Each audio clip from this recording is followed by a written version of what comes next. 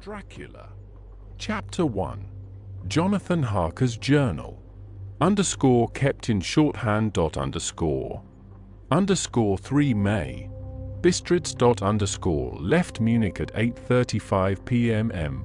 on the 1st of May, arriving at Vienna early next morning. Should have arrived at 6:46, but train was an hour late. Budapest seems a wonderful place, from the glimpse which I got of it from the train and the little I could walk through the streets. I feared to go very far from the station, as we had arrived late and would start as near the correct time as possible. The impression I had was that we were leaving the west and entering the east, the most western of splendid bridges over the Danube, which is here of noble width and depth, took us among the traditions of Turkish rule. We left in pretty good time, and came after nightfall to Klausenburg. Here I stopped for the night at the Hotel Royal. I had for dinner, or rather supper, a chicken done up some way with red pepper, which was very good but thirsty. Mem. Get recipe for Mina. I asked the waiter, and he said it was called paprika Händel, and that, as it was a national dish, I should be able to get it anywhere along the Carpathians. I found my smattering of German very useful here. Indeed, I don't know how I should be able to get on without it. Having had some time at my disposal when in London, I had visited the British Museum and made search among the books and maps in the library. Regarding Transylvania, it had struck me that some foreknowledge of the country could hardly fail to have some importance in dealing with a nobleman of that country. I find that the district he named is in the extreme east of the country, just on the borders of 3 states: Transylvania, Moldavia, and Bukovina, in the midst of the Carpathian Mountains, one of the wildest and least known portions of Europe. I was not able to light on any map or work giving the exact locality of the Castle Dracula, as there are no maps of this country as yet to compare with our own Ordnance Survey maps, but I found that Bistritz, the post town named by Count Dracula, is a fairly well-known place. I shall enter here some of my notes, as they may refresh my memory when I talk over my travels with Mina. In the population of Transylvania there are 4 distinct nationalities: Saxons in the south, and mixed with them the Wallachs, who are the descendants of the Dacians, Magyars in the west, and Szekelys in the east and north. I am going among the latter, who claim to be descended from Attila and the Huns. This may be so, for when the Magyars conquered the country in the 11th century they found the Huns settled in it. I read that every known superstition in the world is gathered into the horseshoe of the Carpathians, as if it were the center of some sort of imaginative whirlpool. If so, my stay may be very interesting. Mem. I must ask the Count all about them. I did not sleep well, though my bed was comfortable enough, for I had all sorts of queer dreams.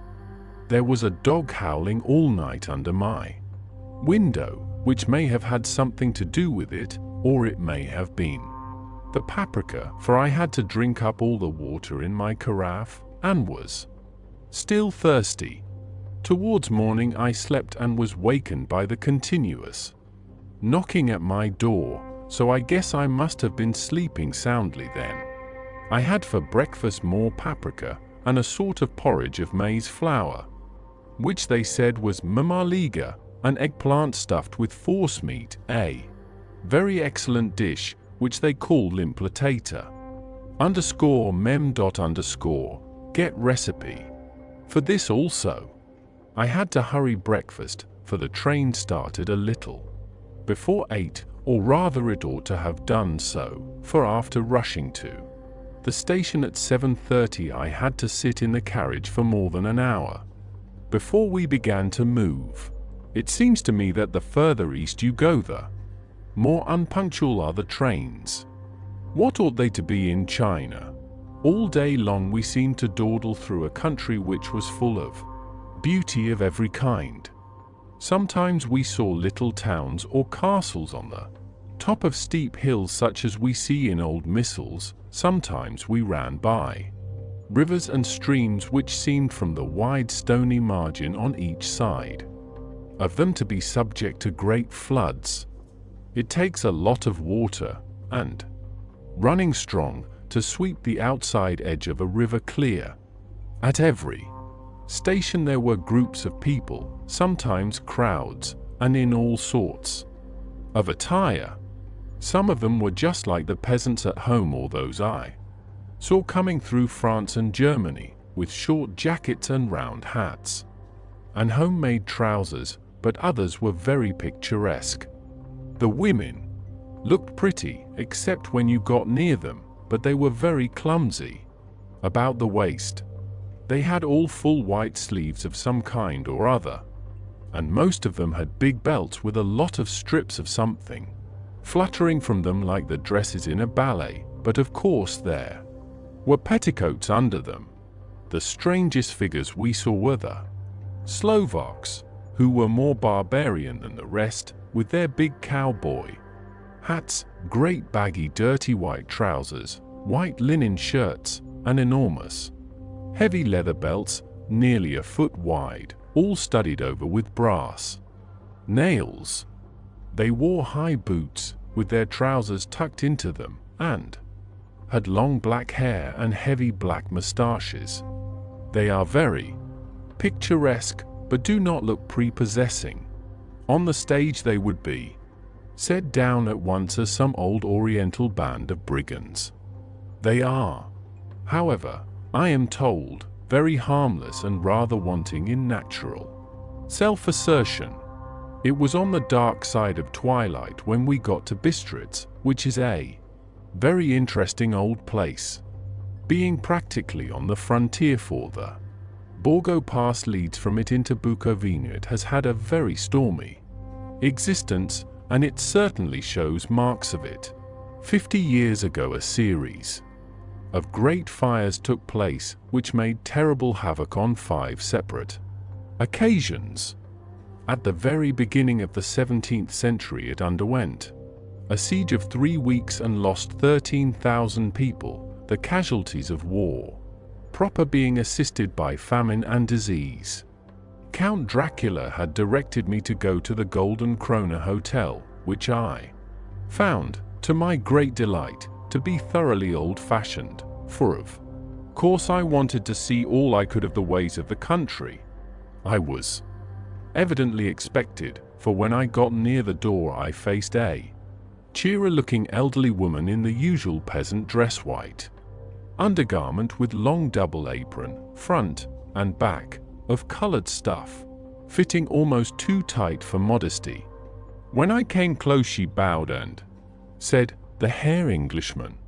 "Yes," I said, "Jonathan Harker."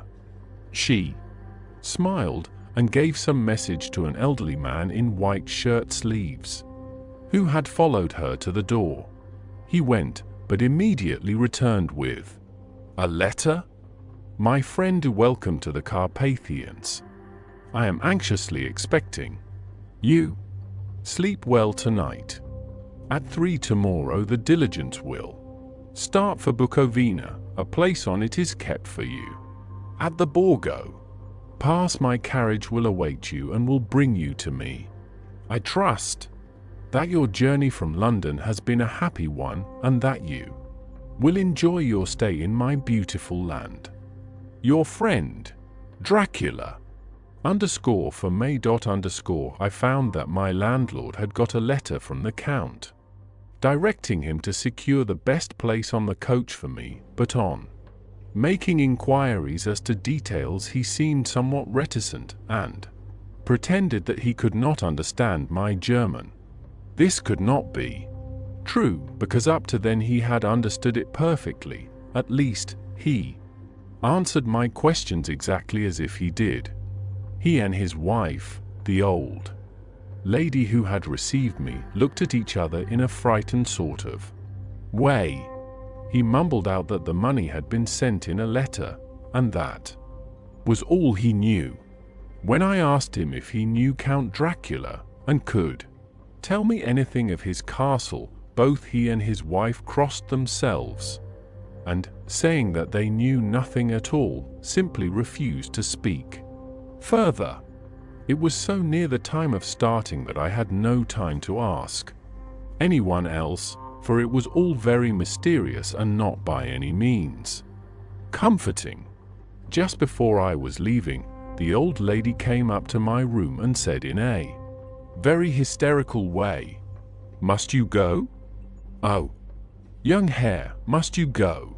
She was in such an excited state that she seemed to have lost her grip of what German she knew, and mixed it all up with some other language which I did not know at all. I was just able to follow her by asking many questions. When I told her that I must go at once, and that I was engaged on important business, she asked again, "Do you know what day it is?" I answered that it was the 4th of May.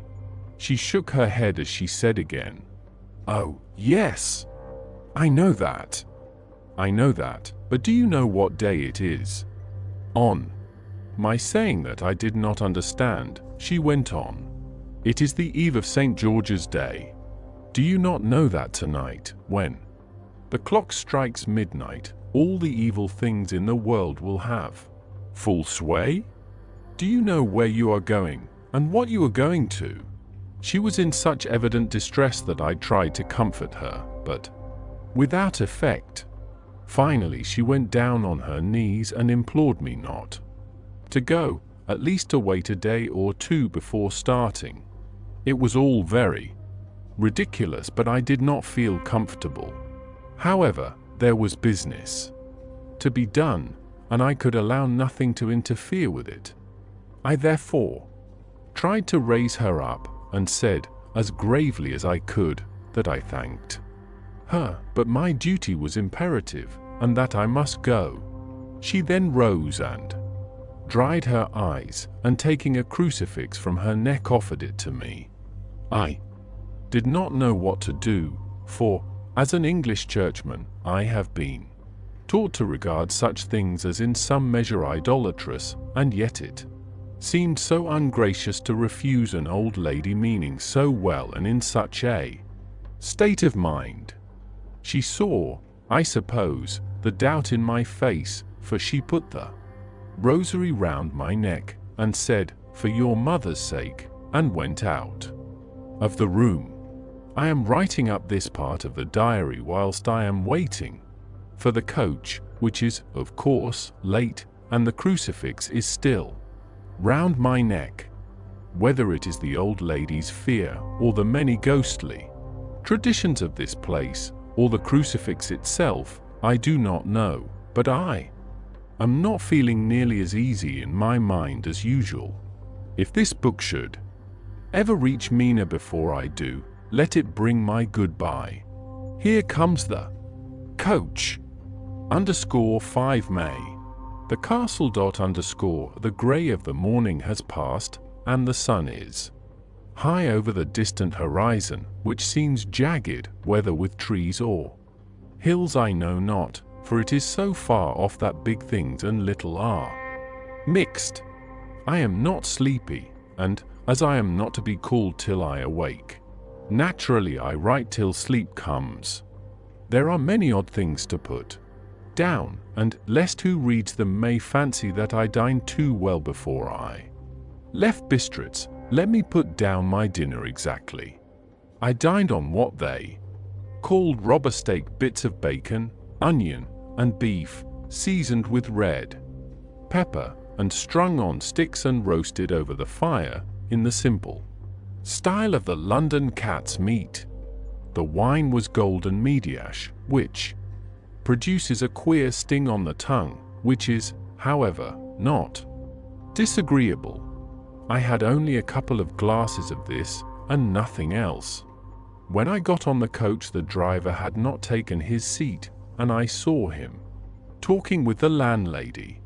They were evidently talking of me, for every now and then they looked at me and some of the people who were sitting on the bench outside the door, which they called by a name meaning word bearer, came and listened, and then looked at me, most of them pityingly. I could hear a lot of words often repeated, queer words, for there were many nationalities in the crowd, so I quietly got my polyglot dictionary from my bag and looked them out. I must say they were not cheering to me, for amongst them were Ordog, Satan, Pokal, Hell, Strigoica, witch, Vrolok, and of Kostlak, both of which mean the same thing, one being Slovak and the other Servian for something that is either werewolf or vampire. _mem. I must ask the Count about these superstitions. When we started, the crowd round the inn door, which had by this time swelled to a considerable size, all made the sign of the cross and pointed 2 fingers towards me. With some difficulty I got a fellow passenger to tell me what they meant. He would not answer at first, but on learning that I was English, he explained that it was a charm or guard against the evil eye. This was not very pleasant for me, just starting for an unknown place to meet an unknown man. But everyone seemed so kind-hearted, and so sorrowful, and so sympathetic that I could not but be touched. I shall never forget the last glimpse which I had of the inn-yard and its crowd of picturesque figures, all crossing themselves as they stood round the wide archway, with its background of rich foliage of oleander and orange trees in green tubs clustered in the center of the yard. Then our driver, whose wide linen drawers covered the whole front of the box seat, Gotza they call them, cracked his big whip over his for small horses, which ran abreast, and we set off on our journey. I soon lost sight and recollection of ghostly fears in the beauty of the scene as we drove along, although had I known the language, or rather languages, which my fellow passengers were speaking, I might not have been able to throw them off so easily. Before us lay a green sloping land full of forests and woods, with here and there steep hills, crowned with clumps of trees or with farmhouses, the blank gable end to the road. There was everywhere a bewildering mass of fruit, blossom, apple, plum, pear, cherry, and as we drove by I could see the green grass under the tree spangled with the fallen petals.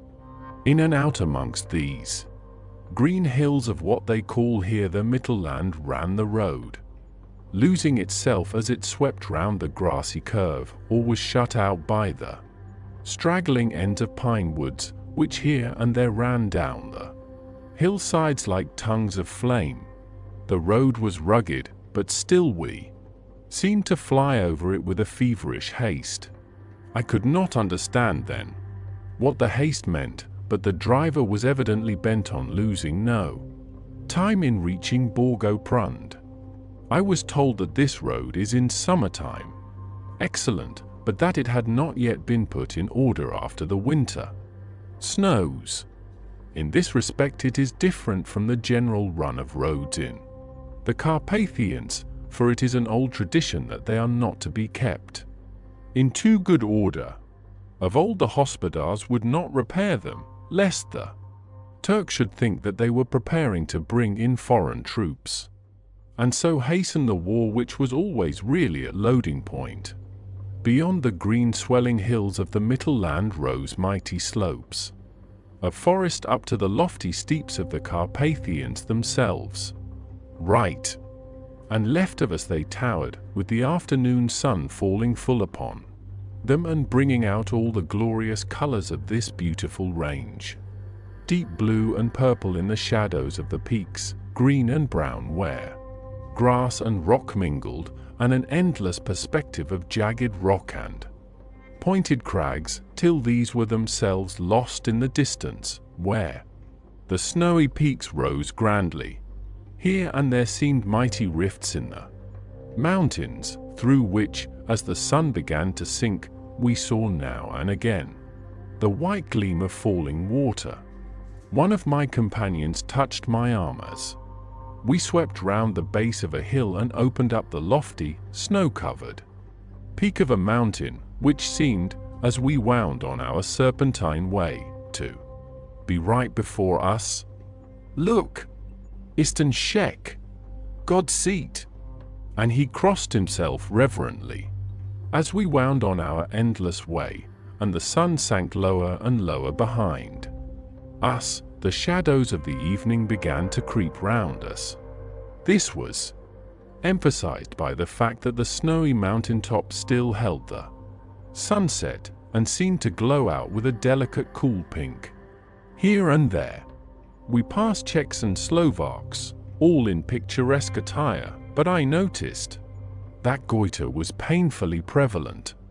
By the roadside were many crosses, and as we swept by, my companions all crossed themselves.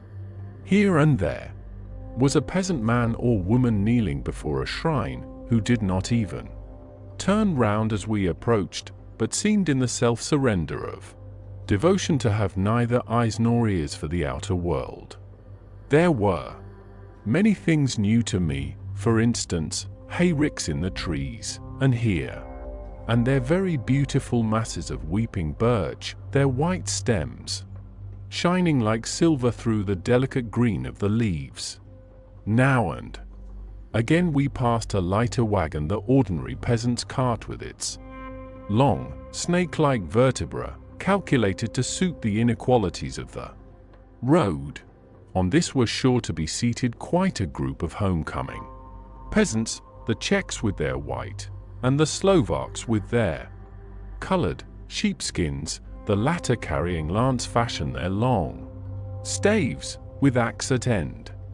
As the evening fell, it began to get very cold, and the growing twilight seemed to merge into one dark mistiness. The gloom of the trees, oak, beech, and pine, though in the valleys which ran deep between the spurs of the hills, as we ascended through the pass, the dark firs stood out here and there against the background of late-lying snow, sometimes as the road was cut through the pine woods that seemed in the darkness to be closing down upon us, great masses of grayness, which here and there bestrewed the trees, produced a peculiarly weird and solemn effect, which carried on the thoughts and grim fancies engendered earlier in the evening, when the falling sunset threw into strange relief the ghost-like clouds which amongst the Carpathians seemed to wind ceaselessly through the valleys.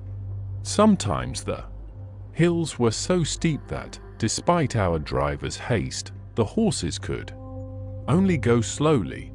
I wished to get down and walk up them, as we do at home, but the driver would not hear of it. "No, no," he said, "you must not walk here, the dogs are too fierce," and then he added, with what he evidently meant for grim pleasantry, for he looked round to catch the approving smile of the rest, "and you may have enough of such matters before you go to sleep." The only stop he would make was a moment's pause to light his lamps. When it grew dark, there seemed to be some excitement amongst the passengers, and they kept speaking to him, one after the other, as though urging him to further speed. He lashed the horses unmercifully with his long whip, and with wild cries of encouragement urged them on to further exertions. Then through the darkness I could see a sort of patch of grey light ahead of us, as though there were a cleft in the hills. The excitement of the passengers grew greater. The crazy coach rocked on its great leather springs, and swayed like a boat tossed on a stormy sea. I had to hold on. The road grew more level, and we appeared to fly along. Then the mountains seemed to come nearer to us on each sighed and to frown down upon us. We were entering on the Borgo Pass. One by one several of the passengers offered me gifts, which they pressed upon me with an earnestness which would take no denial. These were certainly of an odd and varied kind, but each was given in simple good faith, with a kindly word and a blessing, and that strange mixture of fear-meaning movements which I had seen outside the hotel at Bistritz, the sign of the cross and the guard against the evil eye. Then, as we flew along, the driver leaned forward, and on each side the passengers, craning over the edge of the coach, peered eagerly into the darkness. It was evident that something very exciting was either happening or expected, but though I asked each passenger, no one would give me the slightest explanation.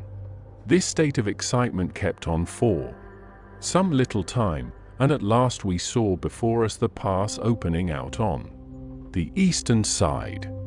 There were dark, rolling clouds overhead, and in the air the heavy, oppressive sense of thunder. It seemed as though the mountain range had separated two atmospheres, and that now we had got into the thunderous one. I was now myself looking out for the conveyance which was to take me to the Count. Each moment I expected to see the glare of lamps through the blackness, but all was dark. The only light was the flickering rays of our own lamps, in which the steam from our hard-driven horses rose in a white cloud. We could see now the sandy road lying white before us, but there was on it no sign of a vehicle. The passengers drew back with a sigh of gladness, which seemed to mock my own disappointment. I was already thinking what I had best do, when the driver, looking at his watch, said to the others something which I could hardly hear. It was spoken so quietly and in so low a tone, I thought it was an hour less than the time. Then turning to me, he said, in German worse than my own, "There is no carriage here. The Herr is not expected after all. He will now come on to Bukovina, and return tomorrow or the next day, better the next day." Whilst he was speaking, the horses began to neigh and snort and plunge wildly, so that the driver had to hold them up.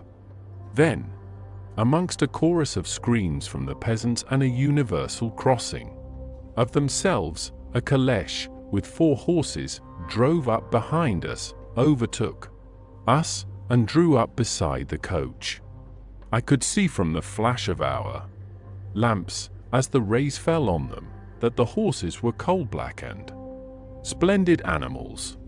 They were driven by a tall man with a long brown beard and a great black hat, which seemed to hide his face from us. I could only see the gleam of a pair of very bright eyes, which seemed red in the lamplight. As he turned to us, he said to the driver, "You are early tonight, my friend." The man stammered in reply. The English Herr was in a hurry, to which the stranger replied, "That is why, I suppose, you wished him to go on to Bukovina. You cannot deceive me, my friend. I know too much, and my horses are swift." As he spoke he smiled, and the lamplight fell on a hard-looking mouth, with very red lips and sharp-looking teeth, as white as ivory. One of my companions whispered to another the line from Burger's Lenord Colon, "Den die Tod 10 Reiten schnell," for the dead travel fast. The strange driver evidently heard the words, for he looked up with a gleaming smile. The passenger turned his face away, at the same time putting out his 2 fingers and crossing himself. "Give me the Herr's luggage," said the driver, and with exceeding alacrity my bags were handed out and put in the caleche. Then I descended from the side of the coach, as the caleche was close alongside, the driver helping me with a hand which caught my arm in a grip of steel. His strength must have been prodigious. Without a word he shook his reins, the horses turned, and we swept into the darkness of the pass. As I looked back I saw the steam from the horses of the coach by the light of the lamps, and projected against it the figures of my late companions crossing themselves. Then the driver cracked his whip and called to his horses, and off they swept, on their way to Bukovina. As they sank into the darkness I felt a strange chill, and a lonely feeling came over me, but a cloak was thrown over my shoulders, and a rug across my knees, and the driver said in excellent German, "The night is chill, mine Herr, and my master the Count bade me take all care of you. There is a flask of Slivovitz, the plum brandy of the country, underneath the seat, if you should require it." I did not take any, but it was a comfort to know it was there all the same. I felt a little strangely, and not a little frightened. I think had there been any alternative I should have taken it, instead of prosecuting that unknown night journey. The carriage went at a hard pace straight along. Then we made a complete turn and went along another straight road. It seemed to me that we were simply going over and over the same ground again, and so I took note of some salient point, and found that this was so. I would have liked to have asked the driver what this all meant, but I really feared to do so, for I thought that, placed as I was, any protest would have had no effect in case there had been an intention to delay.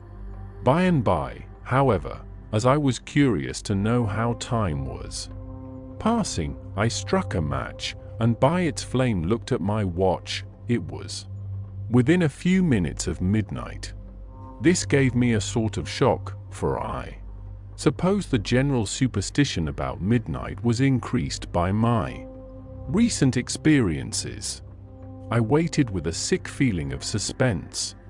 Then a dog began to howl somewhere in a farmhouse far down the road, a long, agonized wailing, as if from fear.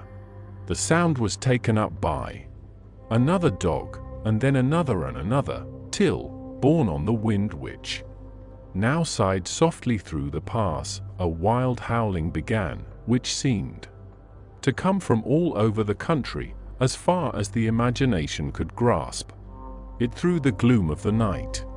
At the first howl the horses began to strain and rear, but the driver spoke to them soothingly, and they quieted down, but shivered and sweated as though after a runaway from sudden fright. Then, far off in the distance, from the mountains on each side of us began a louder and a sharper howling, that of wolves, which affected both the horses and myself in the same way, for I was minded to jump from the caleche and run, whilst they reared again and plunged madly, so that the driver had to use all his great strength to keep them from bolting. In a few minutes, however, my own ears got accustomed to the sound, and the horses so far became quiet that the driver was able to descend and to stand before them. He petted and soothed them, and whispered something in their ears, as I have heard of horse tamers doing, and with extraordinary effect, for under his caresses they became quite manageable again, though they still trembled. The driver again took his seat, and shaking his reins, started off at a great pace. This time, after going to the far side of the pass, he suddenly turned down a narrow roadway which ran sharply to the right. Soon we were hemmed in with trees, which in places arched right over the roadway till we passed us through a tunnel, and again great frowning rocks guarded us boldly on either side. Though we were in shelter, we could hear the rising wind, for it moaned and whistled through the rocks, and the branches of the trees crashed together as we swept along. It grew colder and colder still, and fine, powdery snow began to fall, so that soon we and all around us were covered with a white blanket. The Keen wind still carried the howling of the dogs, though this grew fainter as we went on our way. The baying of the wolves sounded nearer and nearer, as though they were closing round on us from every side. I grew dreadfully afraid, and the horses shared my fear. The driver, however, was not in the least disturbed. He kept turning his head to left and right, but I could not see anything through the darkness. Suddenly, away on our left, I saw a faint flickering blue flame. The driver saw it at the same moment. He at once checked the horses and, jumping to the ground, disappeared into the darkness. I did not know what to do, the less as the howling of the wolves grew closer, but while I wondered, the driver suddenly appeared again, and without a word took his seat, and we resumed our journey. I think I must have fallen asleep and kept dreaming of the incident, for it seemed to be repeated endlessly, and now looking back, it is like a sort of awful nightmare. Once the flame appeared so near the road that even in the darkness around us I could watch the driver's motions. He went rapidly to where the blue flame arose. It must have been very faint, for it did not seem to illumine the place around it at all, and gathering a few stones, formed them into some device. Once there appeared a strange optical effect. When he stood between me and the flame, he did not obstruct it, for I could see its ghostly flicker all the same. This startled me, but as the effect was only momentary, I took it that my eyes deceived me, straining through the darkness. Then for a time there were no blue flames, and we sped onwards through the gloom, with the howling of the wolves around us, as though they were following in a moving circle. At last there came a time when the driver went further afield than he had yet gone, and during his absence, the horses began to tremble worse than ever, and to snort and scream with fright. I could not see any cause for the howling of the wolves had ceased altogether, but just then the moon, sailing through the black clouds, appeared behind the jagged crest of a beetling, pine-clad rock, and by its light I saw around us a ring of wolves, with white teeth and lolling red tongues, with long, sinewy limbs and shaggy hair. They were 100 times more terrible in the grim silence which held them than even when they howled. For myself, I felt a sort of paralysis of fear. It is only when a man feels himself face to face with such horrors that he can understand their true import. All at once the wolves began to howl as though the moonlight had had some peculiar effect on them. The horses jumped about and reared, and looked helplessly round with eyes that rolled in a way painful to see. But the living ring of terror encompassed them on every side, and they had perforce to remain within it. I called to the coachman to come, for it seemed to me that our only chance was to try to break out through the ring and to aid his approach. I shouted and beat the side of the caleche, hoping by the noise to scare the wolves from that side, so as to give him a chance of reaching the trap. How he came there, I know not, but I heard his voice raised in a tone of imperious command, and, looking towards the sound, saw him stand in the roadway. As he swept his long arms, as though brushing aside some impalpable obstacle, the wolves fell back and back further still. Just then a heavy cloud passed across the face of the moon, so that we were again in darkness. When I could see again, the driver was climbing into the caleche, and the wolves had disappeared. This was all so strange and uncanny that a dreadful fear came upon me, and I was afraid to speak or move.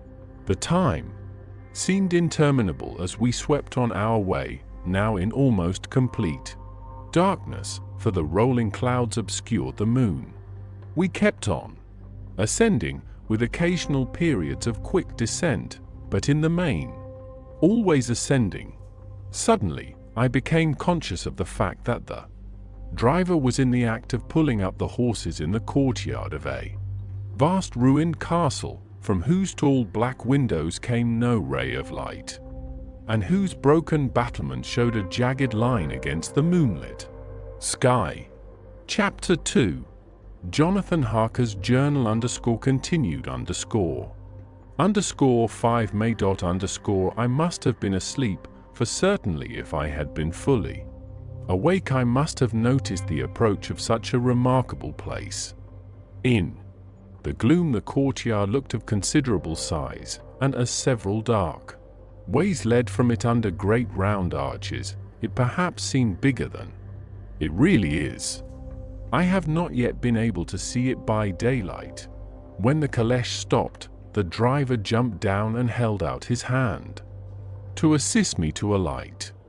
Again I could not but notice his prodigious strength. His hand actually seemed like a steel vice that could have crushed mine if he had chosen. Then he took out my traps and placed them on the ground beside me as I stood close to a great door, old and studded with large iron nails, and set in a projecting doorway of massive stone. I could see even in the dim light that the stone was massively carved, but that the carving had been much worn by time and weather. As I stood, the driver jumped again into his seat and shook the reins. The horses started forward, and trap and all disappeared down one of the dark openings. I stood in silence where I was, for I did not know what to do. Of bell or knocker there was no sign. Through these frowning walls and dark window openings it was not likely that my voice could penetrate. The time I waited seemed endless, and I felt doubts and fears crowding upon me. What sort of place had I come to, and among what kind of people? What sort of grim adventure was it on which I had embarked? Was this a customary incident in the life of a solicitor's clerk sent out to explain the purchase of a London estate to a foreigner? Solicitor's clerk? Mina would not like that. Solicitor. For just before leaving London I got word that my examination was successful, and I am now a full-blown solicitor. I began to rub my eyes and pinch myself to see if I were awake. It all seemed like a horrible nightmare to me, and I expected that I should suddenly awake and find myself at home, with the dawn struggling in through the windows, as I had now and again felt in the morning after a day of overwork. But my flesh answered the pinching test, and my eyes were not to be deceived. I was indeed awake, and among the Carpathians. All I could do now was to be patient, and to wait the coming of the morning. Just as I had come to this conclusion I heard a heavy step approaching behind the great door, and saw through the chinks the gleam of a coming light. Then there was the sound of rattling chains and the clanking of massive bolts drawn back. A key was turned with the loud grating noise of long disuse, and the great door swung back. Within stood a tall old man, clean-shaven save for a long white moustache, and clad in black from head to foot, without a single speck of color about him anywhere. He held in his hand an antique silver lamp, in which the flame burned without chimney or globe of any kind, throwing long quivering shadows as it flickered in the draught of the open door. The old man motioned me in with his right hand with a courtly gesture, saying in excellent English, but with a strange intonation, "Welcome to my house. Enter freely and of your own will." He made no motion of stepping to meet me, but stood like a statue, as though his gesture of welcome had fixed him into stone. The instant, however, that I had stepped over the threshold, he moved impulsively forward, and, holding out his hand, grasped mine with a strength which made me wince. an effect which was not lessened by the fact that it seemed as cold as ice, more like the hand of a dead than a living man.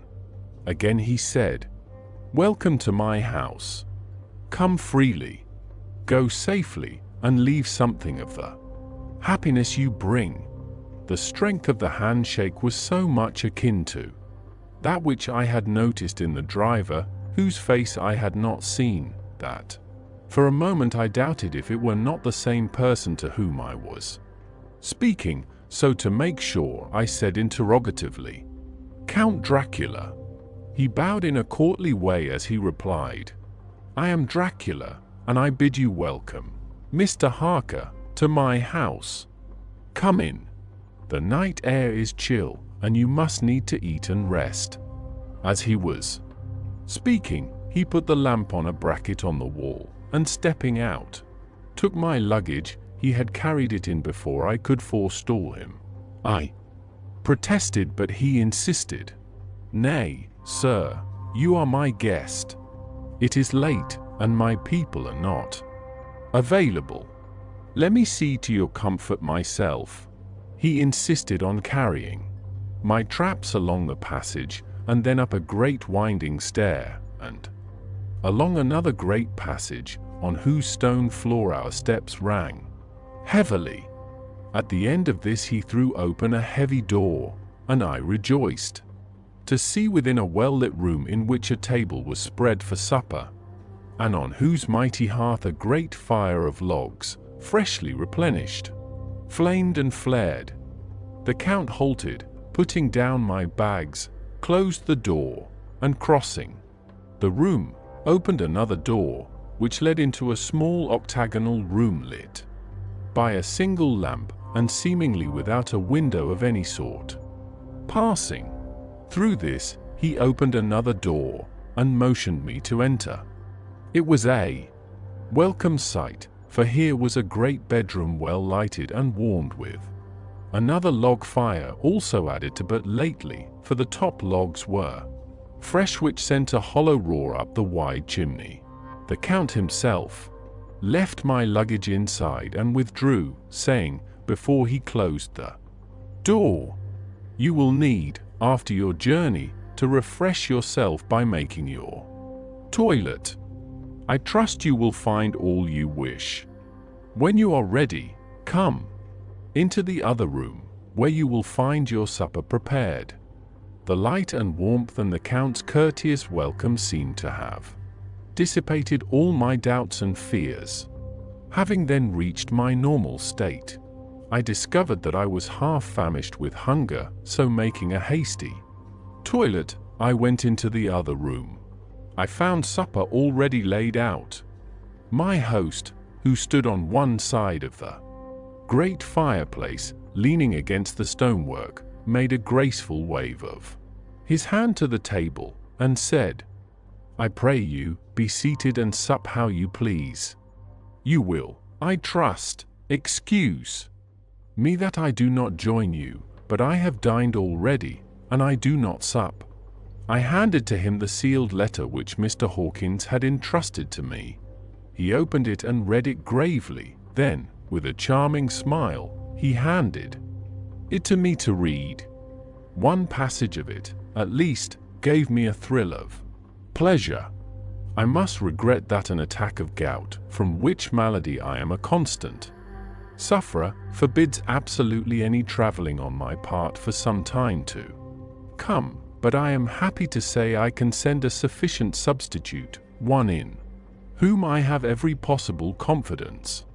He is a young man, full of energy and talent in his own way, and of a very faithful disposition. He is discreet and silent, and has grown into manhood in my service. He shall be ready to attend on you when you will during his stay, and shall take your instructions in all matters. The Count himself came forward and took off the cover of a dish, and I fell to at once on an excellent roast chicken. This, with some cheese, and a salad and a bottle of old Tokai, of which I had 2 glasses, was my supper. During the time I was eating it, the Count asked me many questions as to my journey, and I told him by degrees all I had experienced. By this time I had finished my supper, and by my host's desire had drawn up a chair by the fire and begun to smoke a cigar which he offered me, at the same time excusing himself that he did not smoke. I had now an opportunity of observing him, and found him of a very marked physiognomy. His face was a very strong aquiline, with high bridge of the thin nose and peculiarly arched nostrils, with lofty domed forehead, and hair growing scantily round the temples but profusely elsewhere. His eyebrows were very massive, almost meeting over the nose, and with bushy hair that seemed to curl in its own profusion.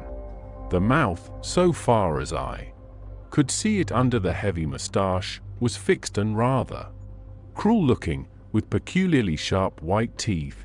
These protruded over the lips, whose remarkable ruddiness showed astonishing vitality in a man of his years.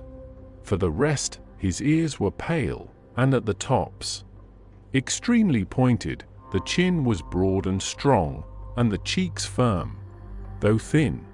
The general effect was one of extraordinary pallor. Hitherto I had noticed the backs of his hands as they lay on his knees in the firelight, and they had seemed rather white and fine, but seeing them now close to me, I could not but notice that they were rather coarse-browed, with squat fingers. Strange to say, there were hairs in the center of the palm. The nails were long and fine, and cut to a sharp point. As the Count leaned over me and his hands touched me, I could not repress a shudder. It may have been that his breath was rank, but a horrible feeling of nausea came over me, which, do what I would, I could not conceal. The Count, evidently noticing it, drew back, and with a grim sort of smile, which showed more than he had yet done his protuberant teeth, sat himself down again on his own side of the fireplace. We were both silent for a while, and as I looked towards the window I saw the first dim streak of the coming dawn. There seemed a strange stillness over everything, but as I listened I heard, as if from down below in the valley, the howling of many wolves. The Count's eyes gleamed, and he said, "Listen to them, the children of the night. What music they make!" Seeing, I suppose, some expression in my face strange to him, he added, "Ah, sir, you dwellers in the city cannot enter into the feelings of the hunter." Then he rose and said, "But you must be tired.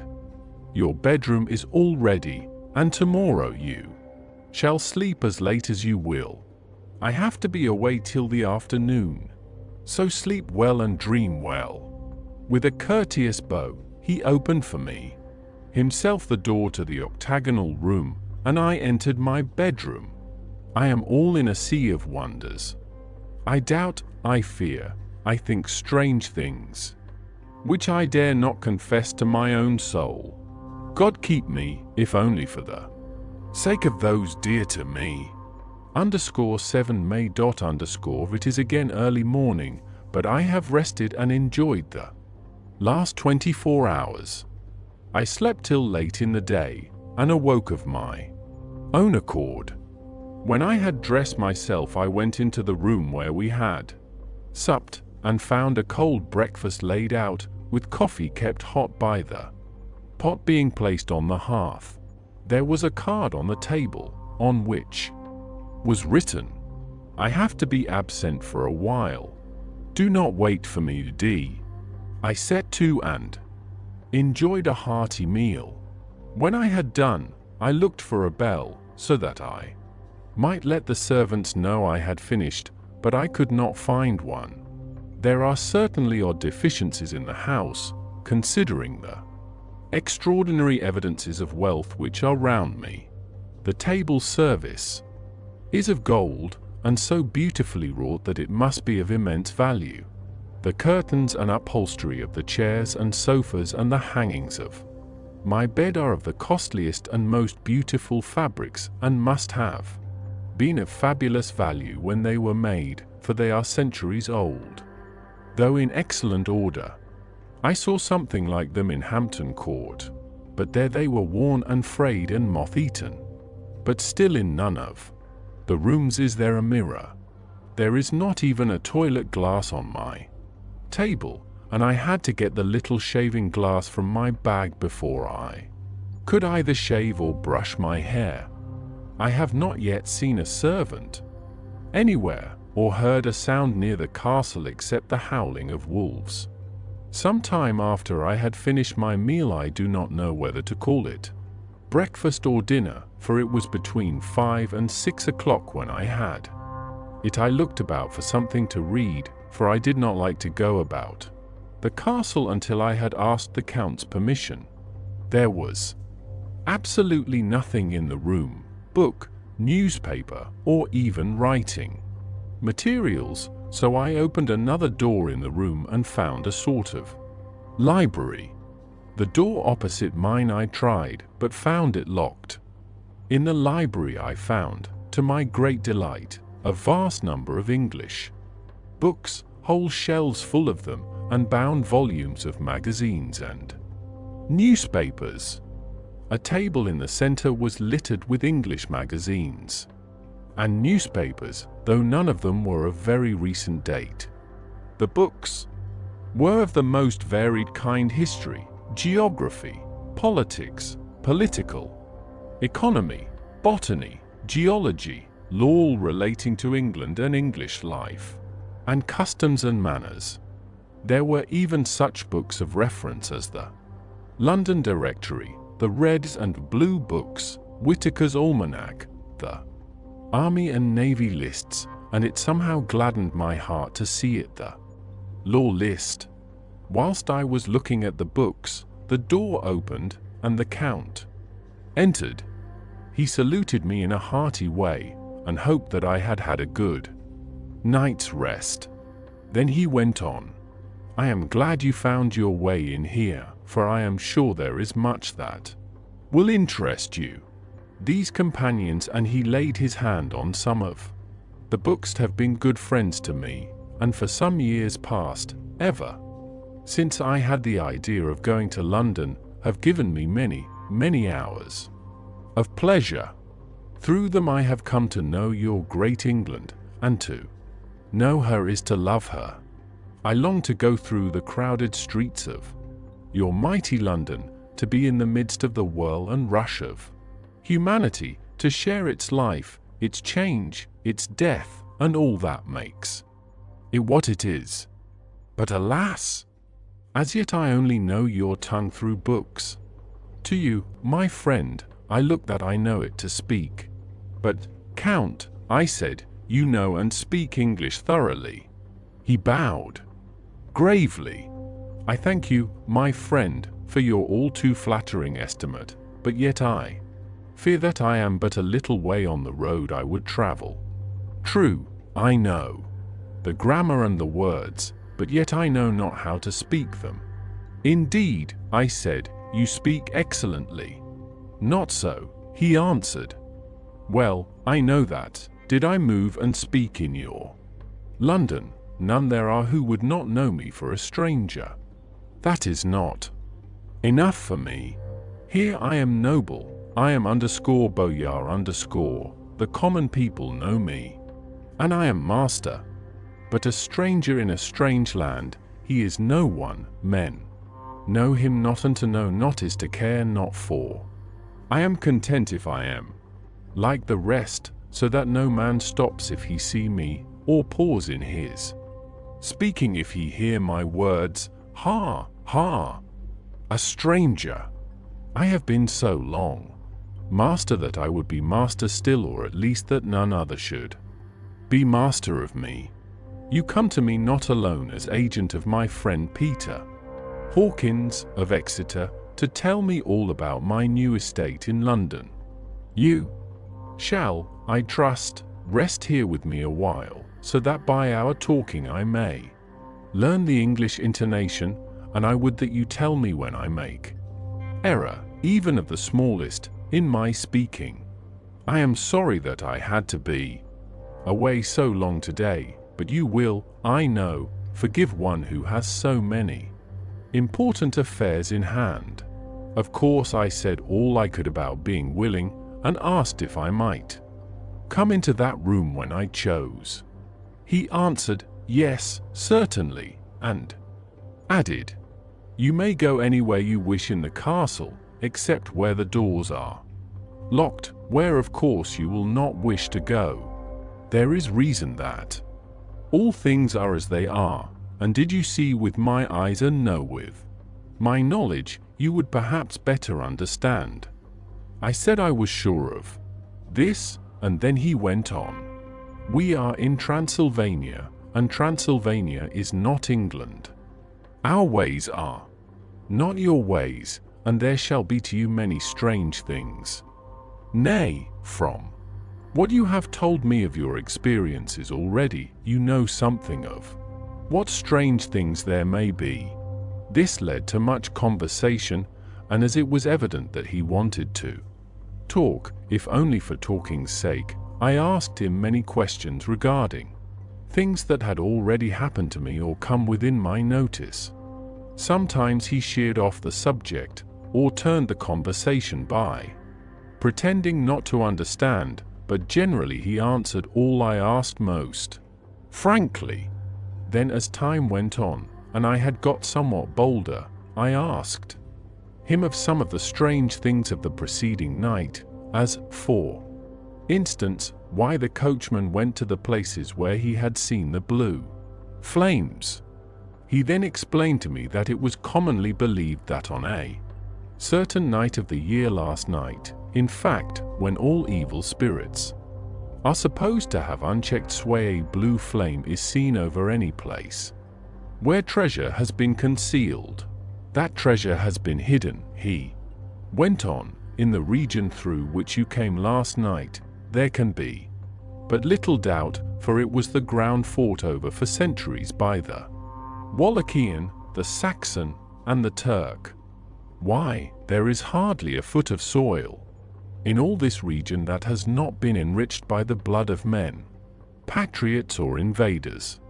In old days there were stirring times, when the Austrian and the Hungarian came up in hordes, and the patriots went out to meet the men and women, the aged and the children too, and waited their coming on the rocks above the passes, that they might sweep destruction on them with their artificial avalanches. When the invader was triumphant, he found but little, for whatever there was had been sheltered in the friendly soil. But how, said I, can it have remained so long undiscovered, when there is a sure index to it if men will but take the trouble to look? The Count smiled, and as his lips ran back over his gums, the long, sharp, canine teeth showed out strangely, he answered, because your peasant is at heart a coward and a fool.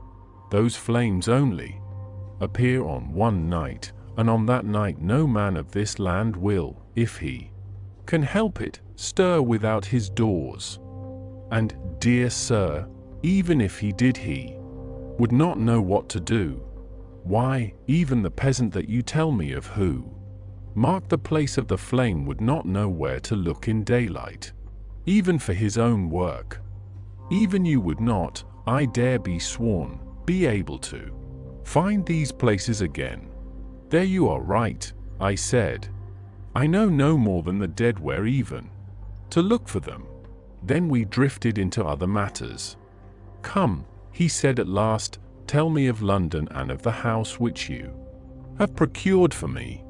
With an apology for my remissness, I went into my own room to get the papers from my bag.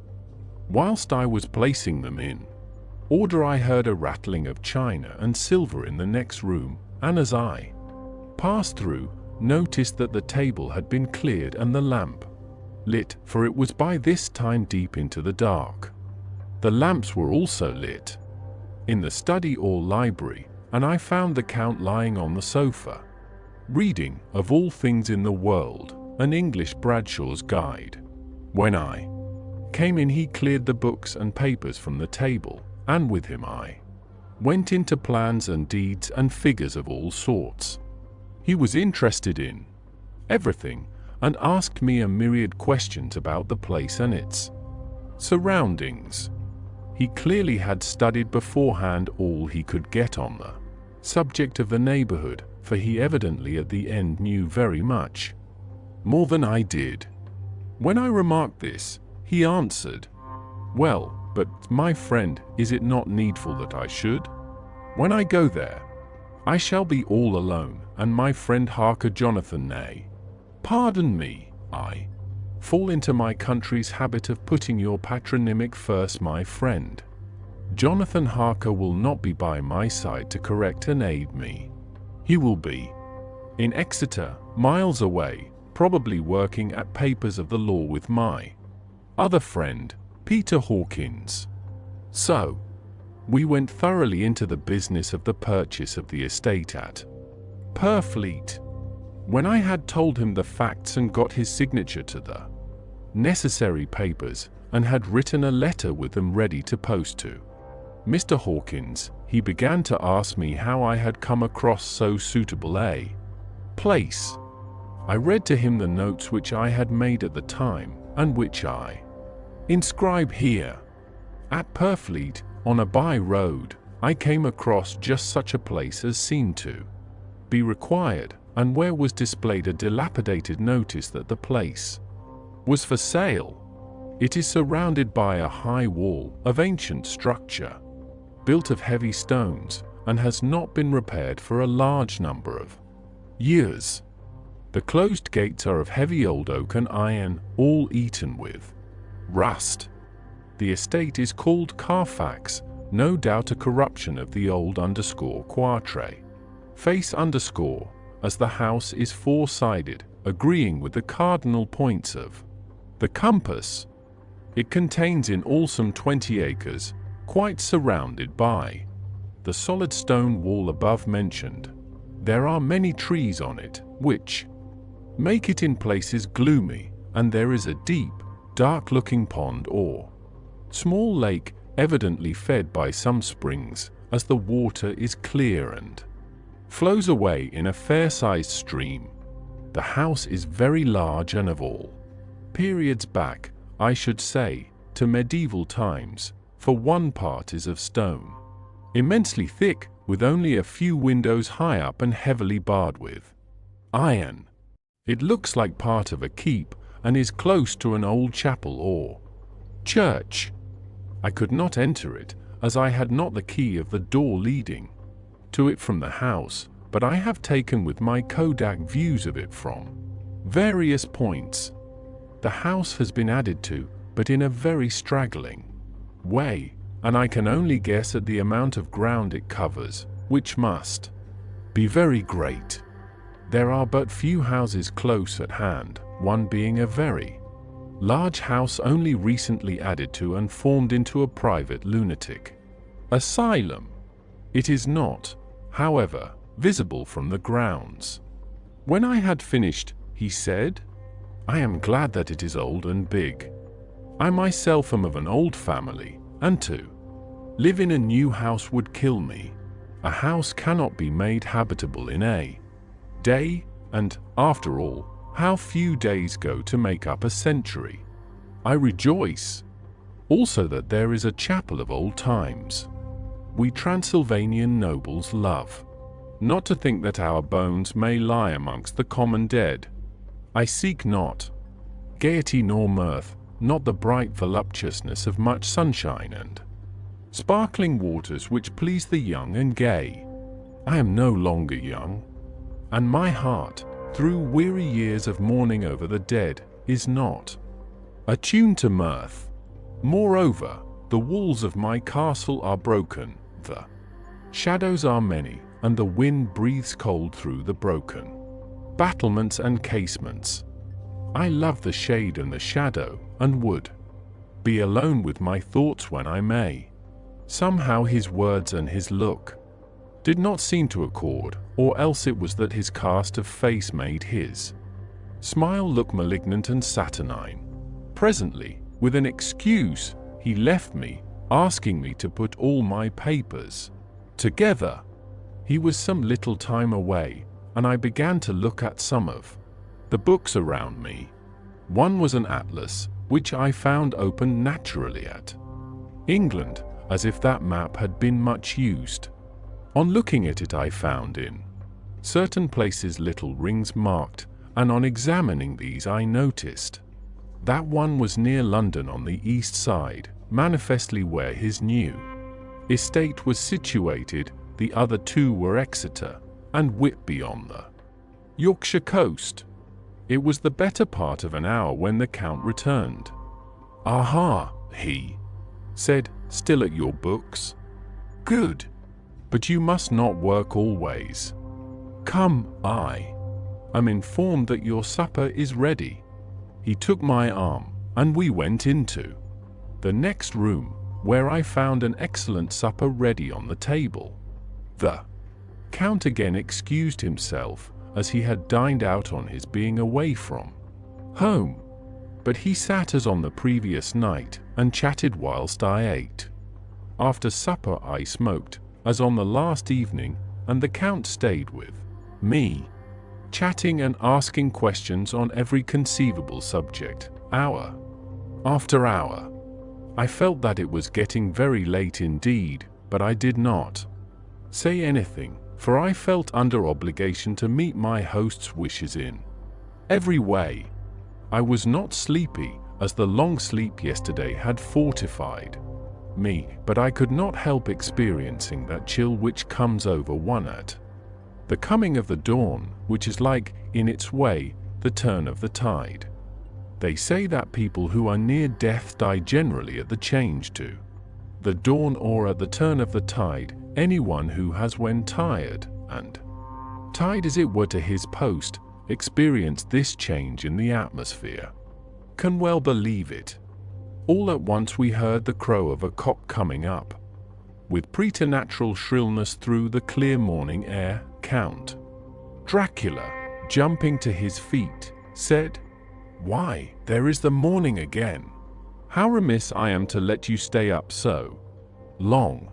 You must make your conversation regarding my dear new country of England less interesting, so that I may not forget how time flies by us," and, with a courtly bow, he quickly left me. I went into my own room and drew the curtains, but there was little to notice. My window opened into the courtyard. All I could see was the warm grey of quickening sky. So I pulled the curtains again, and have written of this day. _8 May.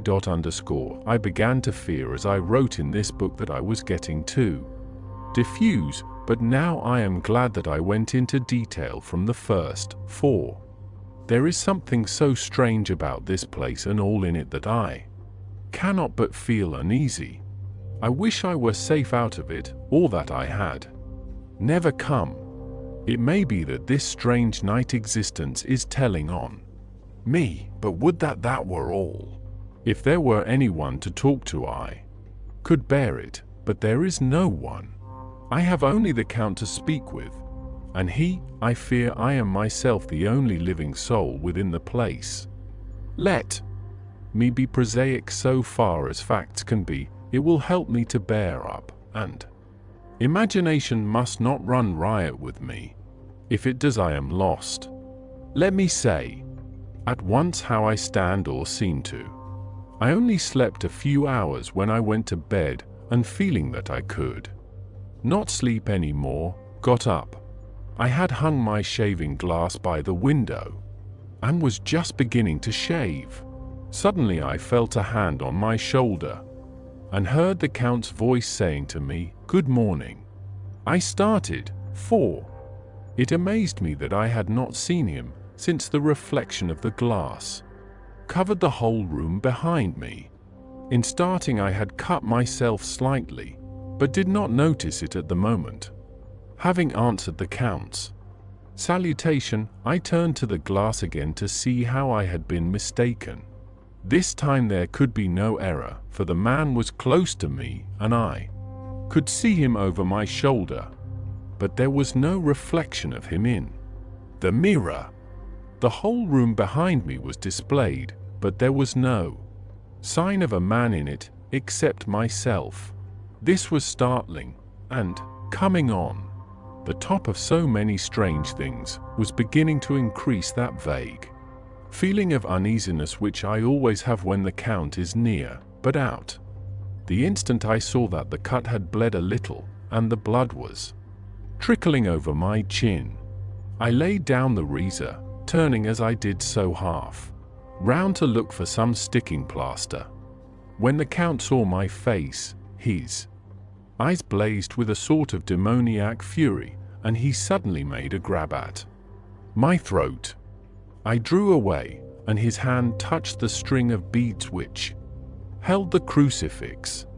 It made an instant change in him, for the fury passed so quickly that I could hardly believe that it was ever there.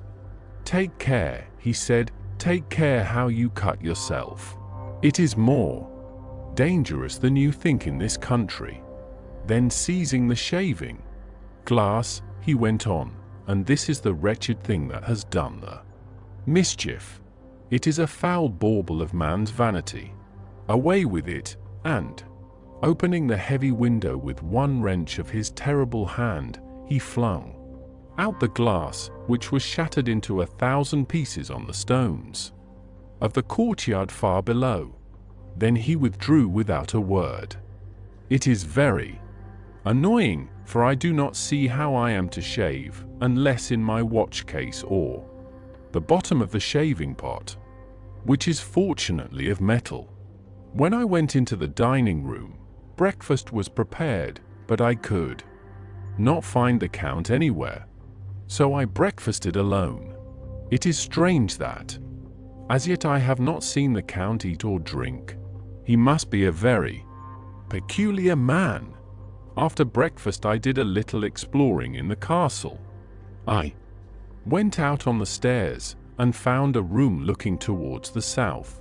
The view was magnificent, and from where I stood there was every opportunity of seeing it. The castle is on the very edge of a terrible precipice. A stone falling from the window would fall 1,000 feet without touching anything. As far as the eye can reach is a sea of green tree tops, with occasionally a deep rift where there is a chasm. Here and there are silver threads where the rivers wind in deep gorges through the forests. But I am not in heart to describe beauty, for when I had seen the view I explored further. Doors, doors, doors everywhere, and all locked and bolted. In no place save from the windows in the castle walls is there an available exit. The castle is a veritable prison, and I am a prisoner. Chapter 3. Jonathan Harker's Journal _continued _. When I found that I was a prisoner, a sort of wild feeling came over me.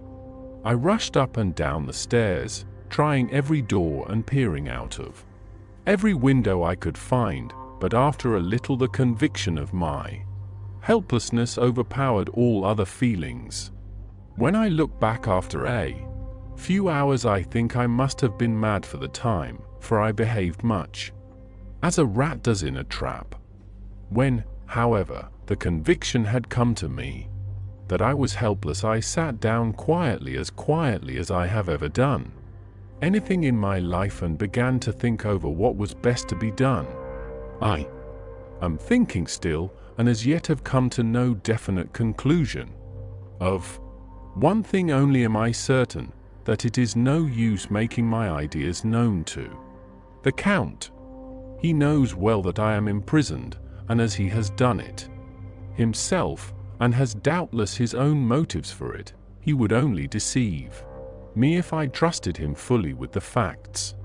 So far as I can see, my only plan will be to keep my knowledge and my fears to myself, and my eyes open. I am, I know, either being deceived, like a baby, by my own fears, or else I am in desperate straits, and if the latter be so, I need, and shall need, all my brains to get through.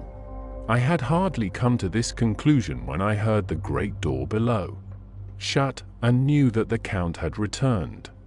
He did not come at once into the library, so I went cautiously to my own room and found him making the bed. This was odd, but only confirmed what I had all along thought, that there were no servants in the house. When later I saw him through the chink of the hinges of the door laying the table in the dining room, I was assured of it, for if he does himself all these menial offices, surely it is proof that there is no one else to do them. This gave me a fright, for if there is no one else in the castle, it must have been the Count himself who was the driver of the coach that brought me here.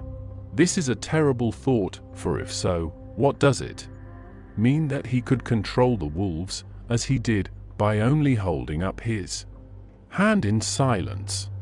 How was it that all the people at Bistritz and on the coach had some terrible fear for me? What meant the giving of the crucifix, of the garlic, of the wild rose, of the mountain ash? Bless that good woman who hung the crucifix round my neck, for it is a comfort and a strength to me whenever I touch it. It is odd that a thing which I have been taught to regard with disfavor and as idolatrous should in a time of loneliness and trouble be of help.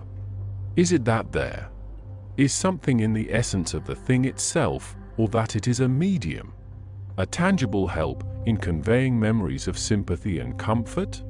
Some time, if it may be, I must examine this matter and try to make up my mind about it. In the meantime, I must find out all I can about Count Dracula, as it may help me to understand. Tonight he may talk of himself if I turn the conversation that way. I must be very careful, however, not to awake his suspicion. _midnight. I have had a long talk with the Count. I asked him a few questions on Transylvania history, and he warmed up to the subject wonderfully. In his speaking of things and people, and especially of battles, he spoke as if he had been present at them all. This he afterwards explained by saying that to boyar the pride of his house and name is his own pride, that their glory is his glory, that their fate is his fate. Whenever he spoke of his house he always said we, and spoke almost in the plural, like a king speaking. I wish I could put down all he said exactly as he said it, for to me it was most fascinating. It seemed to have in it a whole history of the country. He grew excited as he spoke, and walked about the room pulling his great white moustache and grasping anything on which he laid his hands as though he would crush it by main strength. One thing he said which I shall put down as nearly as I can, for it tells in its way the story of his race. We Sicels have a right to be proud, for in our veins flows the blood of many brave races who fought as the lion fights for lordship. Here, in the whirlpool of European races, the Ugric tribe bore down from Iceland the fighting spirit which Thor and Woden gave them, which their berserkers displayed to such fell intent on the seaboards of Europe, and of Asia and Africa too, till the peoples thought that the werewolves themselves had come. Here, too, when they came, they found the Huns, whose warlike fury had swept the earth like a living flame, till the dying peoples held that in their veins ran the blood of those old witches, who, expelled from Scythia, had mated with the devils in the desert. Fools, fools! What devil or what witch was ever so great as Attila, whose blood is in these veins? He held up his arms. Is it a wonder that we were a conquering race, that we were proud, that when the Magyar, the Lombard, the Avar, the Bulgar or the Turk poured his thousands on our frontiers, we drove them back. Is it strange that when Arpad and his legions swept through the Hungarian fatherland, he found us here when he reached the frontier, that the Honfoglalas was completed there? And when the Hungarian flood swept eastward, the Szekelys were claimed as kindred by the victorious Magyars, and to us for centuries was trusted the guarding of the frontier of Turkeyland, and more than that, endless duty of the frontier guard, for, as the Turks say, water sleeps, an enemy is sleepless. Who more gladly than we, throughout the four nations received the bloody sword, or at its warlike call flocked quicker to the standard of the king? When was redeemed that great shame of my nation, the shame of Kosovo, when the flags of the Wallach and the Magyar went down beneath the crescent? Who? Was it but one of my own race who as voivode crossed the Danube and beat the Turk on his own ground? This was a Dracula indeed. Woe was it that his own unworthy brother, when he had fallen, sold his people to the Turk and brought the shame of slavery on them. Was it not this Dracula, indeed, who inspired that other of his race who in a later age again and again brought his forces over the great river into Turkeyland, who, when he was beaten back, came again, and again, and again, though he had to come alone from the bloody field where his troops were being slaughtered, since he knew that he alone could ultimately triumph. They said that he thought only of himself. Bah! What good are peasants without a leader? Where ends the war without a brain and heart to conduct it?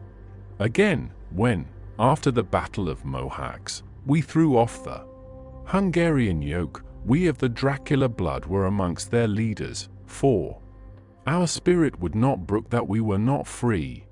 Ah, young sir, the Szekelys and the Dracula as their heart's blood, their brains, and their swords can boast a record that mushroom growths like the Harpsbox and the Romanovs can never reach. The warlike days are over. Blood is too precious a thing in these days of dishonorable peace, and the glories of the great races are as a tale that is told. It was by this time close on morning, and we went to bed. _mem. This diary seems horribly like the beginning of the Arabian Nights, for everything has to break off at cockcrow like the ghost of Hamlet's father. _12 May. Let me begin with facts, bare, meager facts, verified by books and figures, and of which there can be no doubt. I must not confuse them with experiences which will have to rest on my own observation or my memory of them. Last evening, when the Count came from his room, he began by asking me questions on legal matters and on the doing of certain kinds of business. I had spent the day wearily over books, and, simply to keep my mind occupied, went over some of the matters I had been examining at Lincoln's Inn. There was a certain method in the Count's inquiries, so I shall try to put them down in sequence. The knowledge may somehow or sometime be useful to me. First, he asked if a man in England might have 2 solicitors or more. I told him he might have a dozen if he wished, but that it would not be wise to have more than one solicitor engaged in one transaction, as only one could act at a time, and that to change would be certain to militate against his interest. He seemed thoroughly to understand, and went on to ask if there would be any practical difficulty in having one man to attend, say, to banking, and another to look after shipping, in case local help were needed in a place far from the home of the banking solicitor. I asked him to explain more fully, so that I might not by any chance mislead him, so he said, "I shall illustrate. Your friend and mine, Mr. Peter Hawkins, from under the shadow of your beautiful cathedral at Exeter, which is far from London, buys for me through your good self my place at London. Good. Now, here let me say frankly, lest you should think it strange that I have sought the services of one so far off from London instead of someone resident there, that my motive was that no local interest might be served save my wish only, and as one of London residents might, perhaps, have some purpose of himself or friend to serve, I went thus afield to seek my agent, whose labours should be only to my interest. Now, suppose I, who have much of affairs, wish to ship goods, say, to Newcastle, or Durham, or Harwich, or Dover, might it not be that it could with more ease be done by consigning to one in these ports? I answered that certainly it would be most easy, but that we solicitors had a system of agency one for the other, so that local work could be done locally on instruction from any solicitor, so that the client, simply placing himself in the hands of one man, could have his wishes carried out by him without further trouble. But, said he, I could be at liberty to direct myself. Is it not so? Of course, I replied, and such is often done by men of business, who do not like the whole of their affairs to be known by any one person. Good, he said, and then went on to ask about the means of making consignments and the forms to be gone through, and of all sorts of difficulties which might arise, but by forethought could be guarded against. I explained all these things to him to the best of my ability, and he certainly left me under the impression that he would have made a wonderful solicitor, for there was nothing that he did not think of or foresee. For a man who was never in the country, and who did not evidently do much in the way of business, his knowledge and acumen were wonderful. When he had satisfied himself on these points of which he had spoken, and I had verified all as well as I could by the books available, he suddenly stood up and said, Have you written since your first letter to our friend Mr. Peter Hawkins, or to any other? It was with some bitterness in my heart that I answered that I had not, that as yet I had not seen any opportunity of sending letters to anybody. Then right now, my young friend, he said, laying a heavy hand on my shoulder, write to our friend and to any other, and say, if it will please you, that you shall stay with me until a month from now. Do you wish me to stay so long? I asked, for my heart grew cold at the thought. I desire it much, nay, I will take no refusal. When your master, employer, what you will, engaged that someone should come on his behalf, it was understood that my needs only were to be consulted. I have not stinted. Is it not so? What could I do but bow acceptance?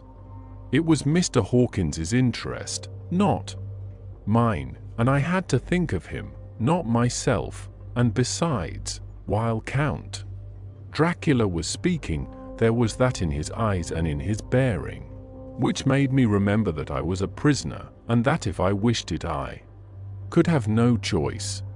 The Count saw his victory in my bow, and his mastery in the trouble of my face, for he began at once to use them, but in his own smooth, resistless way. I pray you, my good young friend, that you will not discourse of things other than business in your letters.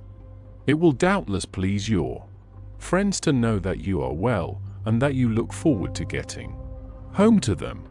Is it not so? As he spoke, he handed me 3 sheets of note paper and 3 envelopes. They were all of the thinnest foreign post, and looking at them, then at him, and noticing his quiet smile, with the sharp, canine teeth lying over the red underlip, I understood as well as if he had spoken that I should be careful what I wrote, for he would be able to read it. So I determined to write only formal notes.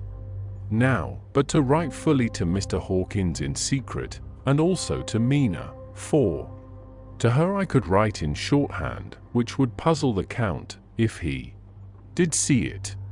When I had written my 2 letters I sat quiet, reading a book whilst the Count wrote several notes, referring as he wrote them to some books on his table.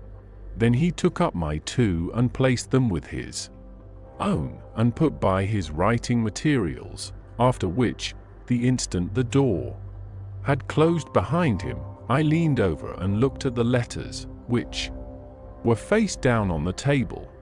I felt no compunction in doing so, for under the circumstances I felt that I should protect myself in every way I could.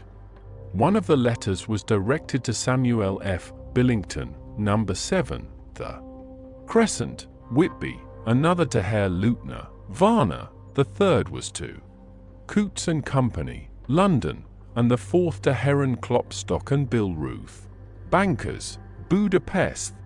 The second and fourth were unsealed. I was just about to look at them when I saw the door handle move. I sank back in my seat, having just had time to replace the letters as they had been and to resume my book before the Count, holding still another letter in his hand, entered the room. He took up the letters on the table and stamped them carefully, and then turning to me, said, "I trust you will forgive me, but I have much work to do in private this evening. You will, I hope, find all things as you wish." At the door he turned, and after a moment's pause said, "Let me advise you, my dear young friend, nay, let me warn you with all seriousness, that should you leave these rooms you will not by any chance go to sleep in any other part of the castle. It is old, and has many memories, and there are bad dreams for those who sleep unwisely. Be warned. Should sleep now or ever overcome you, or be like to do, then haste to your own chamber or to these rooms, for your rest will then be safe. But if you be not careful in this respect," then he finished his speech in a gruesome way, for he motioned with his hands as if he were washing them. I quite understood. My only doubt was as to whether any dream could be more terrible than the unnatural, horrible net of gloom and mystery which seemed closing around me. Later. I endorse the last words written, but this time there is no doubt in question. I shall not fear to sleep in any place where he is not. I have placed the crucifix over the head of my bed. I imagine that my rest is thus freer from dreams, and there it shall remain. When he left me I went to my room. After a little while, not hearing any sound, I came out and went up the stone stair to where I could look out towards the south. There was some sense of freedom in the vast expanse, inaccessible though it was to me, as compared with the narrow darkness of the courtyard. Looking out on this, I felt that I was indeed in prison, and I seemed to want a breath of fresh air, though it were of the night. I am beginning to feel this nocturnal existence tell on me. It is destroying my nerve. I start at my own shadow, and am full of all sorts of horrible imaginings. God knows that there is ground for my terrible fear in this accursed place. I looked out over the beautiful expanse, bathed in soft yellow moonlight till it was almost as light as day. In the soft light the distant hills became melted, and the shadows in the valleys and gorges of velvety blackness. The mere beauty seemed to cheer me. There was peace and comfort in every breath I drew. As I leaned from the window my eye was caught by something moving a story below me, and somewhat to my left, where I imagined, from the order of the rooms, that the windows of the Count's own room would look out. The window at which I stood was tall and deep, stone-mullioned, and though weather-worn, was still complete, but it was evidently many a day since the case had been there. I drew back behind the stonework and looked carefully out. What I saw was the Count's head coming out from the window. I did not see the face, but I knew the man by the neck and the movement of his back and arms. In any case, I could not mistake the hands which I had had so many opportunities of studying. I was at first interested and somewhat amused, for it is wonderful how small a matter will interest and amuse a man when he is a prisoner.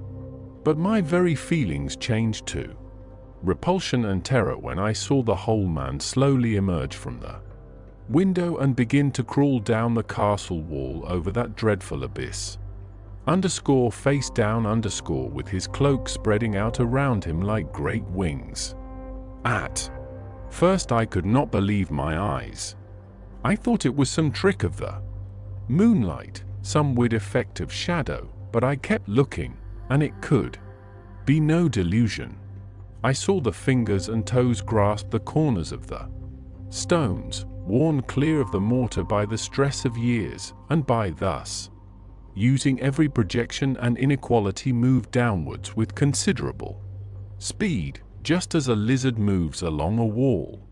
What manner of man is this, or what manner of creature is it in the semblance of man? I feel the dread of this horrible place overpowering me. I am in fear, in awful fear, and there is no escape for me. I am encompassed about with terrors that I dare not think of.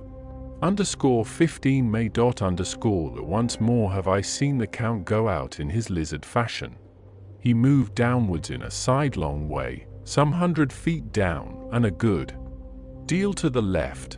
He vanished into some hole or window. When his head had disappeared, I leaned out to try and see more, but without avail. The distance was too great to allow a proper angle of sight. I knew he had left the castle now, and thought to use the opportunity to explore more than I had dared to do as yet. I went back to the room, and, taking a lamp, tried all the doors.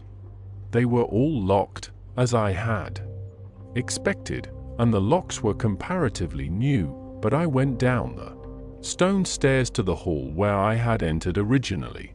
I found I could pull back the bolts easily enough and unhook the great chains, but the door was locked, and the key was gone. That key must be in the Count's room. I must watch should his door be unlocked, so that I may get it and escape.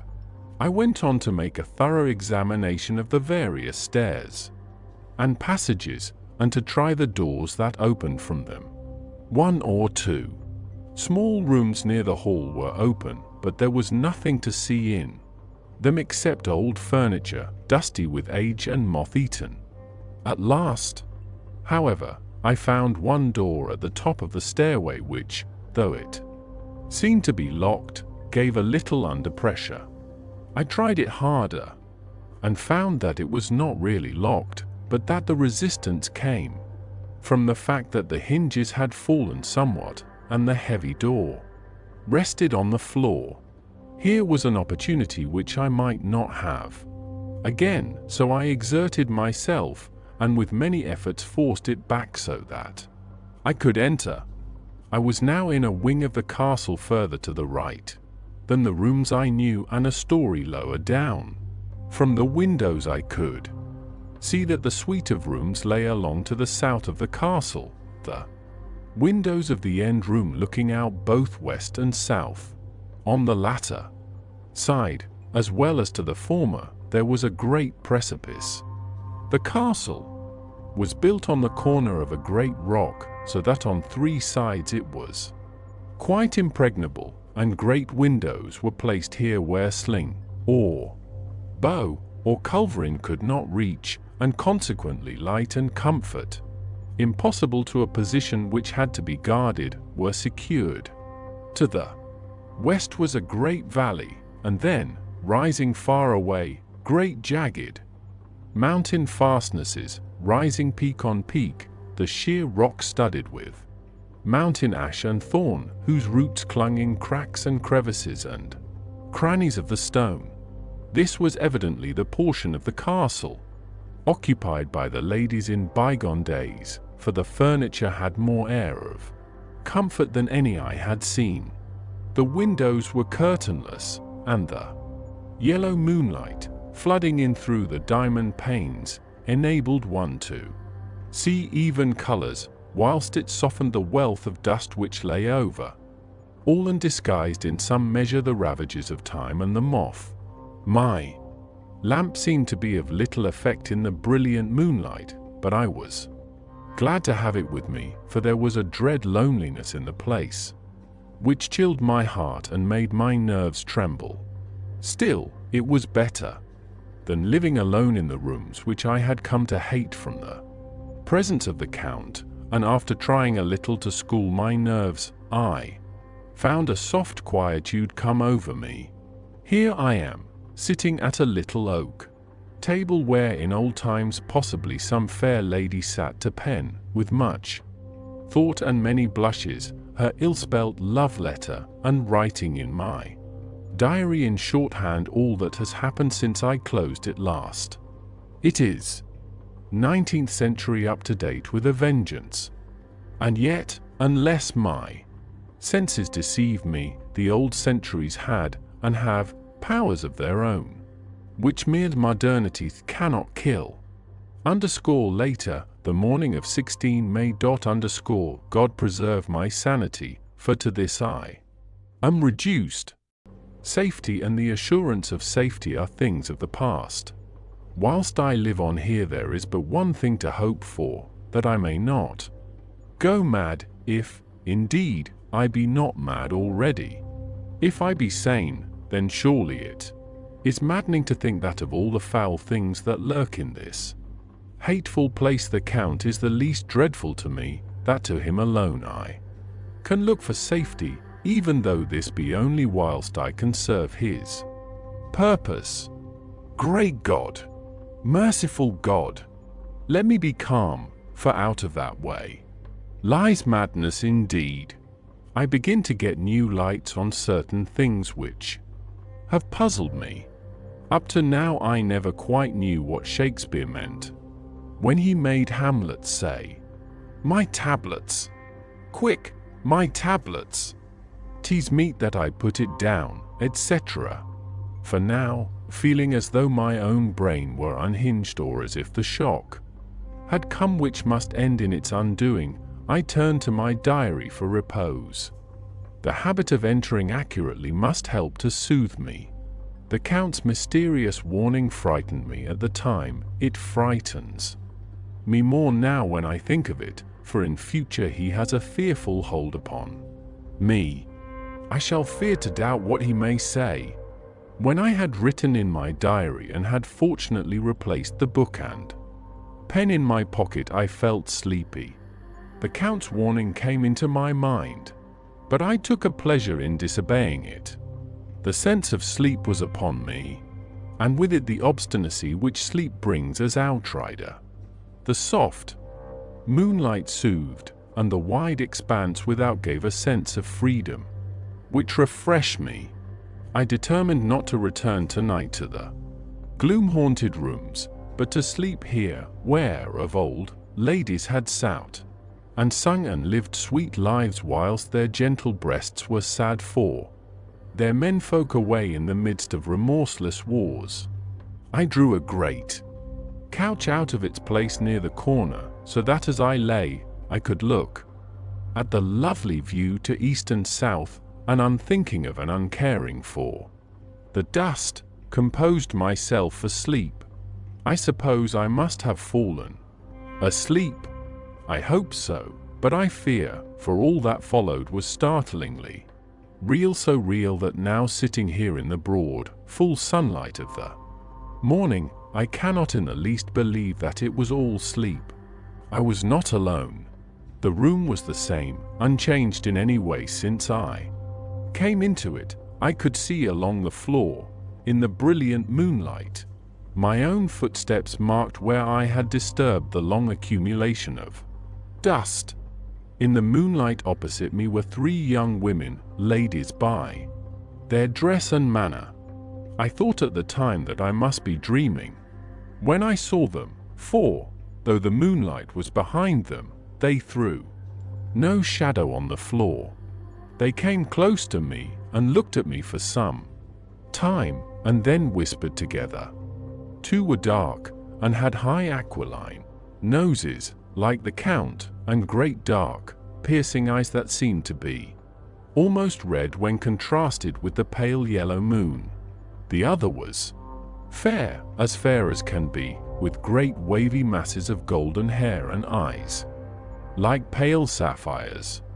I seemed somehow to know her face, and to know it in connection with some dreamy fear, but I could not recollect at the moment how or where. All 3 had brilliant white teeth that shone like pearls against the ruby of their voluptuous lips. There was something about them that made me uneasy, some longing and at the same time some deadly fear. I felt in my heart a wicked, burning desire that they would kiss me with those red lips. It is not good to note this down, lest some day it should meet Mina's eyes and cause her pain, but it is the truth. They whispered together, and then they all 3 laughed, such a silvery, musical laugh, but as hard as though the sound never could have come through the softness of human lips. It was like the intolerable, tingling sweetness of water glasses when played on by a cunning hand. The fair girl shook her head coquettishly, and the other 2 urged her on. One said, "Go on. You are first, and we shall follow. Yours is the right to begin." The other added, "He is young and strong, there are kisses for us all." I lay quiet, looking out under my eyelashes in an agony of delightful anticipation. The fair girl advanced and bent over me till I could feel the movement of her breath upon me. Sweet it was in one sense, honey-sweet, and scent, the same tingling through the nerves as her voice, but with a bitter, underlying the sweet, a bitter offensiveness, as one smells in blood. I was afraid to raise my eyelids, but looked out and saw perfectly under the lashes. The girl went on her knees and bent over me, simply gloating. There was a deliberate voluptuousness which was both thrilling and repulsive, and as she arched her neck she actually licked her lips, like an animal, till I could see in the moonlight the moisture shining on the scarlet lips and on the red tongue as it lapped the white sharp teeth. Lower and lower went her head as the lips went below the range of my mouth and chin and seemed about to fasten on my throat. Then she paused, and I could hear the churning sound of her tongue as it licked her teeth and lips, and could feel the hot breath on my neck. Then the skin of my throat began to tingle as one's flesh does when the hand that is to tickle it approaches nearer.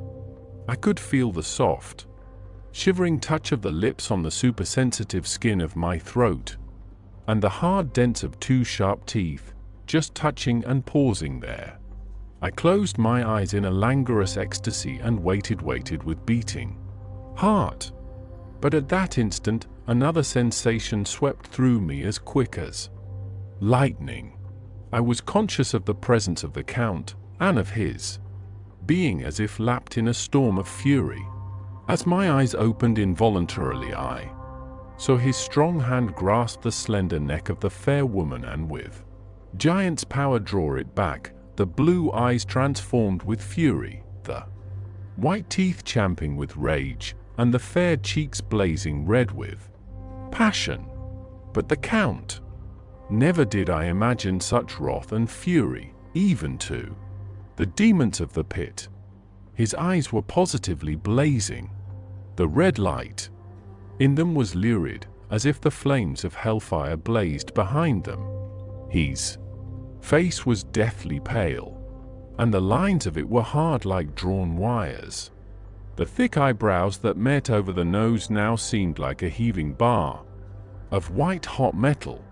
With a fierce sweep of his arm, he hurled the woman from him and then motioned to the others as though he were beating them back. It was the same imperious gesture that I had seen used to the wolves. In a voice which, though low and almost in a whisper, seemed to cut through the air and then ring round the room, he said, "How dare you touch him, any of you? How dare you cast eyes on him when I had forbidden it? Back, I tell you all. This man belongs to me. Beware how you meddle with him, or you'll have to deal with me." The fair girl, with a laugh of ribald coquetry, turned to answer him. "You yourself never loved, you never love." On this the other women joined, and such a mirthless, hard, soulless laughter rang through the room that it almost made me faint to hear. It seemed like the pleasure of fiends. Then the Count turned, after looking at my face attentively, and said in a soft whisper, "Yes, I too can love, you yourselves can tell it from the past. Is it not so? Well, now I promise you that when I am done with him you shall kiss him at your will. Now go, go. I must awaken him, for there is work to be done." "Are we to have nothing tonight?" said one of them, with a low laugh, as she pointed to the bag which he had thrown upon the floor, and which moved as though there were some living thing within it. For answer he nodded his head. One of the women jumped forward and opened it. If my ears did not deceive me, there was a gasp and a low wail, as of a half-smothered child. The women closed round, whilst I was aghast with horror, but as I looked they disappeared, and with them the dreadful bag. There was no door near them, and they could not have passed me without my noticing. They simply seemed to fade into the rays of the moonlight and pass out through the window, for I could see outside the dim, shadowy forms for a moment before they entirely faded away. Then the horror overcame me, and I sank down unconscious. Chapter 4. Jonathan Harker's Journal _continued _. I awoke in my own bed. If it be that I had not dreamt, the Count must have carried me here. I tried to satisfy myself on the subject, but could not arrive at any unquestionable result. To be sure, there were certain small evidences, such as that my clothes were folded and laid by in a manner which was not my habit. My watch was still unwound, and I am rigorously accustomed to wind it the last thing before going to bed, and many such details. But these things are no proof, for they may have been evidences that my mind was not as usual, and, from some cause or another, I had certainly been much upset. I must watch for proof. Of one thing I am glad, if it was that the Count carried me here and undressed me, he must have been hurried in his task, for my pockets are intact. I'm sure this diary would have been a mystery to him which he would not have brooked. He would have taken or destroyed it. As I look round this room, although it has been to me so full of fear, it is now a sort of sanctuary, for nothing can be more dreadful than those awful women who are waiting to suck my blood. _18 May. I have been down to look at that room again in daylight, for I must know the truth. When I got to the doorway at the top of the stairs, I found it closed. It had been so forcibly driven against the jamb that part of the woodwork was splintered. I could see that the bolt of the lock had not been shot, but the door is fastened from the inside.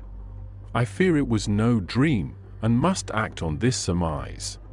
_19 May. I am surely in the toils. Last night the Count asked me in the suavest tones to write 3 letters, one saying that my work here was nearly done, and that I should start for home within a few days. Another that I was starting on the next morning from the time of the letter, and the third that I had left the castle and arrived at Bistritz.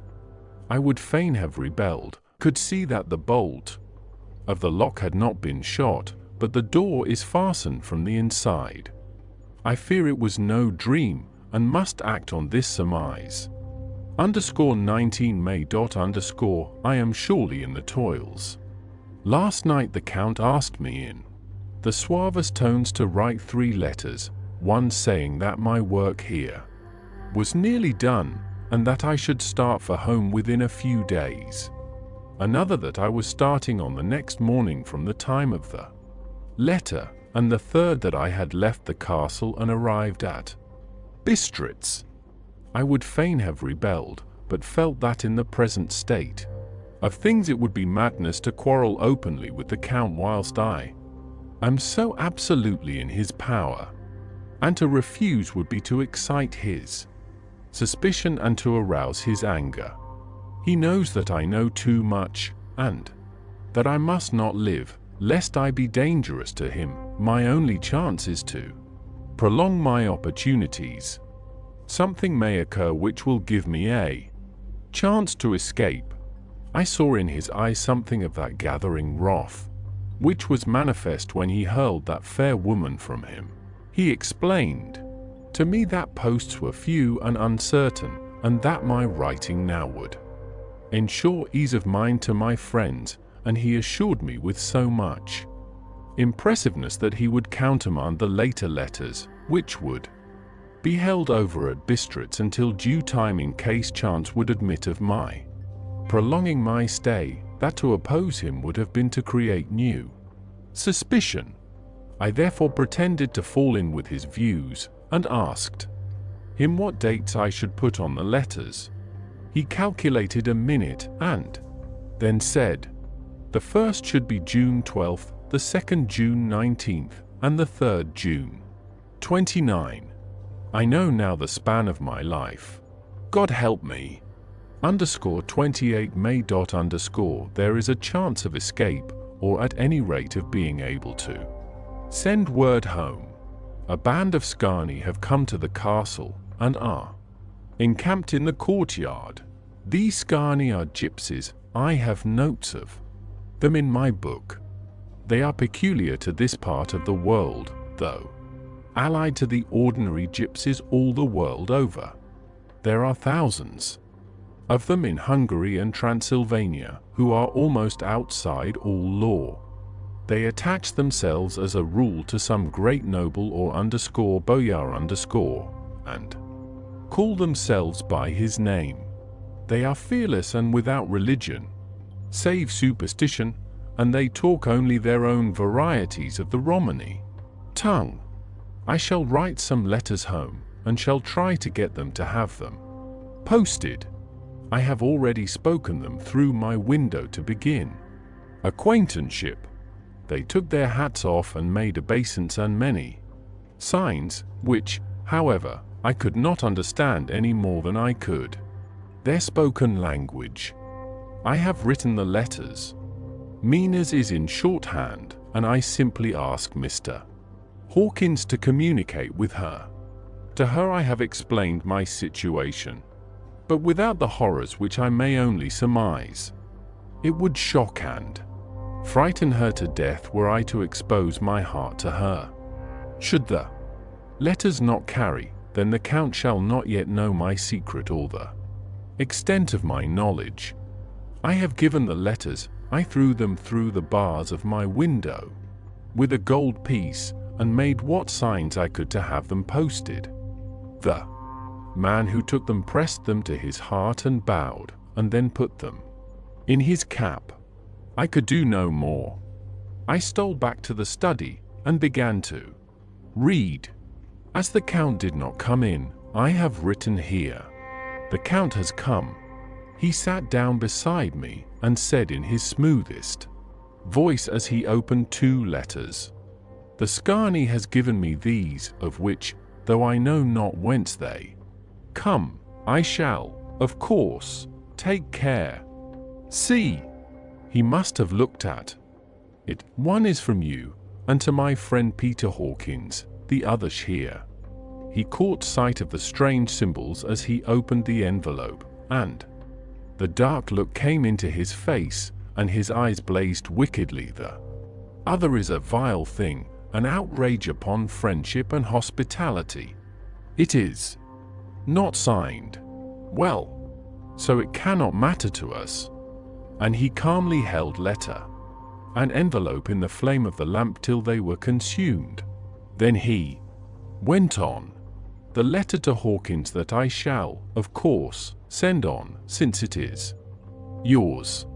Your letters are sacred to me. Your pardon, my friend, that unknowingly I did break the seal. Will you not cover it again?" He held out the letter to me, and with a courteous bow handed me a clean envelope. I could only redirect it and hand it to him in silence. When he went out of the room, I could hear the key turn softly. A minute later, I went over and tried it, and the door was locked. When, an hour or 2 after, the Count came quietly into the room, his coming awakened me, for I had gone to sleep on the sofa. He was very courteous and very cheery in his manner, and seeing that I had been sleeping, he said, "So, my friend, you are tired?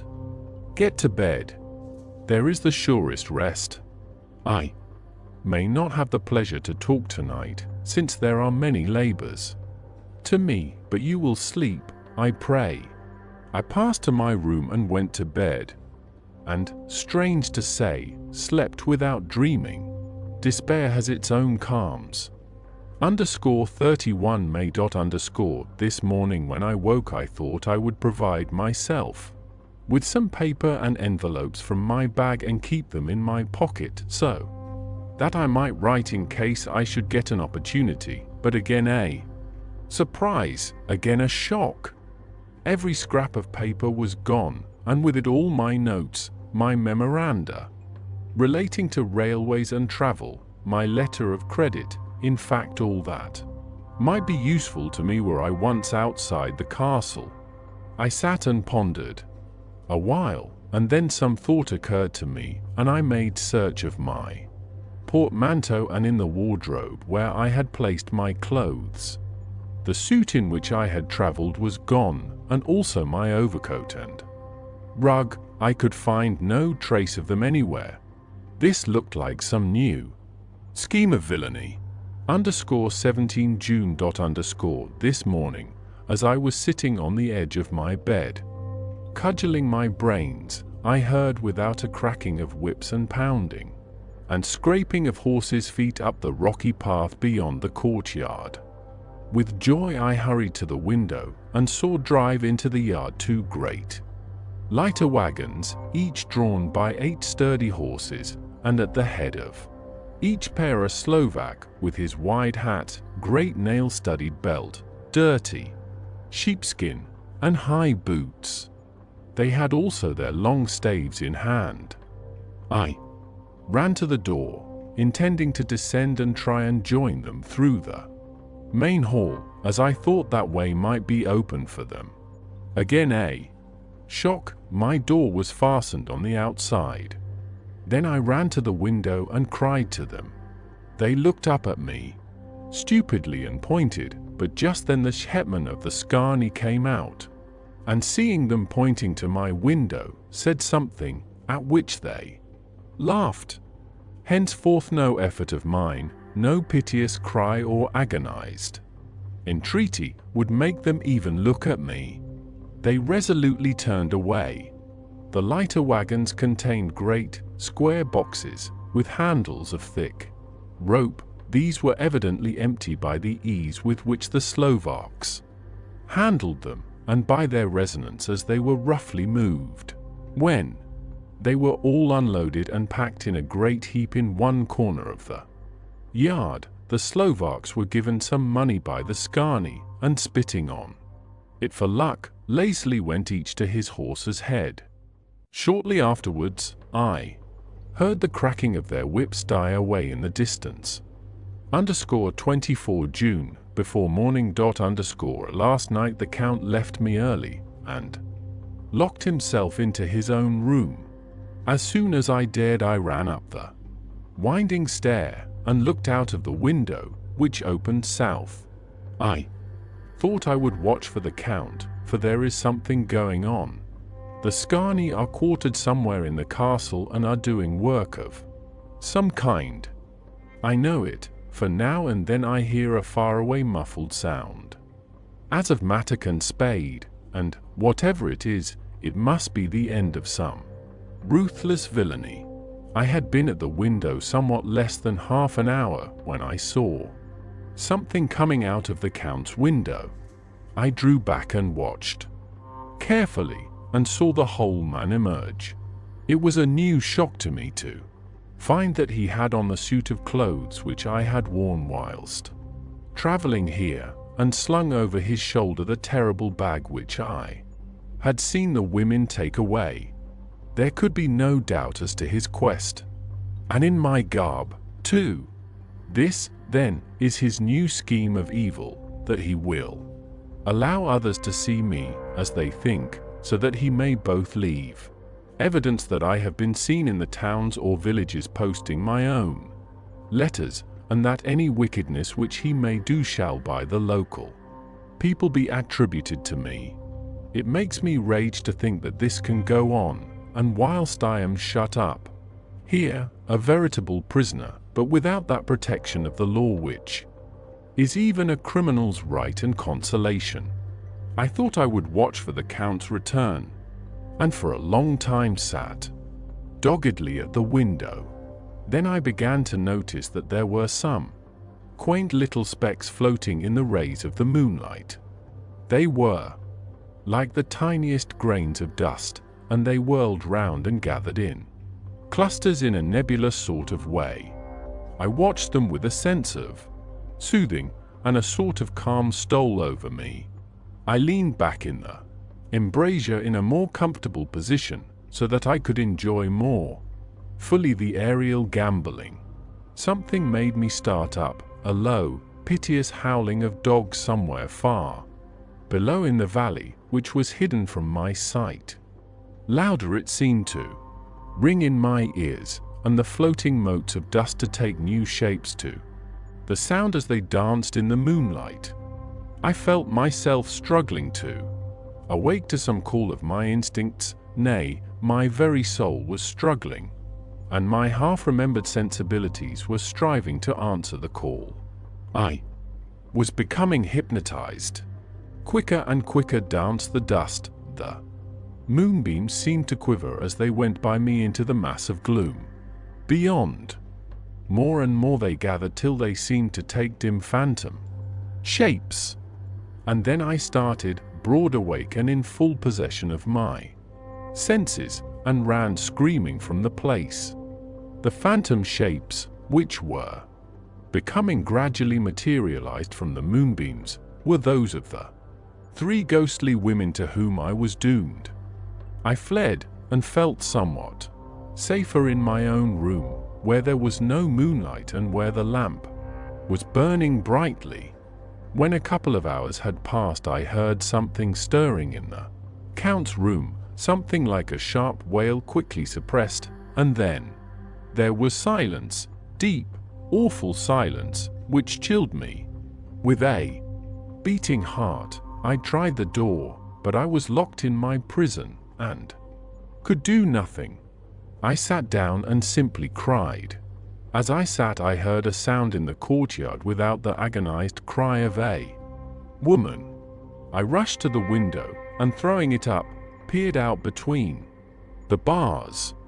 There, indeed, was a woman with disheveled hair, holding her hands over her heart as one distressed with running. She was leaning against a corner of the gateway. When she saw my face at the window, she threw herself forward and shouted in a voice laden with menace, "Monster, give me my child!" She threw herself on her knees and, raising up her hands, cried the same words in tones which wrung my heart. Then she tore her hair and beat her breast and abandoned herself to all the violences of extravagant emotion.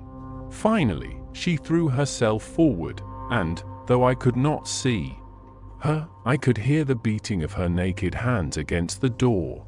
Somewhere high overhead, probably on the tower, I heard the voice of the Count calling in his harsh, metallic whisper.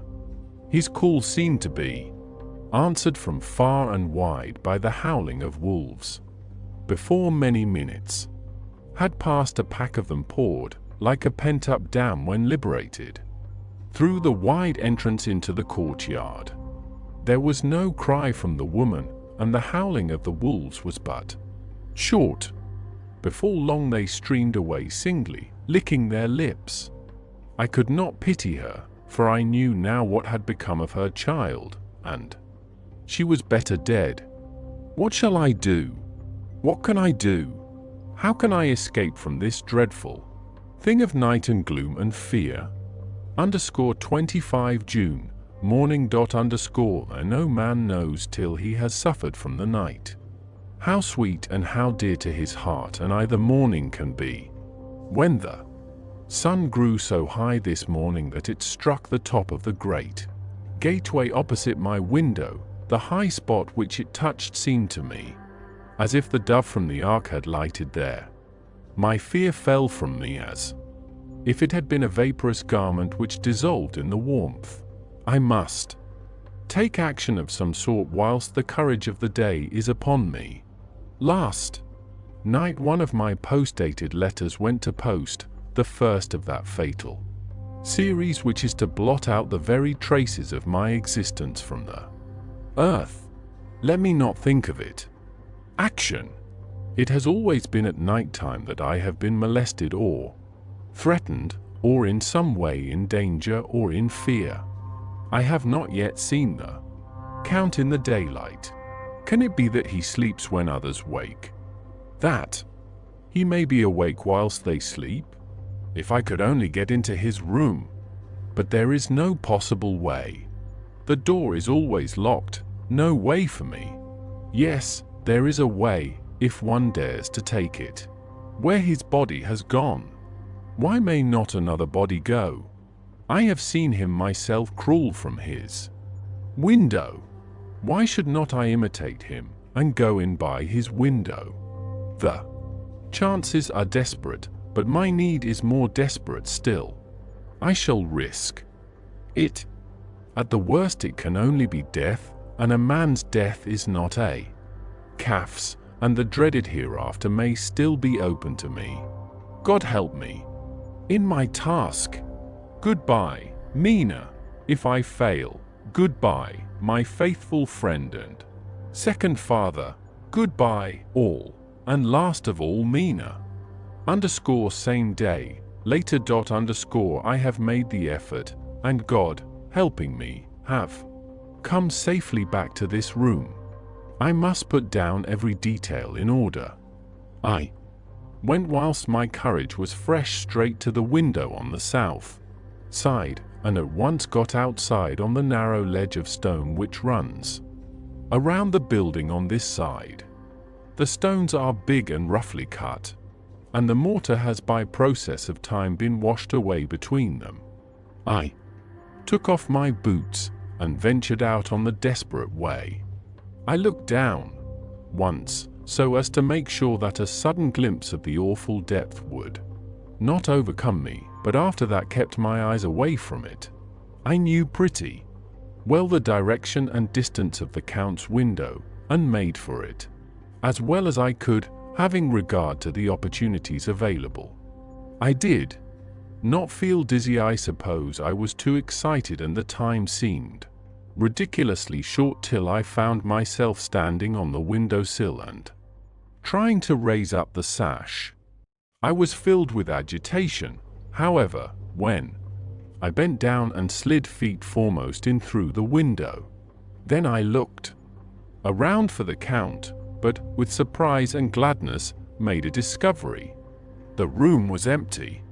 It was barely furnished with odd things, which seemed to have never been used. The furniture was something the same style as that in the south rooms, and was covered with dust.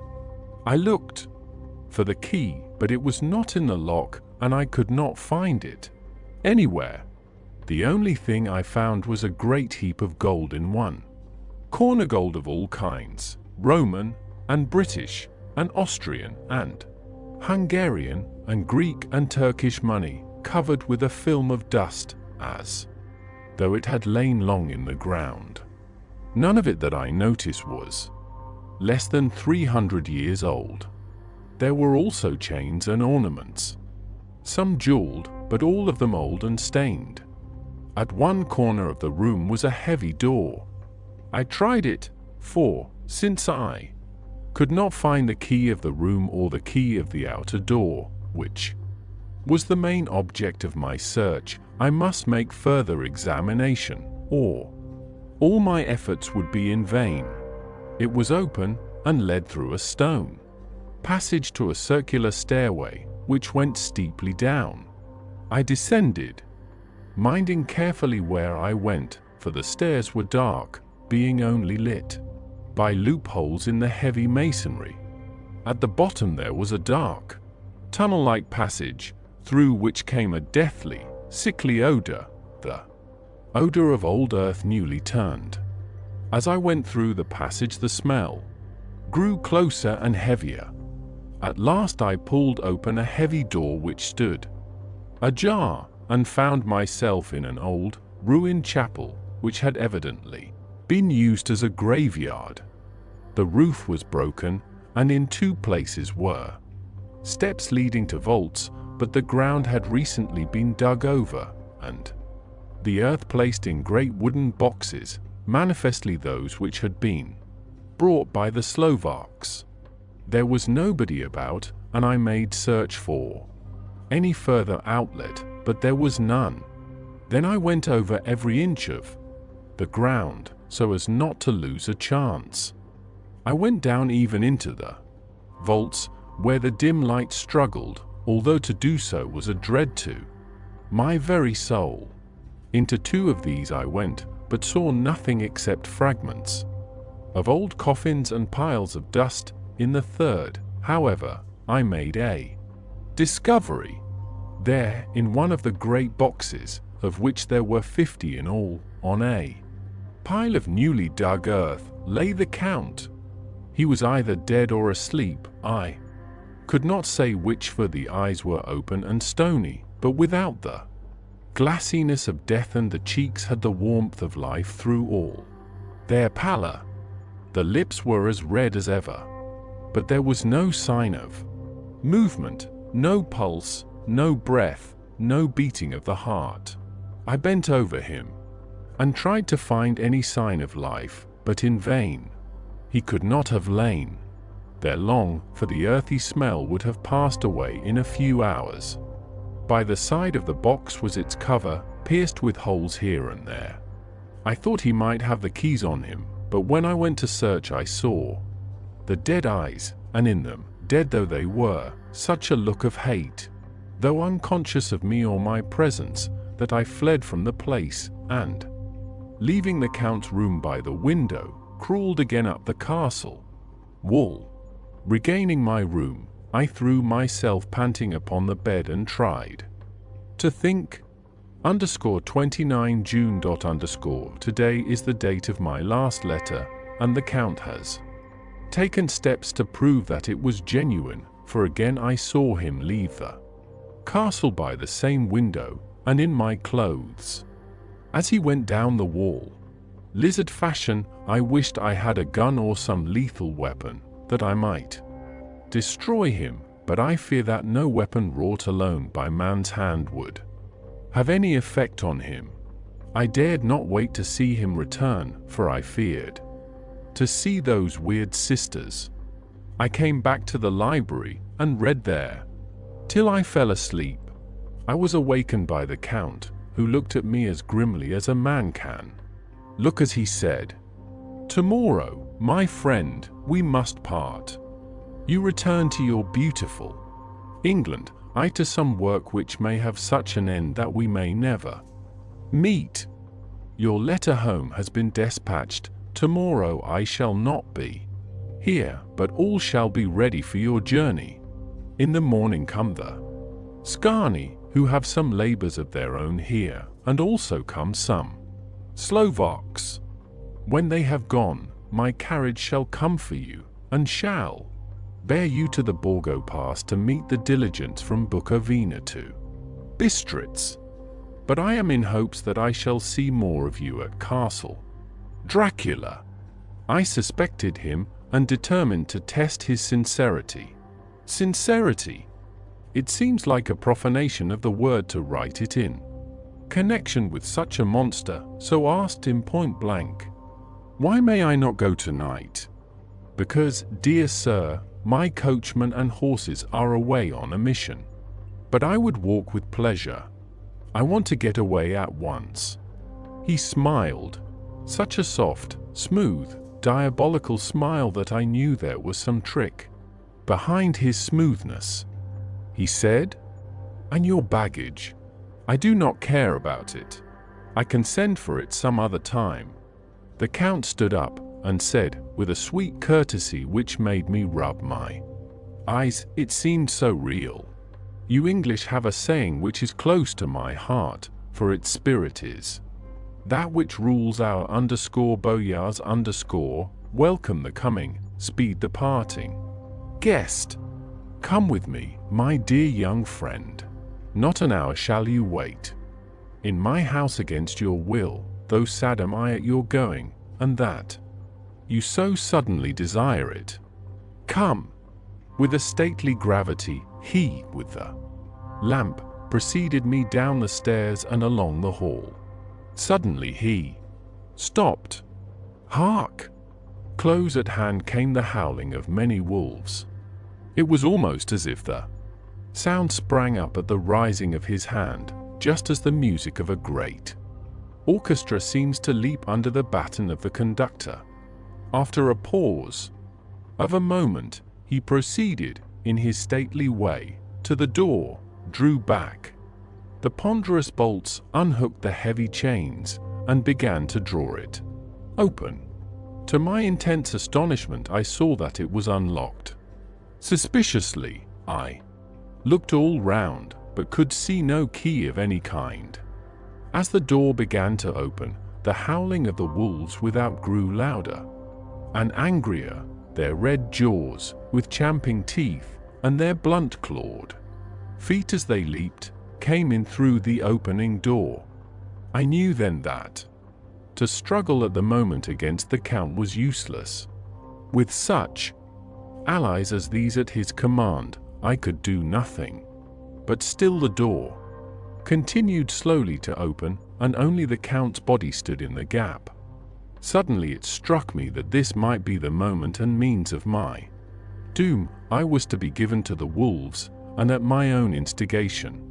There was a diabolical wickedness in the idea great enough for the Count, and, as a last chance, I cried out, "Shut the door, I shall wait till morning," and covered my face with my hands to hide my tears of bitter disappointment.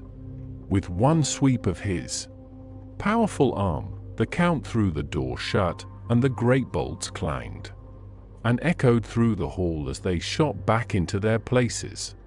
In silence we returned to the library, and after a minute or two I went to my own room. The last I saw of Count Dracula was his kissing his hand to me, with a red light of triumph in his eyes, and with a smile that Judas in hell might be proud of. When I was in my room and about to lie down, I thought I heard a whispering at my door. I went to it softly and listened. Unless my ears deceived me, I heard the voice of the Count. "Back, back, to your own place.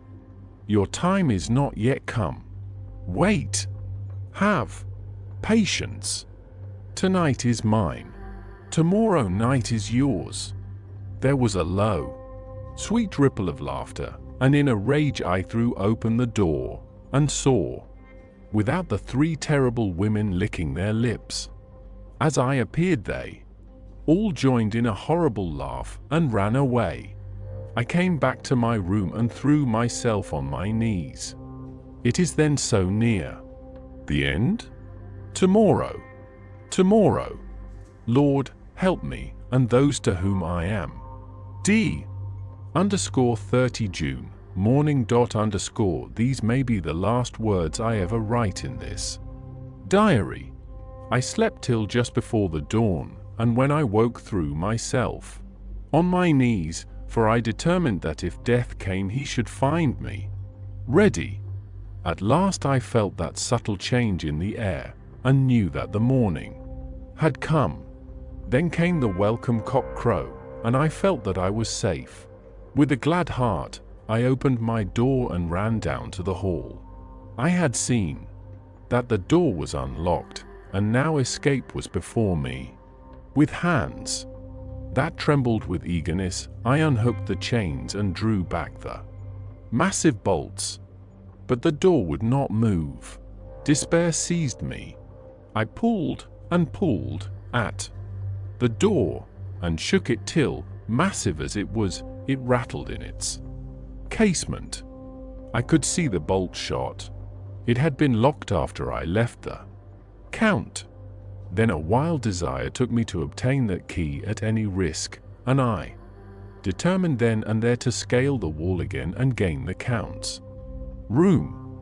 He might kill me, but death now seemed the happier choice of evils. Without a pause I rushed up to the east window and scrambled down the wall, as before, into the Count's room. It was empty, but that was as I expected. I could not see a key anywhere, but the heap of gold remained.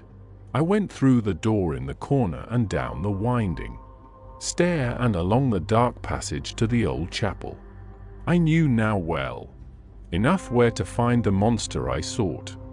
The great box was in the same place, close against the wall, but the lid was laid on it, not fastened down, but with the nails ready in their places to be hammered home.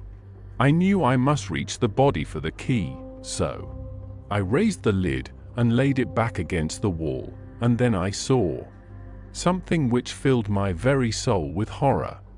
There lay the Count, but looking as if his youth had been half renewed, for the white hair and moustache were changed to dark iron grey, the cheeks were fuller, and the white skin seemed rubber red underneath. The mouth was redder than ever, for on the lips were gouts of fresh blood, which trickled from the corners of the mouth and ran over the chin and neck. Even the deep, burning eye seemed set amongst swollen flesh, for the lids and pouches underneath were bloated. It seemed as if the whole awful creature were simply gorged with blood. He lay like a filthy leech, exhausted with his repletion. I shuddered as I bent over to touch him, and every sense in me revolted at the contact, but I had to search, or I was lost. The coming night might see my own body a banquet in a similar way to those horrid three. I felt all over the body, but no sign could I find of the key. Then I stopped and looked at the Count. There was a mocking smile on the bloated face which seemed to drive me mad. This was the being I was helping to transfer to London, where, perhaps, for centuries to come, he might, amongst its teeming millions, satiate his lust for blood, and create a new and ever-widening circle of semidemons to batten on the helpless. The very thought drove me mad. A terrible desire came upon me to rid the world of such a monster.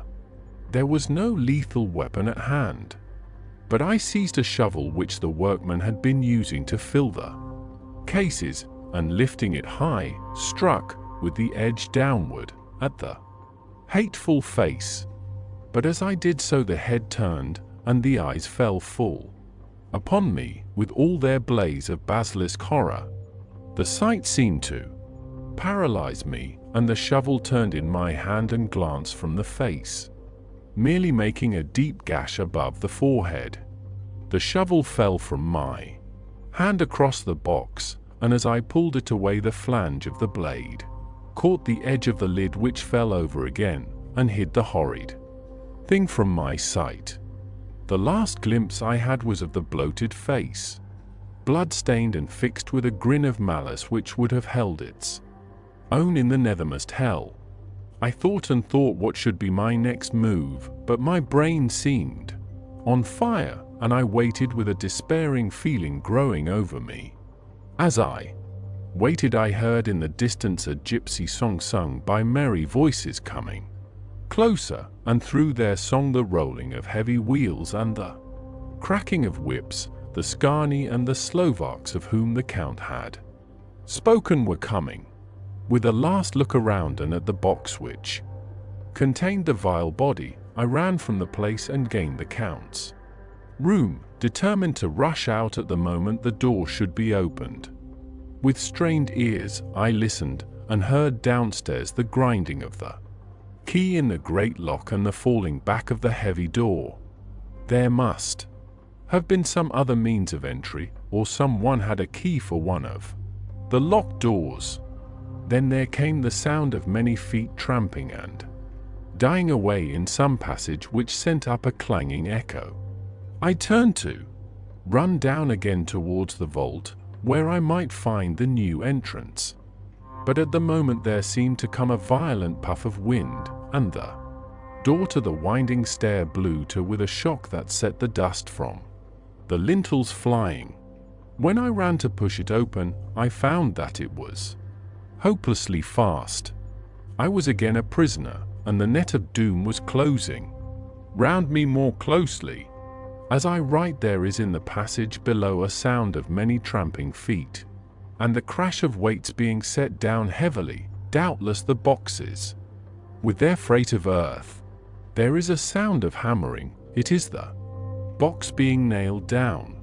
Now I can hear the heavy feet tramping again along the hall, with many other idle feet coming behind them.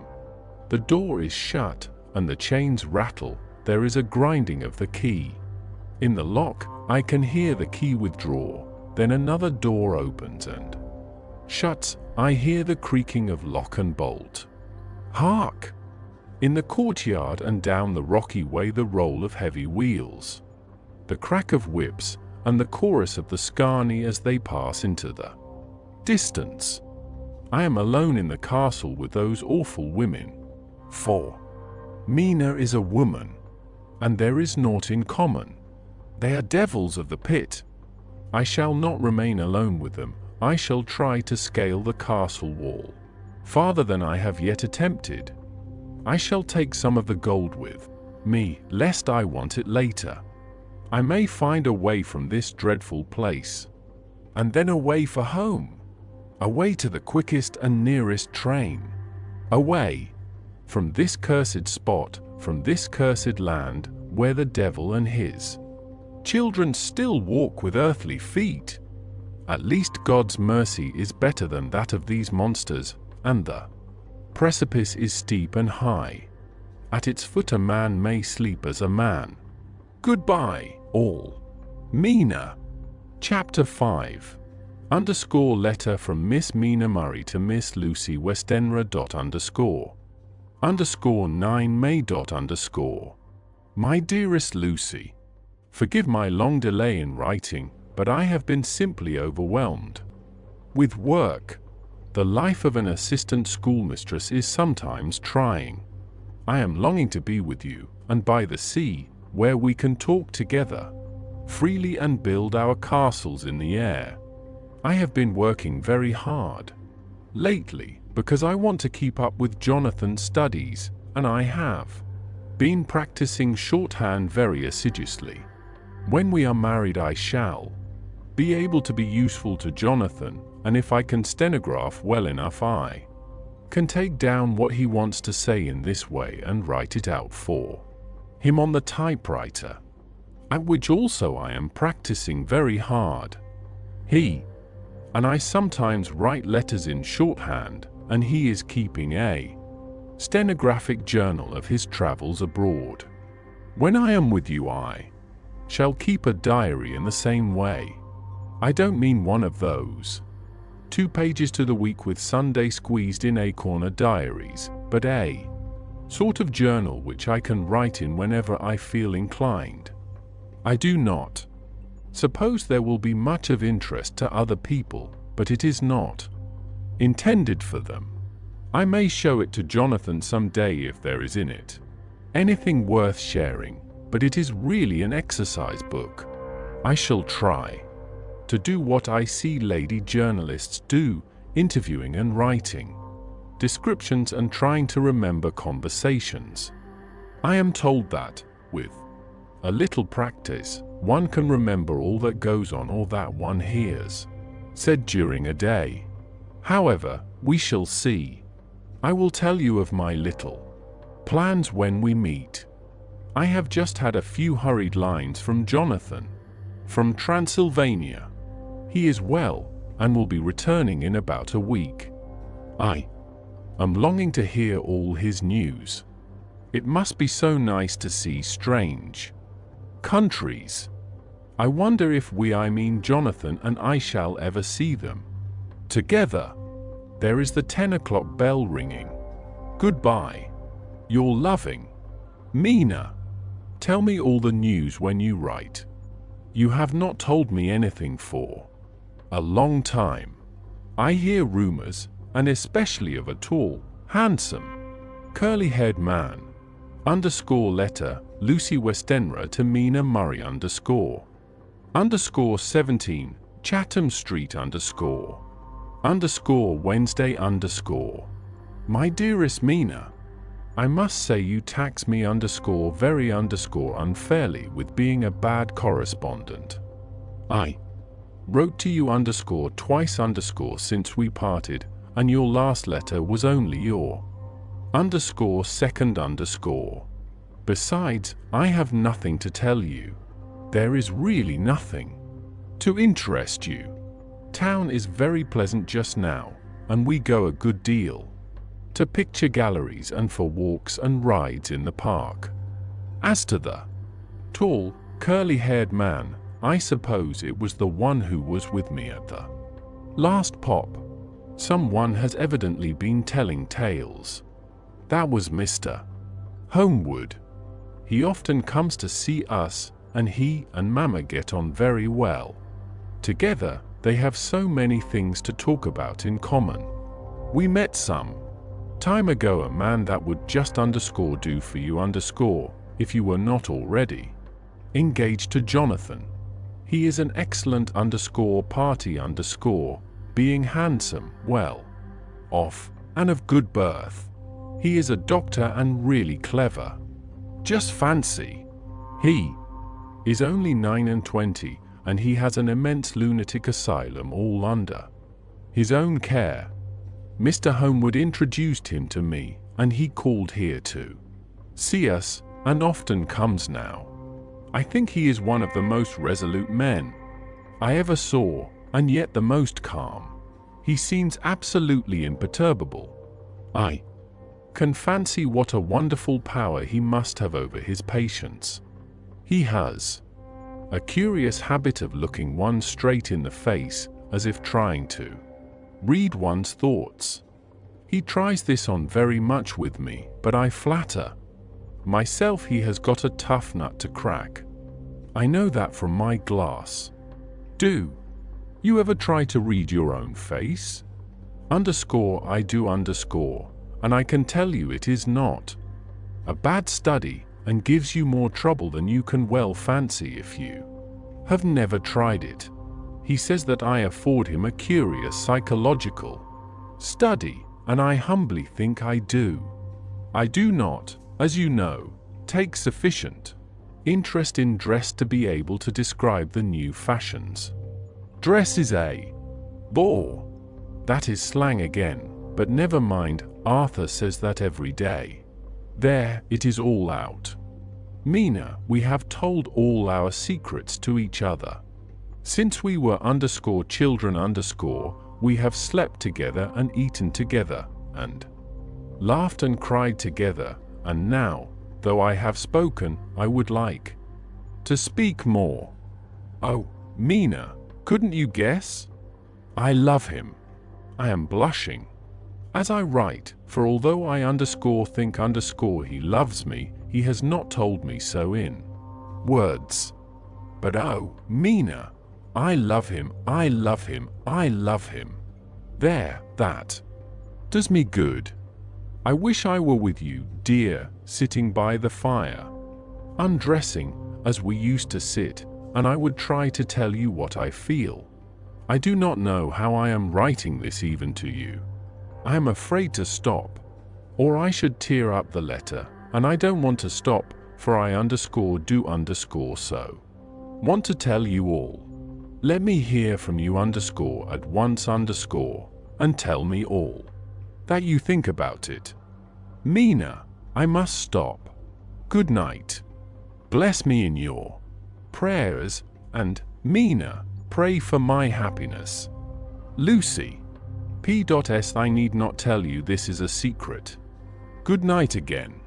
L_letter, Lucy Westenra to Mina Murray _24 May My dearest Mina, thanks, and thanks, and thanks again for your sweet letter.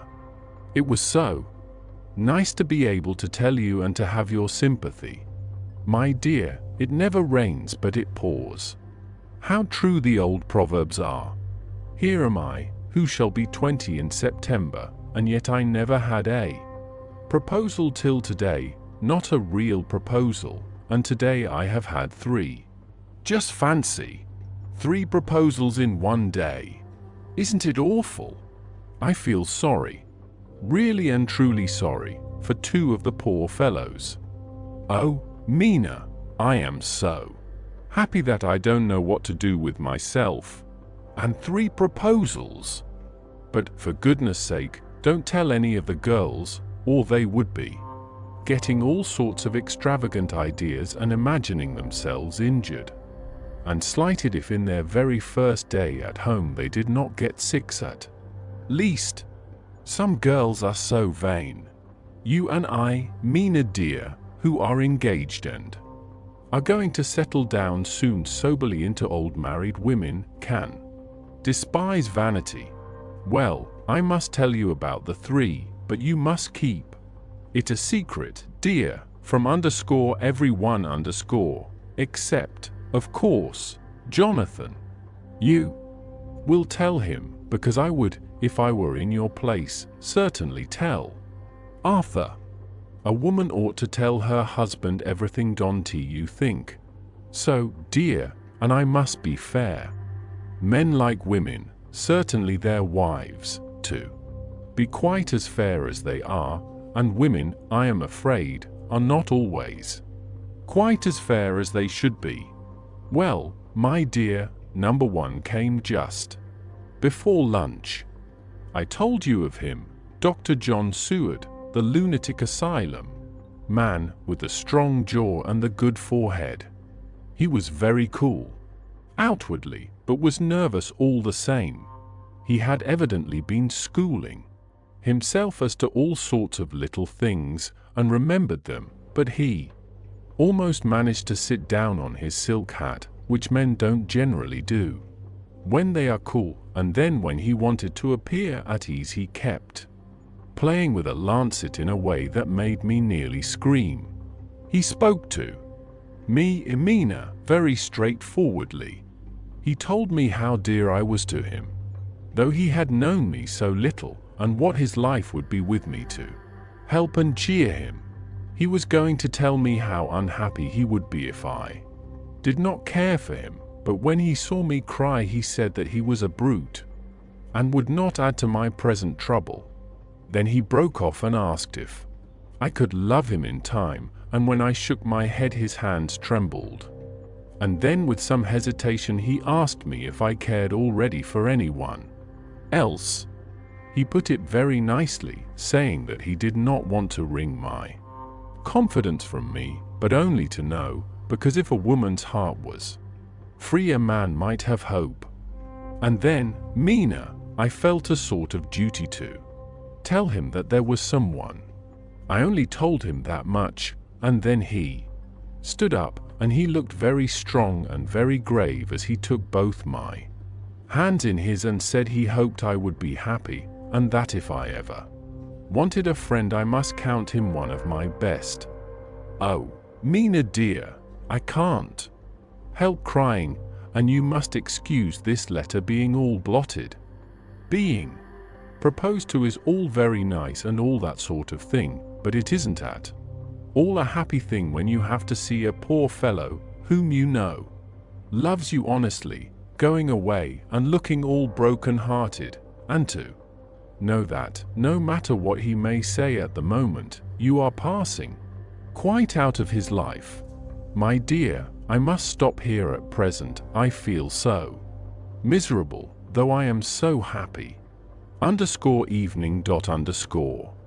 Arthur has just gone, and I feel in better spirits than when I left off, so I can go on telling you about the day. Well, my dear, number 2 came after lunch.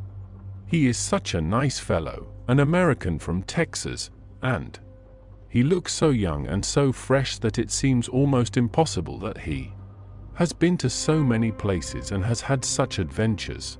I sympathize with poor Desdemona when she had such a dangerous stream poured in her ear, even by a black man. I suppose that we women are such cowards that we think a man will save us from fears, and we marry him. I know now what I would do if I were a man and wanted to make a girl love me. No, I don't, for there was Mr. Morris telling us his stories, and Arthur never told any, and yet, oh my dear, I am somewhat previous. Mr. Quincy P. Morris found me alone. It seems that a man always does find a girl alone. No, he doesn't, for Arthur tried twice to make a chance, and I, helping him all I could, I am not ashamed to say it now. I must tell you beforehand that Mr. Morris doesn't always speak slang, that is to say, he never does so to strangers or before them, for he is really well educated and has exquisite manners, but he found out that it amused me to hear him talk American slang, and whenever I was present, and there was no one to be shocked, he said such funny things. I am afraid, my dear, he has to invent it all, for it fits exactly into whatever else he has to say. But this is a way slang has. I do not know myself if I shall ever speak slang. I do not know if Arthur likes it, as I have never heard him use any as yet. Well, Mr. Morris sat down beside me and looked as happy and jolly as he could, but I could see all the same that he was very nervous. He took my hand in his and said ever so sweetly, "Miss Lucy, I know I ain't good enough to regulate the fixins of your little shoes, but I guess if you wait till you find a man that is you, will go join them 7 young women with the lamps when you quit. Won't you just hitch up alongside of me and let us go down the long road together, driving in double harness?" Well, he did look so good-humored and so jolly that it didn't seem half so hard to refuse him as it did poor Dr. Seward, so I said, as lightly as I could, that I did not know anything of hitching, and that I wasn't broken to harness at all yet. Then he said that he had spoken in a light manner, and he hoped that if he had made a mistake in doing so, on so grave, so momentous an occasion for him, I would forgive him. He really did look serious when he was saying it, and I couldn't help feeling a bit serious too. I know, Mina, you will think me a horrid flirt, though I couldn't help feeling a sort of exultation that he was number 2 in one day. And then, my dear, before I could say a word he began pouring out a perfect torrent of lovemaking, laying his very heart and soul at my feet. He looked so earnest over it that I shall never again think that a man must be playful always and never earnest, because he is merry at times. I suppose he saw something in my face which checked him, for he suddenly stopped and said with a sort of manly fervor that I could have loved him for if I had been free. Lucy, you are an honest-hearted girl, I know. I should not be here speaking to you as I am now if I did not believe you clean grit, right through to the very depths of your soul. Tell me, like one good fellow to another, is there anyone else that you care for? And if there is, I'll never trouble you a hair's breadth again, but will be, if you will, let me, a very faithful friend. My dear Mina, why are men so noble when we women are so little worthy of them? Here was I almost making fun of this great-hearted, true gentleman. I burst into tears. I am afraid, my dear, you will think this a very sloppy letter in more ways than one, and I really felt very badly. Why can't they let a girl marry 3 men, or as many as want her, and save all this trouble? But this is heresy, and I must not say it. I am glad to say that, though I was crying, I was able to look into Mr. Morris's brave eyes, and I told him out straight. Yes, there is someone I love, though he has not told me yet that he even loves me.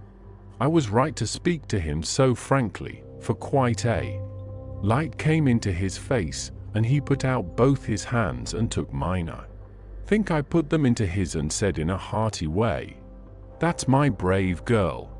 It's better worth being late for a chance of winning you than being in time for any other girl in the world. Don't cry, my dear. If it's for me, I'm a hard nut to crack, and I take it standing up. If that other fellow doesn't know his happiness, well, he'd better look for it soon, or he'll have to deal with me. Little girl, your honesty and pluck have made me a friend, and that's rarer than a lover. It's more unselfish anyhow. My dear, I'm going to have a pretty lonely walk between this and Kingdom Come. Won't you give me one kiss? It'll be something to keep off the darkness now and then. You can, you know, if you like, for that other good fellow. He must be a good fellow, my dear, and a fine fellow, or you could not love him. Hasn't he spoken yet? That quite won me, Mina, for it was brave and sweet of him, and noble, too. To a rival, wasn't he it? And he so sad, so I leant over and kissed him. He stood up with my 2 hands in his, and as he looked down into my face, I am afraid I was blushing very much. He said, "Little girl, I hold your hand, and you've kissed me, and if these things don't make us friends, nothing ever will. Thank you for your sweet honesty to me, and goodbye." He wrung my hand, and taking up his hat, went straight out of the room without looking back, without a tear or a quiver or a pause, and I am crying like a baby. Oh, why must a man like that be made unhappy when there are lots of girls about who would worship the very ground he trod on? I know I would if I were free, only I don't want to be free. My dear, this quite upset me, and I feel I cannot write of happiness just at once, after telling you of it, and I don't wish to tell of the number 3 until it can be all happy. Ever your loving Lucy. P.S.O. About number 3, I needn't tell you of number 3, need I? Besides, it was all so confused, it seemed only a moment from his coming into the room till both his arms were round me and he was kissing me. I am very, very happy, and I don't know what I have done to deserve it. I must only try in the future to show that I am not ungrateful to God for all his goodness to me in sending to me such a lover, such a husband, and such a friend. Goodbye. _Dr. Seward's diary. Kept in phonograph. 25 May. Ebb tide in appetite today. Cannot eat, cannot rest, so diary instead. Since my rebuff of yesterday, I have a sort of empty feeling. Nothing in the world seems of sufficient importance to be worth the doing, as I knew that the only cure for this sort of thing was work. I went down amongst the patients. I picked out one who has afforded me a study of much interest. He is so quaint that I am determined to understand him as well as I can. Today I seem to get nearer than ever before to the heart of his mystery.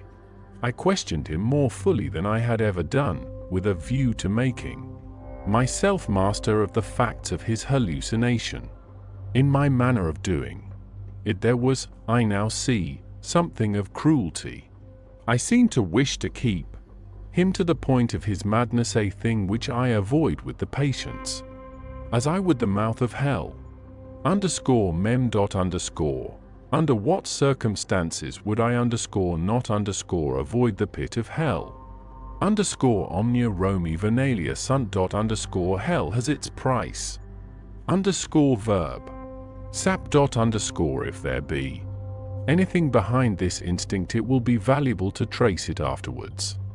Accurately. So I had better commence to do so.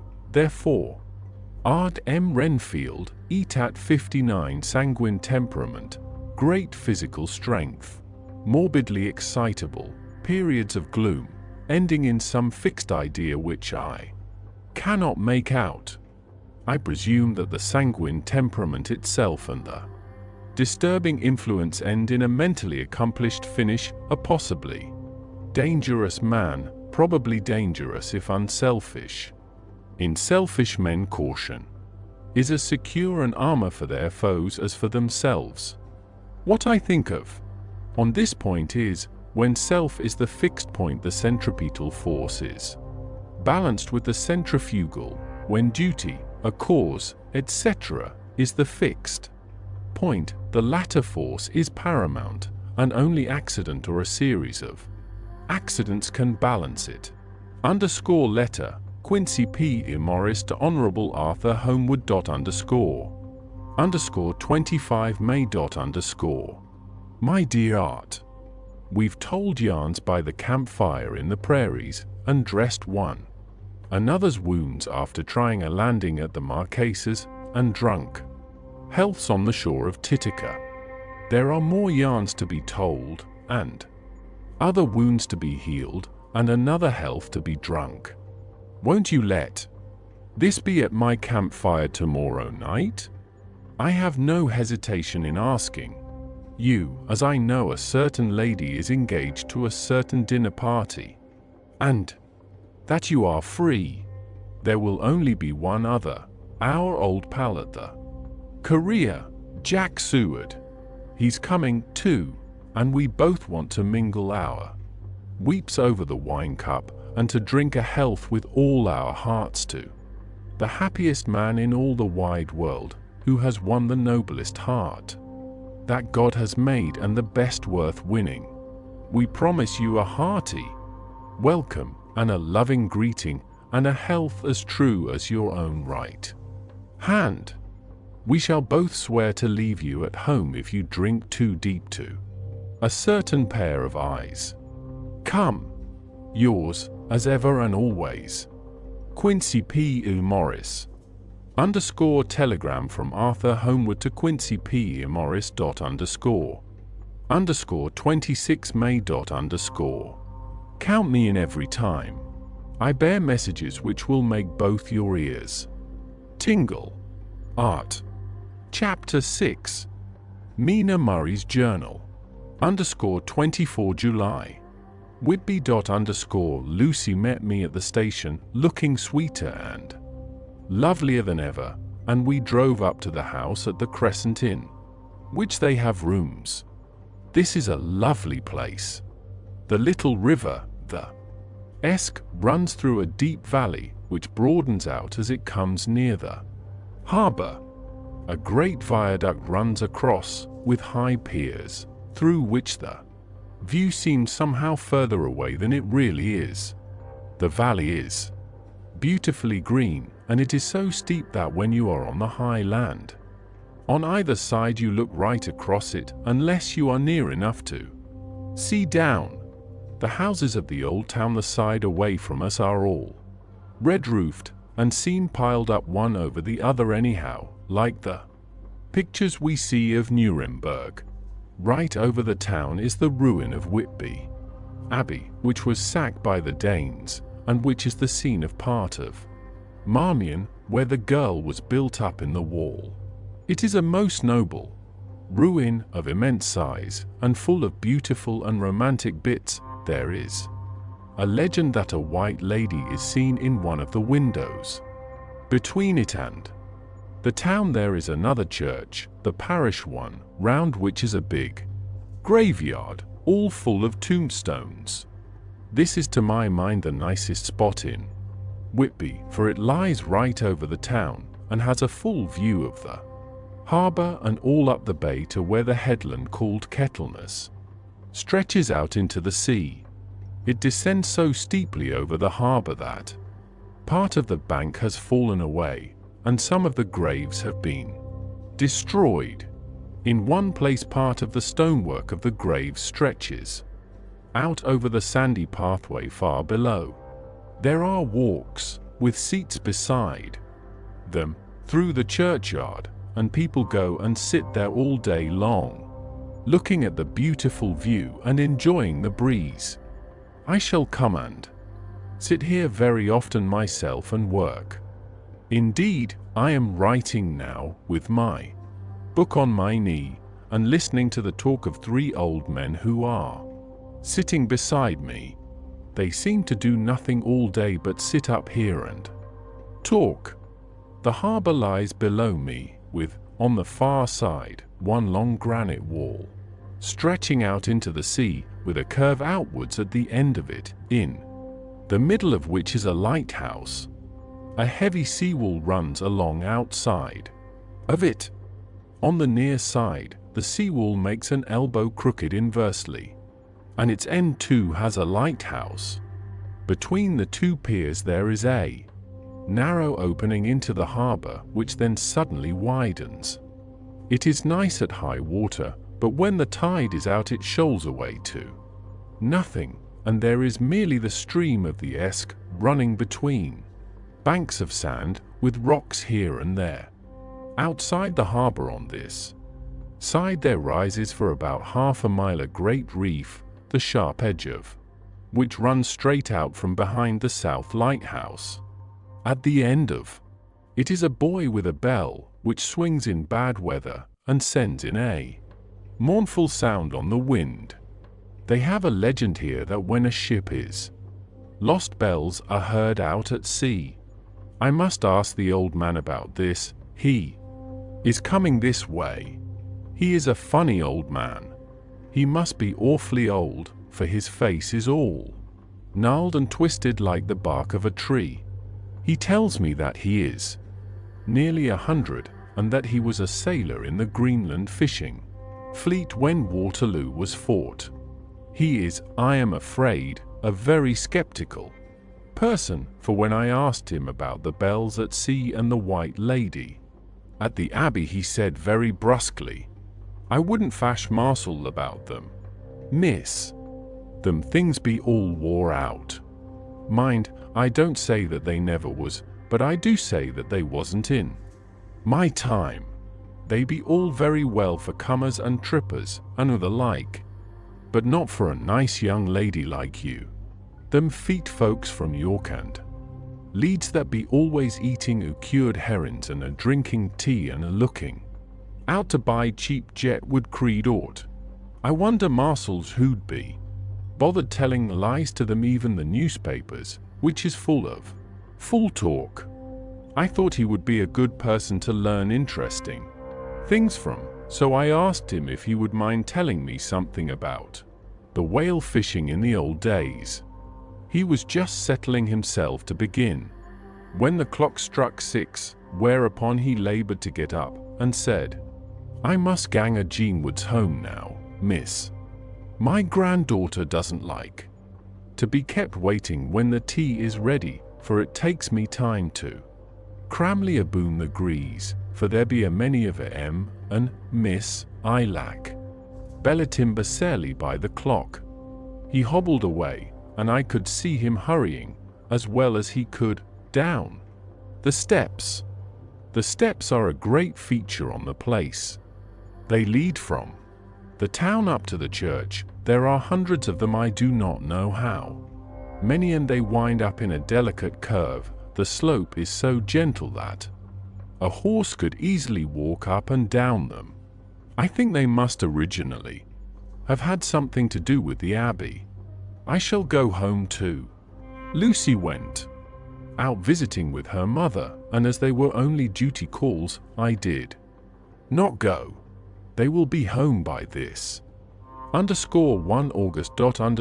I came up here an hour ago with Lucy, and we had a most interesting talk with my old friend and the 2 others who always come and join him. He is evidently the Sir Oracle of them, and I should think must have been in his time a most dictatorial person. He will not admit anything, and down faces everybody. If he can't out-argue them, he bullies them, and then takes their silence for agreement with his views. Lucy was looking sweetly pretty in her white lawn frock. She has got a beautiful color since she has been here. I noticed that the old men did not lose any time in coming up and sitting near her when we sat down. She is so sweet with old people. I think they all fell in love with her on the spot. Even my old man succumbed and did not contradict her, but gave me double share instead.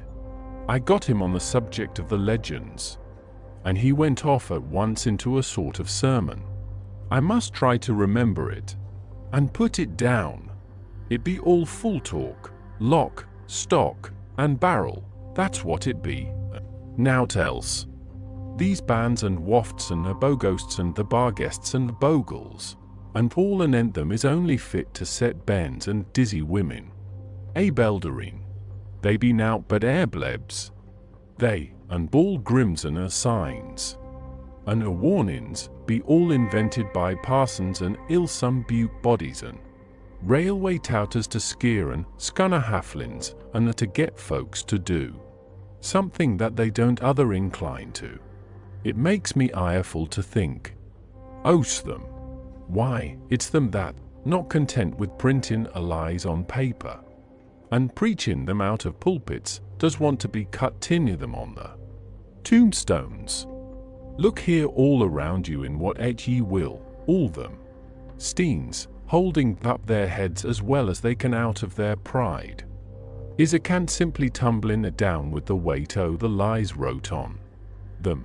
Here lies the body for sacred to the memory wrote on all of them, and yet in nigh half of them there bean't no bodies at all, and the memories of them bean't cared a pinch of snuff about, much less sacred. Lies all of them, nothing but lies of one kind or another. My Gog, but it'll be a queer scowdament at the day of judgment when they come tumbling up in their death sarks, all duped together and a-trying to drag their tombsteins with them to prove how good they was, some of them trimlin and ditherin, with their hands that doesn't and are slippy from lying in the sea that they can't even keep their grup oath them. I could see from the old fellow's self-satisfied air and the way in which he looked round for the approval of his cronies that he was showing off, so I put in a word to keep him going. "Oh, Mr. Swales, you can't be serious. Surely these tombstones are not all wrong. Yablins. There may be a poorish few not wrong, Savina, where they make out the people too good, for there be folk that do think a barnbole be like the sea, if only it be their own. The whole thing be only lies. Now, look you here, you come here a stranger, and you see this Kirk Garth. I nodded, for I thought it better to assent, though I did not quite understand his dialect.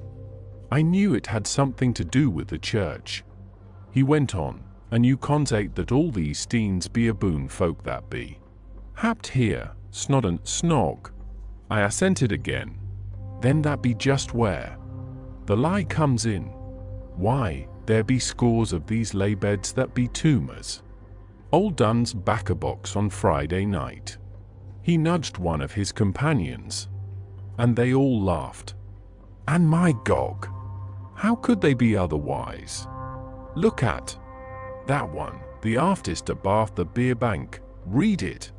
I went over and read. Edward Spencelar, master mariner, murdered by pirates off the coast of Andres, April 1854, AET 30. When I came back, Mr. Swales went on. Who brought him home, I wonder, to hap him here? Murdered off the coast of Andres. And you consated his body lay under.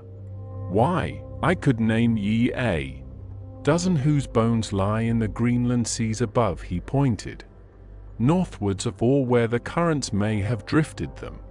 There be the steens around ye. Ye can, with your young eyes, read the small print of the lies from here. This Braithwaite Lowry, I knew his father, lost in the lively off Greenland in 20, or Andrew Woodhouse, drowned in the same seas in 1777, or John Paxton, drowned off Cape Farewell a year later, or old John Rawlings, whose grandfather sailed with me, drowned in the Gulf of Finland in 50. Do ye think that all these men will have to make a rush to Whitby when the trumpet sounds? I have me antherems aboot it. I tell ye that when they got here they'd be jomlin and jostlin one another that way that it you'd be like a fight up on the ice. In the old days, when we'd be at one another from daylight to dark, and trying to tie up our cuts by the light of the aurora borealis. This was evidently local pleasantry, for the old man cackled over it, and his cronies joined in with gusto. But, I said, surely you are not quite correct, for you start on the assumption that all the poor people, or their spirits, will have to take their tombstones with them on the day of judgment. Do you think that will be really necessary? Well, what else be they tombstones for? Answer me that, miss. To please their relatives, I suppose. To please their relatives, you suppose? This he said with intense scorn. How will it pleasure their relatives to know that lies is wrote over them, and that everybody in the place knows that they be lies? He pointed to a stone at our feet which had been laid down as a slab, on which the seat was rested, close to the edge of the cliff. Read the lies on that thruffstein, he said. The letters were upside down to me, from where I sat, but Lucy was more opposite to them, so she leant over and read. Sacred to the memory of George Cannon, who died in the hope of a glorious resurrection on July 29, 1873, falling from the rocks at Kettleness. This tomb was erected by his sorrowing mother to her dearly beloved son. He was the only son of his mother, and she was a widow. Really, Mr. Swales, I don't see anything very funny in that. She spoke her comment very gravely and somewhat severely. Ye don't see aught funny. Ha! Ha! But that's because ye don't gorm the sorrow in her mother was a hellcat that hated him because he was a crupte regular lamater he was, and he hated her so that he committed suicide in order that she mightn't get an insurance she put on his life. He blew nigh the top of his head off with an old musket that they had for scaring the crows with. 20 for crows then, for it. Brought the clegs and the doups to him. That's the way he fell off the rocks. And, as to hopes of a glorious resurrection, I've often heard him say, Marcel, that he hoped he'd go to hell, for his mother was so pious that she'd be sure to go to heaven, and he didn't want to addle where she was. Now isn't that Steen? At any rate he hammered it with his stick as he spoke a pack of lies? And won't it make Gabriel keckle when Geordie comes panting to up the grease with the tombstone balanced on his hump and asks it to be took as evidence? I did not know what to say, but Lucy turned the conversation as she said, rising up, "Oh, why did you tell us of this? It is my favorite seat, and I cannot leave it, and now I find I must go on sitting over the grave of a suicide. That won't harm ye, my pretty, and it may make poor Geordie gladsome to have so trim a lass sitting on his lap. That won't hurt ye. Why, I've sat here off and on for nigh 20 years past, and it hasn't done me no harm. Don't ye fash about them as lies under ye, all that doesn't lie there either. It'll be time for ye to be getting scart when ye see the tombstones all run away with, and the place as bare as a stubble field. There's the clock, and I must gang. My service to ye, ladies." And off he hobbled. Lucy and I sat a while, and it was all so beautiful before us that we took hands as we sat, and she told me all over again about Arthur and their coming marriage. That made me just a little heartsick, for I haven't heard from Jonathan for a whole month. The same day. I came up here alone, for I am very sad. There was no letter for me. I hope there cannot be anything the matter with Jonathan. The clock has just struck 9. I see the lights scattered all over the town, sometimes in rows where the streets are, and sometimes singly. They run right up the Esk and die away in the curve of the valley. To my left the view is cut off by a black line of roof of the old house next the abbey. The sheep and lambs are bleating in the fields away behind me, and there is a clatter of a donkey's hoofs up the paved road below. The band on the pier is playing a harsh waltz in good time, and further along the quay there is a Salvation Army meeting in a back street. Neither of the bands hears the other, but up here I hear and see them both. I wonder where Jonathan is and if he is thinking of me. I wish he were here.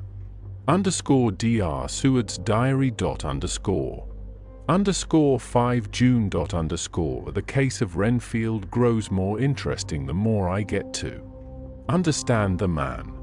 He has certain qualities very largely developed: selfishness, secrecy, and purpose. I wish I could get at what is the object of the latter. He seems to have some settled scheme of his own, but what it is I do not yet know. His redeeming quality is a love of animals, though, indeed, he has such curious turns in it that I sometimes imagine he is only abnormally cruel. His pets are of odd sorts. Just now his hobby is catching flies. He has at present such a quantity that I have had myself to expostulate. To my astonishment, he did not break out into a fury, as I expected, but took the matter in simple seriousness. He thought for a moment, and then said, "May I have 3 days? I shall clear them away." Of course, I said that would do. I must watch him. _18 June. He has turned his mind now to spiders, and has got several very big fellows in a box. He keeps feeding them with his flies, and the number of the latter is becoming sensibly diminished, although he has used half his food in attracting more flies from outside to his room. _1 July. That his spiders are now becoming as great a nuisance as his flies, and today I told him that he must get rid of them. He looked very sad at this, so I said that he must clear out some of them, at all events. He cheerfully acquiesced in this, and I gave him the same time as before for reduction. He disgusted me much while with him, for when a horrid blowfly, bloated with some carrion food, buzzed into the room, he caught it, held it exultantly for a few moments between his finger and thumb, and, before I knew what he was going to do, put it in his mouth and ate it. I scolded him for it, but he argued quietly that it was very good and very wholesome, that it was life, strong life, and gave life to him. This gave me an idea, or the rudiment of one. I must watch how he gets rid of his spiders. He has evidently some deep problem in his mind, for he keeps a little notebook in which he is always jotting down something. Whole pages of it are filled with masses of figures, generally single numbers added up in batches, and then the totals added in batches again, as though he were focusing some account, as the auditors put it. _8 July. There is a method in his madness, and the rudimentary idea in my mind is growing.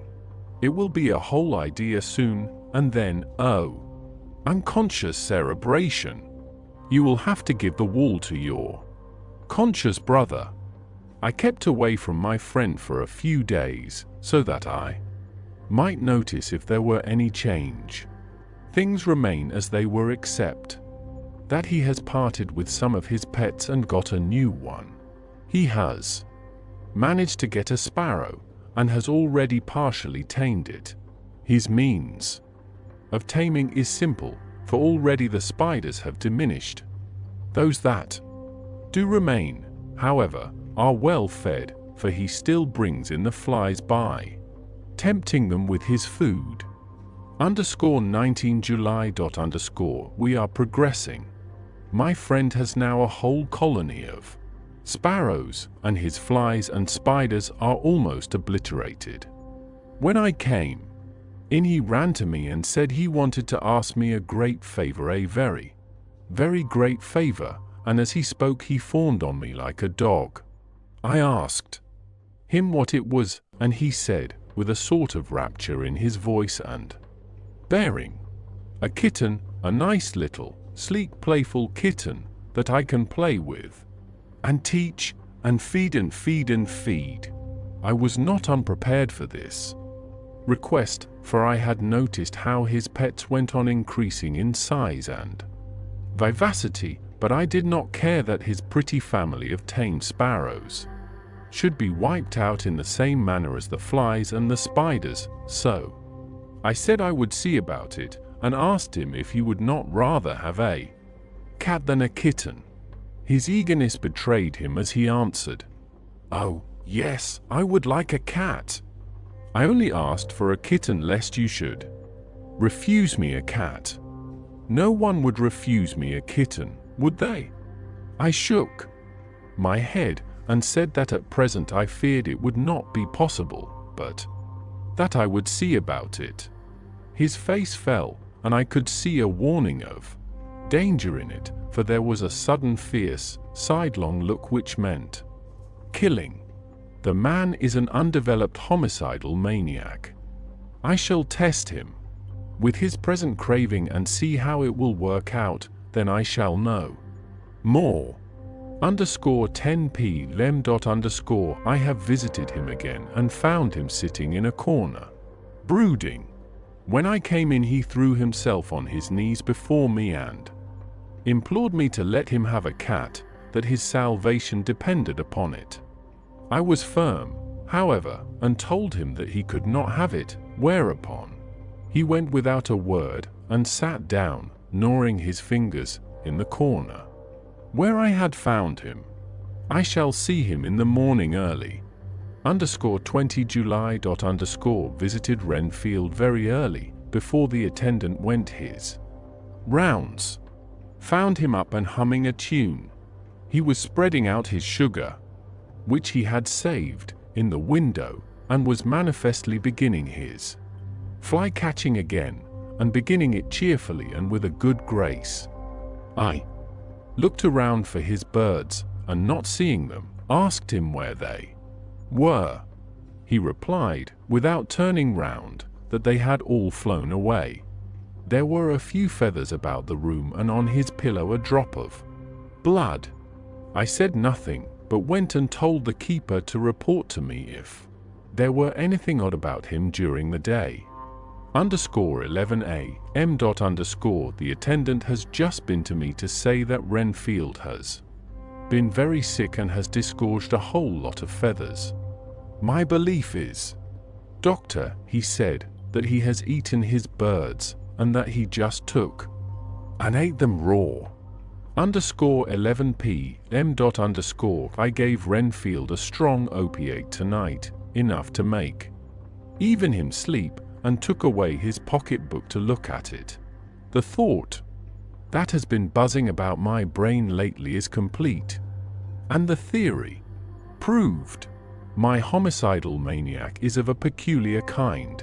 I shall have to invent a new classification for him, and call him a zoophagus life-eating maniac. What he desires is to absorb as many lives as he can, and he has laid himself out to achieve it in a cumulative way. He gave many flies to one spider and many spiders to one bird, and then wanted a cat to eat the many birds.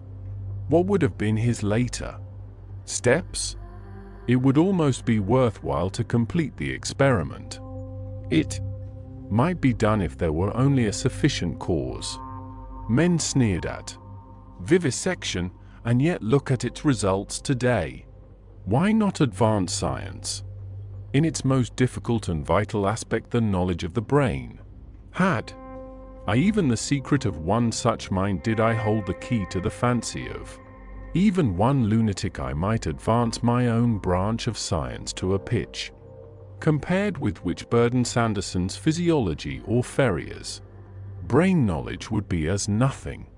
If only there were a sufficient cause. I must not think too much of this, or I may be tempted. A good cause might turn the scale with me, for may not I too be of an exceptional brain, congenitally? How well the man reasoned, lunatics always do within their own scope. I wonder at how many lives he values a man, or if at only one. He has closed the account most accurately, and today begun a new record. How many of us begin a new record with each day of our lives? To me it seems only yesterday that my whole life ended with my new hope, and that truly I began a new record. So it will be until the great recorder sums me up and closes my ledger account with a balance to profit or loss. Oh, Lucy, Lucy, I cannot be angry with you, nor can I be angry with my friend whose happiness is yours, but I must only wait on hopeless and work. Work! Work! If I only could have as strong a cause as my poor mad friend there, a good, unselfish cause to make me work, that would be indeed happiness. Mina Murray's Journal. _26 July. I am anxious, and it soothes me to express myself here. It is like whispering to oneself and listening at the same time. And there is also something about the shorthand symbols that makes it different from writing. I am unhappy about Lucy and about Jonathan. I had not heard from Jonathan for some time, and was very concerned, but yesterday dear Mr. Hawkins, who is always so kind, sent me a letter from him. I had written asking him if he had heard, and he said the enclosed had just been received. It is only a line dated from Castle Dracula. and says that he is just starting for home. That is not like Jonathan. I do not understand it, and it makes me uneasy.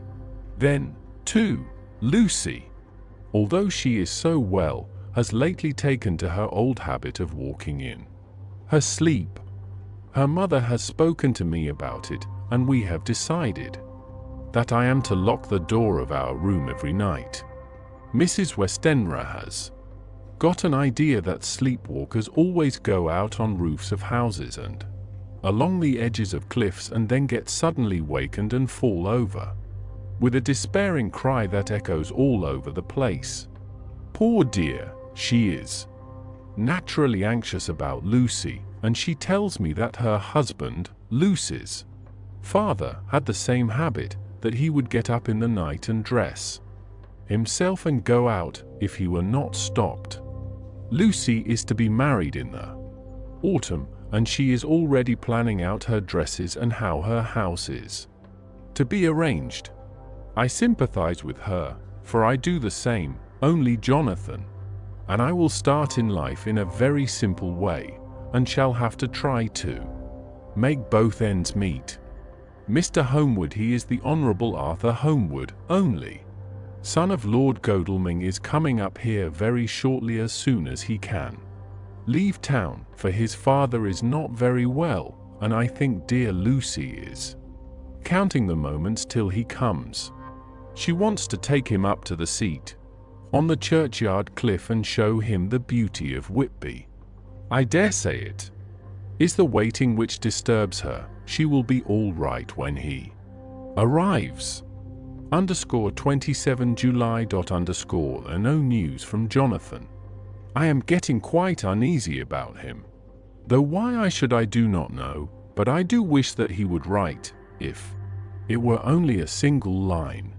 Lucy walks more than ever, and each night I am awakened by her moving about the room. Fortunately, the weather is so hot that she cannot get cold, but still the anxiety and the perpetually being wakened is beginning to tell on me, and I am getting nervous and wakeful myself. Thank God, Lucy's health keeps up. Mr. Homewood has been suddenly called to ring to see his father, who has been taken seriously ill. Lucy frets at the postponement of seeing him, but it does not touch her looks. She is a trifle stouter, and her cheeks are a lovely rose pink.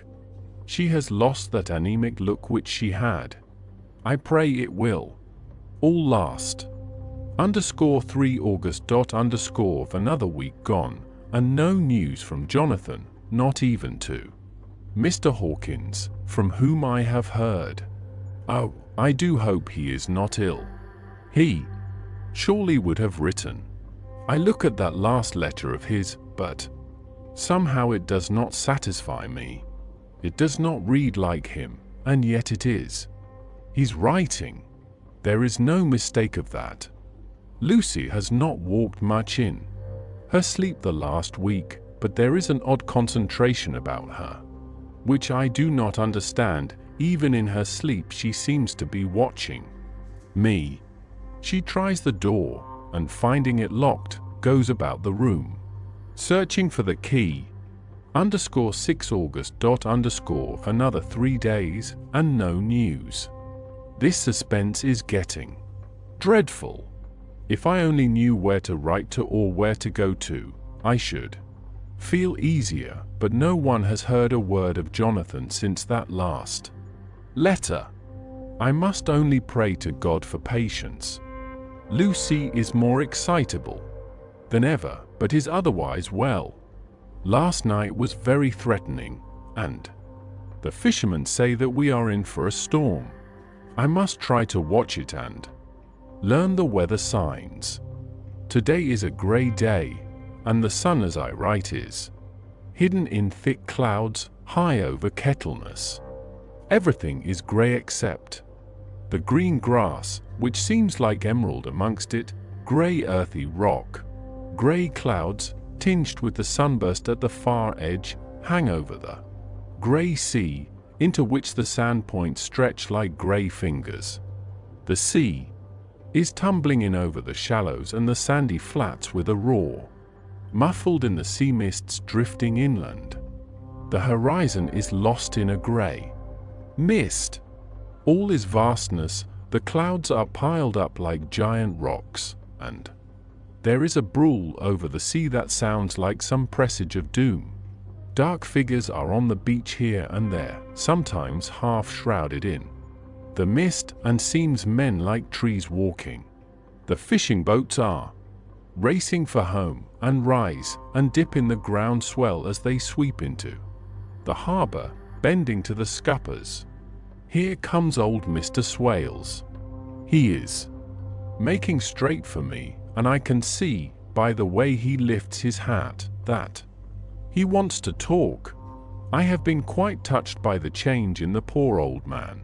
When he sat down beside me, he said in a very gentle way, "I want to say something to you, miss."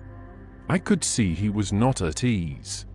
So I took his poor old wrinkled hand in mine and asked him to speak fully. So he said, leaving his hand in mine, "I'm afraid, my dearie, that I must have shocked you by all the wicked things I've been saying about the dead, and such like, for weeks past.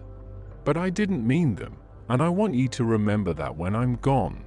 We AUD folks that be daffled, and with one foot abaft the crock hole, don't altogether like to think of it, and we don't want to feel scart of it. And that's why I've took to marking a light of it, so that I'd cheer up my own heart a bit. But, Lord love ye, miss, I ain't afraid of din, not a bit, only I don't want to die if I can help it. My time must be nigh at hand now, for I be AUD, and 100 years is too much for any man to expect, and I'm so nigh it that the AUD man is already wet in his scythe. Ye see, I can't get out o' the habit of caffing about it all at once. The shafts will wag as they be used to. Some day soon the angel of death will sound his trumpet for me. But don't ye duel and greet, my dearie, for he saw that I was crying if he should come this very night I'd not refuse to answer his call. For life be, after all, only a waiting for something else than what we're doing, and death be all that we can rightly depend on. But I'm content, for it's coming to me, my dearie, and coming quick. It may be coming while we be looking and wondering. Maybe it's in that wind out over the sea that's bringing with it loss and wreck, and sore distress, and sad hearts. Look! Look! He cried suddenly. There's something in that wind and in the host beyond that sounds, and looks, and tastes, and smells like death. It's in the air, I feel it coming. Lord, make me answer cheerful when my call comes. He held up his arms devoutly, and raised his hat. His mouth moved as though he were praying. After a few minutes' silence, he got up, shook hands with me, and blessed me, and said goodbye, and hobbled off. It all touched me, and upset me very much. I was glad when the Coast Guard came along, with his spyglass under his arm. He stopped to talk with me, as he always does, but all the time kept looking at a strange ship. I can't make her out, he said. She's a Russian, by the look of her. But she's knocking about in the queerest way. She doesn't know her mind a bit. She seems to see the storm coming, but can't decide whether to run up north in the open, or to put in here. Look there again. She is steered mighty strangely, for she doesn't mind the hand on the wheel. Changes about with every puff of wind. We'll hear more of her before this time tomorrow. Chapter 7. Cutting from the Telegraph, the 8th of August. Underscore pasted in Mina Murray's journal. Underscore. From a correspondent. Underscore Whitby. Underscore. One of the greatest and suddenest storms on record has just been experienced here, with results both strange and unique. The weather had been somewhat sultry, but not to any degree uncommon in the month of August. Saturday evening was as fine as was ever known, and the great body of holidaymakers laid out yesterday for visits to Mulgrave Woods, Robin Hood's Bay, Rig Mill, Runswick, Staithes, and the various trips in the neighborhood of Whitby. The steamers _Emma and Scarborough made trips up and down the coast, and there was an unusual amount of tripping both to and from Whitby. The day was unusually fine till the afternoon, when some of the gossips who frequent the East Cliff churchyard, and from that commanding eminence watch the wide sweep of sea visible to the north and east, called attention to a sudden show of mares' tails high in the sky to the northwest. The wind was then blowing from the southwest in the mild degree which in barometrical language is ranked number 2, light breeze. The Coast Guard on duty at once made report, and one old fisherman, who for more than half a century has kept watch on weather signs from the East Cliff, foretold in an emphatic manner the coming of a sudden storm. The approach of sunset was so very beautiful, so grand in its masses of splendidly colored clouds, that there was quite an assemblage on the walk along the cliff in the old churchyard to enjoy the beauty, before the sun dipped below the black mass of Kettleness standing boldly athwart the western sky. Its downward way was marked by myriad clouds of every sunset color flame: purple, pink, green, violet, and all the tints of gold, with here and there masses not large, but of seemingly absolute blackness, in all sorts of shapes, as well outlined as colossal silhouettes. The experience was not lost on the painters, and doubtless some of the sketches of the prelude to the great storm will grace the Ard A and R.I. walls in May next. More than one captain made up his mind then and there that his cobble or his mule, as they term the different classes of boats, would remain in the harbor till the storm had passed. The wind fell away entirely during the evening, and at midnight there was a dead calm, a sultry heat, and that prevailing intensity which, on the approach of thunder, affects persons of a sensitive nature. There were but few lights in sight at sea, for even the coasting steamers, which usually hugged the shore so closely, kept well to seaward, and but few fishing boats were in sight.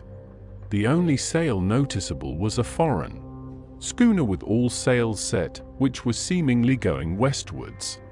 The foolhardiness or ignorance of her officers was a prolific theme for comment whilst she remained in sight, and efforts were made to signal her to reduce sail in face of her danger.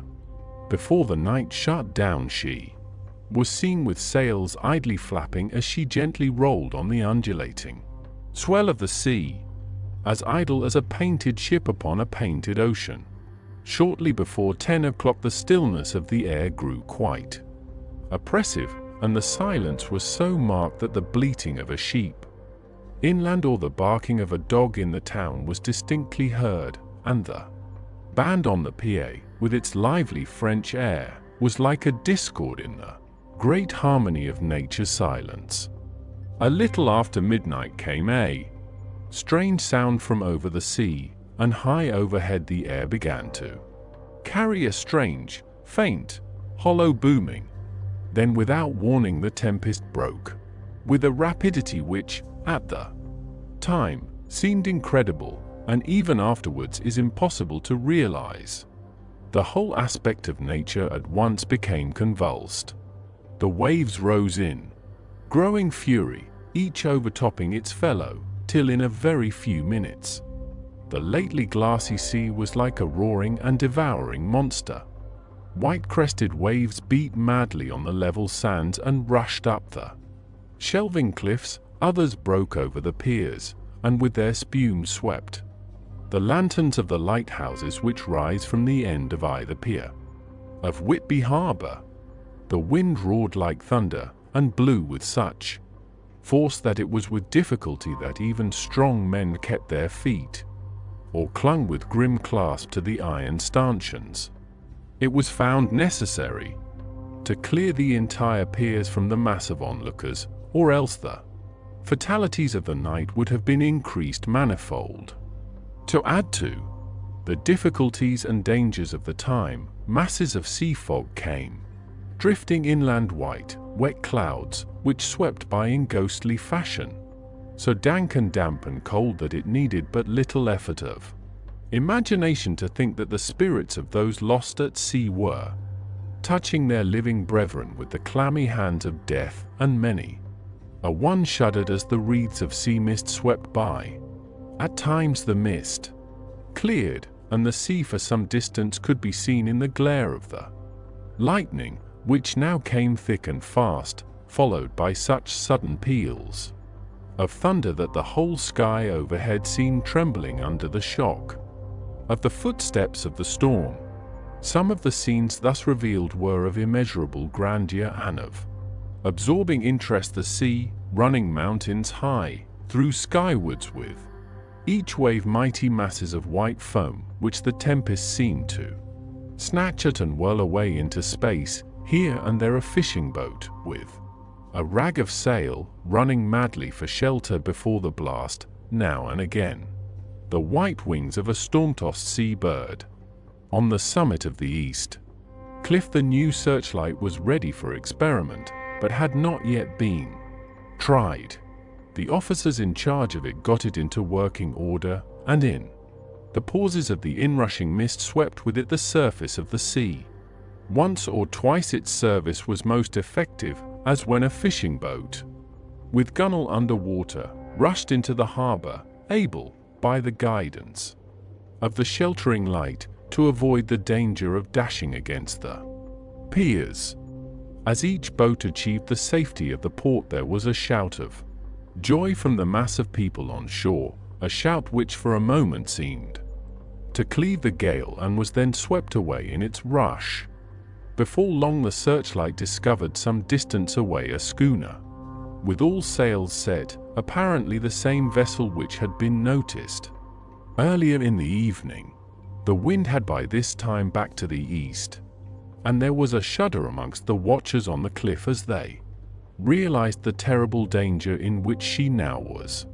Between her and the port lay the great flat reef on which so many good ships have from time to time suffered, and, with the wind blowing from its present quarter, it would be quite impossible that she should fetch the entrance of the harbour.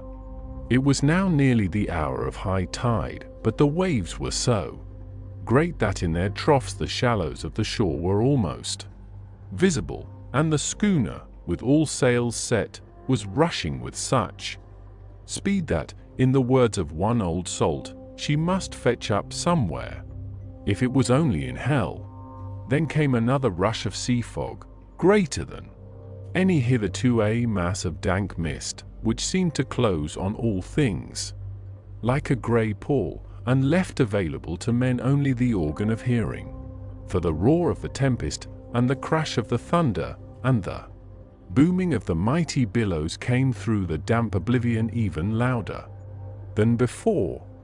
The rays of the searchlight were kept fixed on the harbour mouth across the east pier, where the shock was expected, and men waited breathless.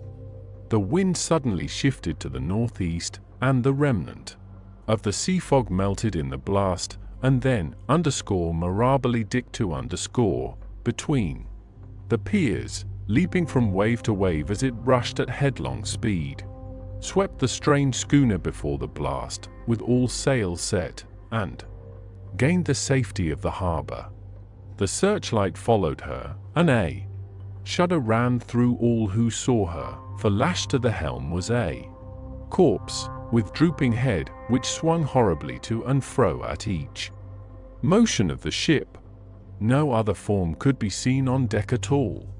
A great awe came on all as they realized that the ship, as if by a miracle, had found the harbor unsteered save by the hand of a dead man.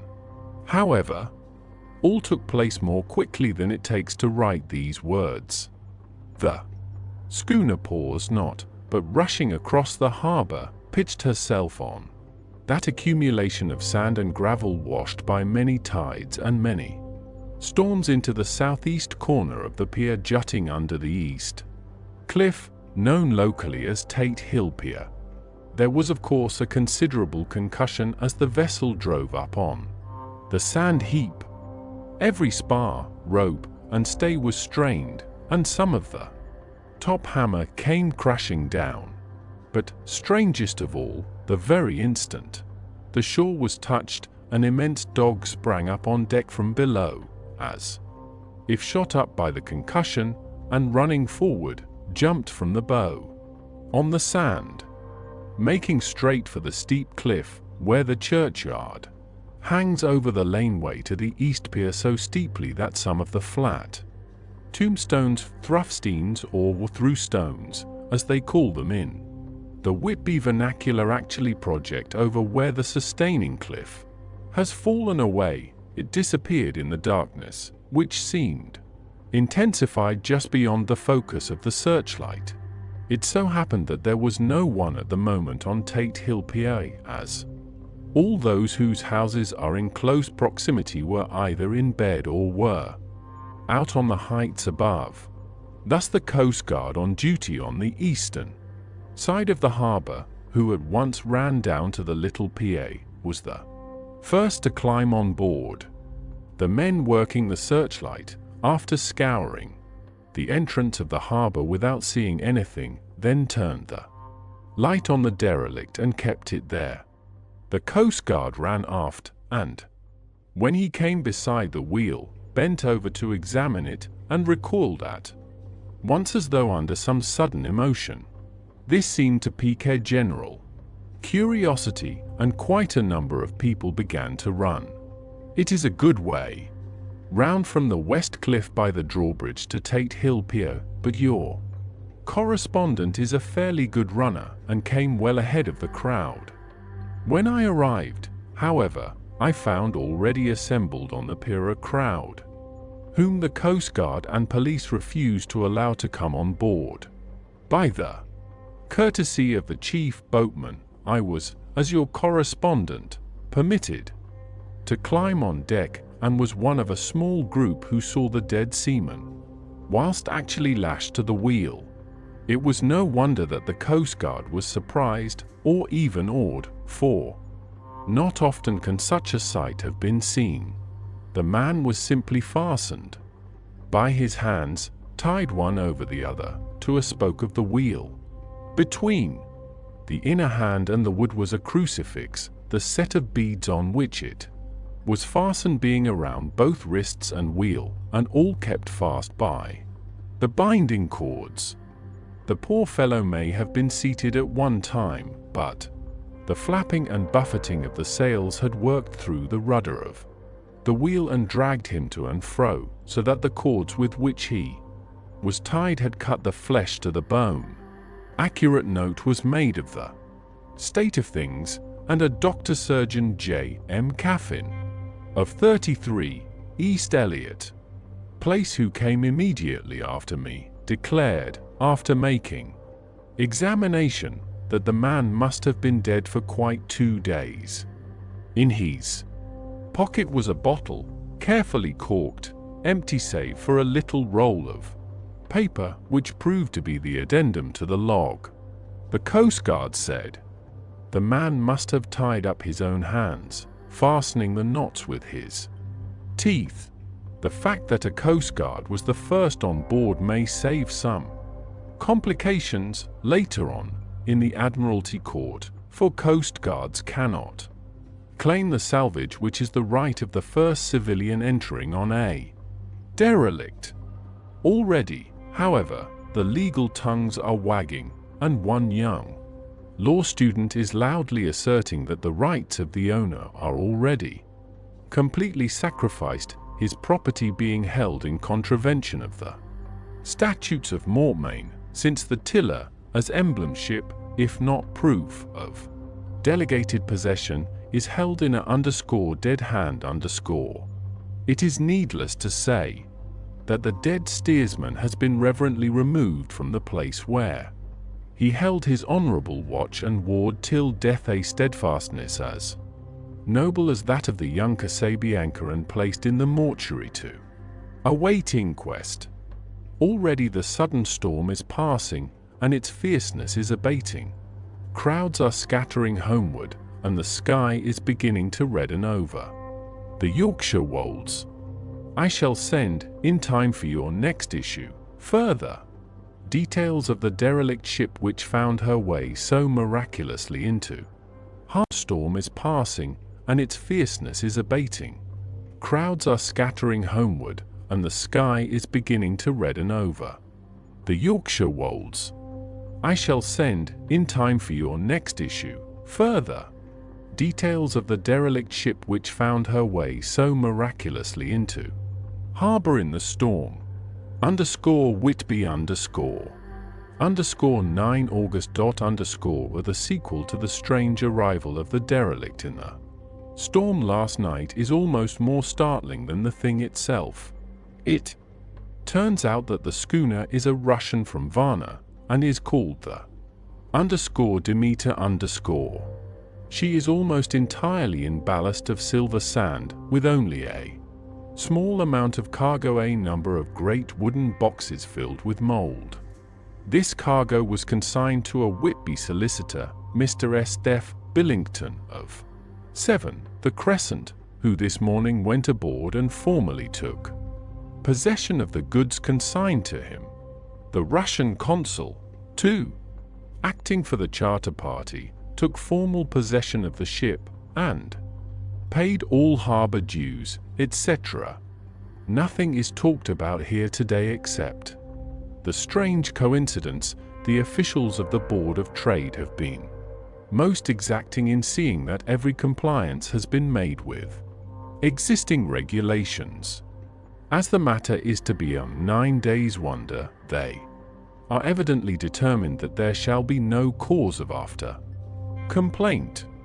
A good deal of interest was abroad concerning the dog which landed when the ship struck, and more than a few of the members of the SPCA, which is very strong in Whitby, have tried to befriend the animal. To the general disappointment, however, it was not to be found. It seems to have disappeared entirely from the town. It may be that it was frightened and made its way onto the moors, where it is still hiding in terror. There are some who look with dread on such a possibility, lest later on it should in itself become a danger, for it is evidently a fierce brute. Early this morning a large dog, a half-bred mastiff belonging to a coal merchant close to Tate Hill, PA, was found dead in the roadway opposite to its master's yard. It had been fighting, and manifestly had had a savage opponent, for its throat was torn away, and its belly was slit open as if with a savage claw. Later. By the kindness of the Board of Trade Inspector, I have been permitted to look over the logbook of the Demeter which was in order up to within 3 days, but contained nothing of special interest, except as to facts of missing men. The greatest interest, however, is with regard to the paper found in the bottle, which was today produced at the inquest, and a more strange narrative than the two between them. Unfold it has not been my lot to come across. As there is no motive for concealment, I am permitted to use them, and accordingly send you a rescript, simply omitting technical details of seamanship and supercargo. It almost seems as though the captain had been seized with some kind of mania before he had got well into blue water, and that This had developed persistently throughout the voyage. Of course my statement must be taken cum grano since I am writing from the dictation of a clerk of the Russian consul, who kindly translated for me, time being short. Log of the Demeter _Varna to Whitby __ written the 18th of July, things so strange happening, that I shall keep accurate note henceforth till we land _. On the 6th of July we finished taking in cargo, silver sand and boxes of earth. At noon set sail. East wind, fresh. Crew, 5 hands, 2 mates, cook, and myself, captain. On the 11th of July at dawn entered Bosphorus, boarded by Turkish customs. Officers. Bakshish. All correct. Underway at 4 p.m. On the 12th of July through Dardanelles. More customs officers and flagboat of guarding squadron. Bakshish again. Work of officers thorough, but quick. Want us off soon. At dark passed into archipelago. On the 13th of July past Cape Matapan. Crew dissatisfied about something. Seemed scared, but would not speak out. On the 14th of July was somewhat anxious about crew. Men all steady fellows, who sailed with me before. Mate could not make out what was wrong, they only told him there was something and crossed themselves. Mate lost temper with one of them that day and struck him. Expected fierce quarrel, but all was quiet. On the 16th of July mate reported in the morning that one of crew, Petrovsky, was missing. Could not account for it. Took larboard watch 8 bells last night. Was relieved by Abramov, but did not go to bunk. Men more downcast than ever. All said they expected something of the kind, but would not say more than there was something aboard. Mate getting very impatient with them, feared some trouble ahead. On the 17th of July, yesterday, one of the men, Olgaren, came to my cabin and in an awestruck way confided to me that he thought there was a strange man aboard the ship. He said that in his watch he had been sheltering behind the deck house, as there was a rainstorm, when he saw a tall, thin man, who was not like any of the crew, come up the companionway and go along the deck forward and disappear. He followed cautiously, but when he got to bows found no one, and the hatchways were all closed. He was in a panic of superstitious fear, and I am afraid the panic may spread. To allay it, I shall today search entire ship carefully from stem to stern. Later in the day I got together the whole crew, and told them, as they evidently thought there was someone in the ship, we would search from stem to stern. First mate angry, said it was folly, and to yield to such foolish ideas would demoralize the men, said he would engage to keep them out of trouble with a handspike. I let him take the helm, while the rest began thorough search, all keeping abreast, with lanterns. We left no corner unsearched. As there were only the big wooden boxes, there were no odd corners where a man could hide. Men much relieved when search over, and went back to work cheerfully. First mate scowled, but said nothing. 22 July rough weather last 3 days, and all hands busy with sails. No time to be frightened. Men seem to have forgotten their dread. Mate cheerful again, and all on good terms. Praised men for work in bad weather. Past Gibraltar and out through straits. All well. 24 July there seems some doom over this ship. Already a hand short, and entering on the Bay of Biscay with wild weather ahead, and yet last Night another man lost disappeared. Like the first, he came off his watch and was not seen again. Men all in a panic of fear sent around Robin, asking to have double watch, as they fear to be alone. Mate, angry, fear there will be some trouble, as either he or the men will do some violence. _28 July for days in hell, knocking about in a sort of maelstrom, and the wind a tempest. No sleep for anyone. Men all worn out. Hardly know how to set a watch, since no one fit to go on. Second mate volunteered to steer and watch, and let men snatch a few hours' sleep. Wind abating, sea still terrific, but feel them less, as ship is steadier. _29 July another tragedy.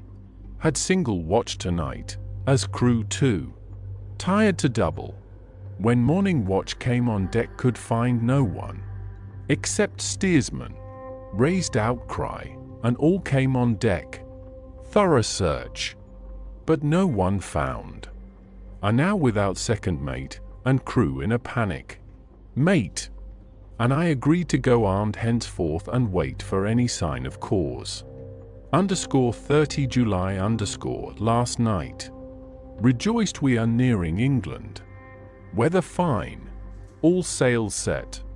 Retired worn out, slept soundly, awaked by mate telling me that both man of watch and steersman missing. Only self and mate and 2 hands left to work ship. _1 August 2 days of fog, and not a sail sighted. Had hoped when in the English Channel to be able to signal for help or get in somewhere. Not having power to work sails, have to run before wind. Dare not lower, as could not raise them again. We seem to be drifting to some terrible doom. Mate now more demoralized than either of men. His stronger nature seems to have worked inwardly against himself. Men are beyond fear, working stolidly and patiently, with minds made up to worst. They are Russian, he Romanian. _2 August, midnight woke up from few minutes sleep by hearing a cry, seemingly outside my port. Could see nothing in fog. Rushed on deck, and ran against mate. Tells me heard cry and ran, but no sign of man on watch. One more gone. Lord, help us. Mate says we must be past Straits of Dover, as in a moment of fog lifting he saw North Foreland, just as he heard the man cry out. If so, we are now off in the North Sea, and only God can guide us in the fog, which seems to move with us, and God seems to have deserted us. _3 August at midnight I went to relieve the man at the wheel, and when I got to it found no one there. The wind was steady, and as we ran before it there was no yawing. I dared not leave it, so shouted for the mate. After a few seconds he rushed up on deck in his flannels. He looked wild-eyed and haggard, and I greatly fear his reason has given way. He came close to me and whispered hoarsely, with his mouth to my ear, as though fearing the very air might hear. _it is here, I know it now. On the watch last night I saw it, like a man, tall and thin, and ghastly pale. It was in the bows, and looking out.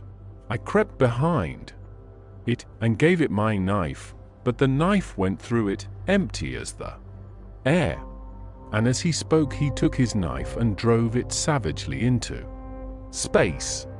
Then he went on, but it is here, and I'll find it. It is in the hold, perhaps in one of those boxes. I'll unscrew them one by one and see. You work the helm. And, with a warning look and his finger on his lip, he went below. There was springing up a choppy wind, and I could not leave the helm. I saw him come out on deck again with a tool chest and a lantern and go down the forward hatchway. He is mad, stark, raving mad, and it's no use my trying to stop him. He can't hurt those big boxes. They are invoiced as ye clay, and to pull them about is as harmless a thing as he can do. So here I stay, and mind the helm, and write these notes. I can only trust in God and wait till the fog clears. Then, if I can't steer to any harbor with the wind that is, I shall cut down sails and lie by, and signal for help. It is nearly all over now, just as I was beginning to hope that the mate would come out calmer, for I heard him knocking away at something in the hold, and work is good for him. There came up the hatchway a sudden, startled scream, which made my blood run cold, and up on the deck he came as if shot from a gun, a raging madman, with his eyes rolling and his face convulsed with fear. "Save me! Save me!" he cried, and then looked round on the blanket of fog. His horror turned to despair, and in a steady voice he said, "You had better come too, Captain, before it is too late. He is there. I know the secret now. The sea will save me from him, and it is all that is left."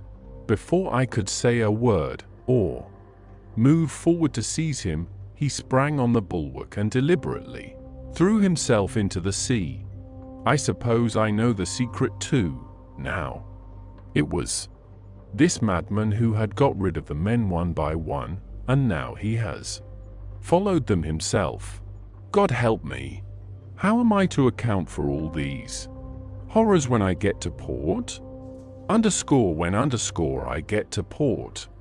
Will that ever be? For August. A still fog, which the sunrise cannot pierce. I know there is sunrise because I am a sailor, why else I know not. I dared not go below, I dared not leave the helm, so here all night I stayed, and in the dimness of the night I saw it him. God forgive me, but the mate was right to jump overboard. It was better to die like a man, to die like a sailor in blue water. No man can object. But I am captain, and I must not leave my ship. But I shall baffle this fiend or monster, for I shall tie my hands to the wheel when my strength begins to fail, and along with them I shall tie that which it dare not touch, and then, come good wind or foul, I shall save my soul and my honor as a captain. I am growing weaker, and the night is coming on. If he can look me in the face again, I may not have time to act. If we are wrecked, mayhap this bottle may be found, and those who find it may understand. If not, well, then all men shall know that I have been true to my trust. God and the Blessed Virgin and the saints help a poor ignorant soul trying to do his duty. Of course the verdict was an open one. There is no evidence to adduce, and whether or not the man himself committed the murders there is now none to say. The folk here hold almost universally that the captain is simply a hero, and he is to be given a public funeral. Already it is arranged that his body is to be taken with a train of boats up the Esk for a piece, and then brought back to Tate Hill Pier and up the Abbey steps, for he is to be buried in the churchyard on the cliff. The owners of more than 100 boats have already given in their names as wishing to follow him to the grave. No trace has ever been found of the great dog, at which there is much mourning, for, with public opinion in its present state, he would, I believe, be adopted by the town. Tomorrow will see the funeral, and so will end this one more mystery of the sea. Mina Murray's journal. _8 August. Lucy was very restless all night, and I, too, could not sleep. The storm was fearful, and as it boomed loudly among the chimney pots, it made me shudder. When a sharp puff came, it seemed to be like a distant gun. Strangely enough, Lucy did not wake, but she got up twice and dressed herself.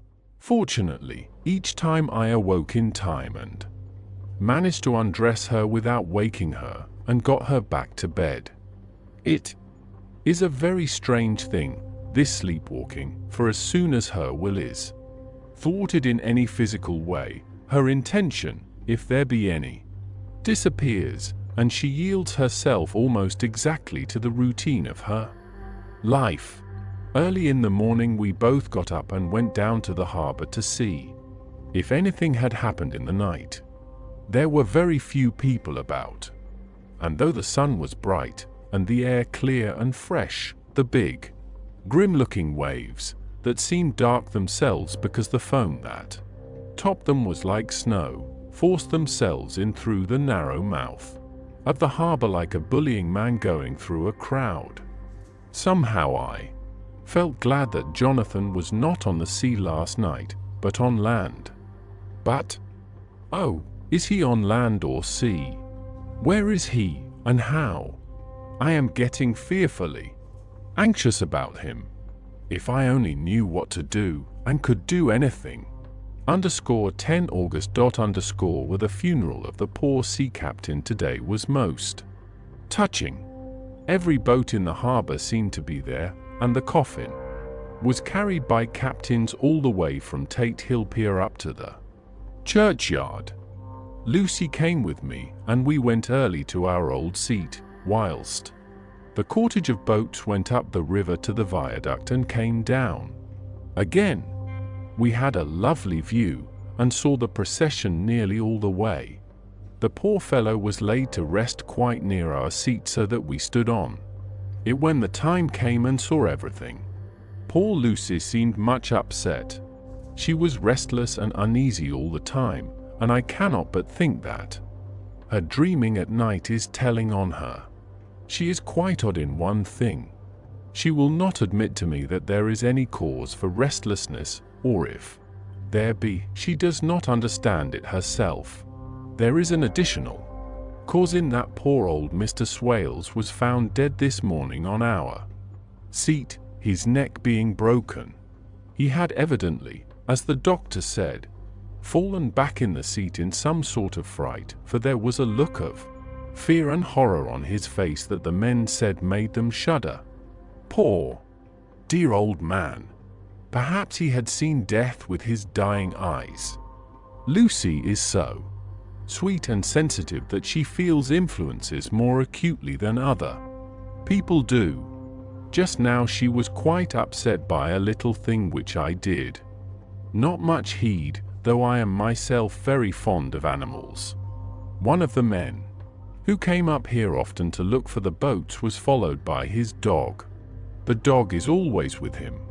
They are both quiet persons, and I never saw the man angry, nor heard the dog bark.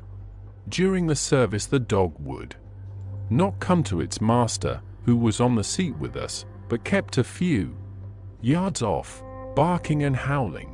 Its master spoke to it gently, and then harshly, and then angrily, but it would neither come nor cease to make a noise. It was in a sort of fury, with its eyes savage, and all its hairs bristling out like a cat's tail when puss is on the war path. Finally, the man, too, got angry, and jumped down and kicked the dog, and then took it by the scruff of the neck and half dragged and half threw it on the tombstone on which the seat is fixed. The moment it touched the stone, the poor thing became quiet and fell all into a tremble. It did not try to get away, but crouched down, quivering and cowering, and was in such a pitiable state of terror that I tried, though without effect, to comfort it. Lucy was full of pity, too, but she did not attempt to touch the dog, but looked at it in an agonized sort of way. I greatly fear that she is of too supersensitive a nature to go through the world without trouble. She will be dreaming of this tonight, I am sure.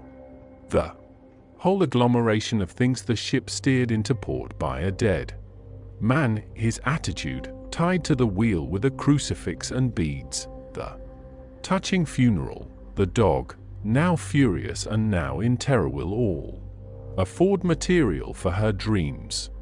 I think it will be best for her to go to bed tired out physically, so I shall take her for a long walk by the cliffs to Robin Hood's Bay and back. She ought not to have much inclination for sleepwalking then. Chapter 8. Mina Murray's Journal. Same day, 11 o'clock p.m. Oh, but I am tired. If it were not that I had made my diary a duty, I should not open it tonight. We had a lovely walk. Lucy, after a while, was in gay spirits, owing, I think, to some dear cows who came nosing towards us in a field close to the lighthouse, and frightened the wits out of us. I believe we forgot everything, except, of course, personal fear, and it seemed to wipe the slate clean and give us a fresh start. We had a capital severe tea at Robin Hood's Bay in a sweet little old-fashioned inn with a bow window right over the seaweed-covered rocks of the Strand. I believe we should have shocked that new woman with our appetites. Men are more tolerant, bless them. Then we walked home with some, or rather many, stoppages to rest, and with our hearts full of a constant dread of wild bulls. Lucy was really tired, and we intended to creep off to bed as soon as we could. The young curate came in, however, and Mrs. Westenra asked him to stay for supper. Lucy and I had both a fight for it with the dusty miller. I know it was a hard fight on my part, and I am quite heroic.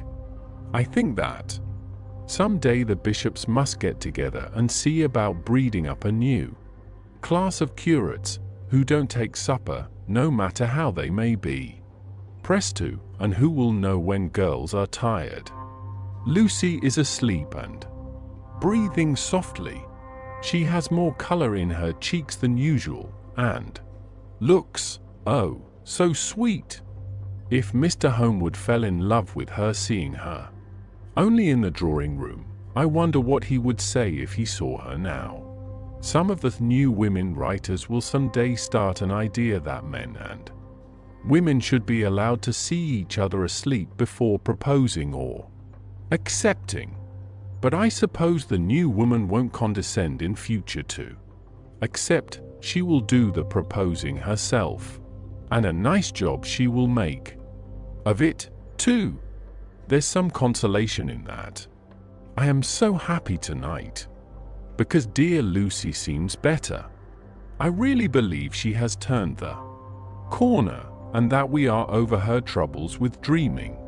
I should be quite happy if I only knew if Jonathan, God bless and keep him, 11 August, 3 a.m. Diary again. No sleep now, so I may as well write. I am too agitated to sleep. We have had such an adventure, such an agonizing experience. I fell asleep as soon as I had closed my diary. Suddenly I became broad awake, and sat up, with a horrible sense of fear upon me, and of some feeling of emptiness around me. The room was dark, so I could not see Lucy's bed. I stole across and felt for her. The bed was empty. I lit a match and found that she was not in the room. The door was shut, but not locked, as I had left it. I feared to wake her mother, who has been more than usually ill lately, so threw on some clothes and got ready to look for her. As I was leaving the room, it struck me that the clothes she wore might give me some clue to her dreaming intention. Dressing gown would mean house, dress, outside. Dressing gown and dress were both in their places. Thank God, I said. To myself, she cannot be far, as she is only in her nightdress. I ran downstairs and looked in the sitting room. Not there. Then I looked in all the other open rooms of the house with an ever-growing fear, chilling my heart. Finally I came to the hall door and found it open. It was not wide open, but the catch of the lock had not caught. The people of the house are careful to lock the door every night, so I feared that Lucy must have gone out as she was. There was no time to think of what might happen. A vague, overmastering fear obscured all details. I took a big, heavy shawl and ran out. The clock was striking 1 as I was in the crescent, and there was not a soul in sight. I ran along the north terrace, but could see no sign of the white figure which I expected. At the edge of the west cliff above the pier I looked across the harbour to the east cliff, in the hope or fear, I don't know which, of seeing Lucy. In our favourite seat there was a bright full moon with heavy black driving clouds, which threw the whole scene into a fleeting diorama of light and shade as they sailed across. For a moment or two I could see nothing, as the shadow of a cloud obscured St. Mary's Church and all around it. Then as the cloud passed I could see the ruins of the abbey coming into view, and as the edge of a narrow band of light as sharp as a sword cut moved along, the church and the churchyard became gradually visible. Whatever my expectation was, it was not disappointed, for there, on our favourite seat, the silver light of the moon struck a half-reclining figure, snowy white. The coming of the cloud was too quick for me to see much, for shadow shut down on light almost immediately, but it seemed to me as though something dark stood behind the seat where the white figure shone, and bent over it. What it was, whether man or beast, I could not tell. I did not wait to catch another glance, but flew down the steep steps to the pier and along by the fish market to the bridge, which was the only way to reach the east cliff. The town seemed as dead, for not a soul did I see. I rejoiced that it was so, for I wanted no witness of poor Lucy's condition. The time and distance seemed endless, and my knees trembled and my breath came labored as I toiled up the endless steps to the abbey. I must have gone fast, and yet it seemed to me as if my feet were weighted with lead, and as though every joint in my body were rusty. When I got almost to the top I could see the seat and the white figure, for I was now close enough to distinguish it even through the spells of shadow. There was undoubtedly something, long and black, bending over the half-reclining white figure. I called in fright, "Lucy! Lucy!" and something raised a head, and from where I was I could see a white face and red, gleaming eyes. Lucy did not answer, and I ran on to the entrance of the churchyard. As I entered, the church was between me and the seat, and for a minute or so I lost sight of her. When I came in view again, the cloud had passed, and the moonlight struck so brilliantly that I could see Lucy half reclining with her head lying over the back of the seat. She was quite alone, and there was not a sign of any living thing about. When I bent over her I could see that she was still asleep. Her lips were parted, and she was breathing not softly as usual with her, but in long, heavy gasps, as though striving to get her lungs full at every breath.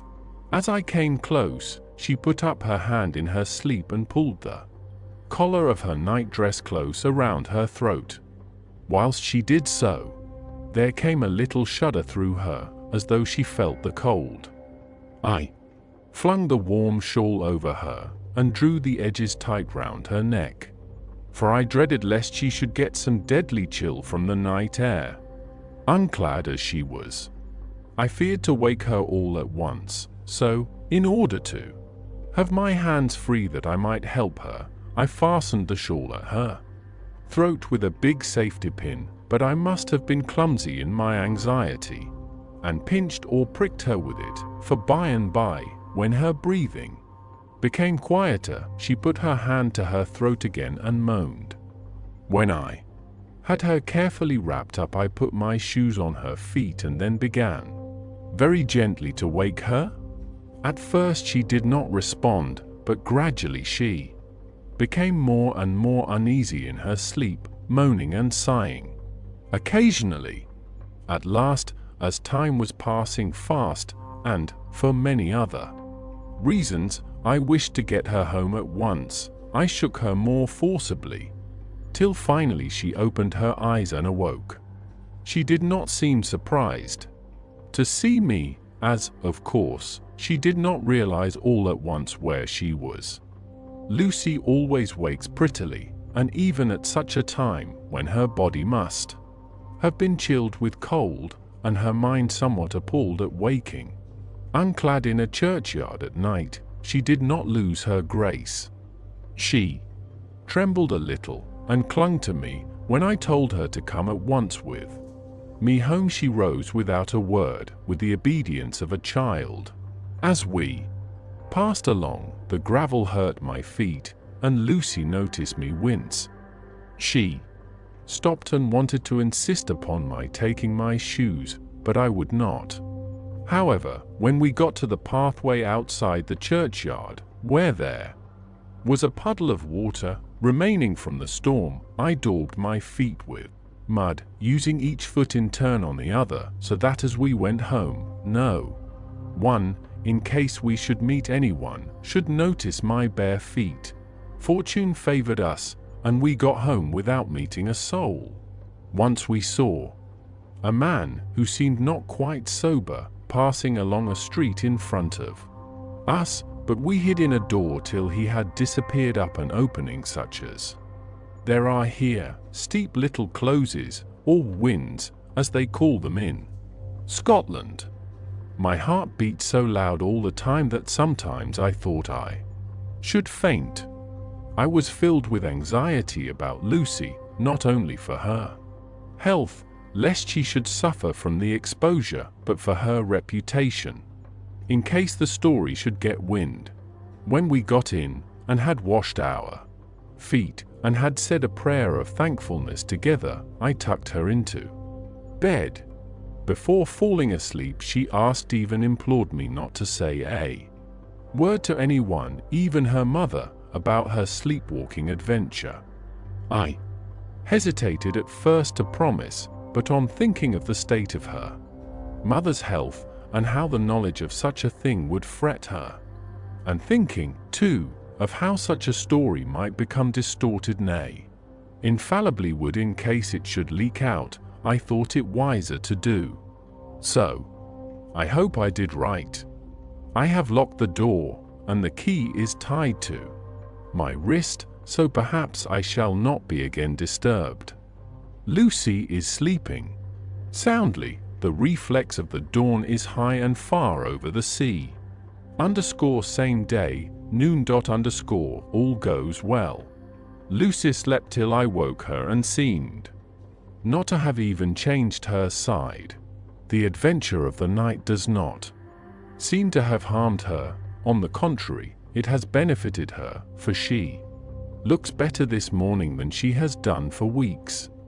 I was sorry to notice that my clumsiness with the safety pin hurt her. Indeed, it might have been serious, for the skin of her throat was pierced. I must have pinched up a piece of loose skin and have transfixed it, for there are two little red points like pinpricks, and on the band of her nightdress was a drop of blood. When I apologized and was concerned about it, she laughed and petted me, and said she did not even feel it. Fortunately, it cannot leave a scar, as it is so tiny. Same day, night. We passed a happy day. The air was clear, and the sun bright, and there was a cool breeze. We took our lunch to Mulgrave Woods, Mrs. Westenra driving by the road and Lucy and I walking by the cliff path and joining her at the gate. I felt a little sad myself, for I could not but feel how absolutely happy it would have been had Jonathan been with me. But there, I must only be patient. In the evening, we strolled in the casino terrace and heard some good music by Spoer and Mackenzie, and went to bed early. Lucy seems more restful than she has been for some time, and fell asleep at once. I shall lock the door and secure the key the same as before, though I do not expect any trouble tonight. 12 August. My expectations were wrong, for twice during the night I was wakened by Lucy trying to get out. She seemed, even in her sleep, to be a little impatient at finding the door shut, and went back to bed. Under a sort of protest, I woke with the dawn and heard the birds chirping outside of the window. Lucy woke, too, and, I was glad to see, was even better than on the previous morning. All her old gaiety of manner seemed to have come back, and she came and snuggled in beside me, and told me all about Arthur. I told her how anxious I was about Jonathan, and then she tried to comfort me. Well, she succeeded somewhat, for, though sympathy can't alter facts, it can help to make them more bearable. 13 August. Another quiet day, and to bed with the key on my wrist as before. Again I awoke in the night, and found Lucy sitting up in bed, still asleep, pointing to the window. I got up quietly, and pulling aside the blind, looked out. It was brilliant moonlight, and the soft effect of the light over the sea and sky merged together in one great silent mystery was beautiful beyond words. Between me and the moonlight flitted a great bat, coming and going in great whirling circles. Once or twice it came quite close, but was, I suppose, frightened at seeing me, and flitted away across the harbour towards the abbey. When I came back from the window, Lucy had lain down again, and was sleeping peacefully. She did not stir again all night. 14 August. On the East Cliff, reading and writing all day. Lucy seems to have become as much in love with the spot as I am, and it is hard to get her away from it when it is time to come home for lunch or tea or dinner. This afternoon she made a funny remark. We were coming home for dinner, and had come to the top of the steps up from the West Pier and stopped to look at the view, as we generally do. The setting sun, low down in the sky, was just dropping behind Kettleness. The red light was thrown over on the East Cliff and the old abbey, and seemed to bathe everything in a beautiful rosy glow. We were silent for a while, and suddenly Lucy murmured as if to herself, "His red eyes again. They are just the same." It was such an odd expression, coming apropos of nothing, that it quite startled me. I slewed round a little, so as to see Lucy well without seeming to stare at her, and saw that she was in a half-dreamy state, with an odd look on her face that I could not quite make out, so I said nothing, but followed her eyes. She appeared to be looking over at our own seat, whereon was a dark figure seated alone. I was a little startled myself, for it seemed for an instant as if the stranger had great eyes like burning flames, but a second look dispelled the illusion. The red sunlight was shining on the windows of St. Mary's Church behind our seat, and as the sun dipped there was just sufficient change in the refraction and reflection to make it appear as if the light moved. I called Lucy's attention to the peculiar effect, and she became herself. With a start, but she looked sad all the same. It may have been that she was thinking of that terrible night up there. We never refer to it, so I said nothing, and we went home to dinner. Lucy had a headache and went early to bed. I saw her asleep and went out for a little stroll myself. I walked along the cliffs to the westward and was full of sweet sadness, for I was thinking of Jonathan. When coming home it was then bright moonlight, so bright that, though the front of our part of the crescent was in shadow, everything could be well seen. I threw a glance up at our window and saw Lucy's head leaning out. I thought that perhaps she was looking out for me, so I opened my handkerchief and waved it. She did not notice or make any movement whatever. Just then, the moonlight crept round an angle of the building, and the light fell on the window. There distinctly was Lucy with her head lying up against the side of the window-sill and her eyes shut. She was fast asleep, and by her, seated on the window-sill, was something that looked like a good-sized bird. I was afraid she might get a chill, so I ran upstairs. But as I came into the room, she was moving back to her bed, fast asleep and breathing heavily. She was holding her hand to her throat, as though to protect it from cold. I did not wake her, but tucked her up warmly. I have taken care that the door is locked and the window securely fastened. She looks so sweet as she sleeps, but she is paler than is her wont, and there is a drawn, haggard look under her eyes which I do not like. I fear she is fretting about something. I wish I could find out what it is. 15 August. Rose later than usual. Lucy was languid and tired, and slept on after we had been called. We had a happy surprise at breakfast. Arthur's father is better, and wants the marriage to come off soon. Lucy is full of quiet joy, and her mother is glad and sorry at once. Later on in the day she told me the cause. She is grieved to lose Lucy as her very own, but she is rejoiced that she is soon to have someone to protect her. Poor dear, sweet lady. She confided to me that she has got her death warrant. She has not told Lucy and made me promise secrecy. Her doctor told her that within a few months, at most, she must die, for her heart is weakening. At any time, even now, a sudden shock would be almost sure to kill her. We were wise to keep from her the affair of the dreadful night of Lucy's sleepwalking. 17 August. A no diary for 2 whole days. I have not had the heart to write. Some sort of shadowy pall seems to be coming over our happiness. No news from Jonathan, and Lucy seems to be growing weaker, whilst her mother's hours are numbering to a close. I do not understand Lucy's fading away as she is doing.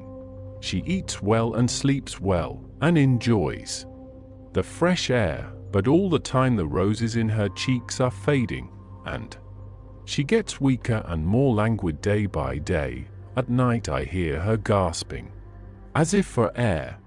I keep the key of our door always fastened to my wrist at night, but she gets up and walks about the room, and sits at the open window.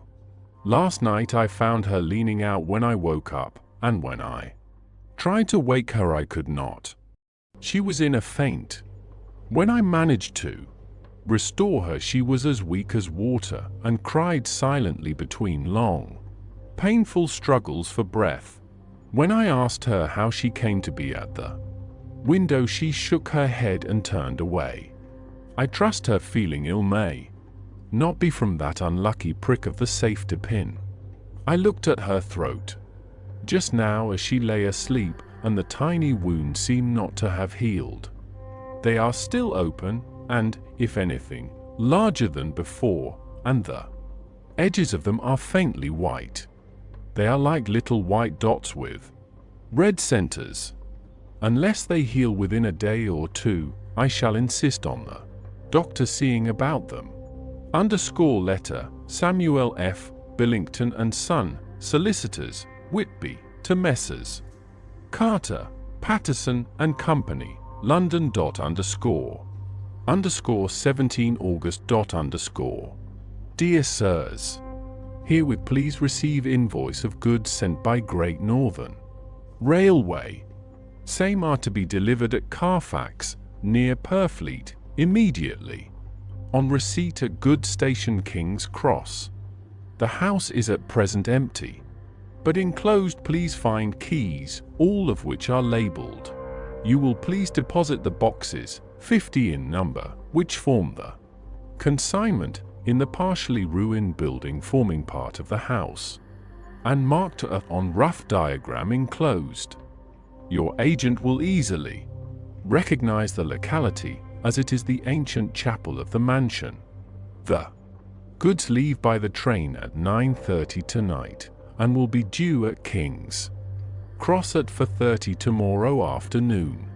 As our client wishes the delivery made as soon as possible, we shall be obliged by your having teams ready at King's Cross at the time named and forthwith conveying the goods to destination, in order to obviate any delays possible through any routine requirements as to payment in your departments. We enclose check herewith for £10, receipt of which please acknowledge.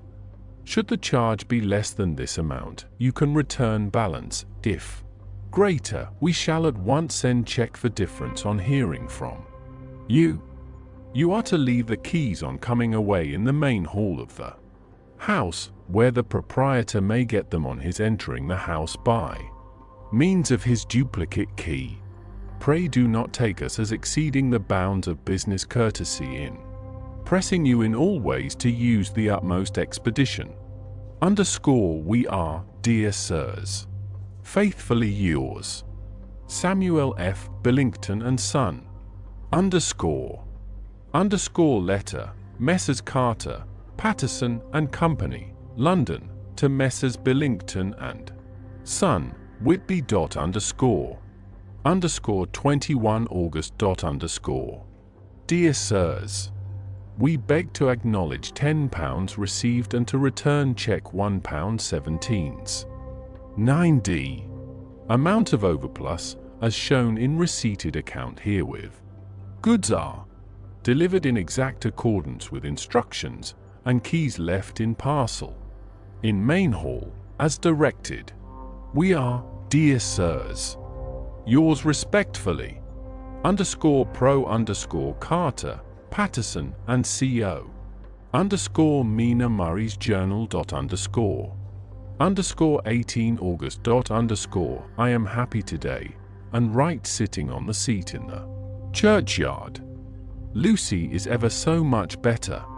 Last night she slept well all night, and did not disturb me once. The roses seem coming back already to her cheeks, though she is still sadly pale and wan looking. If she were in any way anemic I could understand it, but she is not. She is in gay spirits and full of life and cheerfulness.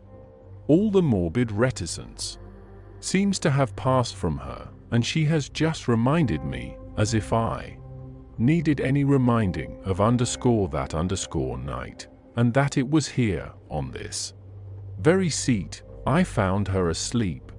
As she told me, she tapped playfully with the heel of her boot on the stone slab and said, "My poor little feet didn't make much noise then. I dare say poor old Mr. Swales would have told me that it was because I didn't want to wake up Geordie." As she was in such a communicative humor, I asked her if she had dreamed at all that night. Before she answered, that sweet, puckered Look came into her forehead, which Arthur I call him Arthur from her.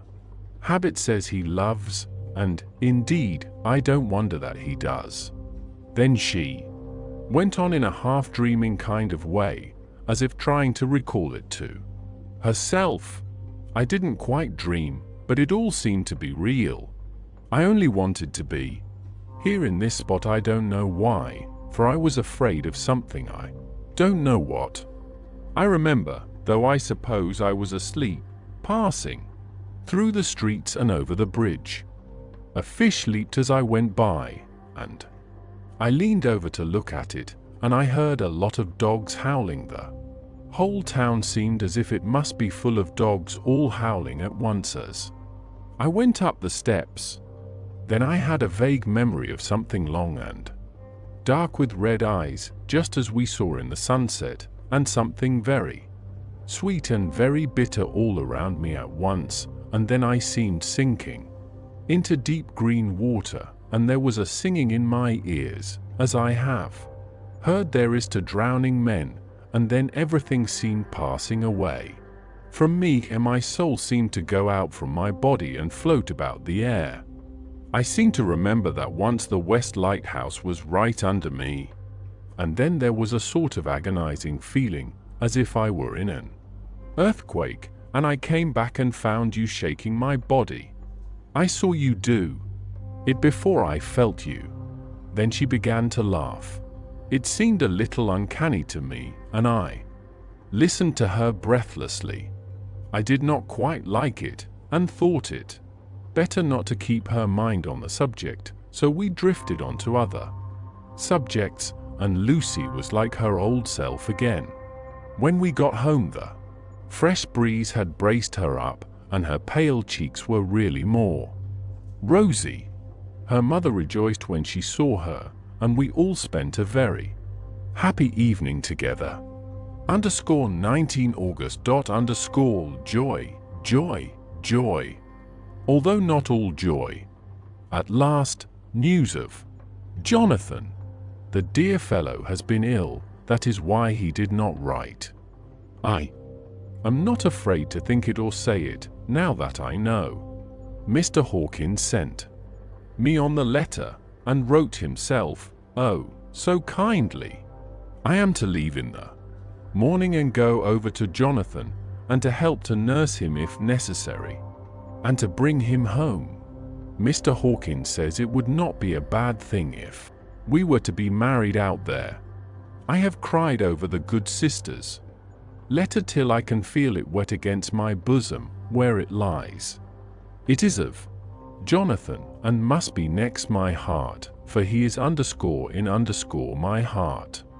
My journey is all mapped out, and my luggage ready.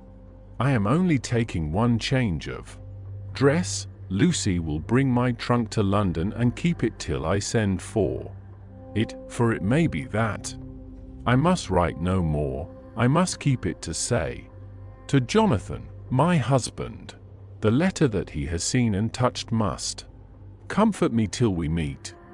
Letter, Sister Agatha, Hospital of St. Joseph and Ste Mary, Budapest, to Miss Wilhelmina Murray. 12 August. Dear Madam, I write by desire of Mr. Jonathan Harker, who is himself not strong enough to write, though progressing well, thanks to God and St. Joseph and Ste Mary. He has been under our care for nearly 6 weeks, suffering from a violent brain fever. He wishes me to convey his love, and to say that by this post I write for him to Mr. Peter Hawkins, Exeter, to say, with his dutiful respects, that he is sorry for his delay, and that all of his work is completed. He will require some few weeks' rest in our sanatorium in the hills, but will then return. He wishes me to say that he has not sufficient money with him, and that he would like to pay for his staying here, so that others who need shall not be wanting for help. Believe me, yours, with sympathy and all blessings, Sister Agatha. P.S. My patient being asleep, I open this to let you know something more. He has told me all about you, and that you are shortly to be his wife. All blessings to you both. He has had some fearful shock, so says our doctor, and in his delirium his ravings have been dreadful, of wolves and poison and blood, of ghosts and demons, and I fear to say of what? Be careful with him always, that there may be nothing to excite him of this kind for a long time to come. The traces of such an illness as his do not lightly die away. We should have written long ago, but we knew nothing of his friends, and there was on him nothing that anyone could understand. He came in the train from Klausenburg, and the guard was told by the station master there that he rushed into the station, shouting for a ticket for home. Seeing from his violent demeanor that he was English, they gave him a ticket for the furthest station on the way thither that the train reached. Be assured that he is well cared for. He has won all hearts by his sweetness and gentleness. He is truly getting on well, and I have no doubt will in a few weeks be all himself. But be careful of him for safety's sake. There are, I pray God and Saint Joseph and Ste Mary, many happy years for you both. _Dr. Seward's diary. _19 August. Strange and sudden change in Renfield last night. About 8 o'clock he began to get excited and sniff about as a dog does when setting. The attendant was struck by his manner, and knowing my interest in him, encouraged him to talk. He is usually respectful to the attendant and at times servile, but tonight, the man tells me, he was quite haughty, would not condescend to talk with him at all. All he would say was, "I don't want to talk to you, you don't count now, the master is at hand." The attendant thinks it is some sudden form of religious mania which has seized him. If so, we must look out for squalls, for a strong man with homicidal and religious mania at once might be dangerous. The combination is a dreadful one. At 9 o'clock I visited him myself. His attitude to me was the same as that to the attendant, in his sublime self, feeling the difference between myself and attendant seemed to him as nothing. It looks like religious mania, and he will soon think that he himself is God. These infinitesimal distinctions between man and man are too paltry for an omnipotent being. How these madmen give themselves away! The real God taketh heed lest a sparrow fall, but the God created from human vanity sees no difference between an eagle and a sparrow. Oh, if men only knew! For half an hour or more Renfield kept getting excited in greater and greater degree. I did not pretend to be watching him, but I kept strict observation all the same. All at once that shifty look came into his eyes which we always see when a madman has seized an idea, and with it, the shifty movement of the head and back which asylum attendants come to know so well. He became quite quiet, and went and sat on the edge of his bed resignedly, and looked into space with lackluster eyes.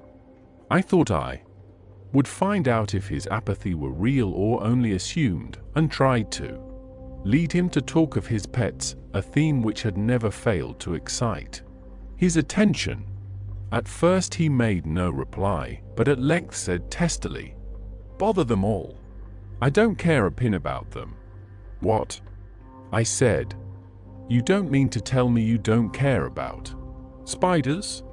Spiders at present are his hobby, and the notebook is filling up with columns of small figures. To this he answered enigmatically, "The bridemaidens rejoice the eyes that wait the coming of the bride. But when the bride draweth nigh, then the maidens shine not to the eyes that are filled." He would not explain himself, but remained obstinately seated on his bed. All the time I remained with him. I am weary tonight and low in spirits.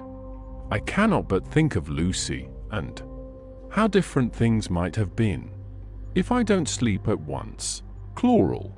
The modern Morpheus C_2 HCl_3 OH_2 O. I must be careful not to let it grow into a habit. No, I shall take none tonight. I have thought of Lucy, and I shall not dishonor her by mixing the two. If need be, tonight shall be sleepless. Later. Glad I made the resolution, gladder that I kept to it. I had lain tossing about, and had heard the clock strike only twice, when the night watchman came to me, sent up from the ward, to say that Renfield had escaped. I threw on my clothes and ran down at once. My patient is too dangerous a person to be roaming about. Those ideas of his might work out dangerously with strangers. The attendant was waiting for me. He said he had seen him not 10 minutes before, seemingly asleep in his bed, when he had looked through the observation trap in the door. His attention was called by the sound of the window being wrenched out. He ran back and saw his feet disappear through the window, and had at once sent up for me. He was only in his night gear, and cannot be far off. The attendant thought it would be more useful to watch where he should go than to follow him, as he might lose sight of him whilst getting out of the building by the door. He is a bulky man, and couldn't get through the window. I am thin, so, with his aid, I got out, but feet foremost, and, as we were only a few feet above ground, landed unhurt. The attendant told me the patient had gone to the left, and had taken a straight line, so I ran as quickly as I could. As I got through the belt of trees, I saw a white figure scale the high wall which separates our grounds from those of the deserted house. I ran back at once, told the watchman to get 3 or 4 men immediately and follow me into the grounds of Carfax, in case our friend might be dangerous. I got a ladder myself, and crossing the wall, dropped down on the other side. I could see Renfield's figure just disappearing behind the angle of the house, so I ran after him. On the far side of the house I found him pressed close against the old iron-bound oak door of the chapel.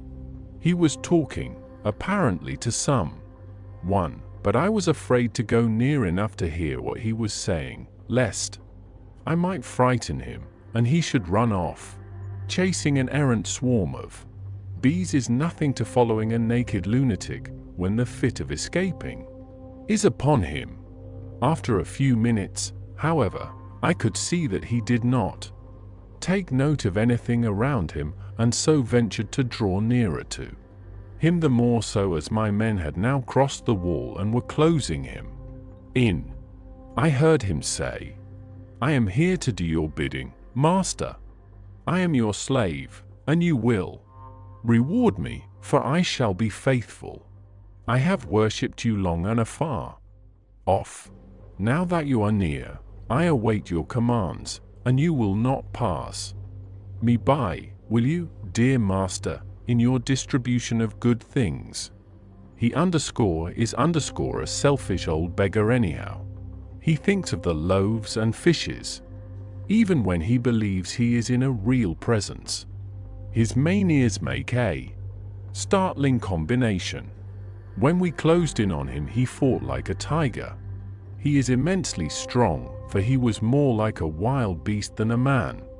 I never saw a lunatic in such a paroxysm of rage before, and I hope I shall not again. It is a mercy that we have found out his strength and his danger in good time. With strength and determination like his, he Might have done wild work before he was caged. He is safe now at any rate. Jack Shepherd himself couldn't get free from the strait waistcoat. That keeps him restrained, and he's chained to the wall in the padded room. His cries are at times awful, but the silences that follow are more deadly still, for he means murder in every turn and movement. Just now he spoke coherent words for the first time. "I shall be patient, master. It is coming, coming, coming." So I took the hint and came to.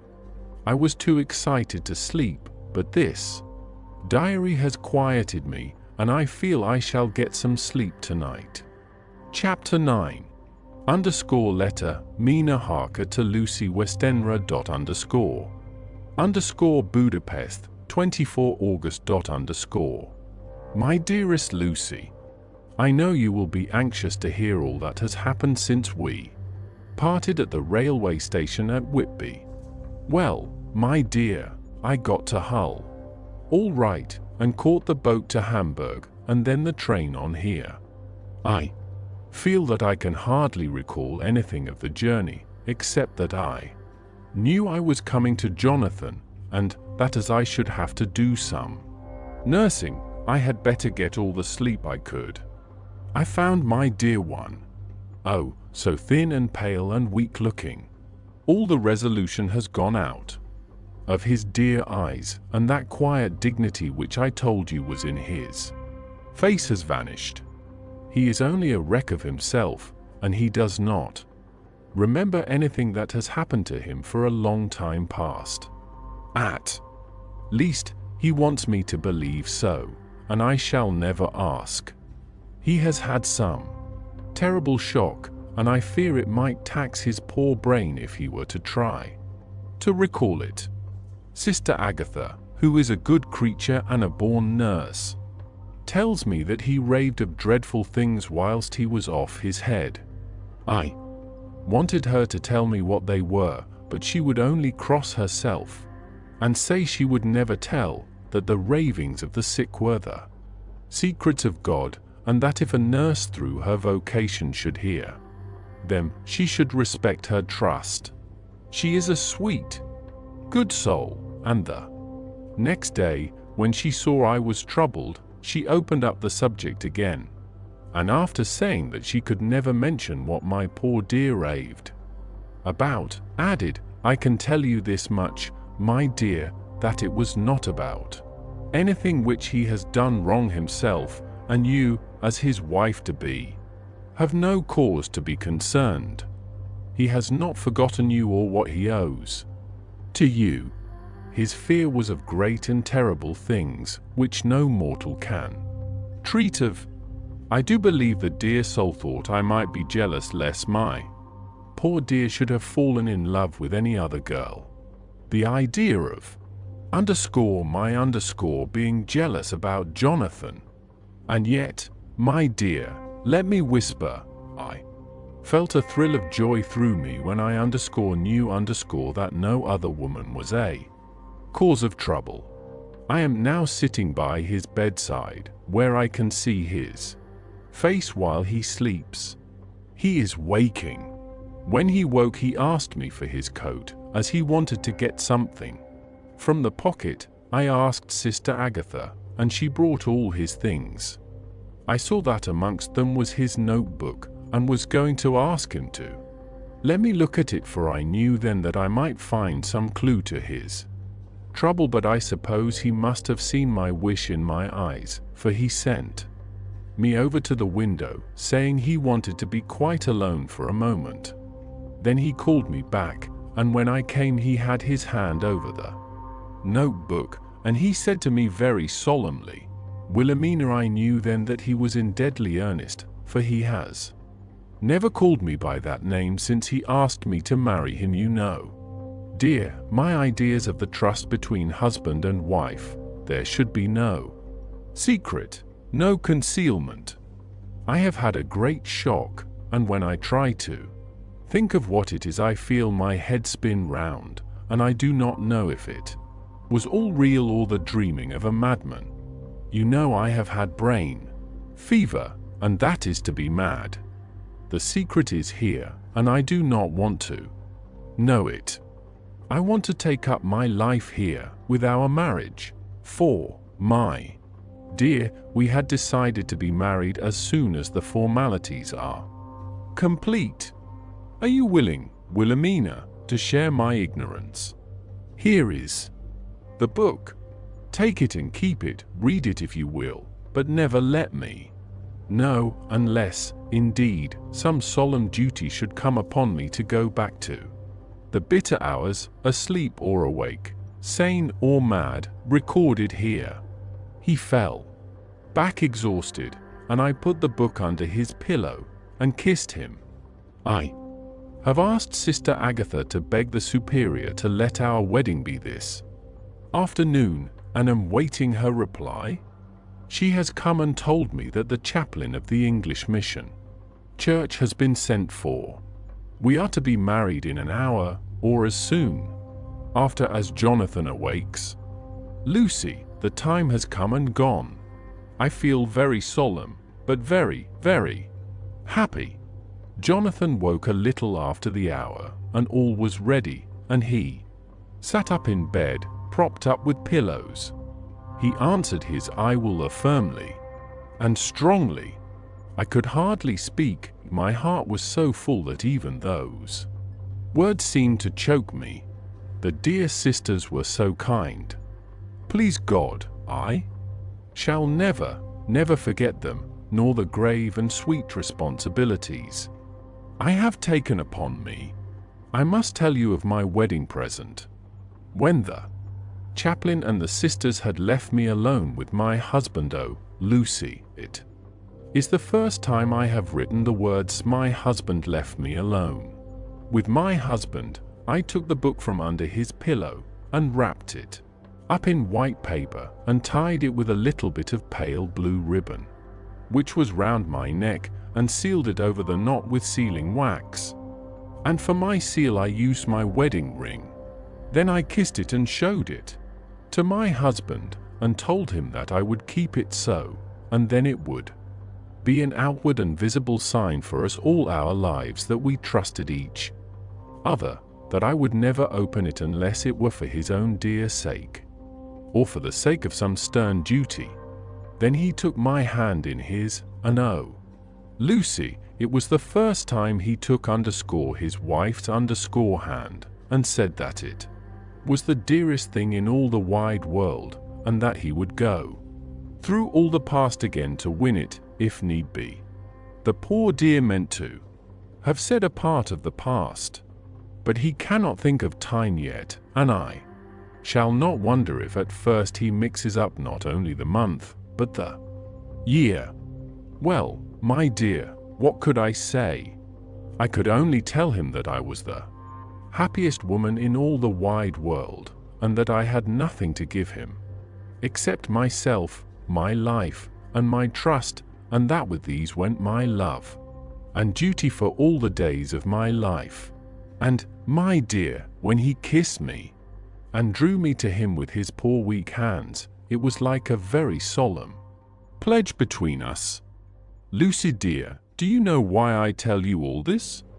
It is not only because it is all sweet to me, but because you have been, and are, very dear to me.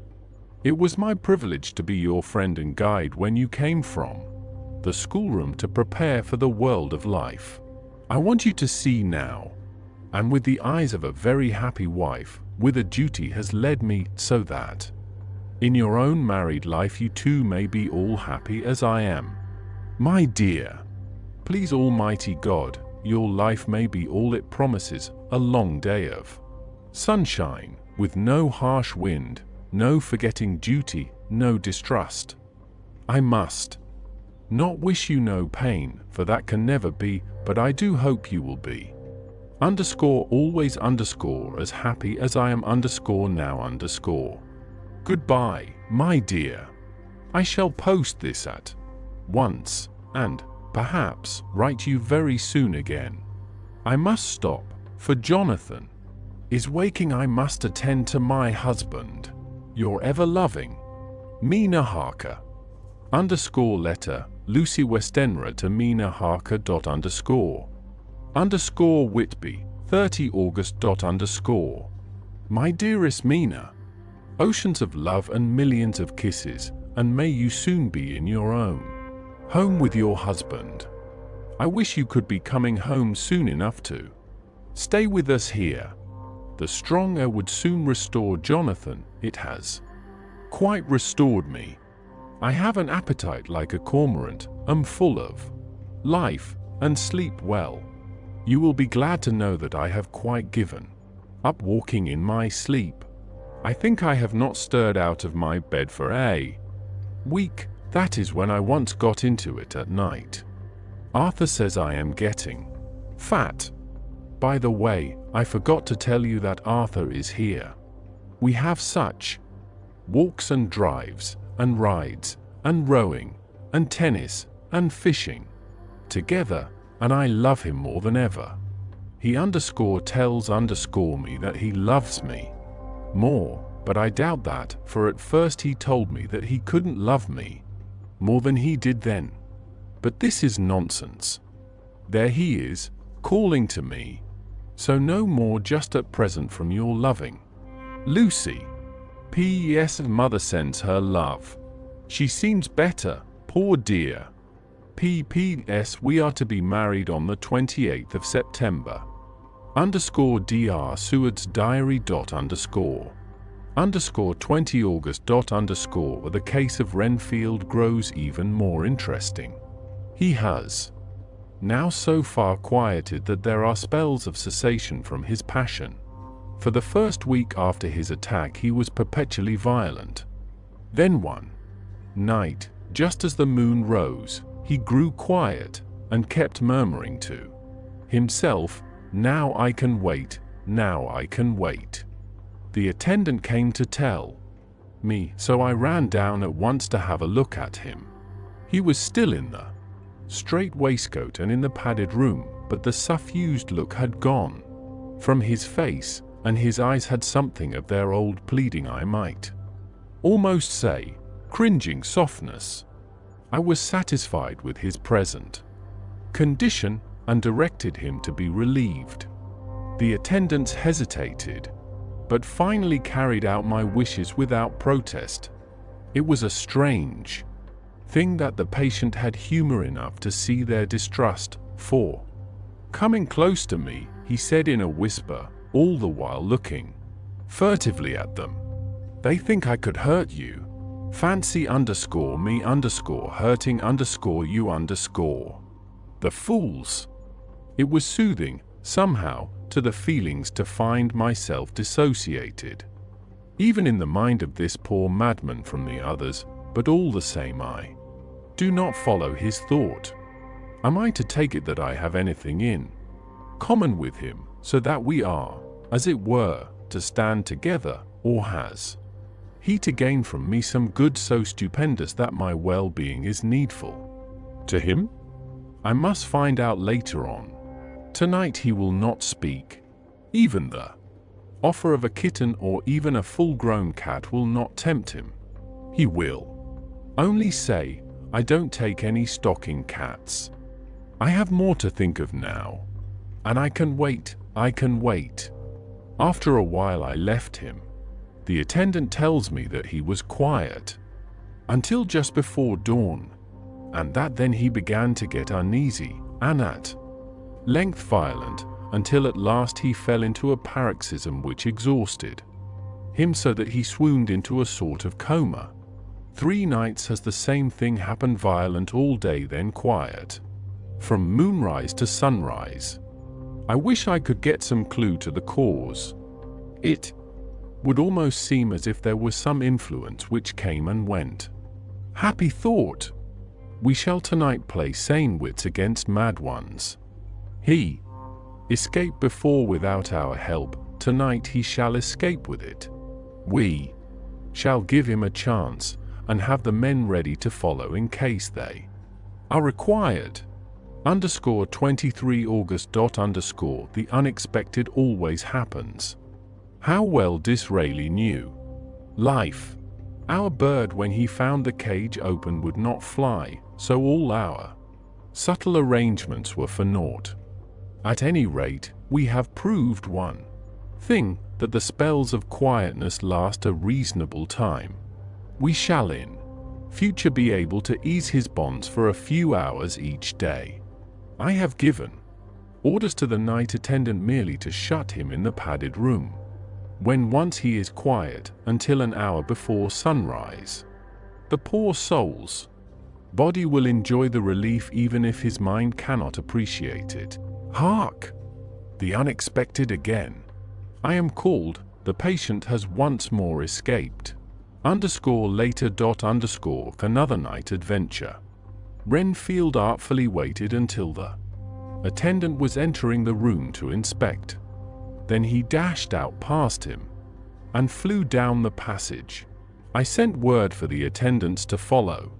Again he went into the grounds of the deserted house, and we found him in the same place, pressed against the old chapel door. When he saw me, he became furious, and had not the attendant seized him in time, he would have tried to kill me. As we were holding him, a strange thing happened. He suddenly redoubled his efforts, and then as suddenly grew calm. I looked round instinctively, but could see nothing. Then I caught the patient's eye and followed it, but could trace nothing as it looked into the moonlit sky except a big bat, which was flapping its silent and ghostly way to the west. Bats usually wheel and flit about, but this one seemed to go straight on, as if it knew where it was bound for or had some intention of its own. The patient grew calmer every instant, and presently said, "You needn't tie me, I shall go quietly." Without trouble we came back to the house. I feel there is something ominous in his calm, and shall not forget this night. Lucy Westenra's diary Hillingham, 24 August. I must imitate Mina and keep writing things down. Then we can have long talks when we do meet. I wonder when it will be. I wish he were with me again, for I feel so unhappy. Last night I seemed to be dreaming again just as I was at Whitby. Perhaps it is the change of air, or getting home again. It is all dark and horrid to me, for I can remember nothing, but I am full of vague fear, and I feel so weak and worn out. When Arthur came to lunch he looked quite grieved when he saw me, and I hadn't the spirit to try to be cheerful. I wonder if I could sleep in Mother's room tonight. I shall make an excuse and try. 25 August. Another bad night. Mother did not seem to take to my proposal. She seems not too well herself, and doubtless she fears to worry me. I tried to keep awake, and succeeded for a while, but when the clock struck 12 it waked me from a doze, so I must have been falling asleep. There was a sort of scratching or flapping at the window, but I did not mind it, and as I remember no more, I suppose I must then have fallen asleep. More bad dreams. I wish I could remember them. This morning I am horribly weak. My face is ghastly pale, and my throat pains me. It must be something wrong with my lungs, for I don't seem ever to get air enough. I shall try to cheer up when Arthur comes, or else I know he will be miserable to see me so. Letter. Arthur homeward to Dr. Seward. Albemarle Hotel, 31 August. My dear Jack, I want you to do me a favor. Lucy is ill, that is, she has no special disease, but she looks awful and is getting worse every day. I have asked her if there is any cause. I do not dare to ask her mother, for to disturb the poor lady's mind about her daughter in her present state of Health would be fatal. Mrs. Westenra has confided to me that her doom is spoken disease of the heart, though poor Lucy does not know it yet. I am sure that there is something preying on my dear girl's mind. I am almost distracted when I think of her. To look at her gives me a pang. I told her I should ask you to see her, and though she demurred at first, I know why, old fellow, she finally consented. It will be a painful task for you, I know, old friend, but it is for _her_ sake, and I must not hesitate to ask, or you to act. You are to come to lunch at Hillingham tomorrow, 2 o'clock, so as not to arouse any suspicion in Mrs. Westenra, and after lunch Lucy will take an opportunity of being alone with you. I shall come in for tea, and we can go away together. I am filled with anxiety, and want to consult with you alone as soon as I can after you have seen her. Do not fail. Arthur _telegram Arthur Homewood to Seward _1 September I'm summoned to see my father, who is worse. Am writing. Write me fully. By tonight's post to ring. Wire me if necessary. Letter from Dr. Seward to Arthur Homewood _2 September My dear old fellow. With regard to Miss Westenra's health, I hasten to let you know at once that in my opinion there is not any functional disturbance or any malady that I know of. At the same time, I am not by any means satisfied with her appearance. She is woefully different from what she was when I saw her last. Of course, you must bear in mind that I did not have full opportunity of examination such as I should wish. Our very friendship makes a little difficulty which not even medical science or custom can bridge over. I had better tell you exactly what happened, leaving you to draw, in a measure, your own conclusions. I shall then say what I have done and propose doing. I found Miss Westenra in seemingly gay spirits. Her mother was present, and in a few seconds I made up my mind that she was trying all she knew to mislead her mother and prevent her from being anxious. I have no doubt she guesses, if she does not know, what need of caution there is.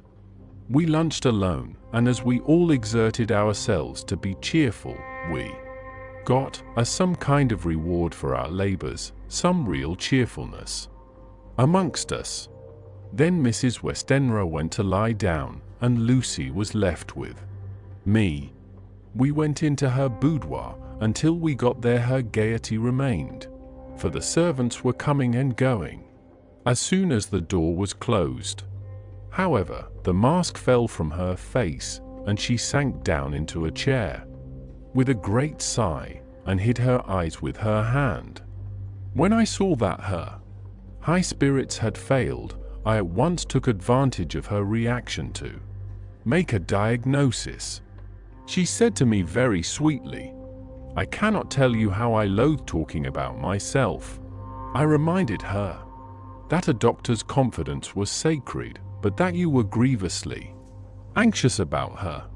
She caught on to my meaning at once, and settled that matter in a word.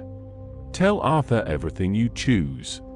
I do not care for myself, but all for him. So I am quite free." I could easily see that she is somewhat bloodless, but I could not see the usual anemic signs, and by a chance I was actually able to test the quality of her blood, for in opening a window which was stiff a cord gave way, and she cut her hand slightly with broken glass.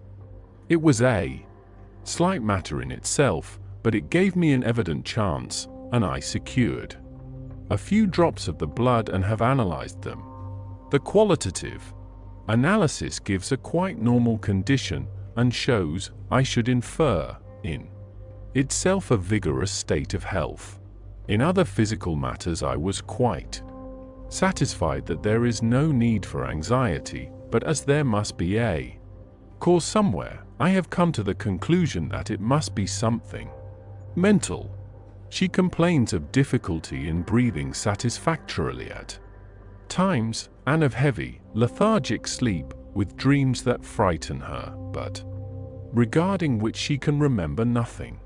She says that as a child she used to walk in her sleep, and that when in Whitby the habit came back, and that once she walked out in the night and went to East Cliff, where Miss Murray found her, but she assures me that of late the habit has not returned. I am in doubt, and so have done the best thing I know of. I have written to my old friend and master, Professor Van Helsing of Amsterdam, who knows as much about obscure diseases as anyone in the world. I have asked him to come over, and as you told me that all things were to be at your charge, I have mentioned to him who you are and your relations to Miss Westenra. This, my dear fellow, is in obedience to your wishes, for I am only too proud and happy to do anything I can for her. Van Helsing would, I know, do anything for me for a personal reason, so, no matter on what ground he comes, we must accept his wishes. He is a seemingly arbitrary man, but this is because he knows what he is talking about better than anyone else. He is a philosopher and a metaphysician and one of the most advanced scientists of his day. And he has, I believe, an absolutely open mind. This, with an iron nerve, a temper of the ice brook, an indomitable resolution, self-command, and toleration exalted from virtues to blessings, and the kindliest and truest heart that beats these form his equipment for the noble work that he is doing for mankind, work both in theory and practice, for his views are as wide as his all-embracing sympathy. I tell you these facts that you may know why I have such confidence in him. I have asked him to come at once. I shall see Miss Westenra tomorrow again. She is to meet me at the stores, so that I may not alarm her mother by too early a repetition of my call. Yours always, John Seward. _letter, Abraham Van Helsing, M.D., D.Ph. a Develit, etc., etc., to Dr. Seward. _2 September. My good friend, when I have received your letter I am already coming to you. By good fortune I can leave just at once, without wrong to any of those who have trusted me. Were fortune other, then it were bad for those who have trusted, for I come to my friend when he call me to aid those he holds dear. Tell your friend that when that time you suck from my wound so swiftly the poison of the gangrene from that knife that our other friend, too nervous, let slip, you did more for him when he wants my aids and you call for them than all his great fortune could do. But it is pleasure added to do for him, your friend, it is to you that I come. Have then rooms for me at the Great Eastern Hotel, so that I may be near to hand, and please it so arrange that we may see the young lady not too late on tomorrow, for it is likely that I may have to return here that night. But if need be I shall come again in 3 days, and stay longer, if it must. Till then goodbye, my friend John Van Helsing. _letter, Dr. Seward to Honorable Arthur Homewood. _3 September. My dear Art, Van Helsing has come and gone. He came on with me to Hillingham, and found that, by Lucy's discretion, her mother was lunching out, so that we were alone with her. Van Helsing made a very careful examination of the patient. He is to report to me, and I shall advise you, for of course I was not present all the time. He is, I fear, much concerned. but says he must think. When I told him of our friendship and how you trust to me in the matter, he said, you must tell him all you think. Tell him what I think, if you can guess it, if you will. Nay, I am not jesting. This is no jest, but life and death, perhaps more. I asked what he meant by that, for he was very serious. This was when we had come back to town, and he was having a cup of tea before starting on his return to Amsterdam. He would not give me any further clue. You must not be angry with me, Art, because his very reticence means that all his brains are working for her good. He will speak plainly enough when the time comes, be sure. So I told him I would simply write an account of our visit, just as if I were doing a descriptive special article for the Daily Telegraph. He seemed not to notice, but remarked that the smuts in London were not quite so bad as they used to be when he was a student here. I am to get his report tomorrow if he can possibly make it. In any case, I am to have a letter. Well, as to the visit, Lucy was more cheerful than on the day I first saw her, and certainly looked better. She had lost something of the ghastly look that so upset you, and her breathing was normal. She was very sweet to the professor, as she always is, and tried to make him feel at ease, though I could see that the poor girl was making a hard struggle for it. I believe Van Helsing saw it, too, for I saw the quick look under his bushy brows that I knew of old. Then he began to chat of all things except ourselves and diseases, and with such an infinite geniality that I could see poor Lucy's pretense of animation merge into reality. Then, without any seeming change, he brought the conversation gently round to his visit and suavely said, "My dear young miss, I have the so great pleasure because you are so much beloved. That is much, my dear, ever were there that which I do not see. They told me you were down in the spirit, and that you were of a ghastly pale.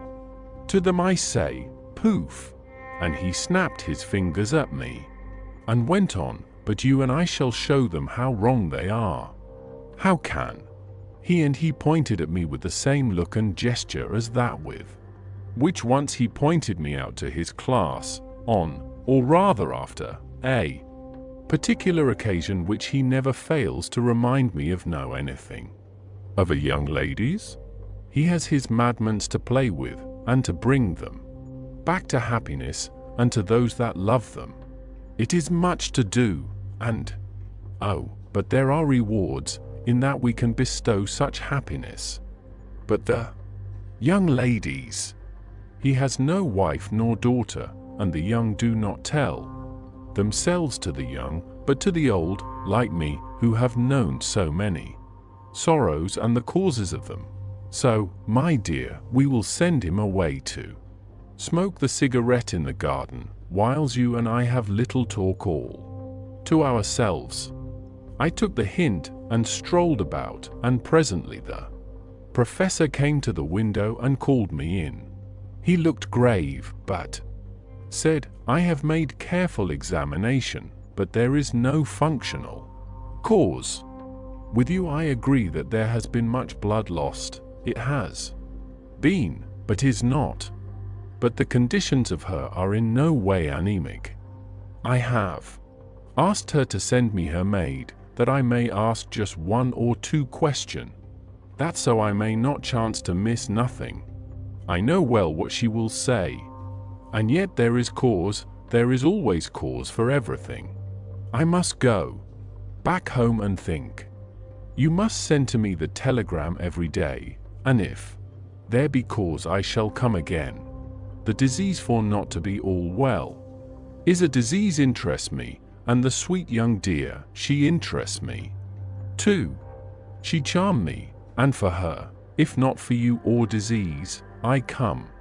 As I tell you, he would not say a word more, even when we were alone. And so now, Art, you know all I know. I shall keep stern watch. I trust. Your poor father is rallying. It must be a terrible thing to you, my dear old fellow, to be placed in such a position between two people who are both so dear to you.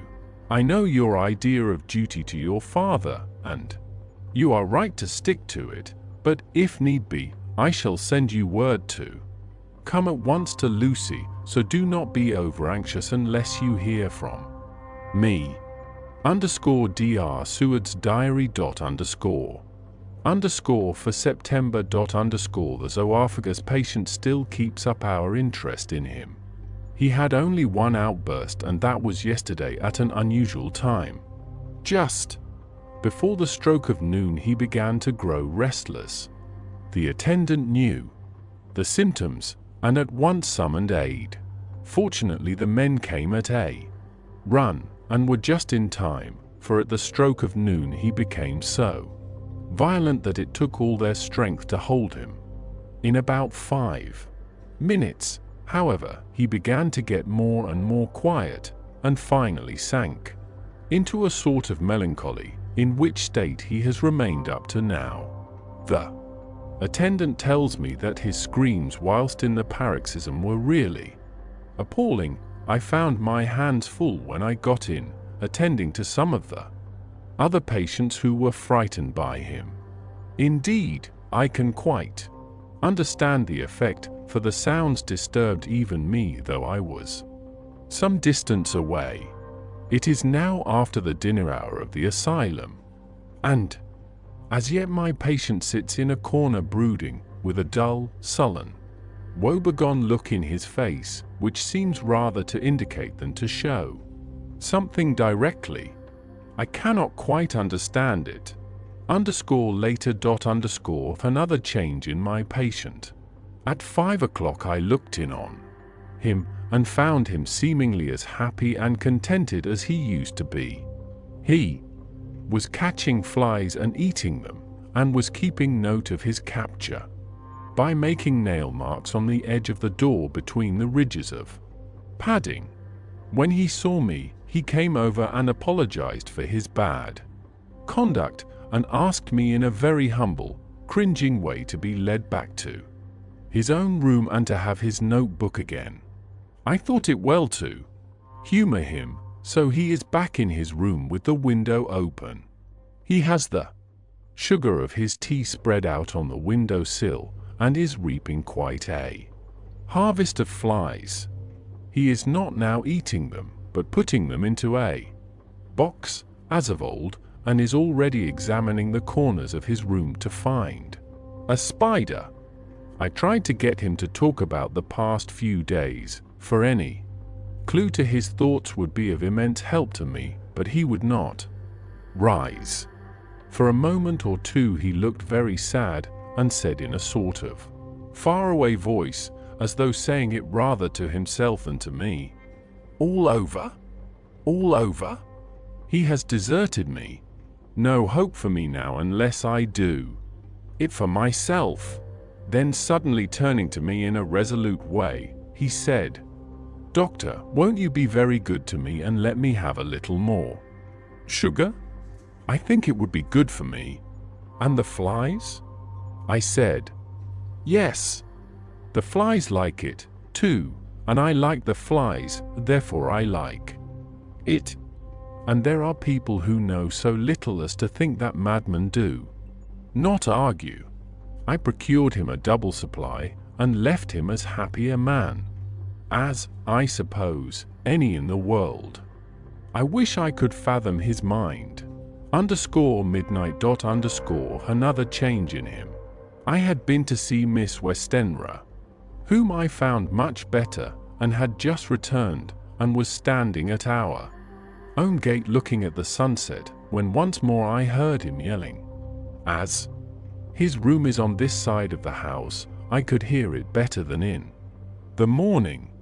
It was a shock to me to turn from the wonderful smoky beauty of a sunset over London, with its lurid lights and inky shadows, and all the marvelous tints that come on foul clouds even as on foul water, and to realize all the grim sternness of my own cold stone building with its wealth of breathing misery, and my own desolate heart to endure it all. I reached him just as the sun was going down, and from his window saw the red disk sink. As it sank he became less and less frenzied, and just as it dipped he slid from the hands that held him, an inert mass, on the floor. It is wonderful, however, what intellectual recuperative power lunatics have, for within a few minutes he stood up quite calmly and looked around him. I signaled to the attendants not to hold him, for I was anxious to see what he would do. He went straight over to the window and brushed out the crumbs of sugar. Then he took his fly box and emptied it outside and threw away the box. Then he shut the window and, crossing over, sat down on his bed. All this surprised me, so I asked him, "Are you not going to keep flies any more?" "No," said he, "I am sick of all that rubbish." He certainly is a wonderfully interesting study. I wish I could get some glimpse of his mind or of the cause of his sudden passion. Stop, there may be a clue. After all, if we can find why today his paroxysms came on at high noon and at sunset, can it be that there is a malign influence of the sun at periods which affects certain natures as at times the moon does others? We shall see. Telegram, Seward, London, to Van Helsing, Amsterdam. For September. Patient still better today. Telegram, Seward, London, to Van Helsing, Amsterdam. 5 September. Patient greatly improved. Good appetite, sleeps naturally, good spirits, color coming back. Telegram, Seward, London, to Van Helsing, Amsterdam. 6 September. A terrible change for the worse. Come at once, do not lose an hour. I hold over telegram to Homewood till have seen you. Chapter 10. Letter. Dr. Seward to Honorable Arthur Homewood. 6 September. My dear Art, my news today is not so good. Lucy this morning had gone back a bit. There is, however, one good thing which has arisen from it. Mrs. Westenra was naturally anxious concerning Lucy and has consulted me professionally about her. I took advantage of the opportunity and told her that my old master, Van Helsing, the great specialist, was coming to stay with me, and that I would put her in his charge conjointly with myself, so now we can come and go without alarming her unduly, for a shock to her would mean sudden death, and this, in Lucy's weak condition, might be disastrous to her. We are hedged in with difficulties, all of us, my poor old fellow, but, please God, we shall come through them all right. If any need I shall write, so that, if you do not hear from me, take it for granted that I am simply waiting for news. In haste. Yours ever, John Seward. _Dr. Seward's Diary. _7 September. The first thing Van Helsing said to me when we met at Liverpool Street was, "Have you said anything to our young friend, the lover of her?" "No," I said. "I waited till I had seen you, as I said in my telegram. I wrote him a letter simply telling him that you were coming, as Miss Westenra was not so well, and that I should let him know if need be." "Right, my friend," he said, "quite right. Better he not know as yet. Perhaps he shall never know. I pray so, but if it be needed, then he shall know all. And, my good friend John, let me caution you. You deal with a madman. All men are mad in some way or the other, and inasmuch as you deal discreetly with your madman, so deal with God's madman. To the rest of the world, you tell not your madman what you do nor why you do it, you tell them not what you think. So you shall keep knowledge in its place, where it may rest, where it may gather its kind around it, and breed. You and I shall keep as yet what we know here and here. He touched me on the heart and on the forehead, and then touched himself. The same way I have for myself thoughts at the present. Later I shall unfold to you. Why not now? I asked.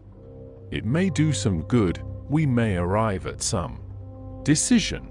He stopped and looked at me and said, My friend John, when the corn is grown, even before it has ripened, while the milk of its mother earth is in him, and the sunshine has not yet begun to paint him with his gold, the husbandman he pull the ear and rub him between his rough hands, and blow away the green chaff, and say to you, Look, his good corn, he will make good crop when the time comes.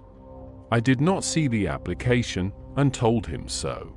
For reply, he reached over and took my ear in his hand and pulled it playfully, as he used long ago to do at lectures, and said, The good husbandman tell you so then because he knows, but not till then.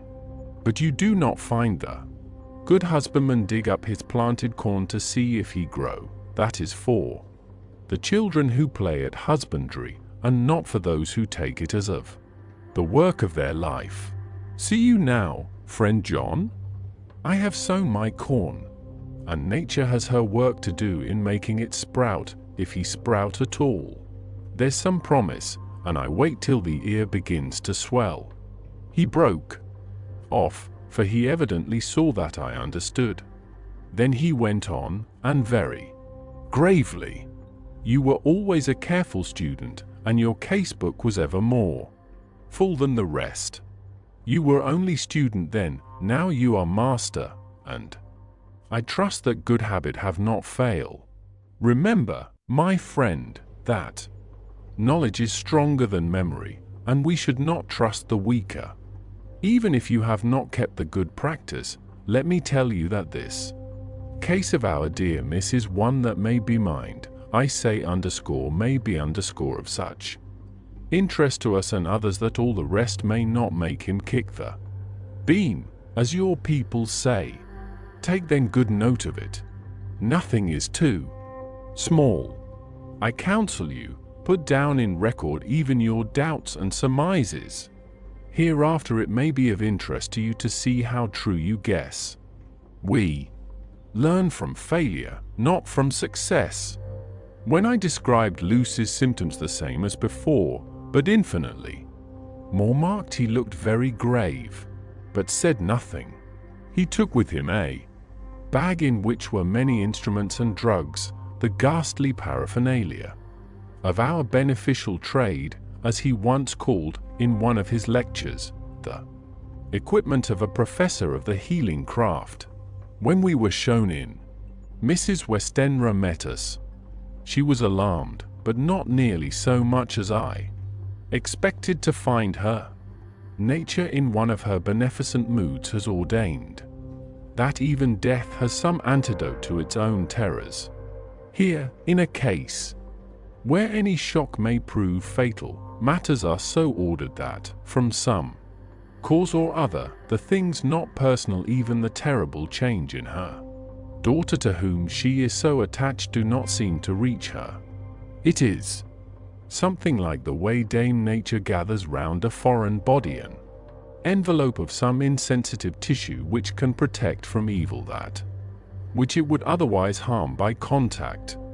If this be an ordered selfishness, then we should pause before we condemn anyone for the vice of egoism, for there may be deeper root for its causes than we have knowledge of.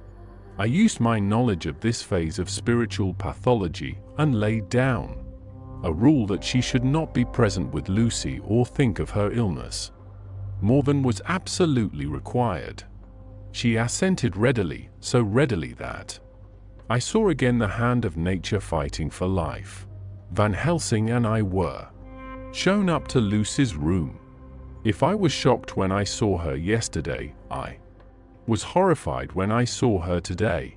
She was ghastly, chalkily pale. The red seemed to have gone even from her lips and gums, and the bones of her face stood out prominently. Her breathing was painful to see or hear. Van Helsing's face grew set as marble, and his eyebrows converged till they almost touched over his nose. Lucy lay motionless, and did not seem to have strength to speak, so for a while we were all silent. Then Van Helsing beckoned to me, and we went gently out of the room. The instant we had closed the door, he stepped quickly along the passage to the next door, which was open. Then he pulled me quickly in with him and closed the door. "My God," he said, "this is dreadful. There is no time to be lost," which was open. Then he pulled me quickly in with him and closed the door. "My God," he said, "this is dreadful. There is no time to be lost. She will die for sheer want of blood to keep the heart's action as it should be. There must be transfusion of blood at once. Is it you or me? I am younger and stronger, Professor. It must be me. Then get ready at once. I will bring up my bag. I am prepared." I went downstairs with him, and as we were going there was a knock at the hall door. When we reached the hall, the maid had just opened the door, and Arthur was stepping quickly in. He rushed up to me, saying in an eager whisper, "Jack, I was so anxious. I read between the lines of your letter, and have been in an agony. The dad was better, so I ran down here to see for myself. Is not that gentleman Dr. Van Helsing? I am so thankful to you, sir, for coming." When first the professor's eye had lit upon him, he had been angry at his interruption at such a time, but now, as he took in his stalwart proportions and recognized the strong young manhood which seemed to emanate from him, his eyes gleamed. Without a pause he said to him gravely as he held out his hand, "Sir, you have come in time. You are the lover of our dear miss. She is bad, very, very bad. Nay, my child, do not go like that." For he suddenly grew pale and sat down in a chair almost fainting. "You are to help her. You can do more than any that, Liv, and your courage is your best help." "What can I do?" asked Arthur hoarsely. "Tell me, and I shall do it. My life is hers, and I would give the last drop of blood in my body for her." The professor has a strongly humorous side, and I could from old knowledge detect a trace of its origin in his answer. "My young sir, I do not ask so much as that, not the last. What shall I do?" There was fire in his eyes, and his open nostril quivered with intent. Van Helsing slapped him on the shoulder. "Come," he said. "You are a man, and it is a man we want. You are better than me, better than my friend John." Arthur looked bewildered, and the professor went on by explaining in a kindly way, "Young miss is bad, very bad. She wants blood, and blood she must have, or die. My friend John and I have consulted, and we are about to perform what we call transfusion of blood to transfer from full veins of one to the empty veins which pine for him. John was to give his blood, as he is the more young and strong than me." Here Arthur took my hand and wrung It hard in silence, but now you are here, you are more good than us. Old or young, who toil much in the world of thought. Our nerves are not so calm and our blood not so bright than yours. Arthur turned to him and said, if you only knew how gladly I would die for her, you would understand. He stopped, with a sort of choke in his voice. Good boy, said Van Helsing. In the not so far off you will be happy that you have done all for her you love. Come now and be silent. You shall kiss her once before it is done, but then you must go, and you must leave at my sign. Say no word to madam, you know how it is with her. There must be no shock, any knowledge of this would be one. Come. We all went up to Lucy's room. Arthur by direction remained outside. Lucy turned her head and looked at us, but said nothing.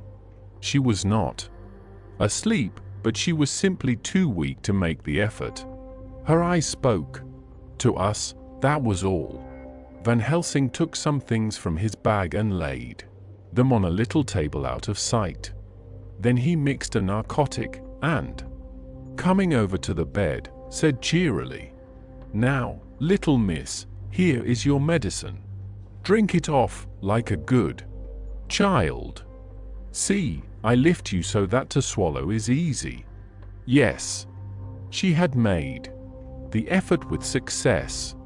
It astonished me how long the drug took to act. This, in fact, marked the extent of her weakness. The time seemed endless until sleep began to flicker in her eyelids.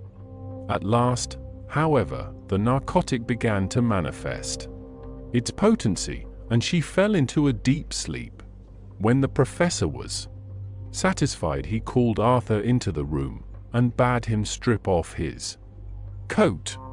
Then he added, you may take that one little kiss whiles I bring over the table.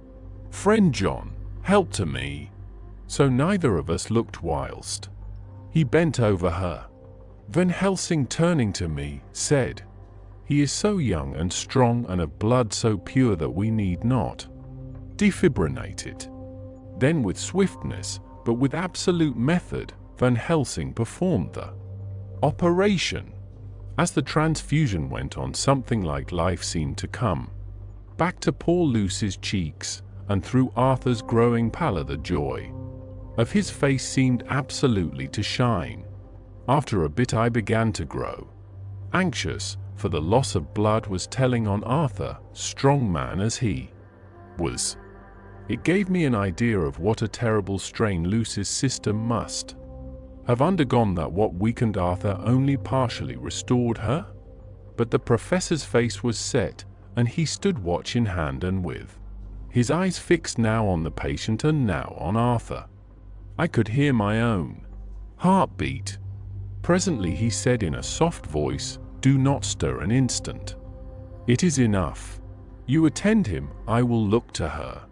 When all was over I could see how much Arthur was weakened.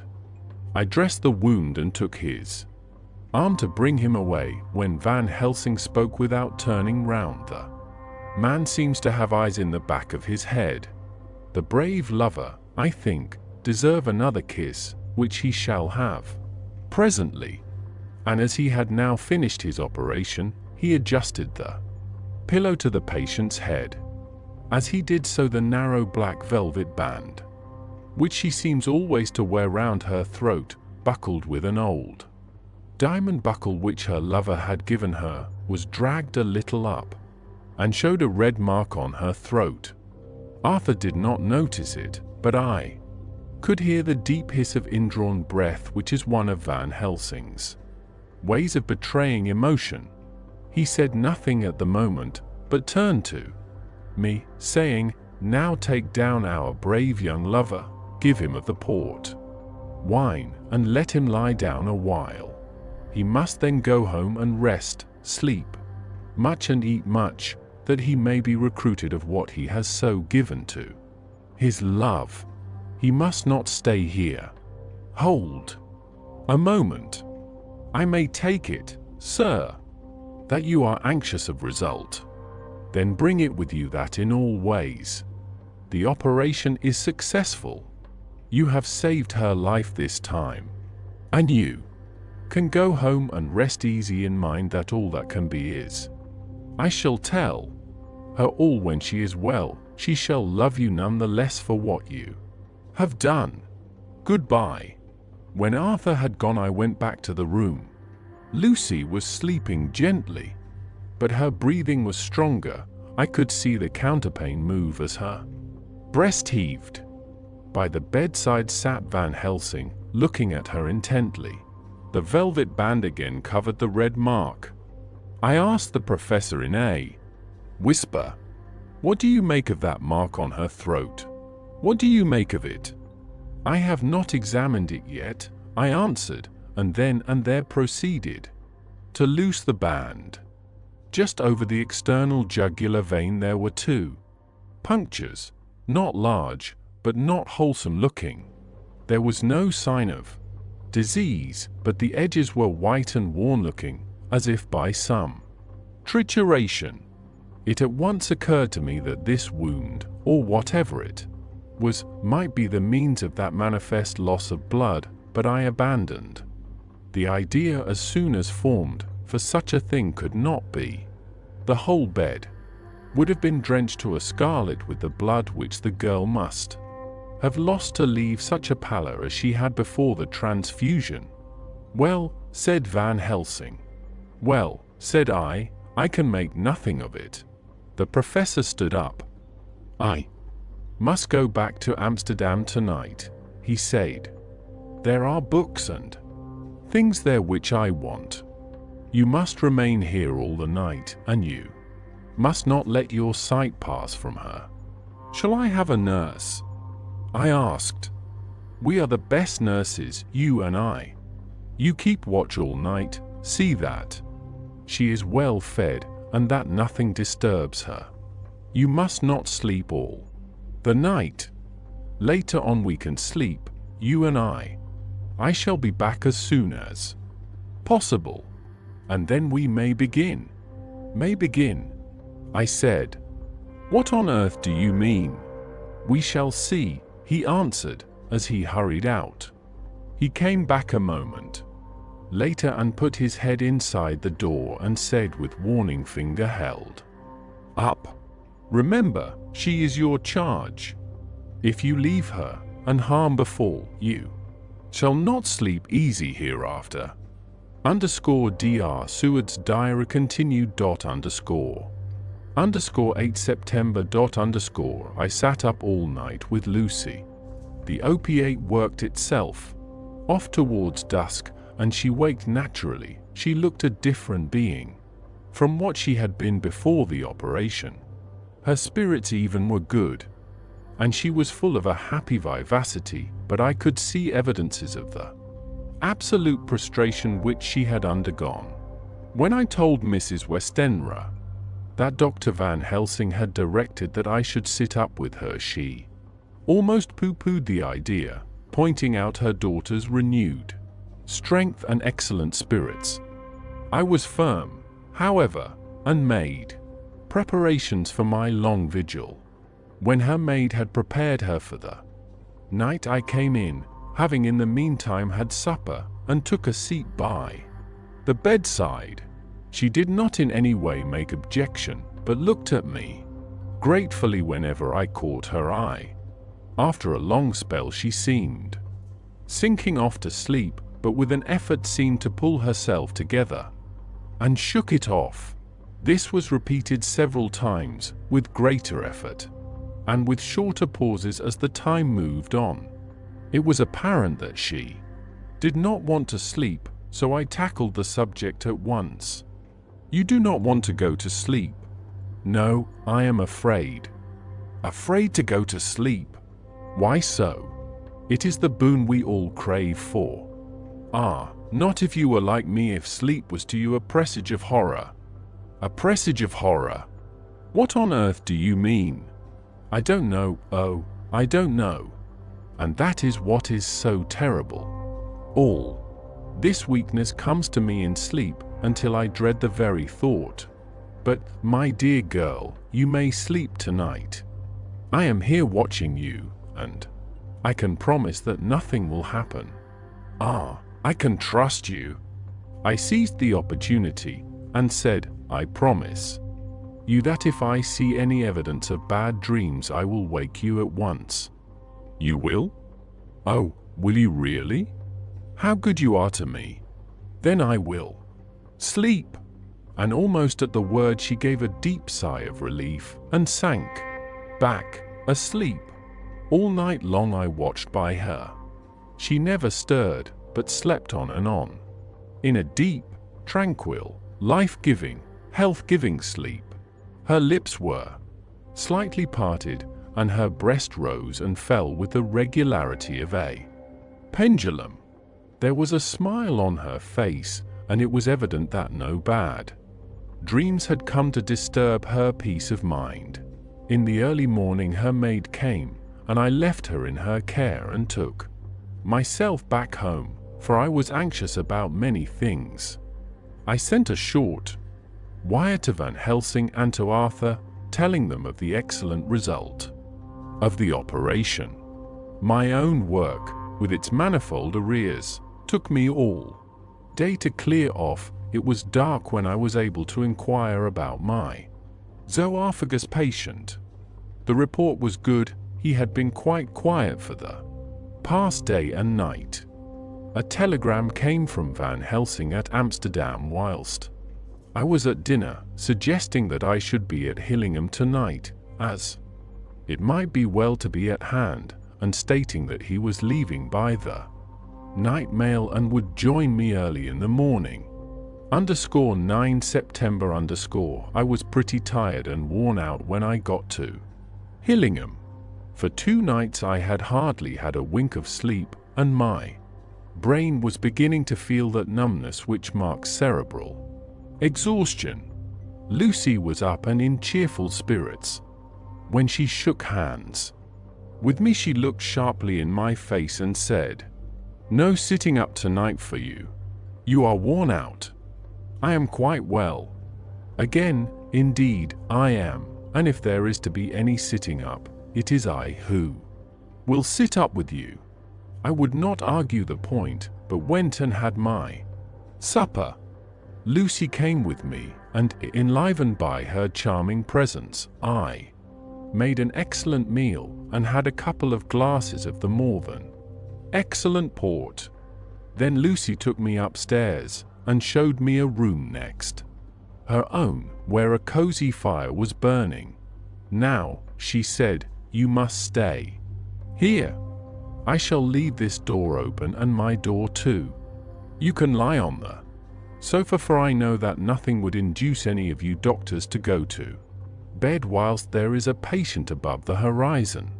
If I want anything, I shall call out, and you can come to me at once."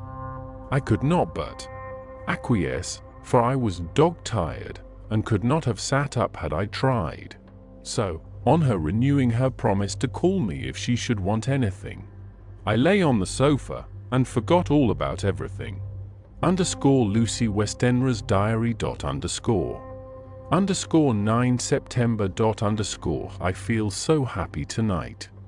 I have been so miserably weak that to be able to think and move about is like feeling sunshine after a long spell of east wind out of a steel sky. Somehow Arthur feels very, very close to me. I seem to feel his presence warm about me.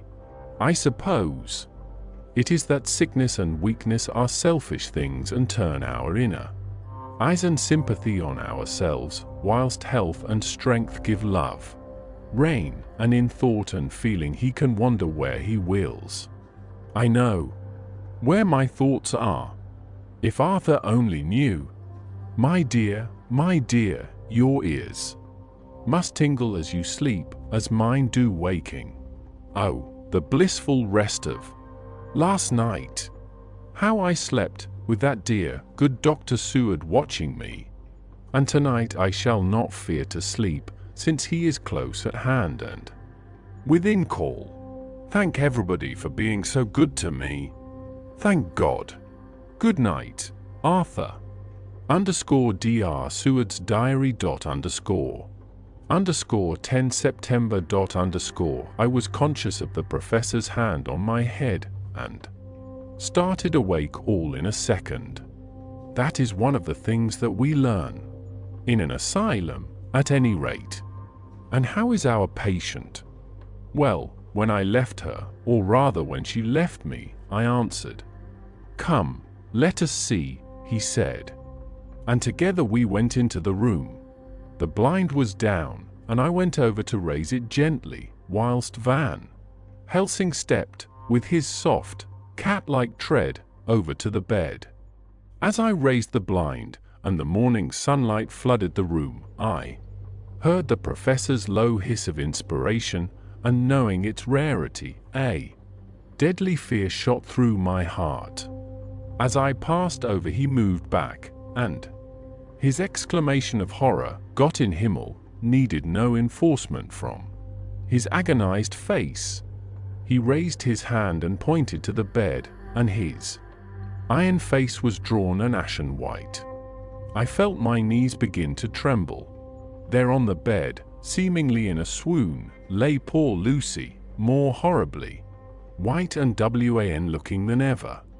Even the lips were white, and the gums seemed to have shrunken back from the teeth, as we sometimes see in a corpse after a prolonged illness. Van Helsing raised his foot to stamp in anger, but the instinct of his life and all the long years of habit stood to him, and he put it down again softly. Quick, he said. Bring the brandy. I flew to the dining room and returned with the decanter. He wetted the poor white lips with it, and together we rubbed palm and wrist and heart. He felt her heart, and after a few moments of agonizing suspense said, It is not too late. It beats, though but feebly. All our work is undone. We must begin again. There is no young Arthur here now. I have to call on you yourself this time, friend John. As he spoke, he was dipping into his bag and producing the instruments for transfusion. I had taken off my coat and rolled up my shirt sleeve. There was no possibility of an opiate just at present, and no need of one, and so, without a moment's delay, we began the operation. After a time it did not seem a short time either, for the draining away of one's blood, no matter how willingly it be given, is a terrible feeling. Van Helsing held up a warning finger. Do not stir, he said, but I fear that with growing strength she may wake, and that would make danger, oh, so much danger. But I shall precaution take. I shall give hypodermic injection of morphia. He proceeded then, swiftly and deftly, to carry out his intent. The effect on Lucy was not bad, for the faint seemed to merge subtly into the narcotic sleep. It was with a feeling of personal pride that I could see a faint tinge of color steal back into the pallid cheeks and lips. No man knows, till he experiences it, what it is to feel his own lifeblood drawn away into the veins of the woman he loves. The professor watched me critically. That will do, he said. Already? I remonstrated. You took a great deal more from art. To which he smiled a sad sort of smile as he replied, He is her lover, her _fiancé_. You have work, much work, to do for her, and for others, and the present will suffice. When we stopped the operation, he attended to Lucy, whilst I applied digital pressure to my own incision. I laid down, whilst I waited his leisure to attend to me, for I felt faint and a little sick. By and by, he bound up my wound, and sent me downstairs to get a glass of wine for myself. As I was leaving the room, he came after me, and half whispered, "Mind, nothing must be said of this. If our young lover should turn up unexpected, as before, no word to him. It would at once frighten him and enjealous him, too. There must be none." So, when I came back he looked at me carefully and then said, "You are not much the worse. Go into the room and lie on your sofa and rest a while, then have much breakfast and come here to me." I followed out his orders, for I knew how right and wise they were. I had done my part, and now my next duty was to keep up my strength. I felt very weak, and in the weakness lost something of the amazement at what had occurred. I fell asleep on the sofa, however, wondering over and over again how Lucy had made such a retrograde movement, and how she could have been drained of so much blood with no sign anywhere to show for it. I think I must have continued my wonder in my dreams, for, sleeping and waking, my thoughts always came back to the little punctures in her throat and the ragged, exhausted appearance of their edges, tiny though they were. Lucy slept well into the day, and when she woke she was fairly well and strong, though not nearly so much so as the day before. When Van Helsing had seen her, he went out for a walk, leaving me in charge, with strict injunctions that I was not to leave her for a moment. I could hear his voice in the hall, asking the way to the nearest telegraph office. Lucy chatted with me freely, and seemed quite unconscious that anything had happened. I tried to keep her amused and interested. When her mother came up to see her, she did not seem to notice any change whatever, but said to me gratefully, "We owe you so much, Dr. Seward, for all you have done, but you really must now take care not to overwork yourself. You are looking pale. Yourself. You want a wife to nurse and look after you a bit. That you do." As she spoke, Lucy turned crimson, though it was only momentarily, for her poor wasted veins could not stand for long such an unwonted drain to the head. The reaction came in excessive pallor as she turned imploring eyes on me. I smiled and nodded, and laid my finger on my lips. With a sigh, she sank back amid her pillows. Van Helsing returned in a couple of hours, and presently said to me, "Now you go home, and eat much and drink enough. Make yourself strong. I stay here tonight, and I shall sit up with little miss myself. You and I must watch the case, and we must have none other to know. I have grave reasons. No, do not ask them, think what you will. Do not fear to think even the most not probable. Good night." In the hall 2 of the maids came to me, and asked if they or either of them might not sit up with Miss Lucy. They implored me to let them, and when I said it was Dr. Van Helsing's wish that either he or I should sit up, they asked me quite piteously to intercede with the foreign gentlemen. I was much touched by their kindness. Perhaps it is because I am weak at present, and perhaps because it was on Lucy's account, that their devotion was manifested, for over and over again have I seen similar instances of woman's kindness. I got back here in time for a late dinner, went my rounds all well, and set this down whilst waiting for sleep. It is coming. _11 September. But this afternoon I went over to Hillingham. Found Van Helsing in excellent spirits, and Lucy much better. Shortly after I had arrived, a big parcel from abroad came for the professor. He opened it with much impressment, assumed, of course, and showed a great bundle of white flowers. "These are for you, Miss Lucy," he said. "For me?" "Oh, Dr. Van Helsing." "Yes, my dear, but not for you to play with. These are medicines. Here." Lucy made a wry face. "Nay, but they are not to take in a decoction or in nauseous form, so you need not snub that so charming nose, or I shall point out to my friend Arthur what woes he may have to endure in seeing so much beauty that he so loves so much distort. Aha, my pretty miss, that bring the so nice nose all straight again.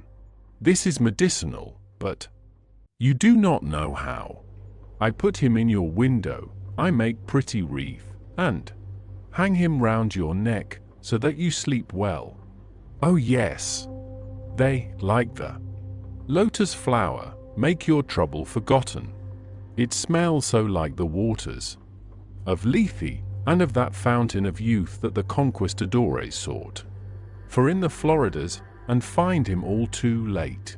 Whilst he was speaking, Lucy had been examining the flowers and smelling them. Now she threw them down, saying, with half laughter and half disgust, "Oh, Professor, I believe you are only putting up a joke on me. Why, these flowers are only common garlic." To my surprise, Van Helsing rose up and said with all his sternness, his iron jaw set and his bushy eyebrows meeting, "No trifling with me. I never jest. There is grim purpose in all I do, and I warn you that you do not thwart me. Take care, for the sake of others if not for your own." Then seeing poor Lucy scared, as she might well be, he went on more gently, "Oh, little miss, my dear, do not fear me. I only do for your good, but there is much virtue to you in those so common flowers. See, I place them myself in your room. I make myself the wreath that you are to wear. But hush! No telling to others that make so inquisitive questions. We must obey, and silence is a part of obedience. And obedience is to bring you strong and well into loving arms that wait for you. Now sit still a while. Come with me, friend John, and you shall help me deck the room with my garlic, which is all the way from Haarlem, where my friend Vanderpool raise herb in his glass houses all the year. I had to telegraph yesterday, or they would not have been here." We went into the room, taking the flowers with us. The professor's actions were certainly odd and not to be found in any pharmacopoeia that I ever heard of. First he fastened up the windows and latched them securely. Next, taking a handful of the flowers, he rubbed them all over the sashes, as though to ensure that every whiff of air that might get in would be laden with the garlic smell. Then with the wisp he rubbed all over the jamb of the door, above, below, and at each side, and round the fireplace in the same way. It all seemed grotesque to me, and presently I said, "Well, Professor, I know you always have a reason for what you do, but this certainly puzzles me. It is well we have no skeptic here, or he would say that you were working some spell to keep out an evil spirit." "Perhaps I am," he answered quietly as he began to make the wreath which Lucy was to wear round her neck. We then waited whilst Lucy made her toilet for the night, and when she was in bed he came and himself fixed the wreath of garlic round her neck. The last words he said to her were, "Take care you do not disturb it, and even if the room feel close, do not tonight open the window or the door."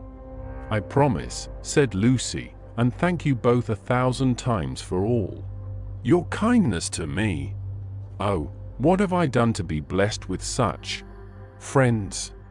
As we left the house in my fly, which was waiting, Van Helsing said, "Tonight I can sleep in peace, and sleep I want 2 nights of travel. Much reading in the day between, and much anxiety on the day to follow. And a night to sit up, without to wink. Tomorrow in the morning early, you call for me, and we come together to see our pretty miss, so much more strong for my spell which I have work. Ho! Ho! He seemed so confident that I, remembering my own confidence 2 nights before and with the baneful result, felt awe and vague terror. It must have been my weakness that made me hesitate to tell it to my friend, but I felt it all the more, like unshed tears. Chapter 11. Lucy Westenra's diary. 12 September. How good they all are to me. I quite love that dear Dr. Van Helsing. I wonder why he was so anxious about these flowers. He positively frightened me, he was so fierce. And yet he must have been right, for I feel comfort from them already. Somehow, I do not dread being alone tonight, and I can go to sleep without fear. I shall not mind any flapping outside the window. Oh, the terrible struggle that I have had against sleep so often of late, the pain of the sleeplessness, or the pain of the fear of sleep, with such unknown horrors as it has. For me, how blessed are some people, whose lives have no fears, no dreads, to whom sleep is a blessing that comes nightly, and brings nothing but sweet dreams. Well, here I am tonight, hoping for sleep, and lying like Ophelia in the play, with virgin krantz and maiden struments. I never liked garlic before, but tonight it is delightful. There is peace in its smell, I feel sleep coming already. Good night, everybody. Dr. Seward's diary. 13 September. Called at the Berkeley and found Van Helsing, as usual. Up to time. The carriage ordered from the hotel was waiting. The professor took his bag, which he always brings with him now. Let all be put down exactly. Van Helsing and I arrived at Hillingham at 8 o'clock. It was a lovely morning, the bright sunshine and all the fresh feeling of early autumn seemed like the completion of nature's annual work. The leaves were turning to all kinds of beautiful colors, but had not yet begun to drop from the trees. When we entered we met Mrs. Westenra coming out of the morning room. She is always an early riser. She greeted us warmly and said, "You will be glad to know that Lucy is better. The dear child is still asleep." I looked into her room and saw her, but did not go in, lest I should disturb her. The professor smiled and looked quite jubilant. He rubbed his hands together and said, "Aha! I thought I had diagnosed the case. My treatment is working, too." Which she answered, "You must not take all the credit to yourself, Doctor. Lucy's state this morning is due in part to me." "How you do mean?" asked the professor. "Well, I was anxious about the dear child in the night, and went into her room. She was sleeping soundless, so soundly that even my coming did not wake her. But the room was awfully stuffy. There were a lot of those horrible, strong-smelling flowers about everywhere, and she had actually a bunch of them round her neck. I feared that the heavy odor would be too much for the dear child in her weak state, so I took them all away, and opened a bit of the window to let in a little fresh air. You will be pleased with her, I am sure." She moved off into her boudoir, where she usually breakfasted early. As she had spoken, I watched the professor's face, and saw it turn ashen grey. He had been able to retain his self-command whilst the poor lady was present, for he knew her state and how mischievous a shock would be. He actually smiled on her as he held open the door for her to pass into her room. But the instant she had disappeared, he pulled me, suddenly and forcibly, into the dining room and closed the door. Then, for the first time in my life, I saw Van Helsing break down. He raised his hands over his head in a sort of mute despair, and then beat his palms together in a helpless way. Finally he sat down on a chair, and putting his hands before his face, began to sob with loud, dry sobs that seemed to come from the very racking of his heart. Then he raised his arms again, as though appealing to the whole universe. "God! God! God!" he said. "What have we done? What has this poor thing done, that we are so sore beset? Is there fate amongst us still, sent down from the pagan world of old, that such things must be, and in such way? This poor mother, all unknowing, and all for the best as she think, does such thing as lose her daughter body and soul, and we must not tell her, we must not even warn her, or she die, and then both die. Oh, how we are beset! How are all the powers of the devils against us?" Suddenly he jumped to his feet. "Come," he said, "come, we must see and act. Devils, or no devils, or all the devils at once, it matters not, we fight him all the same." He went to the hall door for his bag, and together we went up to Lucy's room. Once again I drew up the blind, whilst Van Helsing went towards the bed. This time he did not start as he looked on the poor face with the same awful, waxen pallor as before. He wore a look of stern sadness and infinite pity. As I expected, he murmured, with that hissing inspiration of his which meant so much. Without a word he went and locked the door, and then began to set out on the little table the instruments for yet another operation of transfusion of blood. I had long ago recognized the necessity, and begun to take off my coat, but he stopped me with a warning hand.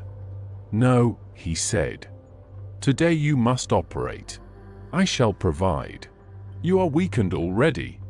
As he spoke he took off his coat and rolled up his shirt sleeve. Again the operation, again the narcotic, again some return of color to the ashy cheeks, and the regular breathing of healthy sleep. This time I watched whilst Van Helsing recruited himself and rested. Presently he took an opportunity of telling Mrs. Westenra that she must not remove anything from Lucy's room without consulting him, that the flowers were of medicinal value, and that the breathing of their odor was a part of the system of cure. Then he took over the care of the case himself, saying that he would watch this night and the next and would send me word when to come. After another hour Lucy waked from her sleep, fresh and bright and seemingly not much the worse for her terrible ordeal. What does it all mean? I am beginning to wonder if my long habit of life amongst the insane is beginning to tell upon my own brain. Lucy Westenra's diary. 17 September. For days and nights of peace. I am getting so strong again that I hardly know myself. It is as if I had passed through some long nightmare, and had just awakened to see the beautiful sunshine and feel the fresh air of the morning around me. I have a dim half remembrance of long, anxious times of waiting and fearing darkness, in which there was not even the pain of hope to make present distress more poignant, and then long spells of oblivion and the rising back to life as a diver coming up through a great press of water. Since, however, Dr. Van Helsing has been with me, all this bad dreaming seems to have passed away. The noises that used to frighten me out of my wits, the flapping against the windows, the distant voices which seemed so close to me, the harsh sounds that came from I know not where and commanded me to do I know not what, have all ceased. I go to bed now without any fear of sleep. I do not even try to keep awake. I have grown quite fond of the garlic, and a boxful arrives for me every day from Haarlem. Tonight Dr. Van Helsing is going away, as he has to be for a day in Amsterdam. But I need not be watched. I am well enough to be left alone. Thank God for Mother's sake, and dear Arthur's, and for all our friends who have been so kind. I shall not even feel the change, for last night Dr. Van Helsing slept in his chair a lot of the time. I found him asleep twice when I awoke, but I did not fear to go to sleep again, although the boughs or bats or something napped almost angrily against the window panes. The Pall Mall Gazette, 18 September. The Escaped Wolf. Perilous adventure of our interview. Interview with the keeper in the zoological gardens. After many inquiries and almost as many refusals, and perpetually using the words Pall Mall Gazette as a sort of talisman, I managed to find the keeper of the section of the zoological gardens in which the wolf department is included. Thomas Builder lives in one of the cottages in the enclosure behind the elephant house, and was just sitting down to his tea when I found him. Thomas and his wife are hospitable folk, elderly, and without children, and if the specimen I enjoyed of their hospitality be of the average kind, their lives must be pretty comfortable. The keeper would not enter on what he called business until the supper was over, and we were all satisfied. Then when the table was cleared, and he had lit his pipe, he said, "Now, sir, you can go on and ask me what you want. You'll excuse me refusing to talk of professional subjects afore meals. I gives the wolves and the jackals and the hyenas in all our section their tea afore I begins to ask them questions." "How do you mean, ask them questions?" I queried, wishful to get him into a talkative humor. "Hitting of them over the deed with a pole is one way, scratching of their ears is another, when gents as is flush want a bit of a show off to their gals. I don't so much mind the fuss they're hitting with a pole afore I chucks in their dinner, but I waits till they've had their sherry and coffee, so to speak, afore I tries on with the ear scratching. Mind you," he added philosophically, "there's a deal of the same nature in us as in them there are miles. Here's you a comings and askins of me questions about my business, and I that grumper like that, only for your bloomin' half-quid I'd have seen you blowed fust for I'd answer.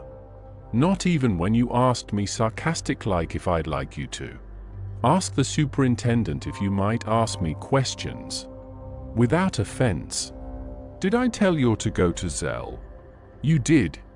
And when you said you'd report me for using of obscene language that was hitting me over the deed, but the half-quid made that all right. I weren't going to fight, so I waited for the food, and did with mine howl, as the wolves, and lions, and tigers does. But, Lord love your heart, now that the old woman has stuck a chunk of her tea cake in me, and rinsed me out with her bloomin' old teapot, and I've lit up, you may scratch my ears for all you're worth, and won't git even a growl out of me.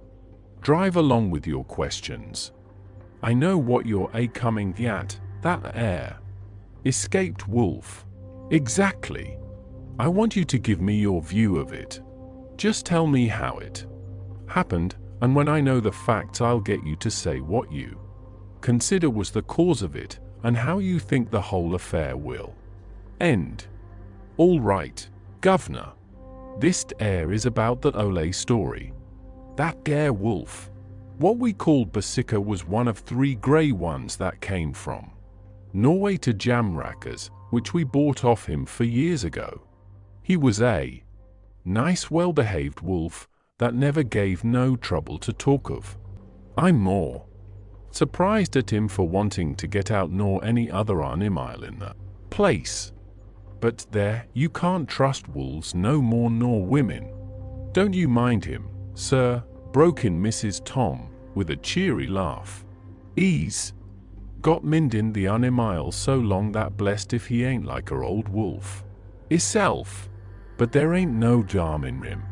Well, sir, it was about 2 hours after feeding yesterday when I first hear my disturbance.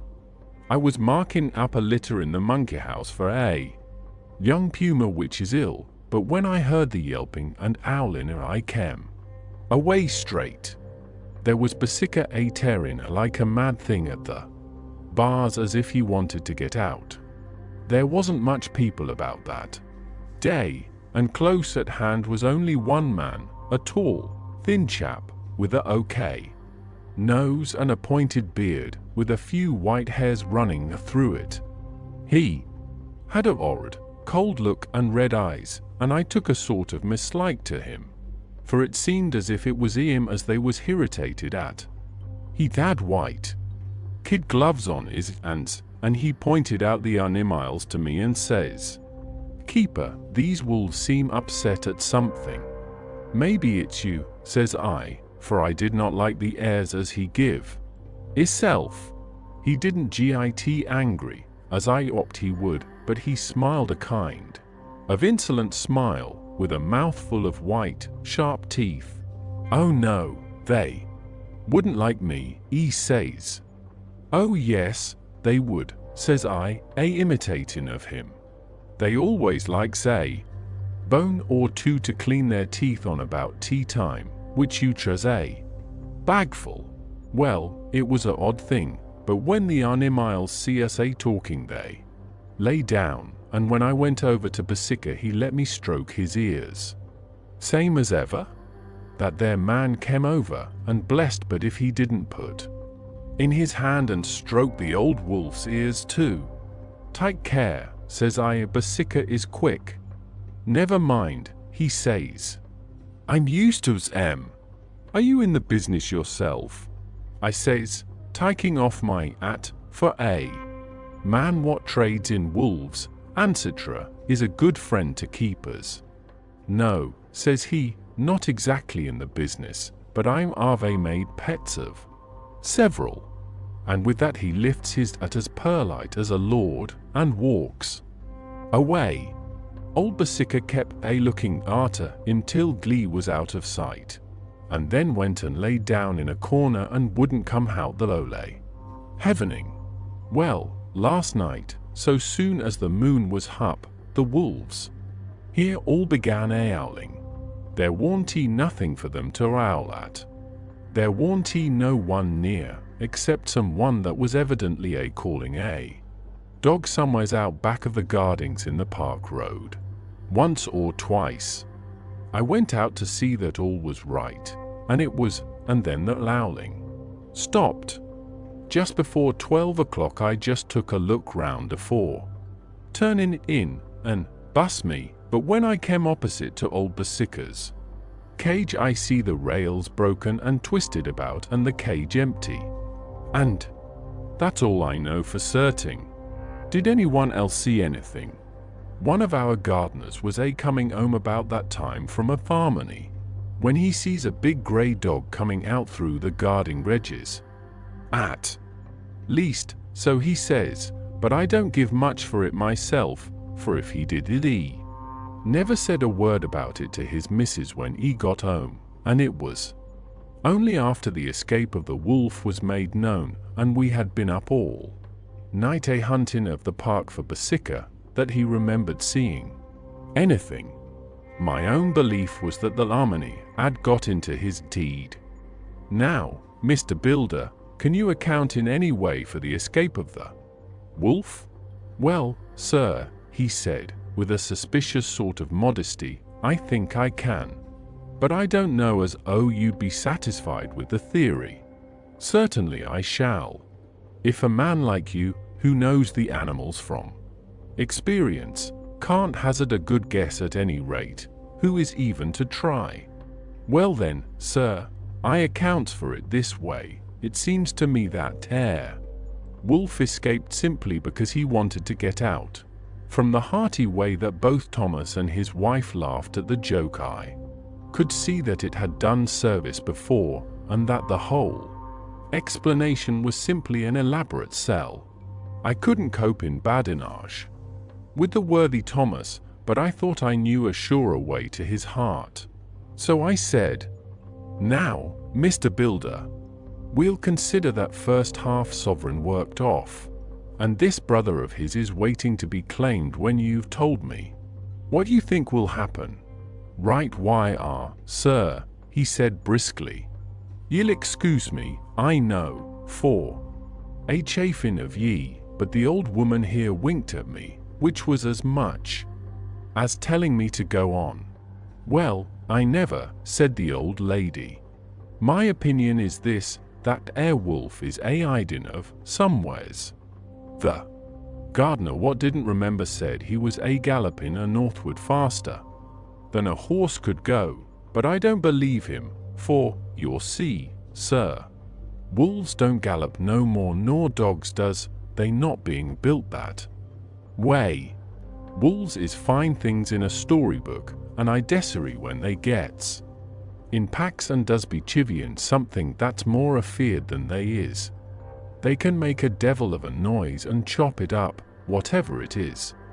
But, Lord bless you, in real life a wolf is only a low creature, not half so clever or bold as a good dog, and not half a quarter so much fighting. This one ain't been used to fighting or even to providing afore hisself, and more like his somewhere round the park hiding and shivering of, and, if he thinks at all, wondering where he is to get his breakfast from, or maybe he's got down some area and is in a coal cellar.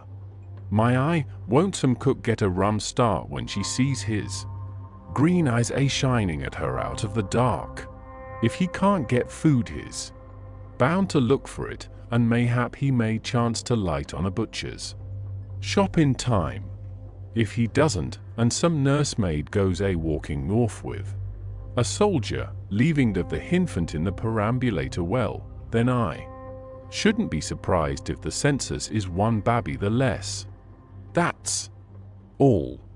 I was handing him the half-sovereign when something came bobbing up against the window, and Mr. Builder's face doubled its natural length with surprise.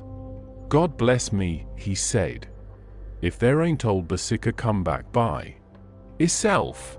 He went to the door and opened it, a most unnecessary proceeding it seemed to me. I have always thought that a wild animal never looks so well as when some obstacle of pronounced durability is between us. Personal experience has intensified rather than diminished that idea. After all, however, there is nothing like custom, for neither Builder nor his wife thought any more of the wolf than I should of a dog.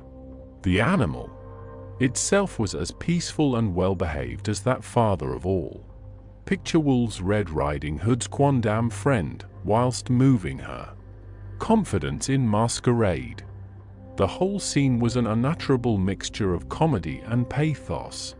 The wicked wolf that for half a day had paralyzed London and set all the children in the town shivering in their shoes, was there in a sort of penitent mood, and was received and petted like a sort of vulpine prodigal son.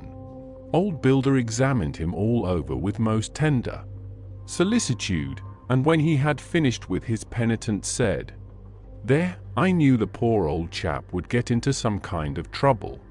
Didn't I say it all along? Here's his head all cut and full of broken glass. He's been getting over some bloomin' a wall or other.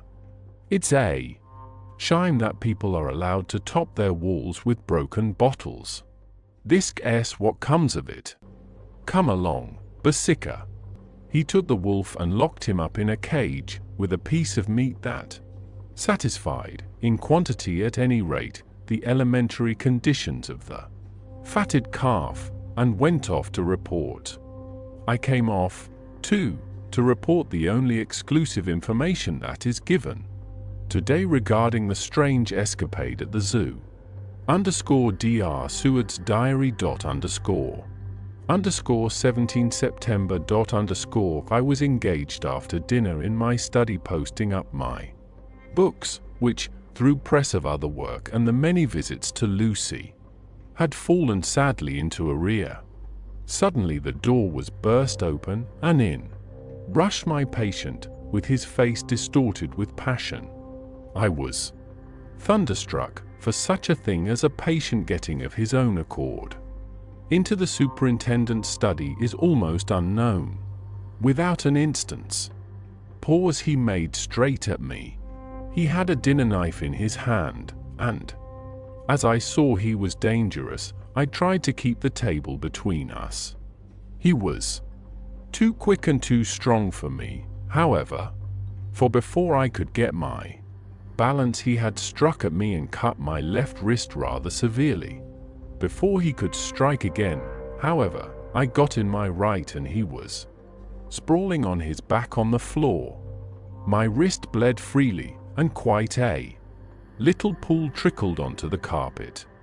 I saw that my friend was not intent on further effort, and occupied myself binding up my wrist, keeping a wary eye on the prostrate figure all the time.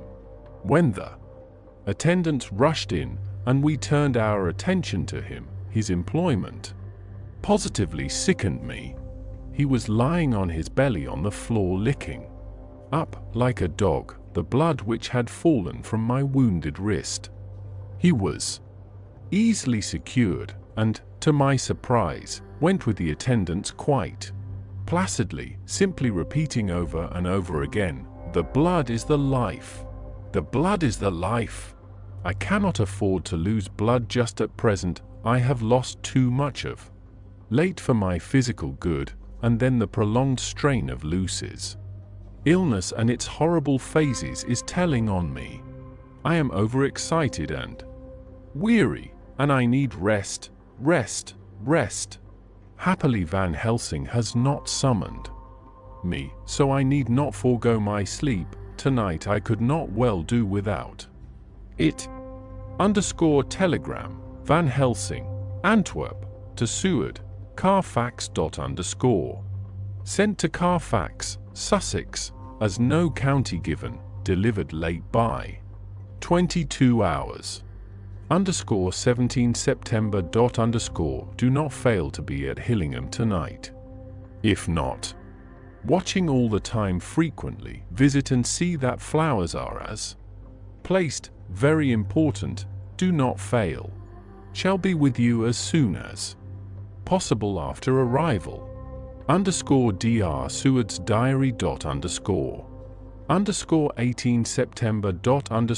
Just off for train to London. The arrival of Van Helsing's telegram filled me with dismay. A whole night lost, and I know by bitter experience what may happen in a night.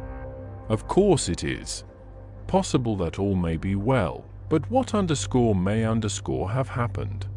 Surely there is some horrible doom hanging over us that every possible accident should thwart us in all we try to do. I shall take this cylinder with me, and then I can complete my entry on Lucy's phonograph. Memorandum left by Lucy Westenra. _17 September. Night. I write this and leave it to be seen, so that no one may by any chance get into trouble through me. This is an exact record of what took place tonight. I feel I am dying of weakness, and have barely strength to write, but it must be done if I die in the doing. I went to bed as usual, taking care that the flowers were placed as Dr. Van Helsing directed, and soon fell asleep. I was waked by the flapping at the window, which had begun after that.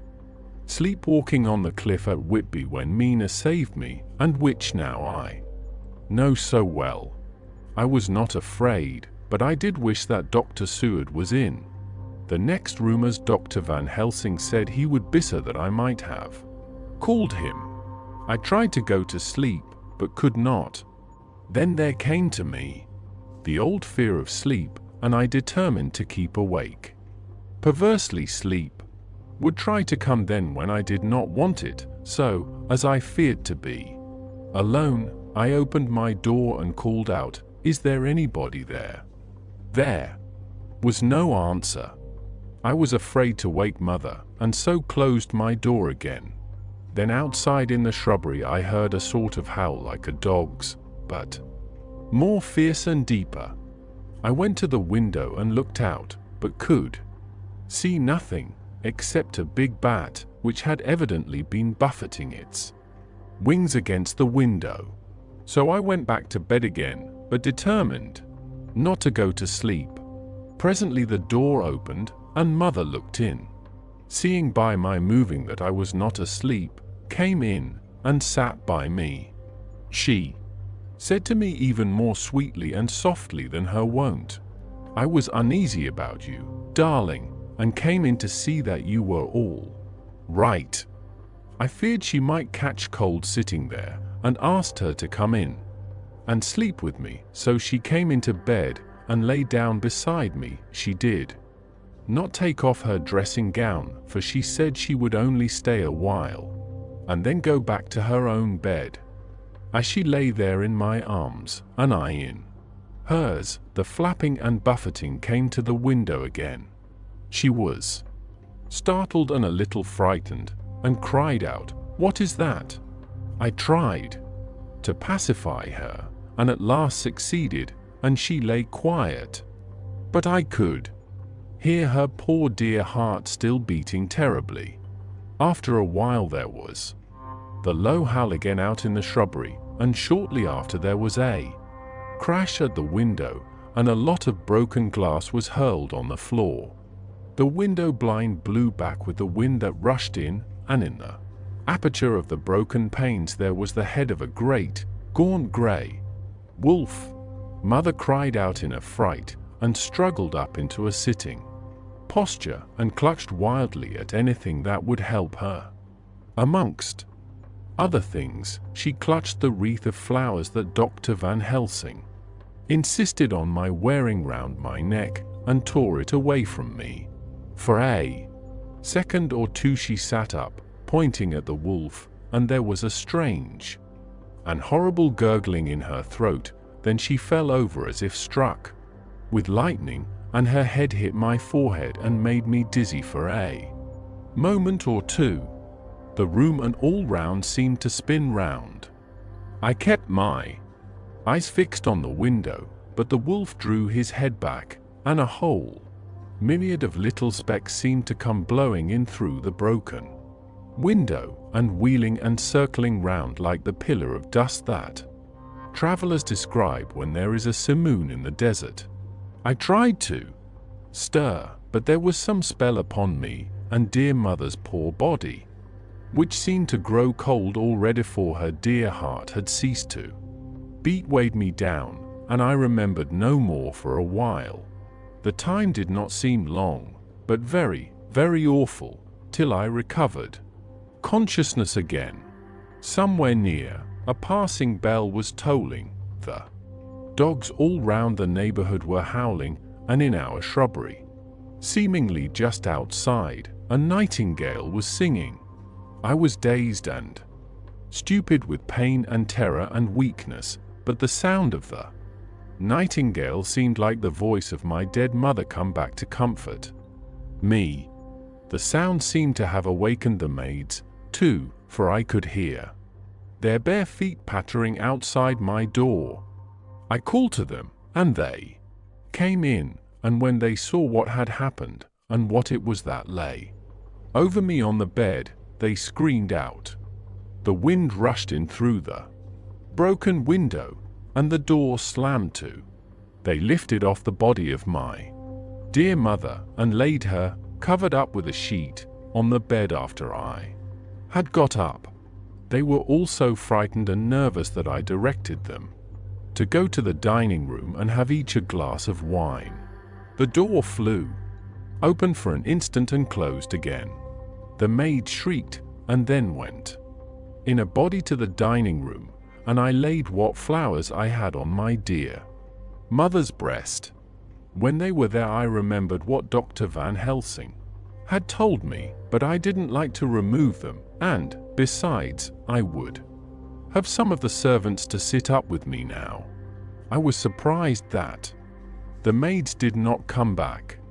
I called them, but got no answer, so I went to the dining room to look for them. My heart sank when I saw what had happened. They all four lay helpless on the floor, breathing heavily. The decanter of sherry was on the table, half full, but there was a queer, acrid smell about. I was suspicious and examined the decanter. It smelt of laudanum, and looking on the sideboard, I found that the bottle which Mother's doctor uses for her use was empty. What am I to do? What am I to do? I am back in the room with Mother. I cannot leave her, and I am alone, save for the sleeping servants whom someone has drugged. Alone with the dead. I dare not go out, for I can hear the low howl of the wolf through the broken window. The air seems full of specks, floating and circling in the draught from the window, and the lights burn blue and dim. What am I to do? God, shield me from harm this night. I shall hide this paper in my breast, where they shall find it when they come to lay me out. My dear mother, gone. It is time that I go too. Goodbye, dear Arthur, if I should not survive this night. God keep you, dear, and God help me. Chapter 12. Dr. Seward's Diary. 18 September. I drove at once to Hillingham and arrived early. Keeping my cab at the gate, I went up the avenue alone. I knocked gently and rang as quietly as possible, for I feared to disturb Lucy or her mother, and hoped to only bring a servant to the door. After a while, finding no response, I knocked and rang again. Still no answer. I cursed the laziness of the servants that they should lie abed at such an hour, for it was now 10 o'clock, and so rang and knocked again, but more impatiently, but still without response. Hitherto I had blamed only the servants, but now a terrible fear began to assail me. Was this desolation but another link in the chain of doom which seemed drawing tight around us? Was it indeed a house of death to which I had come too late?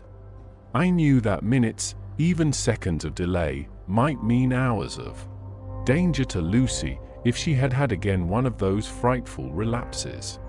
And I went round the house to try if I could find by chance an entry anywhere. I could find no means of ingress.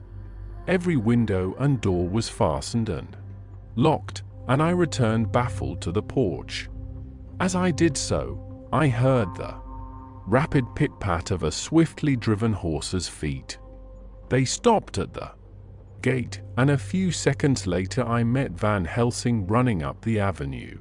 When he saw me, he gasped out, "Then it was you, and just arrived. How is she? Are we too late? Did you not get my telegram?" I answered as quickly and coherently as I could that I had only got his telegram early in the morning, and had not lost a minute in coming here, and that I could not make anyone in the house hear me. He paused and raised his hat as he said solemnly, "Then I fear we are too late. God's will be done." With his usual recuperative energy, he went on, "Come. If there be no way open to get in, we must make one. Time is all in all to us now." We went round to the back of the house, where there was a kitchen window. The professor took a small surgical saw from his case, and, handing it to me, pointed to the iron bars which guarded the window. I attacked them at once and had very soon cut through 3 of them. Then, with a long, thin knife we pushed back the fastening of the sashes and opened the window. I helped the professor in and followed him. There was no one in the kitchen or in the servants' rooms, which were close at hand. We tried all the rooms as we went along, and in the dining room, dimly lit by rays of light through the shutters, found 4 servant women lying on the floor. There was no need to think them dead, for their stertorous breathing and the acrid smell of laudanum in the room left no doubt as to their condition. Van Helsing and I looked at each other, and as we moved away he said, "We can attend to them later." Then we ascended to Lucy's room. For an instant or two we paused at the door to listen, but there was no sound that we could hear. With white faces and trembling hands, we opened the door gently and entered the room. How shall I describe what we saw? On the bed lay 2 women, Lucy and her mother.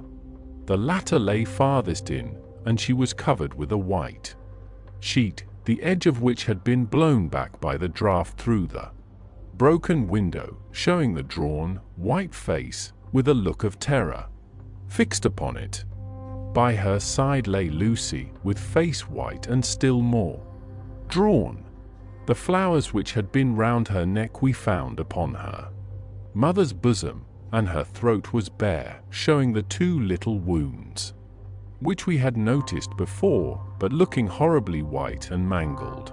Without a word the professor bent over the bed, his head almost touching poor Lucy's breast. Then he gave a quick turn of his head, as of one who listens, and leaping to his feet, he cried out to me, "It is not yet too late. Quick! Quick! Bring the brandy." I flew downstairs and returned with it, taking care to smell and taste it, lest it, too, were drugged like the decanter of sherry which I found on the table.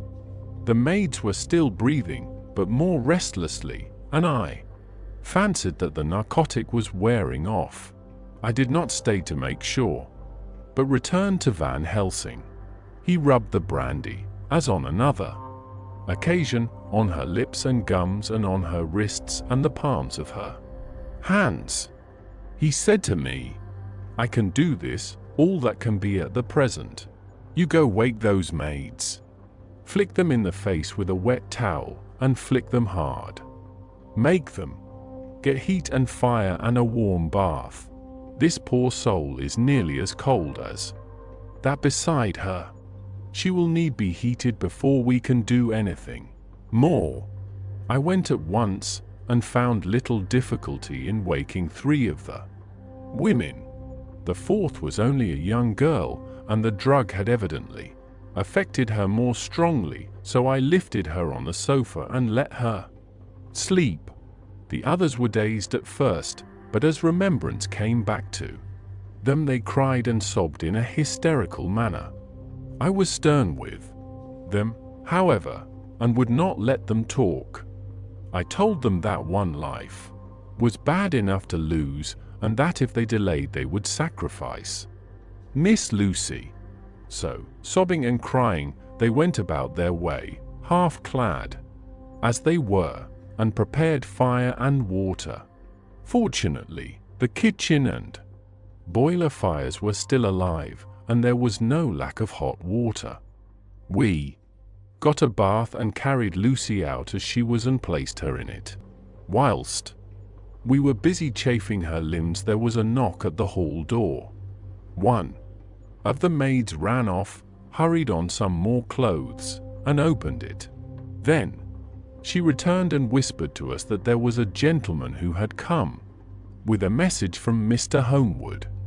I bade her simply tell him that he must wait, for we could see no one now. She went away with the message, and, engrossed with our work, I clean forgot all about him.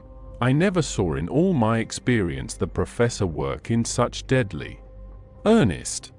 I knew as he knew that it was a stand-up fight with death, and in a pause told him so.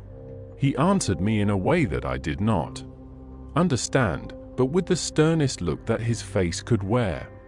If that were all, I would stop here where we are now, and let her fade away into peace, for I see no light in life over her horizon. He went on with his work with, if possible, renewed and more frenzied vigor.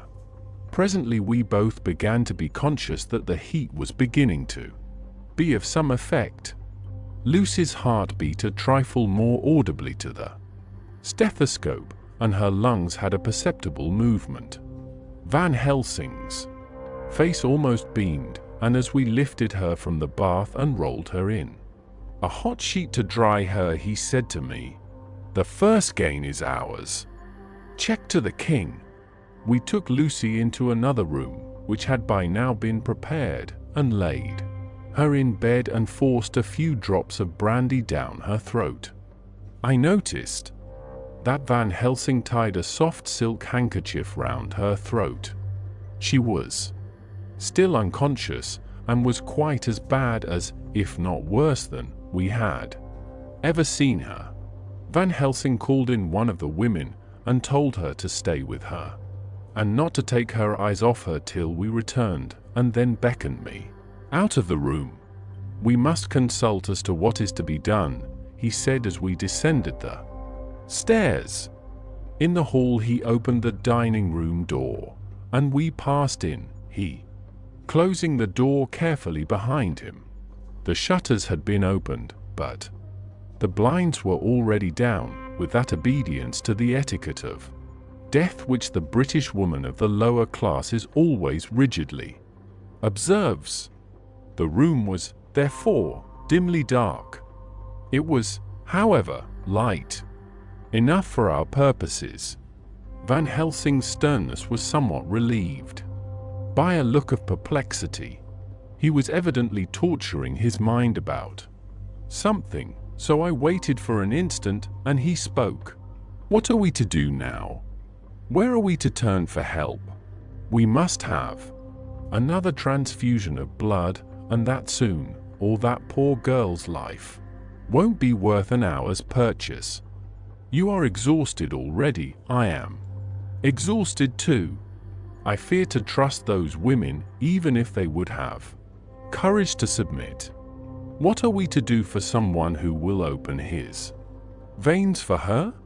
What's the matter with me, anyhow?"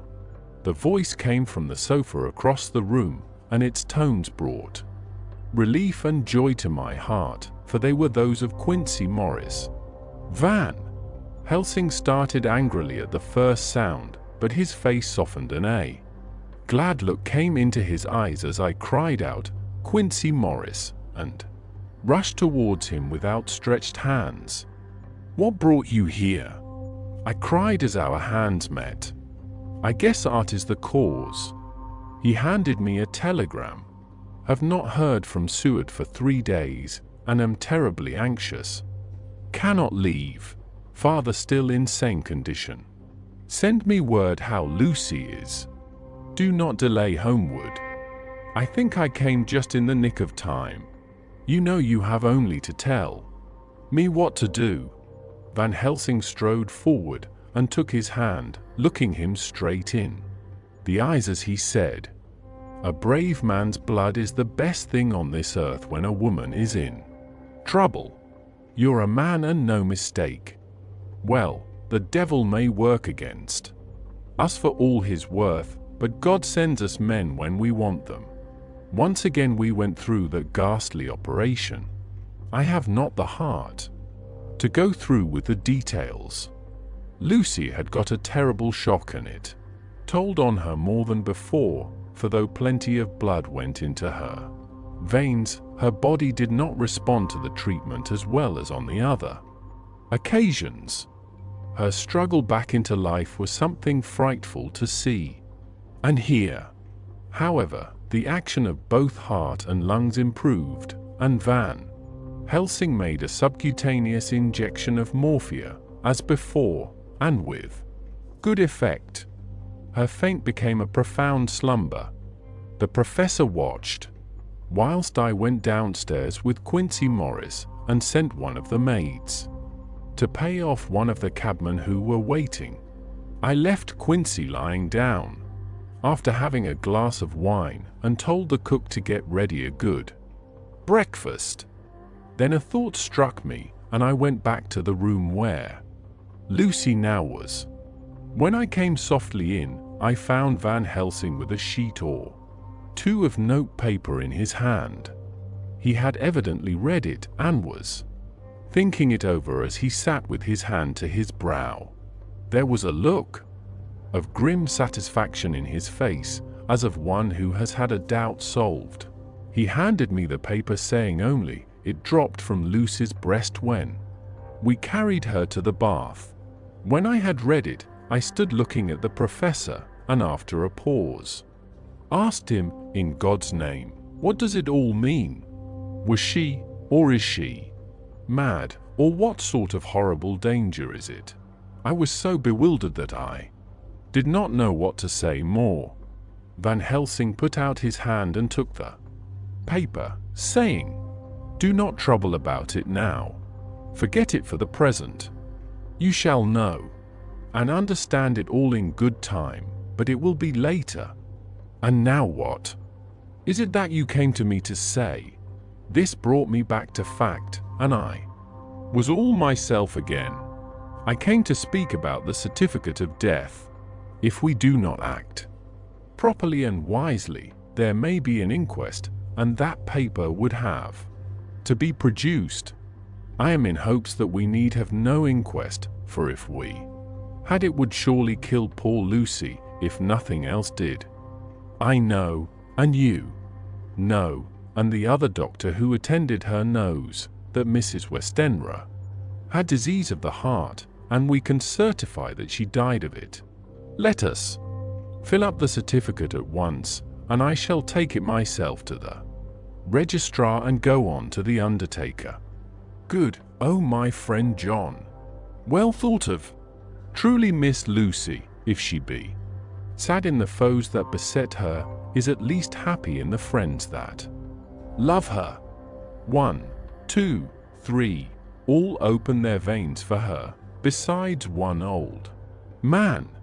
Ah yes, I know, friend John, I am not blind. I love you all the more for it. Now go. In the hall I met Quincy Morris, with a telegram for Arthur telling him that Mrs. Westenra was dead, that Lucy also had been ill, but was now going on better, and that Van Helsing and I were with her. I told him where I was going, and he hurried me out, but as I was going said, "When you come back, Jack, may I have 2 words with you all to ourselves?" I nodded in reply and went out. I found no difficulty about the registration, and arranged with the local undertaker to come up in the evening to measure for the coffin and to make arrangements. When I got back, Quincy was waiting for me. I told him I would see him as soon as I knew about Lucy, and went up to her room. She was still sleeping, and the professor seemingly had not moved from his seat at her side. From his putting his finger to his lips, I gathered that he expected her to wake before long and was afraid of forestalling nature. So I went down to Quincy and took him into the breakfast room, where the blinds were not drawn down, and which was a little more cheerful, or rather less cheerless, than the other rooms. When we were alone, he said to me, "Jack Seward, I don't want to shove myself in anywhere where I've no right to be, but this is no ordinary case. You know I loved that girl and wanted to marry her, but although that's all past and gone, I can't help feeling anxious about her all the same. What is it that's wrong with her? The Dutchman, and a fine old fellow he is, I can see. That said, that time you two came into the room, that you must have another transfusion of blood, and that both you and he were exhausted. Now I know well that you medical men speak in camera, and that a man must not expect to know what they consult about in private. But this is no common matter, and, whatever it is, I have done my part. Is not that so? That's so, I said, and he went on. I take it that both you and Van Helsing had done already what I did today. Is not that so? That's so. And I guess Art was in it too. When I saw him 4 days ago down at his own place, he looked queer. I have not seen anything pulled down so quick since I was on the pampas and had a mare that I was fond of go to grass. All in a night. One of those big bats that they call vampires had got at her in the night, and what with his gorge and the vein left open, there wasn't enough blood in her to let her stand up, and I had to put a bullet through her as she lay. Jack, if you may tell me without betraying confidence, Arthur was the first, is not that so? As he spoke, the poor fellow looked terribly anxious. He was in a torture of suspense regarding the woman he loved and his utter ignorance of the terrible mystery which seemed to surround her intensified his pain. His very heart was bleeding, and it took all the manhood of him, and there was a royal lot of it, too, to keep him from breaking down.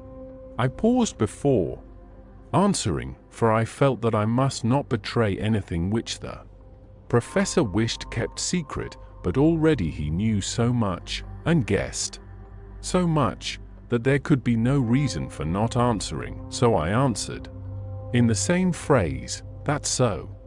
"And how long has this been going on?" "About 10 days. 10 days. Then I guess, Jack Seward, that poor pretty creature that we all love has had put into her veins within that time the blood of for strong men. Man alive, her whole body wouldn't hold it." Then, coming close to me, he spoke in a fierce half-whisper, "What took it out?" I shook my head. "That," I said, "is the crux. Van Helsing is simply frantic about it, and I am at my wit's end. I can't even hazard a guess. There has been a series of little circumstances which have thrown out all our calculations as to Lucy being properly watched. But these shall not occur again. Here we stay until all be well or ill." Quincy held out his hand. "Count me in," he said. "You and the Dutchman will tell me what to do, and I'll do it." When she woke late in the afternoon, Lucy's first movement was to feel in her breast and, to my surprise, produce the paper which Van Helsing had given me to read. The careful professor had replaced it where it had come from, lest on waking she should be alarmed. Her eye then lit on Van Helsing and on me too, and gladdened. Then she looked around the room, and seeing where she was, shuddered. She gave a loud cry, and put her poor thin hands before her pale face. We both understood what that meant, that she had realized to the full her mother's death, so we tried what we could to comfort her. Doubtless sympathy eased her somewhat, but she was very low in thought and spirit, and wept silently and weakly for a long time. We told her that either or both of us would now remain with her all the time, and that seemed to comfort her. Towards dusk she fell into a doze. Here a very odd thing occurred. Whilst still asleep she took the paper from her breast and tore it in two. Van Helsing stepped over and took the pieces from her. All the same, however, she went on with the action of tearing, as though the material were still in her hands. Finally she lifted her hands and opened them as though scattering the fragments. Van Helsing seemed surprised, and his brows gathered as if in thought, but he said nothing. _19 September. All last night she slept fitfully, being always afraid to sleep, and something weaker when she woke from it.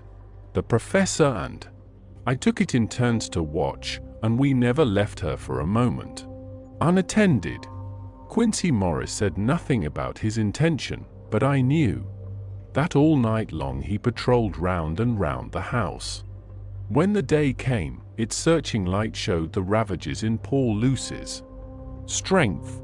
She was hardly able to turn her head, and the little nourishment which she could take seemed to do her no good. At times she slept, and both Van Helsing and I noticed the difference in her between sleeping and waking. Whilst asleep she looked stronger, although more haggard, and her breathing was softer. Her open mouth showed the pale gums drawn back from the teeth, which thus looked positively longer and sharper than usual. When she woke, the softness of her eyes evidently changed the expression, for she looked her own self, although a dying one. In the afternoon she asked for Arthur, and we telegraphed for him. Quincy went off to meet him at the station. When he arrived it was nearly 6 o'clock, and the sun was setting full and warm, and the red light streamed in through the window and gave more color to the pale cheeks. When he saw her, Arthur was simply choking with emotion, and none of us could speak. In the hours that had passed, the fits of sleep, or the comatose condition that passed for it, had grown more frequent, so that the pauses when conversation was possible were shortened. Arthur's presence, however, seemed to act as a stimulant. She rallied a little, and spoke to him more brightly than she had done since we arrived. He too pulled himself together, and spoke as cheerily as he could, so that the best was made of everything. It was now nearly 1 o'clock, and he and Van Helsing are sitting with her. I am to relieve them in a quarter of an hour, and I am entering this on Lucy's phonograph. Until 6 o'clock they are to try to rest. I fear that tomorrow will end our watching, for the shock has been too great. The poor child cannot rally. God help us all. Letter, Mina Harker to Lucy Westenra. Unopened by her. 17 September. My dearest Lucy, it seems an age since I heard from you, or indeed since I wrote. You will pardon me, I know, for all my faults when you have read all my budget of news. Well, I got my husband back all right. When we arrived at Exeter there was a carriage waiting for us, and in it, though he had an attack of gout, Mr. Hawkins, he took us to his house, where there were rooms for us all nice and comfortable, and we dined together. After dinner Mr. Hawkins said, "My dears, I want to drink your health and prosperity, and may every blessing attend you both. I know you both from children, and have, with love and pride, seen you grow up. Now I want you to make your home here with me. I have left to me neither chick nor child, all are gone, and in my will I have left you everything." I cried, "Lucy dear," as Jonathan and the old man clasped hands. Our evening was a very, very happy one. So here we are, installed in this beautiful old house, and from both my bedroom and the drawing room I can see the great elms of the cathedral close, with their great black stems standing out against the old yellow stone of the cathedral, and I can hear the rooks overhead cawing and chattering and gossiping all day, after the manner of rooks and humans. I am busy, I need not tell you, arranging things and housekeeping. Jonathan and Mr. Hawkins are busy all day, for, now that Jonathan is a partner, Mr. Hawkins wants to tell him all about the clients. How is your dear mother getting on? I wish I could run up to town for a day or two to see you, dear, but I dare not go yet, with so much on my shoulders. and Jonathan wants looking after still. He is beginning to put some flesh on his bones again, but he was terribly weakened by the long illness. Even now he sometimes starts out of his sleep in a sudden way and awakes all trembling until I can coax him back to his usual placidity. However, thank God, these occasions grow less frequent as the days go on, and they will in time pass away altogether, I trust. And now, I have told you my news, let me ask yours. When are you to be married? And where? And who is to perform the ceremony? And what are you to wear? And is it to be a public or a private wedding? Tell me all about it. Dear, tell me all about everything, for there is nothing which interests you which will not be dear to me. Jonathan asks me to send his respectful duty, but I do not think that is good enough from the junior partner of the important firm Hawkins and Harker, and so, as you love me, and he loves me, and I love you with all the moods and tenses of the verb, I send you simply his lover instead. Goodbye, my dearest Lucy, and all blessings on you. Yours, Mina Harker. Report from Patrick Hennessy, MD, MR, C, SLIKQ, CPI, etc., etc., to John Seward, MD. _20 September. My dear Sir, in accordance with your wishes, I enclose report of the conditions of everything left in my charge. With regard to patient Renfield, there is more to say. He has had another outbreak, which might have had a dreadful ending, but which, as it fortunately happened, was unattended with any unhappy results. This afternoon a carrier's cart with 2 men made a call at the empty house whose grounds are but on ours the house to which, you will remember, the patient twice ran away. The men stopped at our gate to ask the porter their way, as they were strangers. I was myself looking out of the study window, having a smoke after dinner, and saw one of them come up to the house. As he passed the window of Renfield's room, the patient began to rate him from within, and called him all the foul names he could lay his tongue to. The man, who seemed a decent fellow enough, contented himself by telling him to shut up for a foul-mouthed beggar, whereon our man accused him of robbing him and wanting to murder him, and said that he would hinder him if he were to swing for it.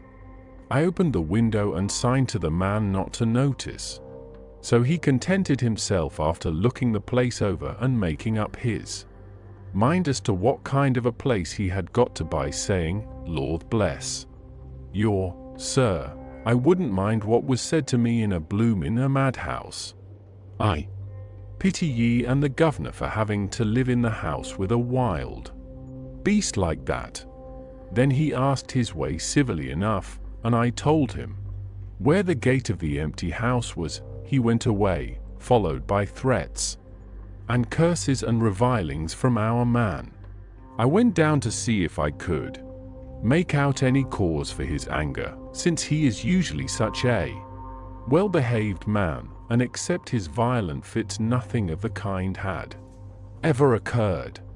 I found him, to my astonishment, quite composed and most genial in his manner. I tried to get him to talk of the incident, but he blandly asked me questions as to what I meant, and led me to believe that he was completely oblivious of the affair. It was, I am sorry to say, however, only another instance of his cunning, for within half an hour I heard of him again. This time he had broken out through the window of his room, and was running down the avenue. I called to the attendants to follow me, and ran after him, for I feared he was intent on some mischief. My fear was justified when I saw the same cart which had passed before coming down the road, having on it some great wooden Boxes. The men were wiping their foreheads and were flushed in the face, as if with violent exercise. Before I could get up to him, the patient rushed at them, and pulling one of them off the cart, began to knock his head against the ground. If I had not seized him just at the moment, I believe he would have killed the man there and then. The other fellow jumped down and struck him over the head with the butt end of his heavy whip. It was a terrible blow, but he did not seem to mind it, but seized him also, and struggled with the three of us, pulling us to and fro as if we were kittens. You know I am no lightweight, and the others were both burly men. At first he was silent in his fighting, but as we began to master him, and the attendants were putting a straight waistcoat on him, he began to shout, "I'll frustrate them. They shan't rob me. They shan't murder me by inches. I'll fight for my lord and master," and all sorts of similar incoherent ravings. It was with very considerable difficulty that they got him back to the house and put him in the padded room. One of the attendants, Hardy, had a finger broken. However, I set it all right, and he is going on well. The two carriers were at first loud in their threats of actions for damages, and promised to rain all the penalties of the law on us. Their threats were, however, mingled with some sort of indirect apology for the defeat of the two of them by a feeble madman. They said that if it had not been for the way their strength had been spent in carrying and raising the heavy boxes to the cart, they would have made short work of him. They gave as another reason for their defeat the extraordinary state of drought to which they had been reduced by the dusty nature of their occupation and the reprehensible distance from the scene of their labors of any place of public entertainment. I quite understood their drift, and after a stiff glass of grog, or rather more of the same, and with each a sovereign in hand, they made light of the attack, and swore that they would encounter a worse madman any day for the pleasure of meeting so bloomin' good a bloke as your correspondent. I took their names and addresses in case they might be needed. They are as follows: Jack Smollett, of Dudding's Rents, King George's Road, Great Walworth, and Thomas Snelling, Peter Farley's Row, Guide Court, Bethnal Green. They are both in the employment of Harris and Sons, Moving and Shipment Company, Orange Masters Yard, Soho. I shall report to you any matter of interest occurring here, and shall wire you at once if there is anything of importance. Believe me, dear sir, yours faithfully, Patrick Hennessy. Letter, Mina Harker to Lucy Westenra unopened by her. 18 September. My dearest Lucy, such a sad blow has befallen us. Mr. Hawkins has died very suddenly. Some may not think it so sad for us, but we had both come to so love him that it really seems as though we had lost a father. I never knew either father or mother, so that the dear old man's death is a real blow to me. Jonathan is greatly distressed. It is not only that he feels sorrow, deep sorrow, for the dear, good man who has befriended him all his life, and now at the end has treated him like his own son and left him a fortune which to people of our modest bringing up is wealth beyond the dream of avarice, but Jonathan feels it on another account. He says the amount of responsibility which it puts upon him makes him nervous. He begins to doubt himself. I try to cheer him up and underscore my belief in him helps him to have a belief in himself. But it is here that the grave shock that he experienced tells upon him the most. Oh, it is too hard that a sweet, simple, noble, strong nature such as his a nature which enabled him by our dear, good friend's aid to rise from clerk to master, in a few years should be so injured that the very essence of its strength is gone. Forgive me, dear, if I worry you with my troubles in the midst of your own happiness, but, Lucy dear, I must tell someone, for the strain of keeping up a brave and cheerful appearance to Jonathan tries me, and I have no one here that I can confide in.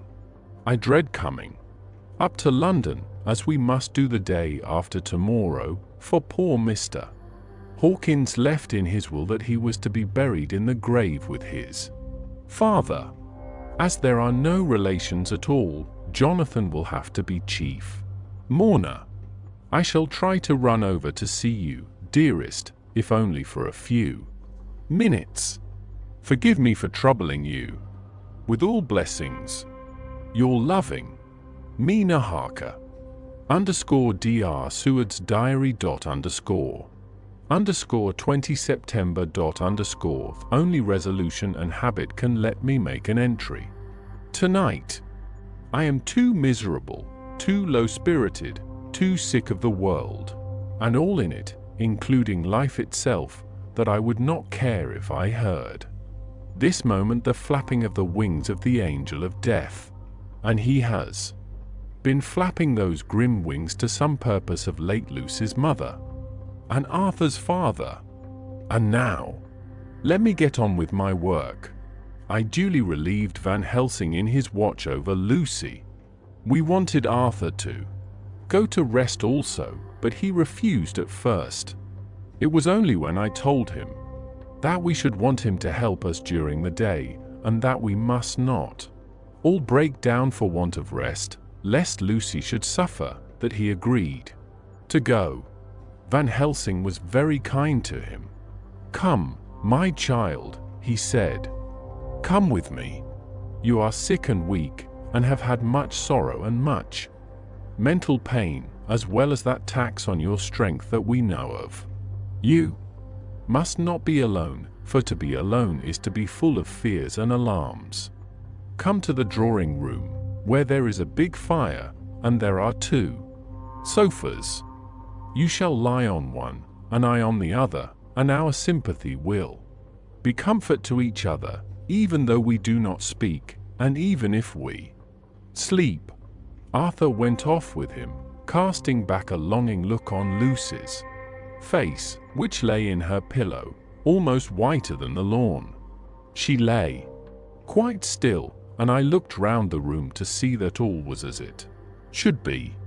I could see that the professor had carried out in this room, as in the other, his purpose of using the garlic. The whole of the window sashes reeked with it, and round Lucy's neck, over the silk handkerchief which Van Helsing made her keep on, was a rough chaplet of the same odorous flowers. Lucy was breathing somewhat stertorously, and her face was at its worst, for the open mouth showed the pale gums. Her teeth, in the dim, uncertain light, seemed longer and sharper than they had been in the morning. In particular, by some trick of the light, the canine teeth looked longer and sharper than the rest. I sat down by her, and presently she moved uneasily. At the same moment there came a sort of dull flapping or buffeting at the window.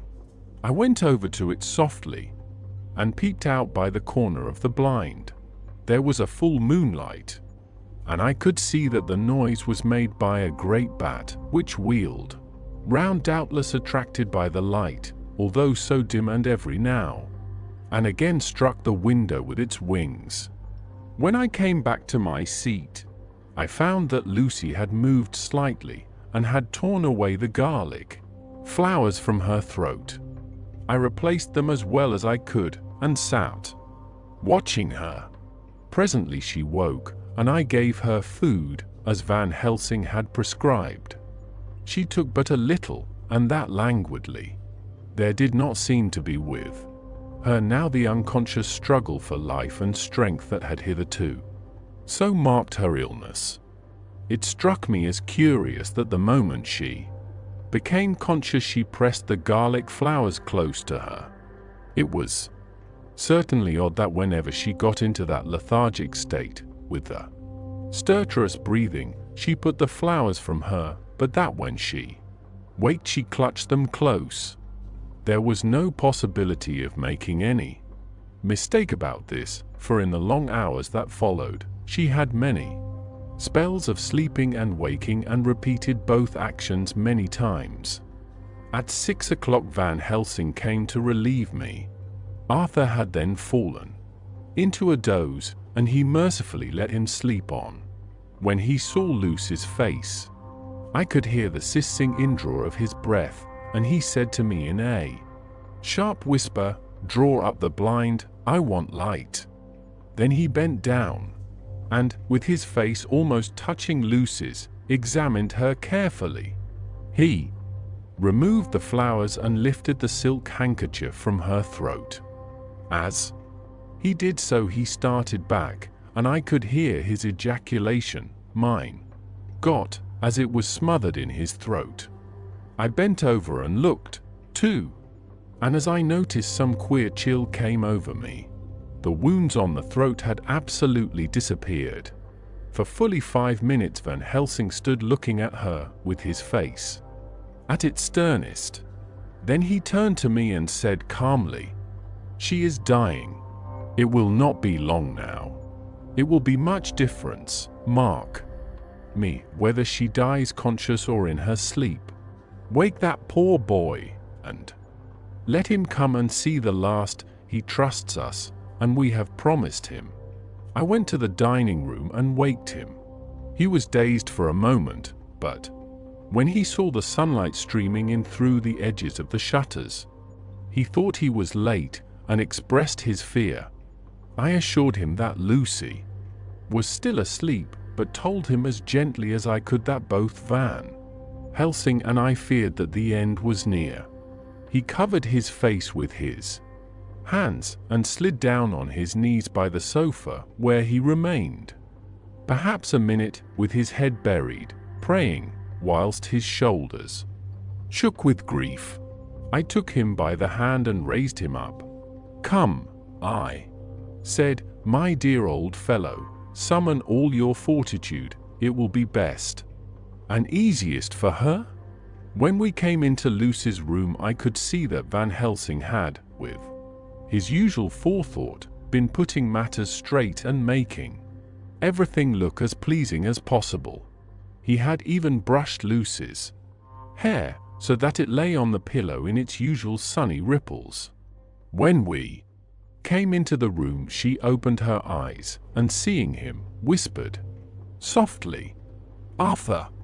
Oh, my love, I am so glad you have come."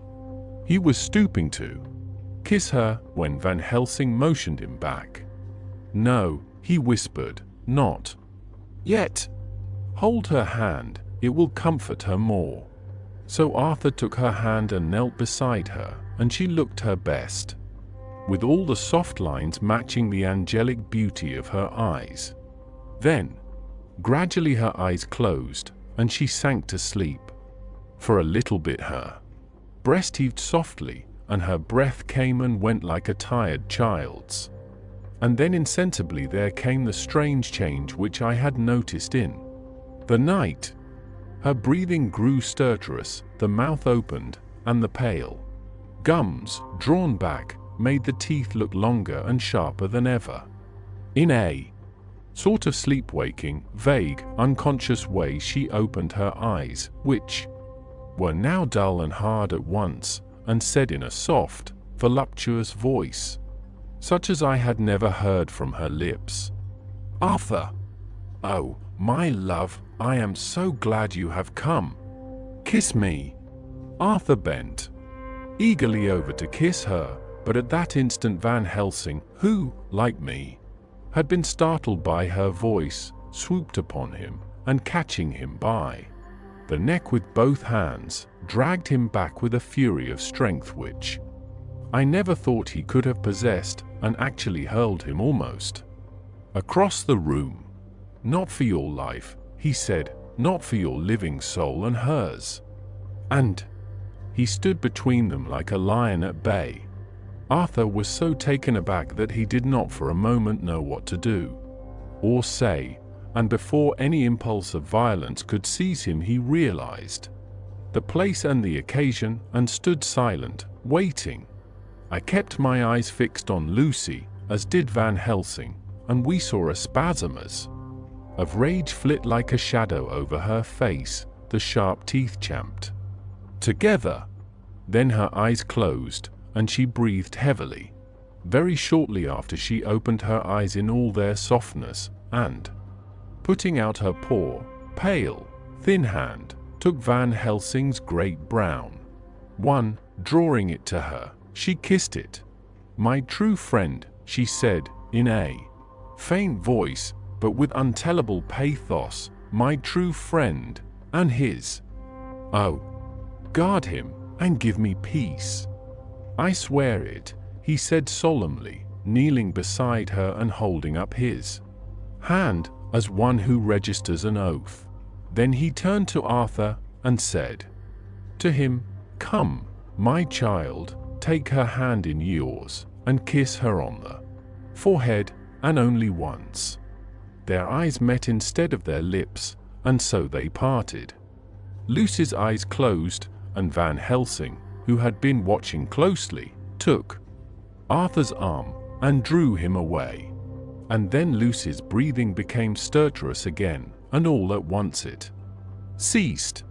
"It is all over," said Van Helsing.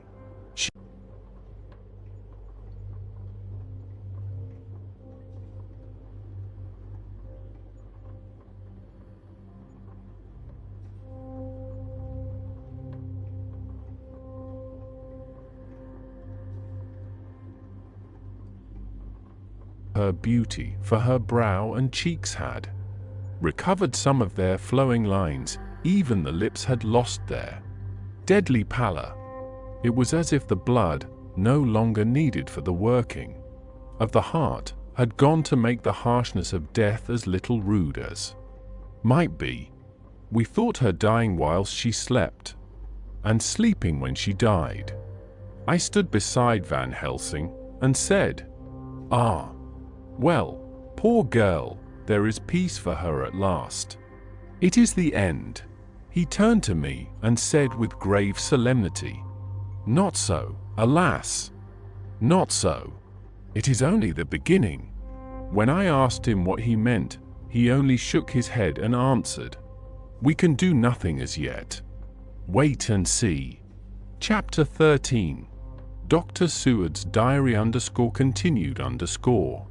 The funeral was arranged for the next succeeding day, so that Lucy and her mother might be buried together. I attended to all the ghastly formalities, and the urbane undertaker proved that his staff were afflicted or blessed with something of his own obsequious suavity. Even the woman who performed the last offices for the dead remarked to me, in a confidential, rather professional way, when she had come out from the death chamber, "She makes a very beautiful corpse, sir. It's quite a privilege to attend on her. It's not too much to say that she will do credit to our establishment." I noticed that Van Helsing never kept far away. This was possible from the disordered state of things in the household. There were no relatives at hand, and as Arthur had to be back the next day to attend at his father's funeral, we were unable to notify anyone who should have been bidden. Under the circumstances, Van Helsing and I took it upon ourselves to examine papers, etc. He insisted upon looking over Lucy's papers himself. I asked him why, for I feared that he, being a foreigner, might not be quite aware of English legal requirements, and so might in ignorance make some unnecessary trouble. He answered me, I know. You forget that I am a lawyer as well as a doctor. But this is not altogether for the law. You knew that when you avoided the coroner." I have more than him to avoid. There may be papers more such as this." As he spoke, he took from his pocketbook the memorandum which had been in Lucy's breast, and which she had torn in her sleep. "When you find anything of the solicitor who is for the late Mrs. Westenra, seal all her papers, and write him tonight. For me, I watch here in the room and in Miss Lucy's old room all night, and I myself search for what may be. It is not well that her very thoughts go into the hands of strangers." I went on with my part of the work, and in another half hour had found the name and address of Mrs. Westenra's solicitor and had written to him. All the poor lady's papers were in order, explicit directions regarding the place of burial were given. I had hardly sealed the letter when, to my surprise, Van Helsing walked into the room, saying, "Can I help you, friend John? I am free, and if I may, my service is to you. Have you got what you looked for?" I asked, to which he replied, "I did not look for any specific thing. I only hoped to find, and find I have, all that there was only some letters and a few memoranda, and a diary new begun. But I have them here, and we shall for the present say nothing of them. I shall see that poor lad tomorrow evening, and, with his sanction, I shall use some." When we had finished the work in hand, he said to me, "And now, friend John, I think we may to bed. We want sleep, both you and I, and rest to recuperate. Tomorrow we shall have much to do, but for the tonight there is no need of us." Alas! Before turning in, we went to look at poor Lucy. The undertaker had certainly done his work well, for the room was turned into a small chapel ardente. There was a wilderness of beautiful white flowers, and death was made as little repulsive as might be. The end of the winding sheet was laid over the face. When the professor bent over and turned it gently back, we both started at the beauty before us, the tall wax candles showing a sufficient light to note it well. All Lucy's loveliness had come back to her in death, and the hours that had passed, instead of leaving traces of decay's effacing fingers, had but restored the beauty of life, till positively I could not believe my eyes that I was looking at a corpse. The professor looked sternly grave. He had not loved her as I had, and there was no need for tears in his eyes. He said to me, "Remain till I return," and left the room. He came back with a handful of wild garlic from the box waiting in the hall, but which had not been opened, and placed the flowers amongst the others on and around the bed. Then he took from his neck, inside his collar, a little gold crucifix, and placed it over the mouth. He restored the sheet to its place, and we came away. I was undressing in my own room, when, with a premonitory tap at the door, he entered, and at once began to speak. "Tomorrow I want you to bring me, before night, a set of post-mortem knives. Must we make an autopsy?" I asked. "Yes and no. I want to operate, but not as you think. Let me tell you now, but not a word to another. I want to cut off her head and take out her heart." "Ah, you a surgeon, and so shocked?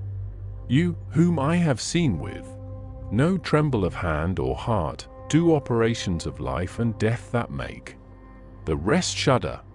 Oh, but I must not forget, my dear friend John, that you loved her, and I have not forgotten it, for it is I that shall operate, and you must only help.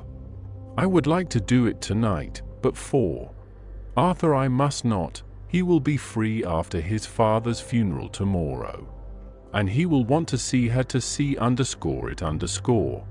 Then, when she is coffined, ready for the next day, you and I shall come when all sleep. We shall unscrew the coffin lid, and shall do our operation, and then replace all, so that none know, save we alone. But why do it at all? The girl is dead. Why mutilate her poor body? Without need? And if there is no necessity for a post-mortem and nothing to gain by it, no good to her, to us, to science, to human knowledge, why do it? Without such it is monstrous. For answer he put his hand on my shoulder, and said, with infinite tenderness, "Friend John, I pity your poor bleeding heart, and I love you the more, because it does so bleed. If I could, I would take on myself the burden that you do bear. But there are things that you know not, but that you shall know, and bless me for knowing, though they are not pleasant things. John, my child, you have been my friend now many years, and yet, did you ever know me to do any without good cause? I may owe I am but man, but I believe in all I do. Was it not for these causes that you sent for me when the great trouble came? Yes. Were you not amazed, nay, horrified, when I would not let Arthur kiss his love though she was dying, and snatched him away by all my strength? Yes. And yet you saw how she thanked me, with her so beautiful dying eyes, her voice, too, so weak, and she kissed my rough old hand and blessed me? Yes. And did you not hear me swear promise to her, that so she closed her eyes grateful? Yes. Well, I have good reason now for all I want to do. You have for many years, trust me, you have believed me weeks past, when there be things so strange that you might have well doubt. Believe me yet a little, friend John. If you trust me not, then I must tell what I think, and that is not perhaps well. And if I work as work I shall, no matter trust or no trust, without my friend trust in me, I work with heavy heart and feel, oh, so lonely when I want all help and courage that may be. He paused a moment and went on solemnly, Friend John, there are strange and terrible days before us. Let us not be two, but one, that so we work to a good end. Will you not have faith in me? I took his hand, and promised him. I held my door open as he went away, and watched him go into his room and close the door. As I stood without, moving, I saw one of the maids pass silently along the passage. She had her back towards me, so did not see me, and go into the room where Lucy lay. The sight touched me. Devotion is so rare, and we are so grateful to those who show it unasked to those we love. Here was a poor girl, putting aside the terrors which she naturally had of death, to go watch alone by the bier of the mistress whom she loved, so that the poor clay might not be lonely till laid to eternal rest. I must have slept long and soundly, for it was broad daylight when Van Helsing waked me by coming into my room. He came over to my bedside and said, "You need not trouble about the knives. We shall not do it." "Why not?" I asked, for his solemnity of the night before had greatly impressed me. "Because," he said sternly, "it is too late or too early. See, here." He held up the little golden crucifix. "This was stolen in the night." "How stolen?" I asked in wonder, "since you have it now?" "Because I get it back from the worthless wretch who stole it, from the woman who robbed the dead and the living. Her punishment will surely come, but not through me. She knew not altogether what she did, and thus, unknowing, she only stole. Now we must wait."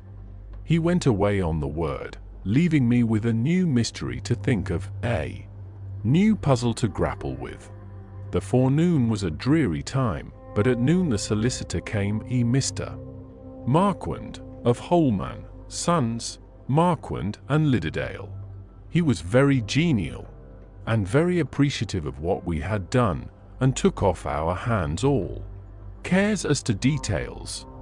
During lunch he told us that Mrs. Westenra had for some time expected sudden death from her heart, and had put her affairs in absolute order. He informed us that, with the exception of a certain entailed property of Lucy's father's which now, in default of direct issue, went back to a distant branch of the family, the whole estate, real and personal, was left absolutely to Arthur Holmwood. When he had told us so much he went on, frankly we did our best to prevent such a testamentary disposition, and pointed out certain contingencies that might leave her daughter either penniless or not so free as she should be to act regarding a matrimonial alliance. Indeed, we pressed the matter so far that we almost came into collision, for she asked us if we were or were not prepared to carry out her wishes. Of course, we had then no alternative but to accept. We were right in principle, and 99 times out of 100 we should have proved, by the logic of events, the accuracy of our judgment. Frankly, however, I must admit that in this case any other form of disposition would have rendered impossible the carrying out of her wishes, for by her predeceasing her daughter the latter would have come into possession of the property, and, even had she only survived her mother by 5 minutes, her property would, in case there were no will, and a will was a practical impossibility, in such a case have been treated at her decease as under intestacy, in which case Lord Godalming, though so dear a friend, would have had no claim in the world, and the inheritors, being remote, would not be likely to abandon their just rights for sentimental reasons regarding an entire stranger. I assure you, my dear sirs, I am rejoiced at the result, perfectly rejoiced. He was a good fellow, but his rejoicing at the one little part in which he was officially interested of so great a tragedy was an object lesson in the limitations of sympathetic understanding. He did not remain long, but said he would look in later in the day and see Lord Godalming. His coming, however, had been a certain comfort to us, since it assured us that we should not have to dread hostile criticism as to any of our acts. Arthur was expected at 5 o'clock, so a little before that time we visited the death chamber. It was so in very truth, for now both mother and daughter lay in it. The undertaker, true to his craft, had made the best display he could of his goods, and there was a mortuary air about the place that lowered our spirits at once. Van Helsing ordered the former arrangement to be adhered to, explaining that, as Lord Godalming was coming very soon, it would be less harrowing to his feelings to see all that was left of his fiancée. Quite alone, the undertaker seemed shocked at his own stupidity and exerted himself to restore things to the condition in which we left them the night before, so that when Arthur came such shocks to his feelings as we could avoid were saved. Poor fellow! He looked desperately sad and broken. Even his stalwart man had seemed to have shrunk somewhat under the strain of his much-tried emotions. He had, I knew, been very genuinely and devotedly attached to his father, and to lose him, and at such a time, was a bitter blow to him. With me he was warm as ever, and to Van Helsing he was sweetly courteous, but I could not help seeing that there was some constraint with him. The professor noticed it, too, and motioned me to bring him upstairs. I did so, and left him at the door of the room, as I felt he would like to be quite alone with her, but he took my arm and led me in, saying huskily, You loved her too, old fellow. She told me all about it, and there was no friend had a closer place in her heart than you. I don't know how to thank you for all you have done for her. I can't think yet." Here he suddenly broke down and threw his arms round my shoulders and laid his head on my breast, crying, "Oh, Jack! Jack! What shall I do? The whole of life seems gone from me, all at once, and there is nothing in the wide world for me to live for." I comforted him as well as I could. In such cases men do not need much expression. A grip of the hand, the tightening of an arm over the shoulder, a sob in unison are expressions of sympathy dear to a man's heart. I stood still and silent till his sobs died away, and then I said softly to him, "Come and look at her." Together we moved over to the bed, and I lifted the lawn from her face. God, how beautiful she was! Every hour seemed to be enhancing her loveliness. It frightened and amazed me somewhat, and as for Arthur, he fell a trembling, and finally was shaken with doubt as with an ague. At last, after a long pause, he said to me in a faint whisper, "Jack, is she really dead?" I assured him sadly that it was so, and went on to suggest, for I felt that such a horrible doubt should not have life for a moment longer than I could help, that it often happened that after death faces became softened and even resolved into their youthful beauty, that this was especially so when death had been preceded by any acute or prolonged suffering. It seemed to quite do away with any doubt, and, after kneeling beside the couch for a while and looking at her lovingly and long, he turned aside. I told him that that must be goodbye, as the coffin had to be prepared, so he went back and took her dead hand in his, and kissed it, and bent over and kissed her forehead. He came away, fondly looking back over his shoulder at her as he came. I left him in the drawing room, and told Van Helsing that he had said goodbye, so the latter went to the kitchen to tell the undertaker's men to proceed with the preparations and to screw up the coffin. When he came out of the room again, I told him of Arthur's question, and he replied, "I am not surprised. Just now I doubted for a moment myself.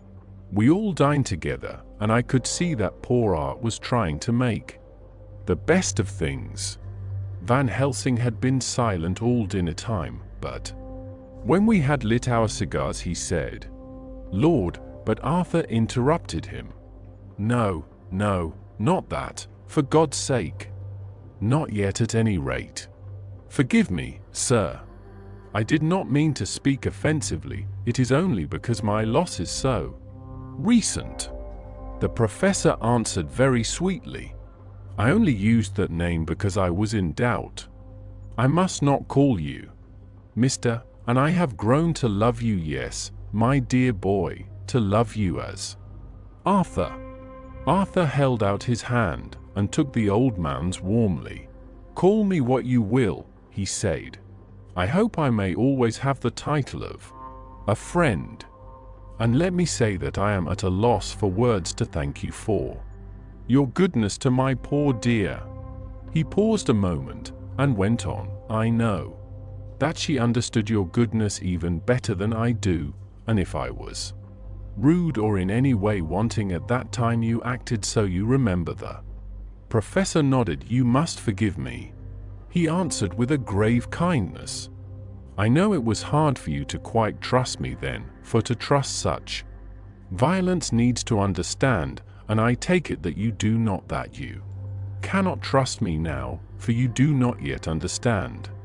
And there may be more times when I shall want you to trust, when you cannot and may not and must not yet understand.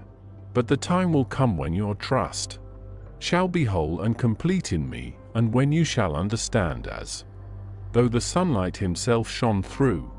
Then you shall bless me from First to last, for your own sake, and for the sake of others, and for her dear sake, to whom I swore to protect. And, indeed, sir, said Arthur warmly, I shall in all ways trust you.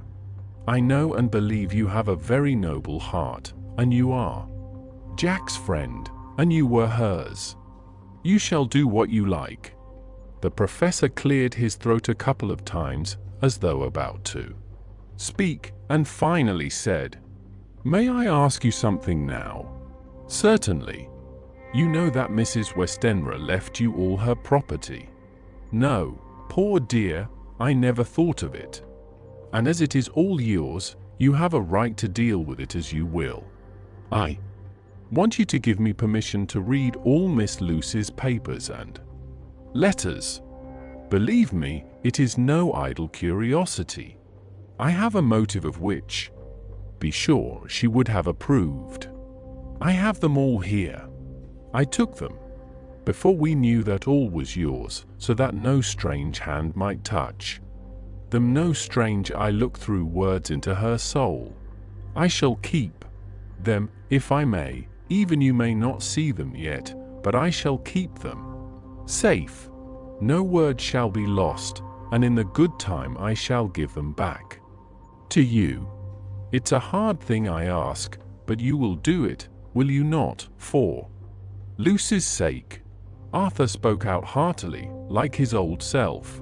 Dr. Van Helsing, you may do what you will.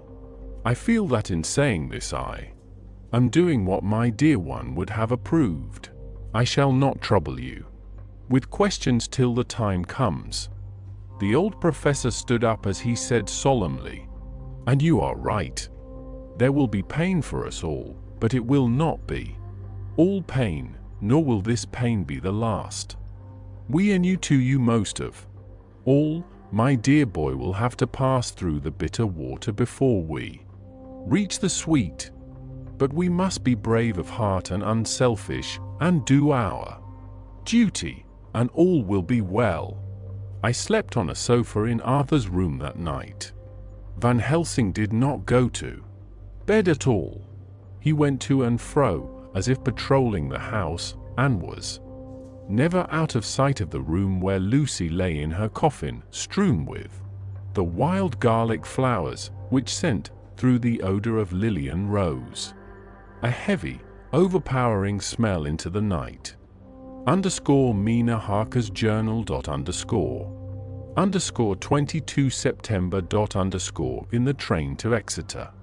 Jonathan sleeping.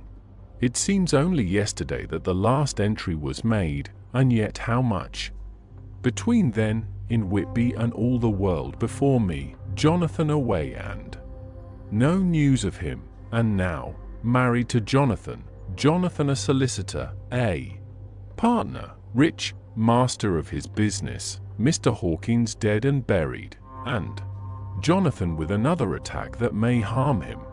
Some day he may ask me about it. Down it all goes. I am rusty in my shorthand. See what unexpected prosperity does for us, so it may be as well to freshen it up again with an exercise anyhow. The service was very simple and very solemn. There were only ourselves and the servants there, one or two old friends of his from Exeter, his London agent, and a gentleman representing Sir John Paxton, the president of the Incorporated Law Society. Jonathan and I stood hand in hand, and we felt that our best and dearest friend was gone from us. We came back to town quietly, taking a bus to Hyde Park Corner. Jonathan thought it would interest me to go into the Row for a while, so we sat down, but there were very few people there, and it was sad-looking and desolate to see so many empty chairs. It made us think of the empty chair at home, so we got up and walked down Piccadilly. Jonathan was holding me by the arm, the way he used to in old days.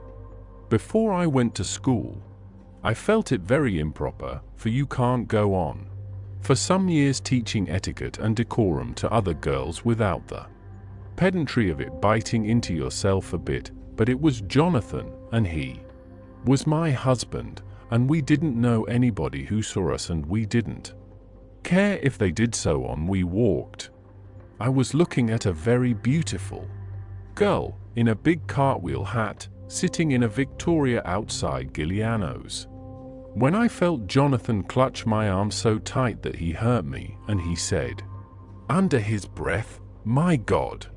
I am always anxious about Jonathan, for I fear that some nervous fit may upset him again, so I turned to him quickly and asked him what it was that disturbed him. He was very pale, and his eyes seemed bulging out as, half in terror and half in amazement, he gazed at a tall, thin man with a beaky nose and black moustache and pointed beard, who was also observing the pretty girl. He was looking at her so hard that he did not see either of us, and so I had a good view of him. His face was not a good face, it was hard and cruel and sensual, and his big white teeth, that looked all the whiter because his lips were so red, were pointed like an animal's. Jonathan kept staring at him, till I was afraid he would notice. I feared he might take it ill, he looked so fierce and nasty. I asked Jonathan why he was disturbed, and he answered, evidently thinking that I knew as much about it as he did. Do you see who it is? No, dear, I said, I don't know him. Who is it? His answer seemed to shock and thrill me, for it was said as if he did not know that it was to me, Mina, to whom he was speaking. It is the man himself. The poor dear was evidently terrified at something very greatly.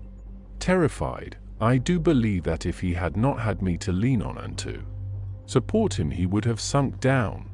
He kept staring. A man came out of the shop with a small parcel and gave it to the lady, who then drove off. The dark man kept his eyes fixed on her, and when the carriage moved up Piccadilly, he followed in the same direction and hailed a hansom. Jonathan kept looking after him and said, as if to himself, I believe it is the Count, but he has grown young. My God, if this be so. Oh, my God. My God. If I only knew. If I only knew. He was distressing himself so much that I feared to keep his mind on the subject by asking him any questions, so I remained silent. I drew him away quietly, and he, holding my arm, came easily. We walked a little further, and then went in and sat for a while in the Green Park. It was a hot day for autumn, and there was a comfortable seat in a shady place. After a few minutes staring at nothing, Jonathan's eyes closed, and he went quietly into a sleep with his head on my shoulder. I thought it was the best thing for him, so did not disturb him. In about 20 minutes he woke up and said to me quite cheerfully, Why, Mina, have I been asleep? Oh, do forgive me for being so rude. Come, and we'll have a cup of tea somewhere. He had evidently forgotten all about the dark stranger, as in his illness he had forgotten all that this episode had reminded him of. I don't like this lapsing into forgetfulness. It may make or continue some injury to the brain. I must not ask him, for fear I shall do more harm than good, but I must somehow learn the facts of his journey abroad. The time is come, I fear, when I must open that parcel and know what is written. Oh, Jonathan, you will. I know, forgive me if I do wrong, but it is for your own dear sake. Later. A sad homecoming in every way, the house empty of the dear soul who was so good to us, Jonathan still pale and dizzy under a slight relapse of his malady, and now a telegram from Van Helsing, whoever he may be. You will be grieved to hear that Mrs. Westenra died 5 days ago. and that Lucy died the day before yesterday. They were both buried today. Oh, what a wealth of sorrow in a few words. Poor Mrs. Westenra. Poor Lucy. Gone, gone, never to return to us. And poor Arthur, to have lost such sweetness out of his life. God help us all to bear our troubles. _Dr. Seward's diary. _22 September. It is all over. Arthur has gone back to Ring and has taken Quincy Morris with him. What a fine fellow is Quincy! I believe, in my heart of hearts, that he suffered as much about Lucy's death as any of us, but he bore himself through it like a moral Viking. If America can go on breeding men like that, she will be a power in the world. Indeed, Van Helsing is lying down, having a rest preparatory to his journey. He goes over to Amsterdam tonight, but says he returns tomorrow night, that he only wants to make some arrangements which can only be made personally. He is to stop with me then, if he can, he says. He has work to do in London which may take him some time. Poor old fellow! I fear that the strain of the past week has broken down even his iron strength. All the time of the burial he was, I could see, putting some terrible restraint on himself. When it was all over, we were standing beside Arthur, who, poor fellow, was speaking of his part in the operation where his blood had been transfused to his Lucy's veins. I could see Van Helsing's face grow white and purple by turns. Arthur was saying that he felt since then as if they two had been really married, and that she was his wife in the sight of God. None of us said a word of the other operations, and none of us ever shall. Arthur and Quincy went away together to the station, and Van Helsing and I came on here. The moment we were alone in the carriage, he gave way to a regular fit of hysterics. He has denied to me since that it was hysterics, and insisted that it was only his sense of humor asserting itself under very terrible conditions. He laughed till he cried, and I had to draw down the blinds lest anyone should see us and misjudge, and then he cried till he laughed again, and laughed and cried together, just as a woman does. I tried to be stern with him, as one is to a woman under the circumstances, but it had no effect. Men and women are so different in manifestations of nervous strength or weakness. Then when his face grew grave and stern again, I asked him why his mirth, and why at such a time. His reply was in a way characteristic of him, for it was logical and forceful and mysterious. He said, "Ah, you don't comprehend, friend John. Do not think that I am not sad, though I laugh. See, I have cried even when the laugh did choke me. But no more think that I am all sorry when I cry, for the laugh he come.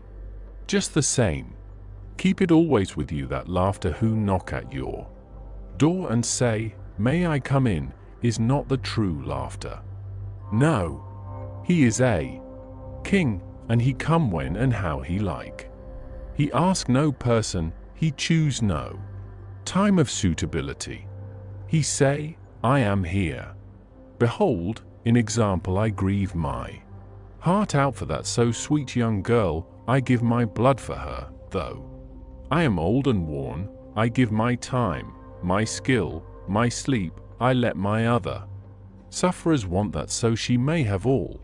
And yet I can laugh at her very grave laugh when the clay from the spade of the sexton drop upon her coffin and say a thud, thud, to my heart, till it send back the blood from my cheek. My heart bleed for that poor boy, that dear boy, so of the age of mine own boy had I been so blessed that he live, and with his Hair and eyes the same. There, you know now why I love him so. And yet, when he say things that touch my husband heart to the quick, and make my father heart yearn to him as to no other man, not even to you, friend John, for we are more level in experiences than father and son, yet even at such moment King laugh he come to me and shout and bellow in my ear, here I am, till the blood come dance back and bring some of the sunshine that he carry with him to my cheek. Oh, friend John, it is a strange world, a sad world, a world full of miseries, and woes, and troubles, and yet when King laugh come he make them all dance to the tune he play, bleeding hearts, and dry bones of the churchyard, and tears that burn as they fall all dance together to the music that he make with that smileless mouth of him. And believe me, friend John, that he is good to come, and kind. Ah, we men and women are like ropes drawn tight with strain that pull us different ways. Then tears come, and, like the rain on the ropes, they brace us up until perhaps the strain become too great, and we break. But King laugh he come like the sunshine, and he ease off the strain again, and we bear to go on with our labor, what it may be. I did not like to wound him by pretending not to see his idea, but, as I did not yet understand the cause of his laughter, I asked him.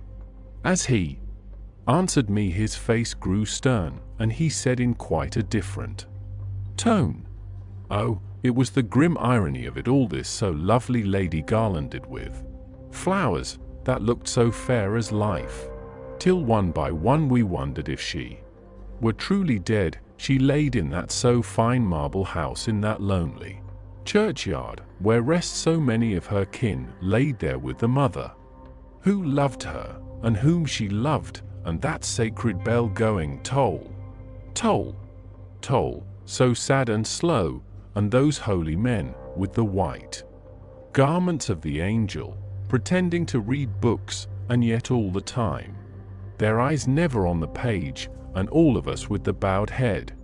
And all for what? She is dead, so is it not? Well, for the life of me, Professor, I said, I can't see anything to laugh at in all that. Why, your explanation makes it a harder puzzle than before. But even if the burial service was comic, what about poor Art and his trouble? Why, his heart was simply breaking. Just so. Said he not that the transfusion of his blood to her veins had made her truly his bride? Yes, and it was a sweet and comforting idea for him. Quite so. But there was a difficulty, friend John. If so that, then, what about the others? Ho, ho. Then this so sweet maid is a polyandrist. And me, with my poor wife dead to me, but alive by church's law, though no wits, all gone, even I, who am faithful husband to this now no wife, am bigamist. I don't see where the joke comes in there either. I said, and I did not feel particularly pleased with him for saying such things. He laid his hand on my arm and said, Friend John, forgive me if I pain. I showed not my feeling to others, when it would wound, but only to you, my old friend, whom I can trust. If you could have looked into my very heart then when I want to laugh, if you could have done so when the laugh arrived, if you could do so now, when King Laugh have pack up his crown, and all that is to him for he go far, far away from me, and for a long, long time maybe you would perhaps pity me the most of all. I was touched by the tenderness of his tone, and asked why. Because I know, and now we are all scattered, and for many a long day loneliness will sit over our roofs with brooding wings. Lucy lies in the tomb of her kin, a lordly death house in a lonely churchyard, away from teeming London, where the air is fresh and the sun rises over Hampstead Hill, and where wild flowers grow of their own accord. So I can finish this diary, and God only knows if I shall ever begin another. If I do, or if I even open this again, it will be to deal with different people and different themes, for here at the end, where the romance of my life is told, ere I go back to take up the thread of my life work, I say sadly and without hope. Finis. The Westminster Gazette, 25 September. A Hampstead mystery.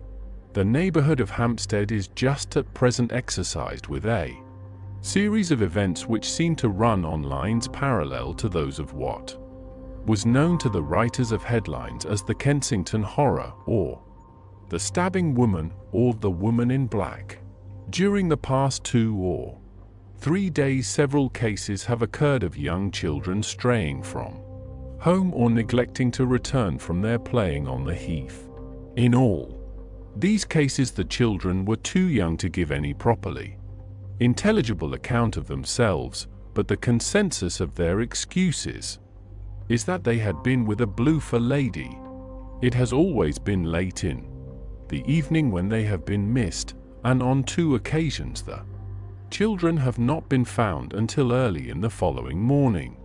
It is generally supposed in the neighbourhood that, as the first child missed gave as his reason for being away that a bloofer lady had asked him to come for a walk, the others had picked up the phrase and used it as occasion served. This is the more natural, as the favourite game of the little ones at present is luring each other away by whiles.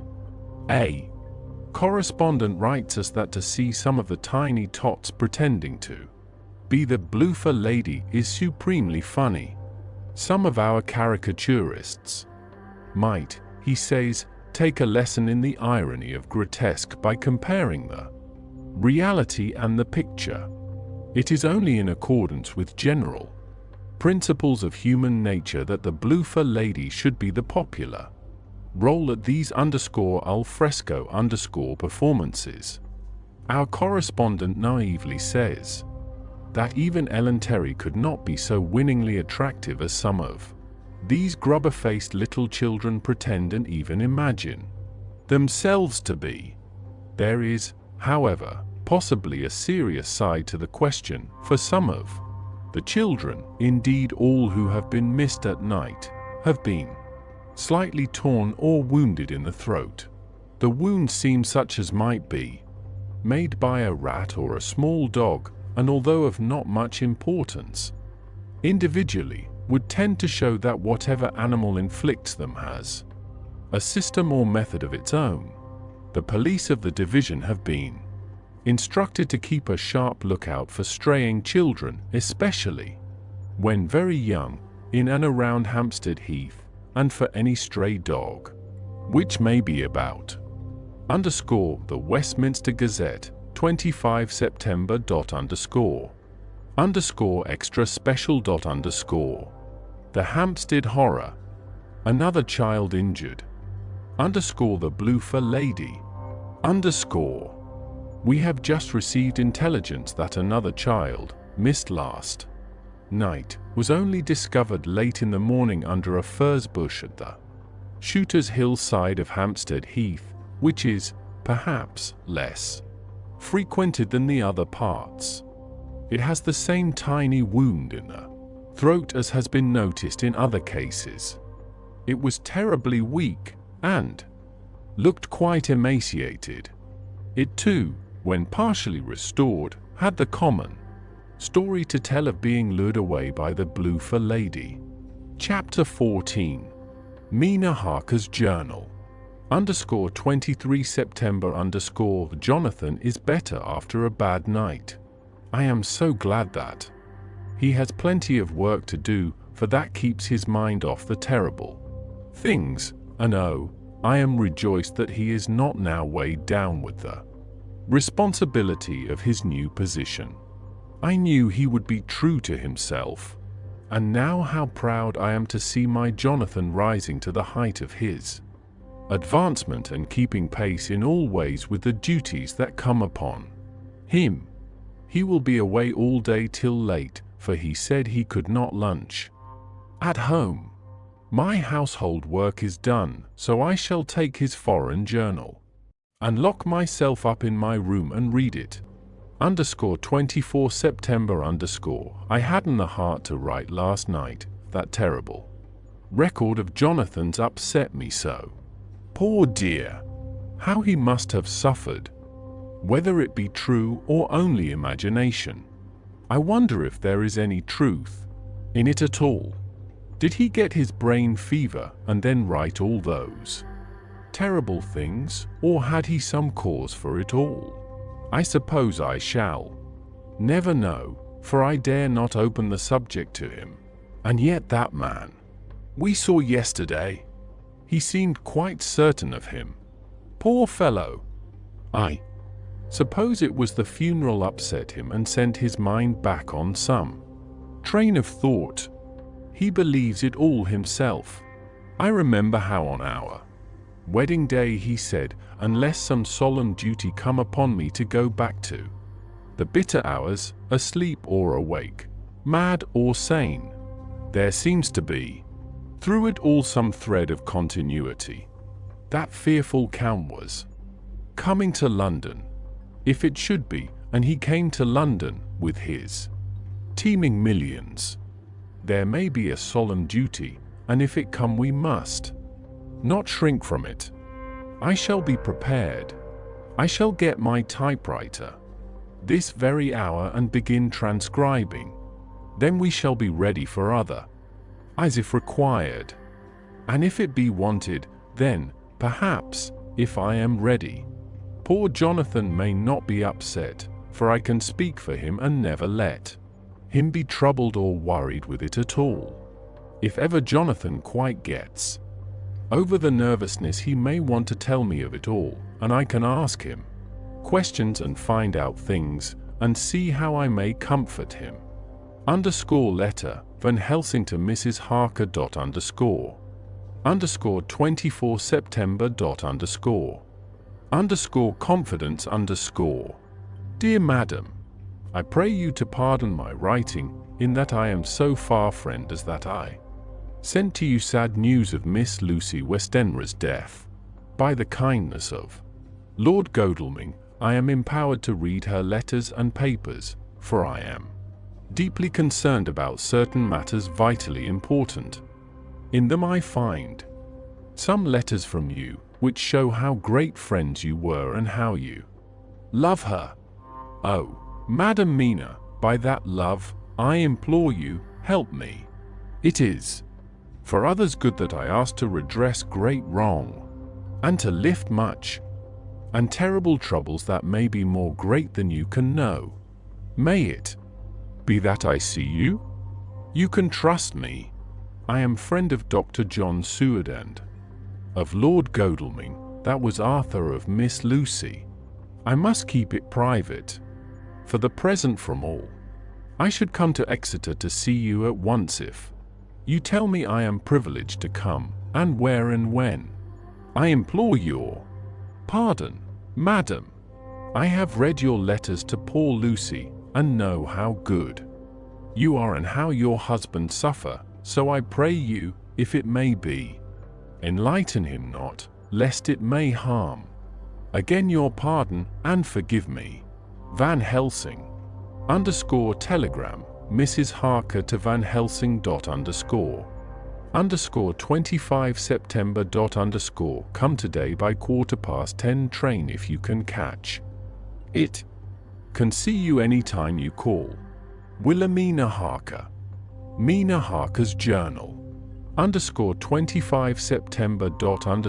I cannot help feeling terribly excited as the time draws near for the visit of Dr. Van Helsing, for somehow I expect that it will throw some light upon Jonathan's sad experience, and as he attended poor dear Lucy in her last illness, he can tell me all about her. That is the reason of his coming. It is concerning Lucy and her sleepwalking, and not about Jonathan. then I shall never know the real truth now. How silly I am. That awful journal gets hold of my imagination and tinges everything with something of its own color. Of course it is about Lucy. That habit came back to the poor dear, and that awful night on the cliff must have made her ill. I had almost forgotten, in my own affairs, how ill she was afterwards. She must have told him of her sleepwalking adventure on the cliff, and that I knew all about it, and now he wants me to tell him what she knows, so that he may understand. I hope I did right in not saying anything of it to Mrs. Westenra. I should never forgive myself if any act of mine, were it even a negative one, brought harm on poor dear Lucy. I hope, too, Dr. Van Helsing will not blame me. I have had so much trouble and anxiety of late that I feel I cannot bear more just at present. I suppose a cry does us all good at times, clears the air as other rain does.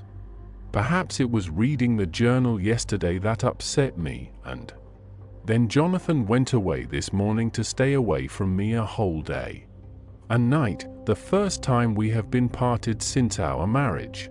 I do hope the dear fellow will take care of himself, and that nothing will occur to upset him. It is 2 o'clock, and the doctor will be here soon.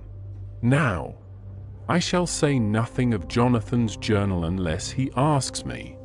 I am so glad I have typewritten out my own journal, so that, in case he asks about Lucy, I can hand it to him. It will save much questioning. Later. He has come and gone. Oh, what a strange meeting, and how it all makes my head whirl round. I feel like one in a dream. Can it be all possible, or even a part of it? If I had not read Jonathan's journal first, I should never have accepted even a possibility. Poor dear Jonathan! How he must have suffered. Please the good God, all this may not upset him again. I shall try to save him from it, but it may be even a consolation and a help to him, terrible though it be and awful in its consequences, to know for certain that his eyes and ears and brain did not deceive him, and that it is all true. It may be that it is the doubt which haunts him, that when the doubt is removed, no matter which waking or dreaming may prove the truth, he will be more satisfied and better able to bear the shock. Dr. Van Helsing must be a good man as well as a clever one if he is Arthur's friend and Dr. Seward's, and if they brought him all the way from Holland to look after Lucy. I feel from having seen him that he is good and kind and of a noble nature. When he comes tomorrow I shall ask him about Jonathan, and then, please God, all this sorrow and anxiety may lead to a good end. I used to think I would like to practice interviewing Jonathan's friend on the Exeter News, told him that memory was everything in such work, that you must be able to put down exactly almost every word spoken, even if you had to refine some of it afterwards. Here was a rare interview. I shall try to record it verbatim. It was 2:30 o'clock when the knock came. I took my courage duck's mains and waited. In a few minutes Mary opened the door and announced Dr. Van Helsing. I rose and bowed, and he came towards me, a man of medium weight, strongly built, with his shoulders set back over a broad, deep chest and a neck well balanced on the trunk as the head is on the neck. The poise of the head strikes one at once as indicative of thought and power. The head is noble, well-sized, broad, and large behind the ears. The face, clean-shaven, shows a hard, square chin, a large, resolute, mobile mouth, a good-sized nose, rather straight, but with quick, sensitive nostrils that seem to broaden as the big, bushy brows come down and the mouth tightens. The forehead is broad and fine, rising at first almost straight and then sloping back above two bumps or ridges wide apart. Such a forehead that the reddish hair cannot possibly tumble over it, but falls naturally back and to the sides. Big, dark blue eyes are set widely apart and are quick and tender or stern with a man's moods. He said to me, "Mrs. Harker, is it not?" I bowed assent. That was Miss Mina Murray. Again I assented. It is Mina Murray that I came to see, that was friend of that poor dear child Lucy Westenra. Madam Mina, it is on account of the dead I come. Sir, I said, you could have no better claim on me than that you were a friend and helper of Lucy Westenra. And I held out my hand. He took it and said tenderly, "Oh, Madam Mina, I knew that the friend of that poor Lily girl must be good, but I had yet to learn." He finished his speech with a courtly bow. I asked him what it was that he wanted to see me about, so he at once began. "I have read your letters to Miss Lucy. Forgive me, but I had to begin to inquire somewhere, and there was none to ask. I know that you were with her at Whitby. She sometimes kept a diary, you need not look surprised, Madam Mina. It was begun after you had left, and was in imitation of you, and in that diary she traces by inference certain things to a sleepwalking in which she puts down that you saved her. In great perplexity then I come to you, and ask you out of your so much kindness to tell me all of it that you can remember. I can tell you, I think, Dr. Van Helsing, all about it." "Ah, then you have good memory for facts, for details. It is not always so with young ladies." "No, Doctor, but I wrote it all down at the time. I can show it to you, if you like." "Oh, Madam Mina, I will be grateful, you will do me much favor." I could not resist the temptation of mystifying him a bit. "I suppose it is some of the taste of the original apple that remains still in our mouths," so I handed him the shorthand diary. He took it with a grateful bow, and said, "May I read it?" "If you wish," I answered as demurely as I could. He opened it, and for an instant his face fell. Then he stood up and bowed. "Oh, you so clever woman," he said. "I knew long that Mr. Jonathan was a man of much thankfulness, but see, his wife have all the good things. And will you not so much honor me and so help me as to read it for me?" Alas! I know not the shorthand. By this time my little joke was over, and I was almost ashamed, so I took the typewritten copy from my work basket and handed it to him.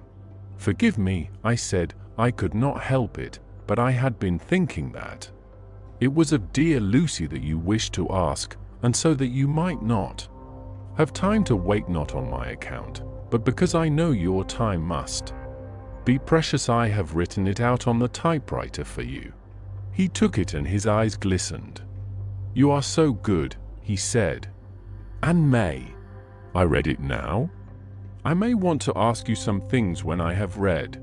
"By all means," I said, "read it over whilst I order lunch, and then you can ask me questions whilst we eat." He bowed and settled himself in a chair with his back to the light, and became absorbed in the papers, whilst I went to see after lunch, chiefly in order that he might not be disturbed.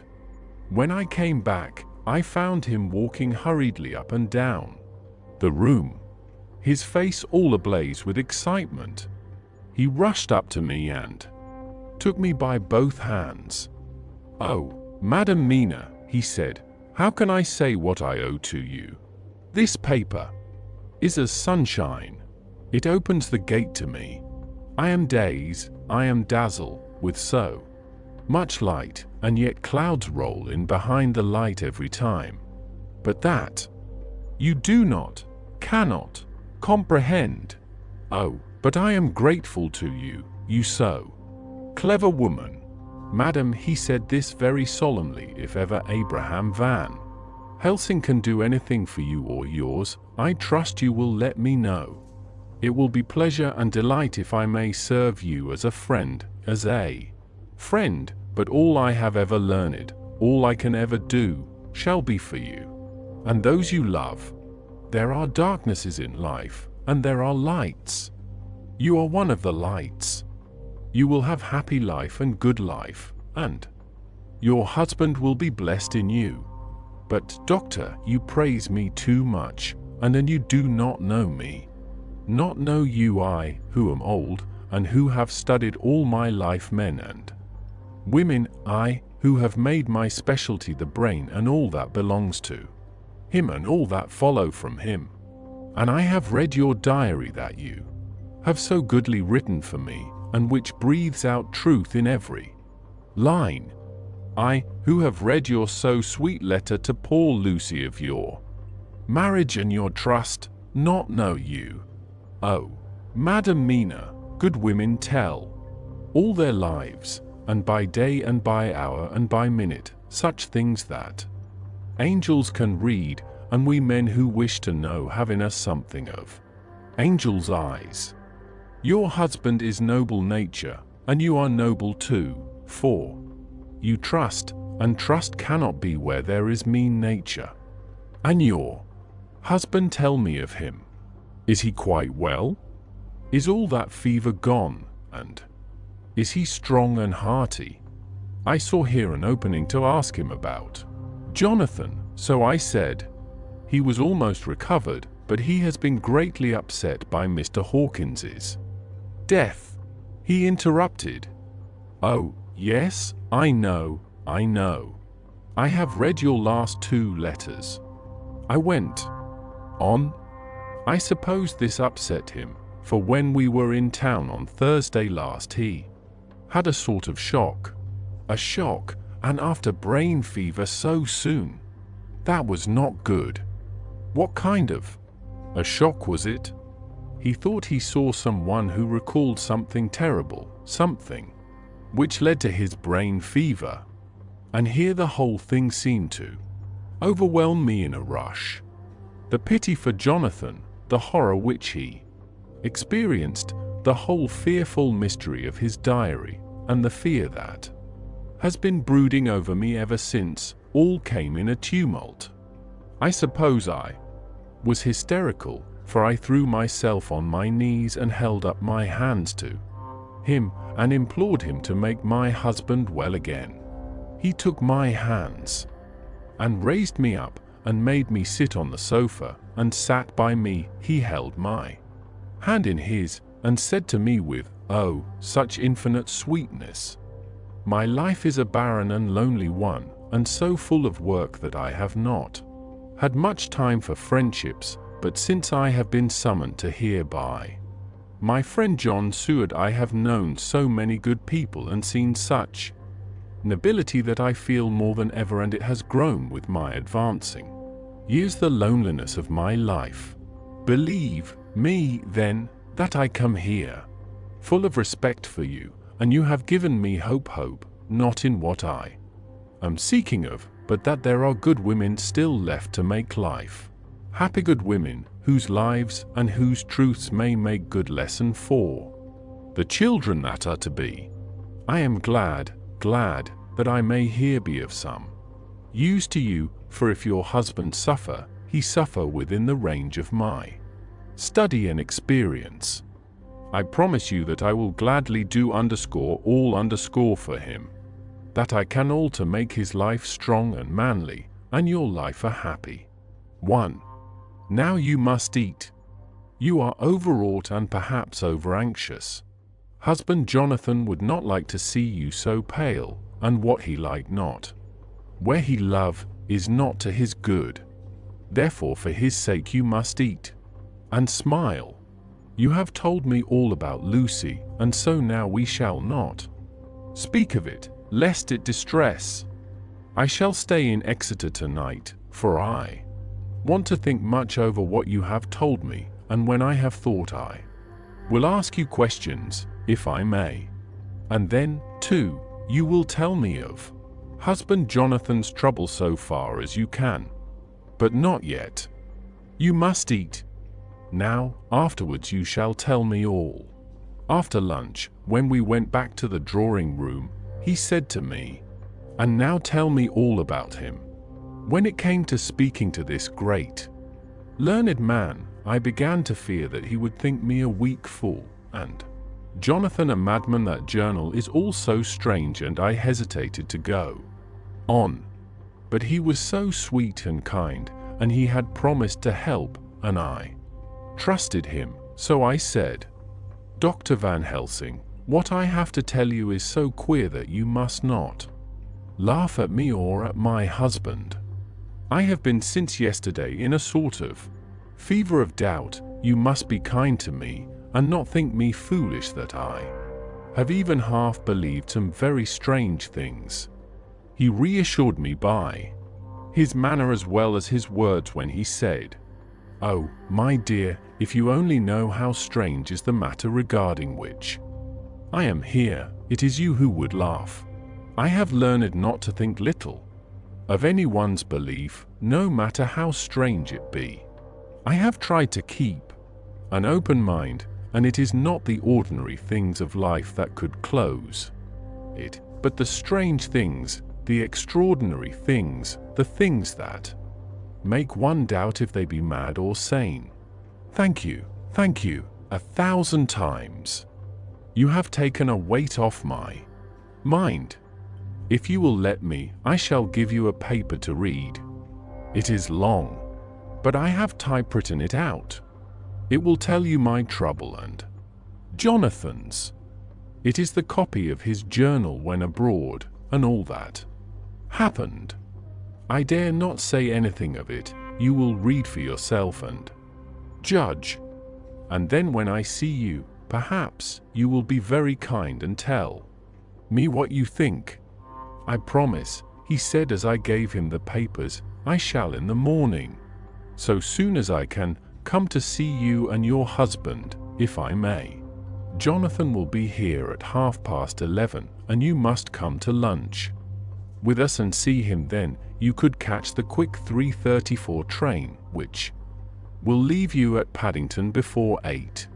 He was surprised at my knowledge of the trains offhand, but he does not know that I have made up all the trains to and from Exeter, so that I may help Jonathan in case he is in a hurry. So he took the papers with him and went away, and I sit here, thinking I don't know what. Letter, by hand, Van Helsing to Mrs. Harker. 25 September, 6 o'clock. Dear Madam Mina, I have read your husband's so wonderful diary. You may sleep without doubt. Strange and terrible as it is _true_. I will pledge my life on it. It may be worse for others, but for him and you there is no dread. He is a noble fellow, and let me tell you from experience of men, that one who would do as he did in going down that wall into that room and going a second time is not one to be injured in permanence by a shock. His brain and his heart are all right, this I swear, before I have even seen him, so be at rest. I shall have much to ask him of other things. I am blessed that today I come to see you, for I have learned all at once so much that again I am dazzle more than ever, and I must think. Yours the most faithful, Abraham Van Helsing. Letter, Mrs. Harker to Van Helsing. 25 September, 6:30 p.m. m. My dear Dr. Van Helsing, 1,000 thanks for your kind letter, which has taken a great weight off my mind. And yet, if it be true, what terrible things there are in the world. And what an awful thing if that man, that monster, be really in London. I fear to think. I have this moment, whilst writing, had a wire from Jonathan saying that he leaves by the 6:25 tonight from Launceston and will be here at 10:18, so that I shall have no fear tonight. Will you, therefore, instead of lunching with us, please come to breakfast at 8 o'clock if this be not too early for you? You can get away, if you are in a hurry, by the 10:30 train, which will bring you to Paddington by 2:35. Do not answer this, as I shall take it that if I do not hear, you will come to breakfast. Believe me, your faithful and grateful friend, Mina Harker. Jonathan Harker's journal. 26 September. I thought never to write in this diary again. But the time has come. When I got home last night, Mina had supper ready, and when we had supped she told me of Van Helsing's visit, and of her having given him the 2 diaries copied out, and of how anxious she has been about me. She showed me in the doctor's letter that all I wrote down was true. It seems to have made a new man of me. It was the doubt as to the reality of the whole thing that knocked me over. I felt impotent, and in the dark, and distrustful. But now that I know, I am not afraid, even of the Count. He has succeeded after all, then, in his design in getting to London, and it was he I saw. He has got younger, and how? Van Helsing is the man to unmask him and hunt him out, if he is anything like what Mina says. We sat late and talked it all over. Mina is dressing, and I shall call at the hotel in a few minutes and bring him over. He was, I think, surprised to see me. When I came into the room where he was, and introduced myself, he took me by the shoulder and turned my face round to the light, and said, after a sharp scrutiny, "But Madam Mina told me you were ill, that you had had a shock." It was so funny to hear my wife called Madam Mina by this kindly, strong-faced old man. I smiled and said, "I was ill, I have had a shock, but you have cured me already." "And how?" "By your letter to Mina last night." I was in doubt, and then everything took a hue of unreality, and I did not know what to trust, even the evidence of my own senses. Not knowing what to trust, I did not know what to do, and so had only to keep on working in what had hitherto been the groove of my life. The groove ceased to avail me, and I mistrusted myself. "Doctor, you don't know what it is to doubt everything, even yourself." "No, you don't. You couldn't with eyebrows like yours." He seemed pleased, and laughed as he said, "So, you are physiognomist. I learn more here with each hour. I am with so much pleasure coming to you to breakfast, and, oh, sir, you will pardon praise from an old man, but you are blessed in your wife." I would listen to him go on praising Mina for a day, so I simply nodded and stood silent. She is one of God's women, fashioned by his own hand to show us men and other women that there is a heaven where we can enter, and that its like can be here on earth. So true, so sweet, so noble, so little an egoist, and that, let me tell you, is much in this age, so skeptical and selfish. And you, sir, I have read all the letters to poor Miss Lucy, and some of them speak of you, so I know you since some days from the knowing of others, but I have seen your true self since last night. You will give me your hand, will you not? And let us be friends for all our lives." We shook hands, and he was so earnest and so kind that it made me quite choky.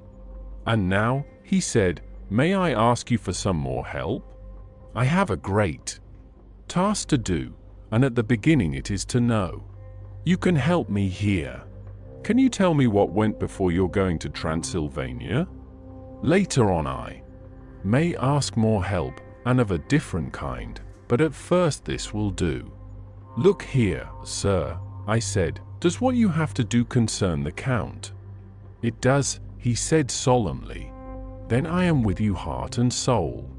As you go by the 10:30 train, you will not have time to read them, but I shall get the bundle of papers. You can take them with you and read them in the train." After breakfast I saw him to the station. When we were parting he said, "Perhaps you will come to town if I send to you, and take Madam Mina too." "We shall both come when you will," I said. I had got him the morning papers and the London papers of the previous night, and while we were talking at the carriage window, waiting for the train to start, he was turning them over.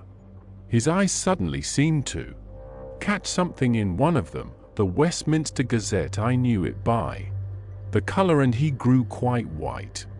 He read something intently, groaning to himself, Mein Gott! Mein Gott! So soon! So soon!" I do not think he remembered me at the moment. Just then the whistle blew, and the train moved off. This recalled him to himself, and he leaned out of the window and waved his hand, calling out, "Love to Madam Mina, I shall write so soon as ever I can. _Dr. Seward's Diary. _26 September. Truly there is no such thing as finality. Not a week since I said fineness, and yet here I am starting fresh again, or rather, going on with the same record. Until this afternoon I had no cause to think of what is done." Renfield had become, to all intents, as sane as he ever was. He was already well ahead with his fly business, and he had just started in the spider line also, so he had not been of any trouble to me. I had a letter from Arthur, written on Sunday, and from it I gather that he is bearing up wonderfully well. Quincy Morris is with him, and that is much of a help, for he himself is a bubbling well of good spirits. Quincy wrote me a line too, and from him I hear that Arthur is beginning to recover something of his old buoyancy, so as to them all my mind is at rest. As for myself, I was settling down to my work with the enthusiasm which I used to have for it, so that I might fairly have said that the wound which poor Lucy left on me was becoming cicatrized. Everything is, however, now reopened, and what is to be the end God only knows. I have an idea that Van Helsing thinks he knows too, but he will only let out enough at a time to whet curiosity. He went to Exeter yesterday and stayed there all night. Today he came back and almost bounded into the room at about 5:30, and thrust last night's Westminster Gazette into my hand. "What do you think of that?" he asked as he stood back and folded his arms. I looked over the paper, for I really did not know what he meant, but he took it from me and pointed out a paragraph about children being decoyed away at Hampstead.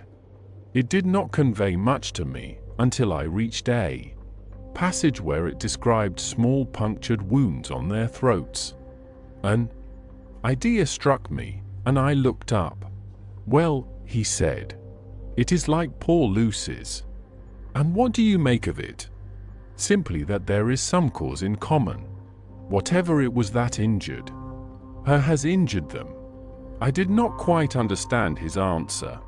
"That is true indirectly, but not directly." "How do you mean, Professor?" I asked.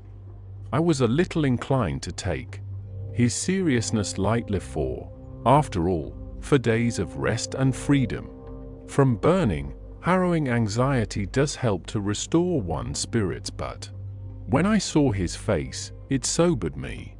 Never, even in the midst of our despair about poor Lucy, had he looked more stern. "Tell me," I said. "I can hazard no opinion. I do not know what to think, and I have no data on which to found a conjecture.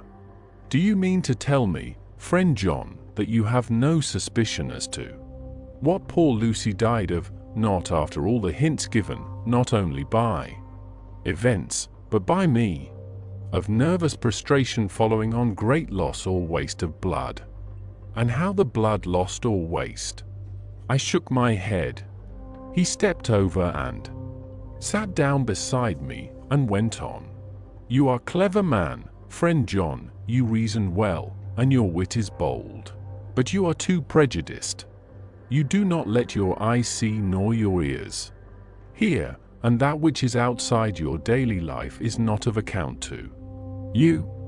Do you not think that there are things which you cannot understand, and yet which are, that some people see things that others cannot? But there are things old and new which must not be contemplated by men's eyes, because they know or think they know some things which other men have told them.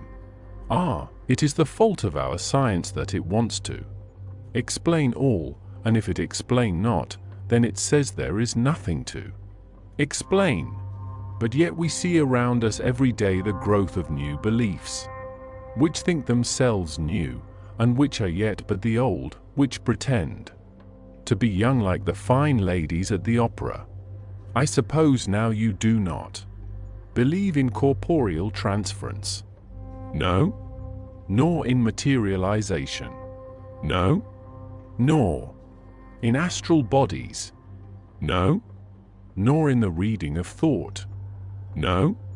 Nor in hypnotism? Yes, I said. Charcot has proved that pretty well. He smiled as he went on. Then you are satisfied as to it? Yes?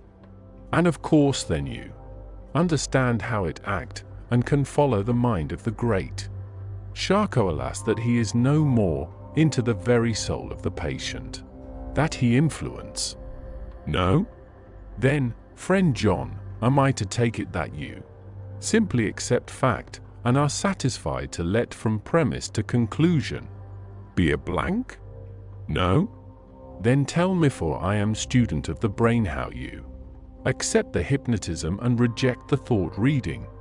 Let me tell you, my friend, that there are things done today in electrical science which would have been deemed unholy by the very men who discovered electricity, who would themselves not so long before have been burned as wizards.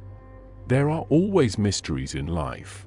Why was it that Methuselah lived 900 years, and bold Pa 169, and yet that poor Lucy, with 4 men's blood in her poor veins, could not live even one day? For, had she lived one more day, we could have saved her. Do you know all the mystery of life and death? Do you know the altogether of comparative anatomy, and can say wherefore the qualities of brutes are in some men, and not in others?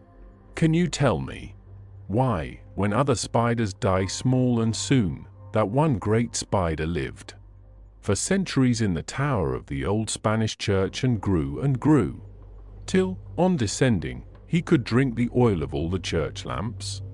Can you tell me why in the Pampas, and elsewhere, there are bats that come at night and open the veins of cattle and horses and suck dry their veins? How in some islands of the western seas there are bats which hang on the trees all day, and those who have seen describe as like giant nuts or pods, and that when the sailors sleep on the deck, because that it is hot, flit down on them, and then in the morning are found dead men, white as even Miss Lucy was.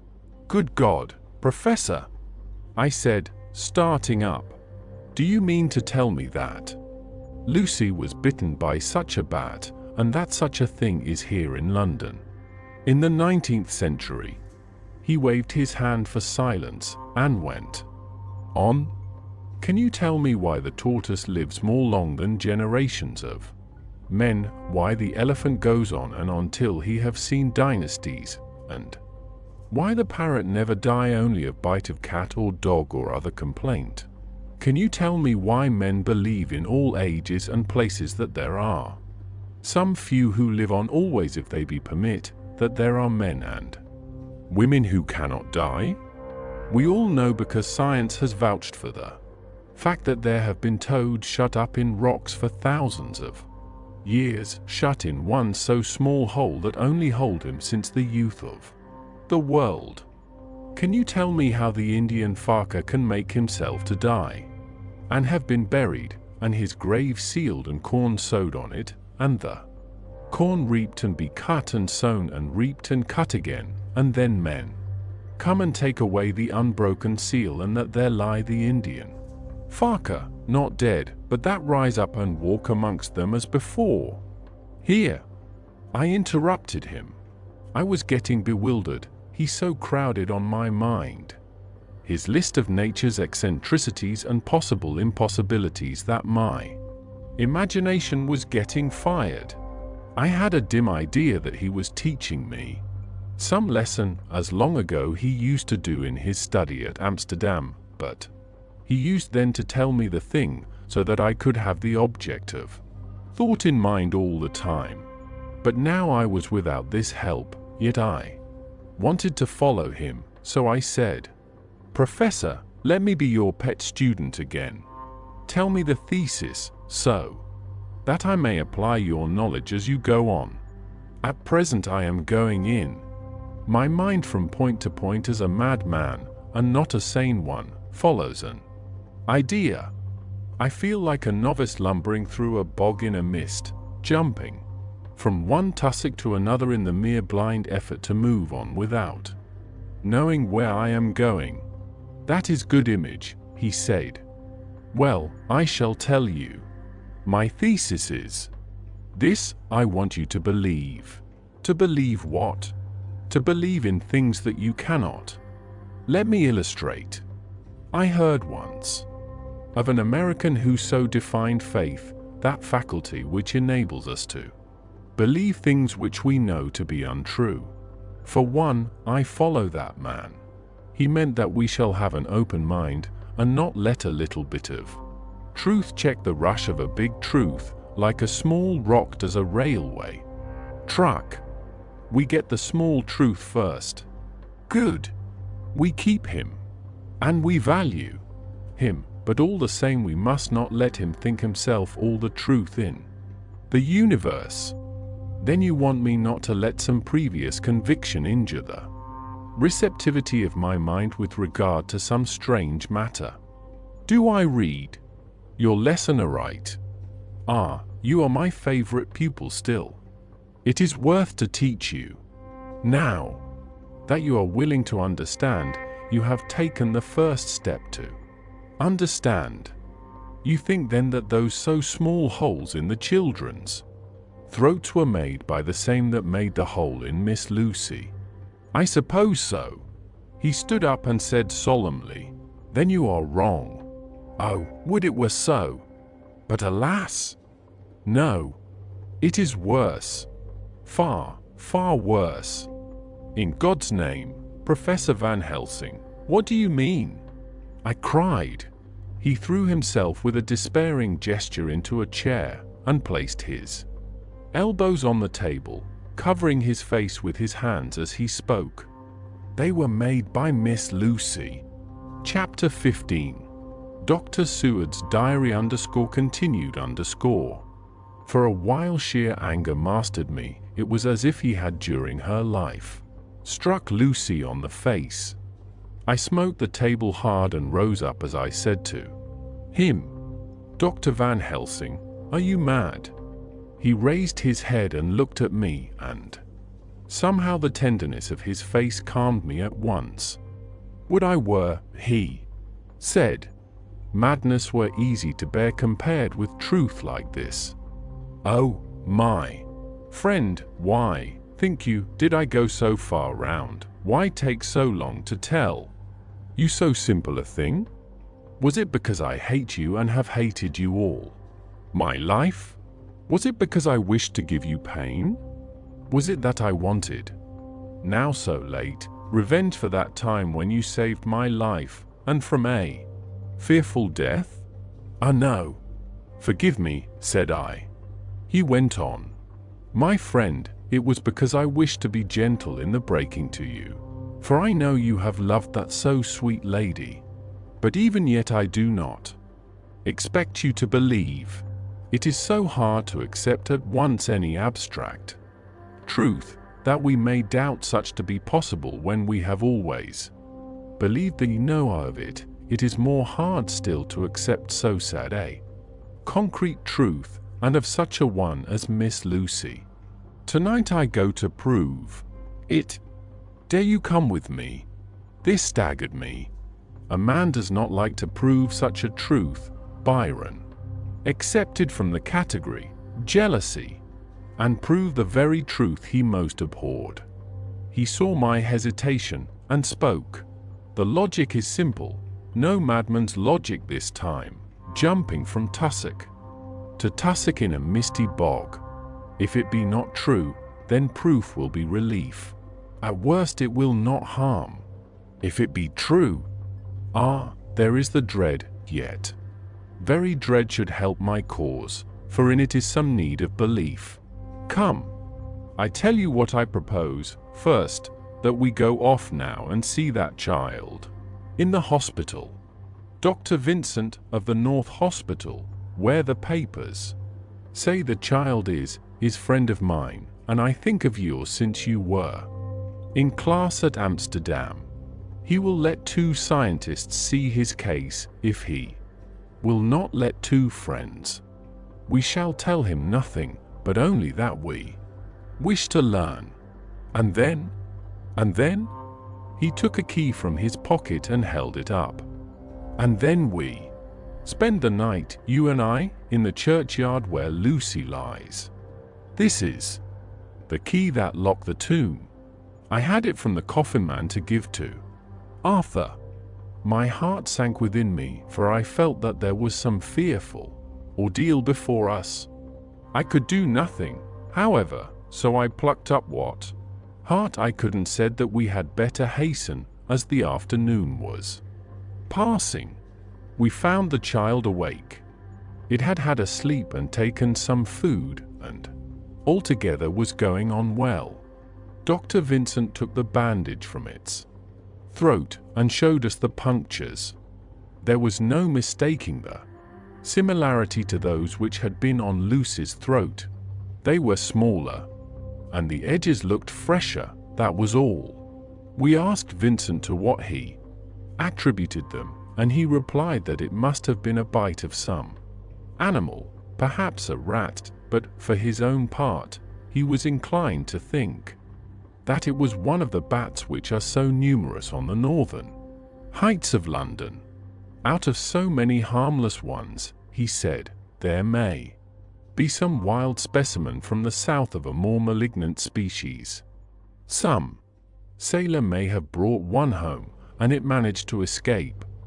Or even from the zoological gardens a young one may have got loose, or one be bred there from a vampire. These things do occur, you know. Only 10 days ago, a wolf got out and was, I believe, traced up in this direction. For a week after, the children were playing nothing but Red Riding Hood on the heath and in every alley in the place until this bloofer lady's scare came along, since when it has been quite a gala time with them. Even this poor little mite, when he woke up today, asked the nurse if he might go away. When she asked him why he wanted to go, he said he wanted to play with the bloofer lady. I hope, said Van Helsing, that when you are sending the child home, you will caution its parents to keep strict watch over it. These fancies to stray are most dangerous, and if the child were to remain out another night, it would probably be fatal. But in any case, I suppose you will not let it away for some days. Certainly not for a week at least, longer if the wound is not healed. Our visit to the hospital took more time than we had reckoned on, and the sun had dipped before we came out. When Van Helsing saw how dark it was, he said, "There is no hurry. It is more late than I thought. Come, let us seek somewhere that we may eat, and then we shall go on our way." We dined at the Jack Straw's castles along with a little crowd of bicyclists and others who were genially noisy. About 10 o'clock we started from the inn. It was then very dark, and the scattered lamps made the darkness greater when we were once outside their individual radius. The professor had evidently noted the road we were to go, for he went on unhesitatingly, but as for me, I was in quite a mix-up as to locality. As we went further, we met fewer and fewer people, till at last we were somewhat surprised when we met even the patrol of horse police going their usual suburban round. At last we reached the wall of the churchyard, which we climbed over with some little difficulty, for it was very dark, and the whole place seemed so strange to us. We found the Westenra tomb. The professor took the key, opened the creaky door, and standing back, politely, but quite unconsciously, motioned me to precede him.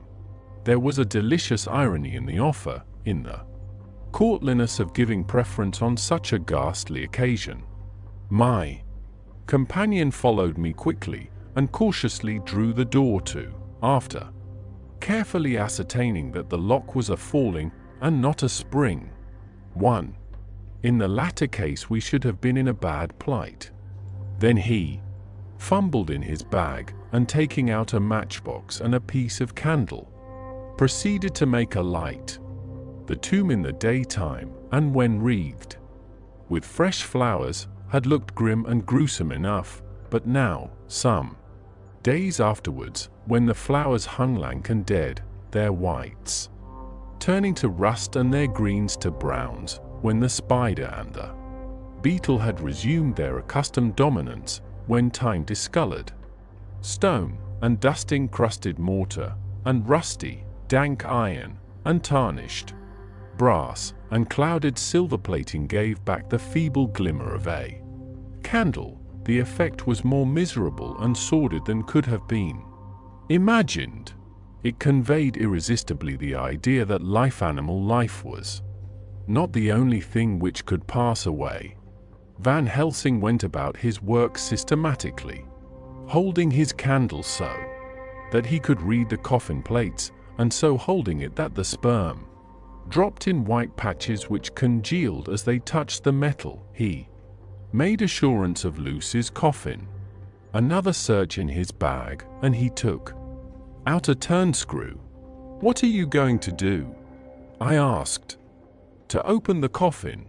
You shall yet be convinced."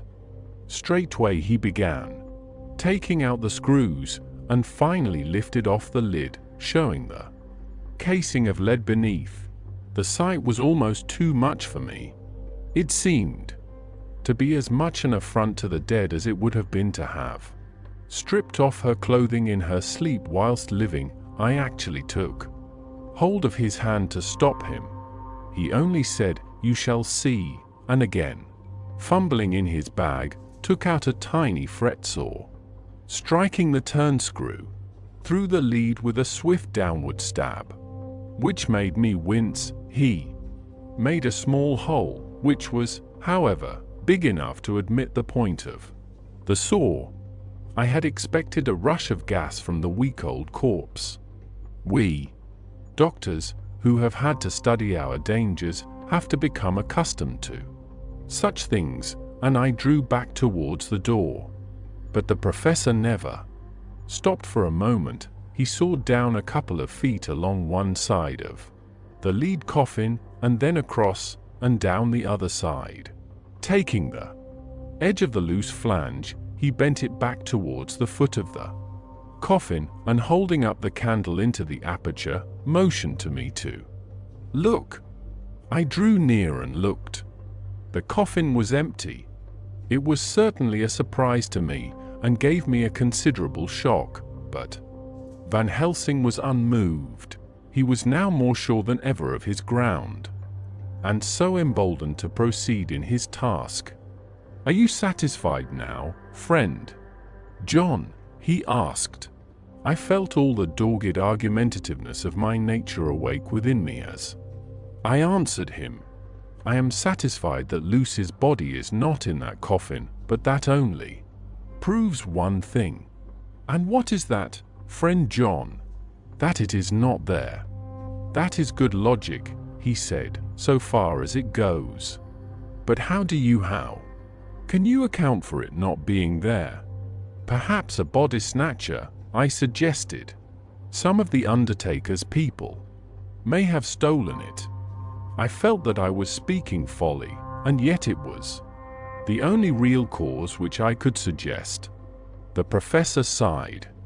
"Ah, well," he said, "we must have more proof. Come with me."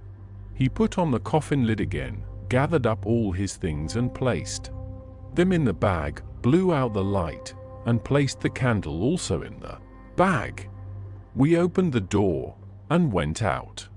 Behind us he closed the door and locked it. He handed me the key, saying, "Will you keep it? You had better be assured." I laughed. It was not a very cheerful laugh, I am bound to say, as I motioned him to keep it. "A key is nothing," I said. "There may be duplicates, and anyhow it is not difficult to pick a lock of that kind." He said nothing, but put the key in his pocket. Then he told me to watch at one side of the churchyard whilst he would watch at the other. I took up my place behind a yew tree, and I saw his dark figure move until the intervening headstones and trees hid it from my sight. It was a lonely vigil. Just after I had taken my place I heard a distant clock strike 12, and in time came 1 and 2. I was chilled and unnerved, and angry with the professor for taking me on such an errand, and with myself for coming. I was too cold and too sleepy to be keenly observant, and not sleepy enough to betray my trust, so altogether I had a dreary, miserable time. Suddenly, as I turned round, I thought I saw something like a white streak moving between 2 dark yew trees at the side of the churchyard, farthest from the tomb. At the same time a dark mass moved from the professor's side of the ground and hurriedly went towards it. Then I, too, moved, but I had to go round headstones and railed off tombs, and I stumbled over graves. The sky was overcast, and somewhere far off an early cock crew. A little way off, beyond a line of scattered juniper trees, which marked the pathway to the church, a white, dim figure flitted in the direction of the tomb. The tomb itself was hidden by trees, and I could not see where the figure disappeared. I heard the rustle of actual movement where I had first seen the white figure, and, coming over, found the professor holding in his arms a tiny child. When he saw me he held it out to me and said, "Are you satisfied now?" "No," I said, in a way that I felt was aggressive. "Do you not see the child?" "Yes, it is a child, but who brought it here? And is it wounded?" I asked. "We shall see," said the professor, and with one impulse we took our way out of the churchyard, he carrying the sleeping child. When we had got some little distance away, we went into a clump of trees and struck a match and looked at the child's throat. It was without a scratch or scar of any kind. Was I right? I asked triumphantly. We were just in time, said the professor thankfully. We had now to decide what we were to do with the child, and so consulted about it. If we were to take it to a police station, we should have to give some account of our movements during the night. At least, we should have had to make some statement as to how we had come to find the child. So finally we decided that we would take it to the heath, and when we heard a policeman coming, would leave it where he could not fail to find it. We would then seek our way home as quickly as we could. All fell out well. At the edge of Hampstead Heath we heard a policeman's heavy tramp, and laying the child on the pathway, we waited and watched until he saw it as he flashed his lantern to and fro. We heard his exclamation of astonishment, and then we went away silently. By good chance we got a cab near the Spaniards and drove to town. I cannot sleep, so I make this entry. But I must try to get a few hours sleep, as Van Helsing is to call for me at noon. He insists that I shall go with him on another expedition. 27 September. It was 2 o'clock before we found a suitable opportunity for our attempt. The funeral held at noon was all completed, and the last stragglers of the mourners had taken themselves lazily away, when, looking carefully from behind a clump of alder trees, we saw the sexton lock the gate after him. We knew then that we were safe till morning did we desire it, but the professor told me that we should not want more than an hour at most.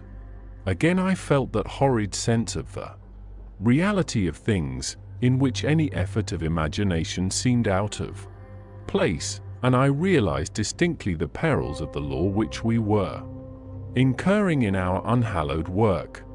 Besides, I felt it was all so useless, outrageous as it was to open a leaden coffin to see if a woman dead, nearly a week, were really dead. It now seemed the height of folly to open the tomb again, when we knew, from the evidence of our own eyesight, that the coffin was empty. I shrugged my shoulders, however, and rested silent, for Van Helsing had a way of going on his own road. No matter who remonstrated. He took the key, opened the vault, and again courteously motioned me to proceed. The place was not so gruesome as last night, but oh, how unutterably mean-looking when the sunshine streamed in. Van Helsing walked over to Lucy's coffin, and I followed. He bent over and again forced back the leaden flange, and then a shock of surprise and dismay shot through me. There lay Lucy, seemingly just as we had seen her the night before her funeral.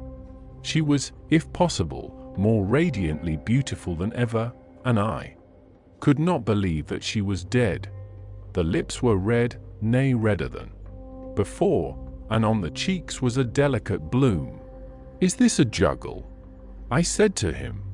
"Are you convinced now?" said the professor in response, and as he spoke, he put over his hand, and in a way that made me shudder, pulled back the dead lips and showed the white teeth. "See," he went on, "see, they are even sharper than before. With this, and he touched one of the canine teeth and that below it, the little children can be bitten. Are you of belief now, friend John?" Once more, argumentative hostility woke within me. I could not accept such an overwhelming idea as he suggested, so, with an attempt to argue of which I was even at the moment ashamed, I said, "She may have been placed here since last night." "Indeed?" "That is so, and by whom?" "I do not know. Someone has done it. And yet she has been dead 1 week. Most peoples in that time would not look so." I had no answer for this, so was silent. Van Helsing did not seem to notice my silence. At any rate, he showed neither chagrin nor triumph. He was looking intently at the face of the dead woman, raising the eyelids and looking at the eyes, and once more opening the lips and examining the teeth. Then he turned to me and said, "Here, there is one thing which is different from all recorded. Here is some dual life that is not as the common. She was bitten by the vampire. When she was in a trance, sleepwalking. Oh, you do not know that, friend John, but you shall know it all later, and in trance could he best come to take more blood. In trance she died, and in trance she is dead, too. So it is that she differ from all other. Usually when the dead sleep at home." As he spoke, he made a comprehensive sweep of his arm to designate what to a vampire was home. Their face show what they are, but this so sweet that was when she not dead she go back to the nothings of the common dead. There is no malign there, see, and so it make hard that I must kill her in her sleep. This turned my blood cold, and it began to dawn upon me that I was accepting Van Helsing's theories. But if she were really dead, what was there of terror in the idea of killing her? He looked up at me, and evidently saw the change in my face, for he said almost joyously, "Ah, you believe now?" I answered, "Do not press me too hard all at once. I am willing to accept. How will you do this bloody work?" "I shall cut off her head and fill her mouth with garlic, and I shall drive a stake through her body." It made me shudder to think of so mutilating the body of the woman whom I had loved. And yet the feeling was not so strong as I had expected. I was, in fact, beginning to shudder at the presence of this being, this dead, as Van Helsing called it, and to loathe it. Is it possible that love is all subjective, or all objective? I waited a considerable time for Van Helsing to begin, but he stood as if wrapped in thought. Presently he closed the catch of his bag with a snap, and said, "I have been thinking, and have made up my mind as to what is best. If I did simply follow my inclining, I would do now, at this moment, what is to be done, but there are other things to follow, and things that are 1,000 times more difficult in that than we do not know. This is simple. She have yet no life taken, though that is of time, and to act now would be to take danger from her forever. But then we may have to want Arthur, and how shall we tell him of this? If you, who saw the wounds on Lucy's throat, and saw the wounds so similar on the child's at the hospital, if you, who saw the coffin empty last night and full today with a woman who have not changed only to be more rose and more beautiful in a whole week after she die, if you know of this and know of the white figure last night that brought the child to the churchyard, and yet of your own senses you did not believe, how, then, can I expect Arthur, who know none of those things, to believe? He doubted me when I took him from her kiss when she was dying. I know he has forgiven me, because in some mistaken idea I have done things that prevent him say goodbye as he ought, and he may think that in some more mistaken idea this woman was buried alive, and that in most mistake of all we have killed her. He will then argue back that it is we, mistaken ones, that have killed her by our ideas, and so he will be much unhappy always. Yet he never can be sure, and that is the worst of all. And he will sometimes think that she he loved was buried alive, and that will paint his dreams with horrors of what she must have suffered, and again he will think that we may be right, and that his so beloved was, after all, an dead. No, I told him once, and since then I learn much. Now, since I know it is all true, 100,000 times more do I know that he must pass through the bitter waters to reach the sweet. He, poor fellow, must have 1 hour that will make the very face of heaven grow black to him. Then we can act for good all round and send him peace. My mind is made up. Let us go. You return home for tonight to your asylum and see that all be well. As for me, I shall spend the night here in this churchyard in my own way. Tomorrow night you will come to me to the Berkeley Hotel at 10 of the clock. I shall send for Arthur to come too, and also that so fine young man of America that gave his blood. Later we shall all have work to do. I come with you so far as Piccadilly and there dine, for I must be back here before the sun set. So we locked the tomb and came away, and got over the wall of the churchyard, which was not much of a task, and drove back to Piccadilly. Note left by Van Helsing in his portmanteau. Berkeley Hotel directed to John Seward, MD. Not delivered. 27 September. Friend John. I write this in case anything should happen. I go alone to watch in that churchyard. It pleases me that the UN dead, Miss Lucy, shall not leave tonight, that so on the morrow night she may be more eager. Therefore I shall fix some things she like, not garlic and a crucifix, and so seal up the door of the tomb. She is young as UN dead, and will heed. Moreover, these are only to prevent her coming out. They may not prevail on her wanting to get in, for then the UN dead is desperate, and must find the line of least